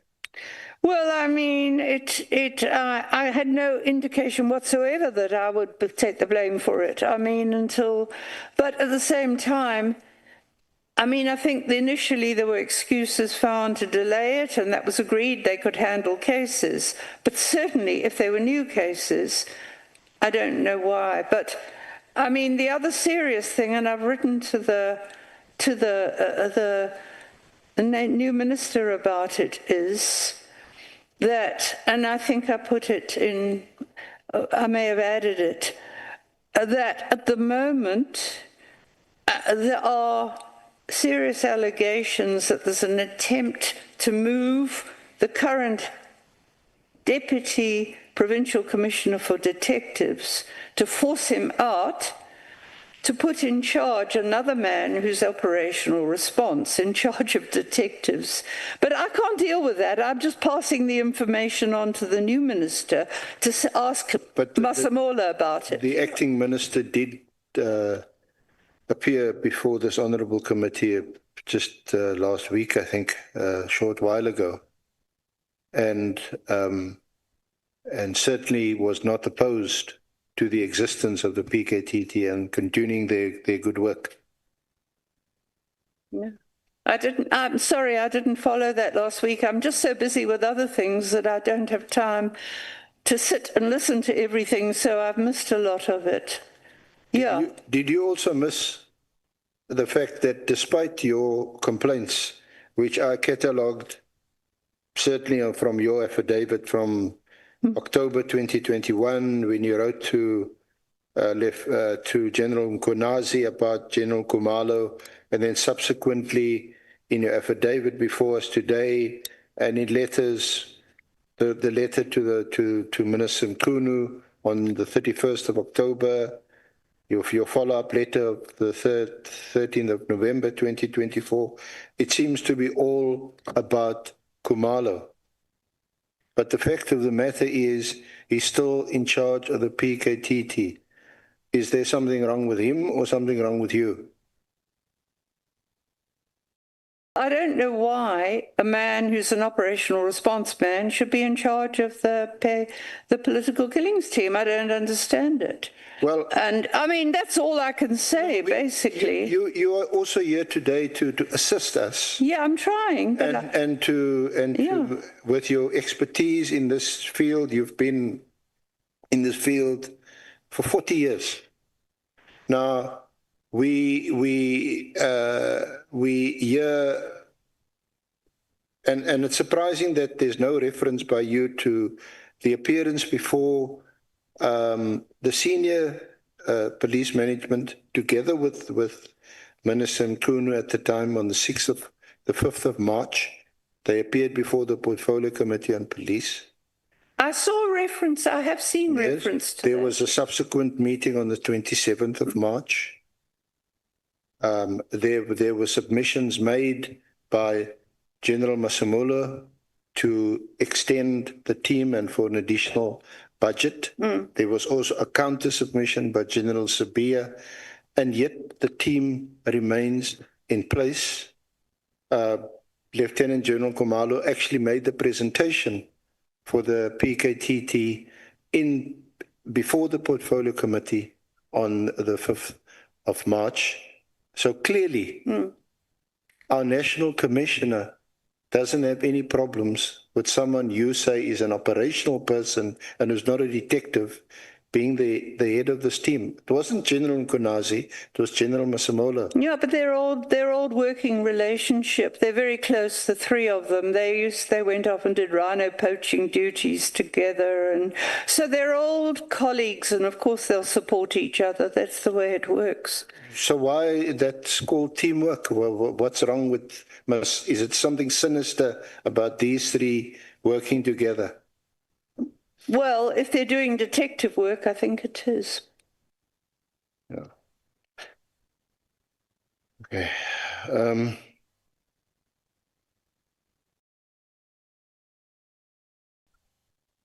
Thank you, Chair. Thank you, Mr.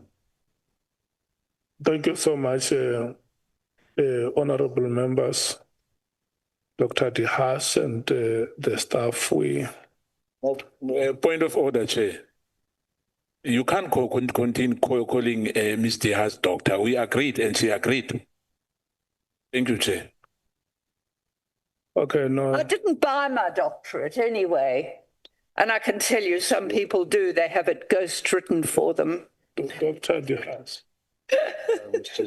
I'm with you there, Danny. I'm with you. Sorry. Dr. De Haas.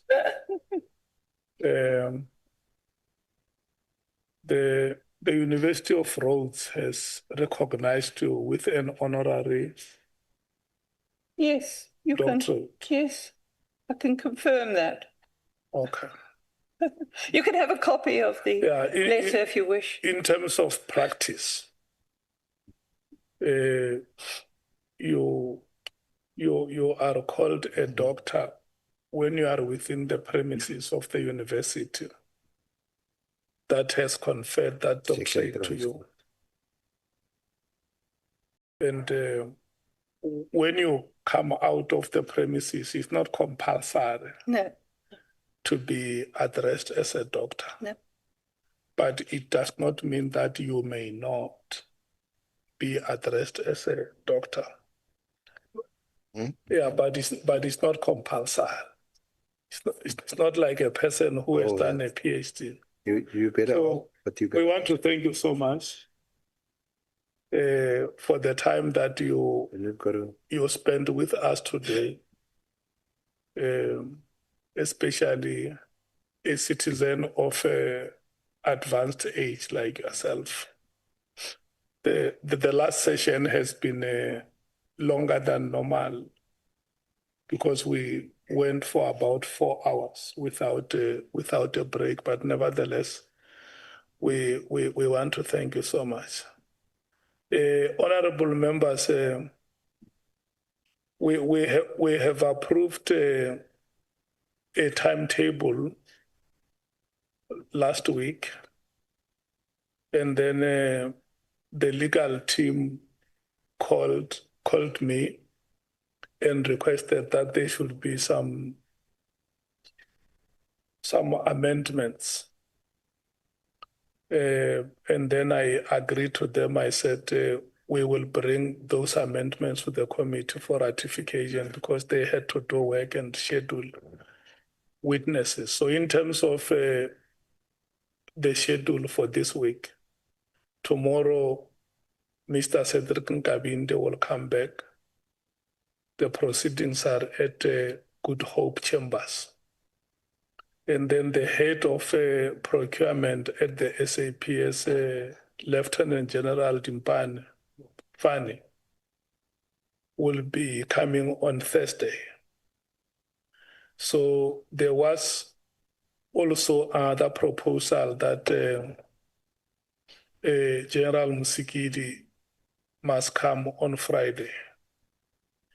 And the chief whip has informed me during break that he engaged with you.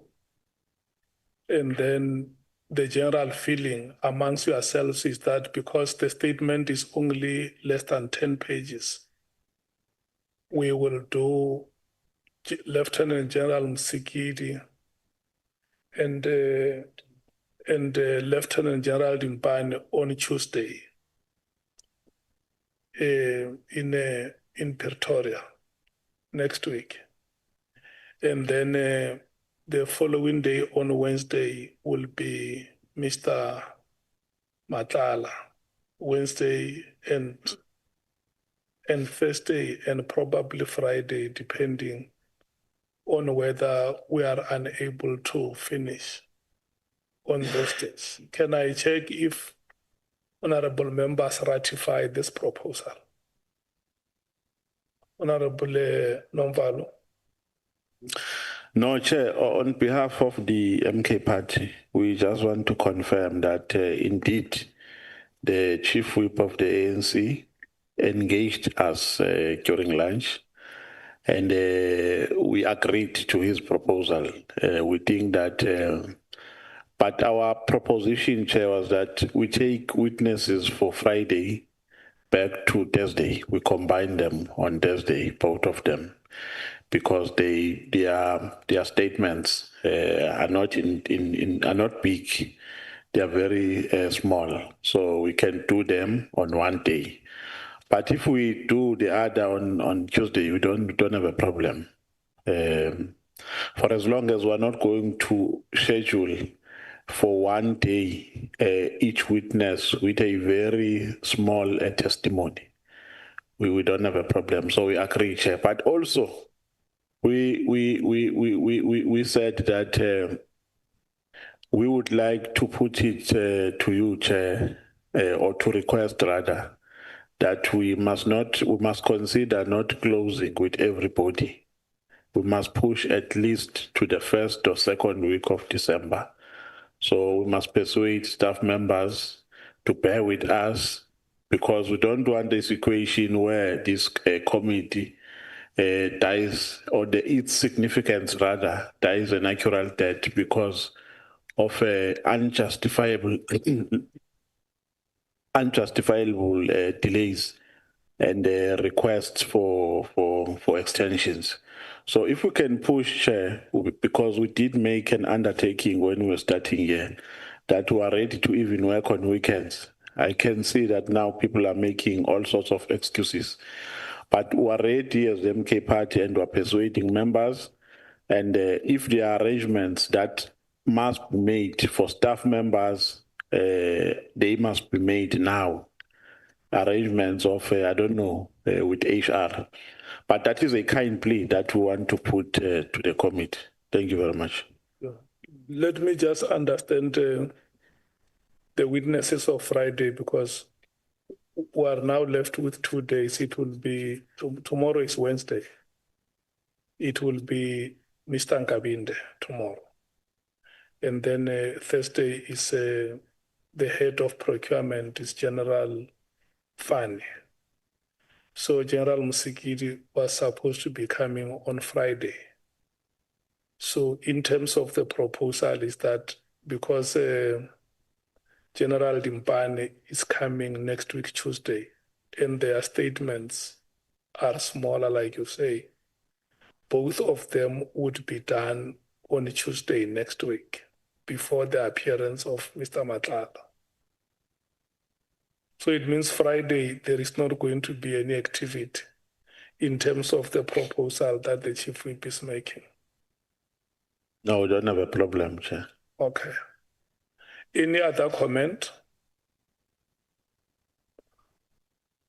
Agreed, we are coming to that. And the second matter, honorable members, I have requested Bonani that they must circulate those public submissions with yourselves. Because if we go to a meeting and they are presented one by one without you having gone through them, the meeting may take us the whole day. So for us to have a business-like meeting, it will be good that they circulate those submissions with yourselves. We will check your traveling times on Monday and then decide when to slot a meeting on that Monday before, so that we can deal with those public submissions and determine how they must be processed going forward. And then probably next week, I mean the week that we are in Pretoria, we may have to look at how we conclude the other activities the way Honorable Nomvalo is suggesting. If we can work until the end of the first week or the second week of December, let's think about it and see which are the witnesses. I think the legal team will also advise on the possibility of consultations and other logistics that they may have to get into, so that we have some few witnesses in the first week or the first 2 weeks of December. Agreed? Yeah, SC.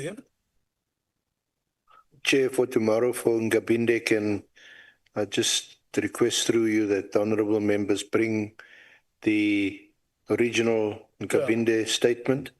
Because Yes. this evening, while we were sitting here, we received what they now call a supplementary statement, which is not the same. It has been circulated to the member. It's a supplementary statement.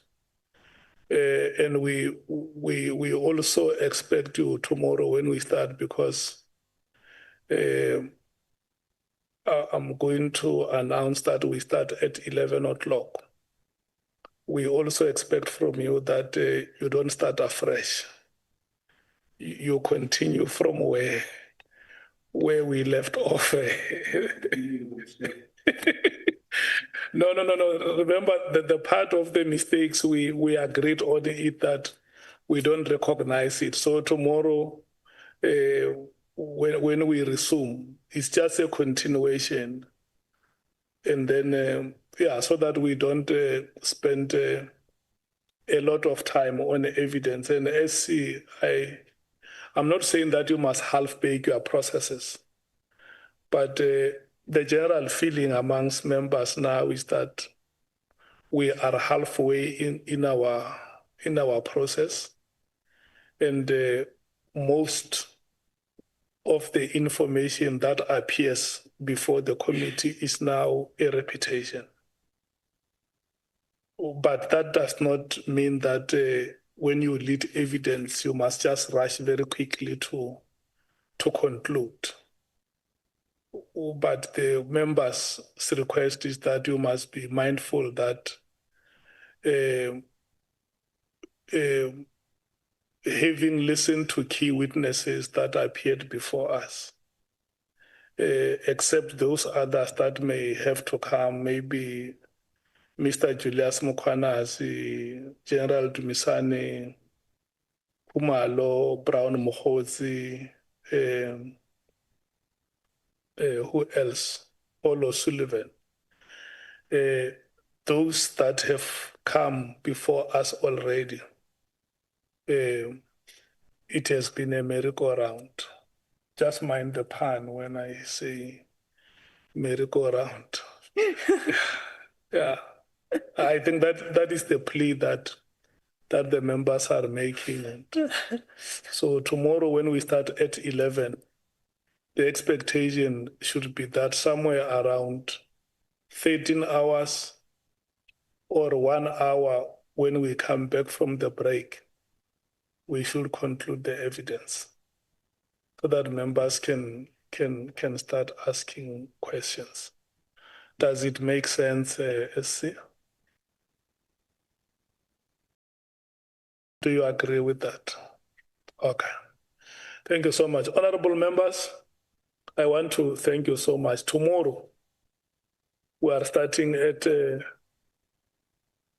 Honorable Skosana. Chair, just a quick question. Can you ask Tani, does she know Honorable Julius Malema? Because I see he's not here today. No. Hey. You missed the CIC. No, Matthias, don't respond. I want to close the meeting. Just if there is anything that you should say is, say, Chair, when are you closing the meeting? Honorable members, the meeting is adjourned. Tomorrow, 11 o'clock, Good Hope Chambers. Thank you so much. Yeah.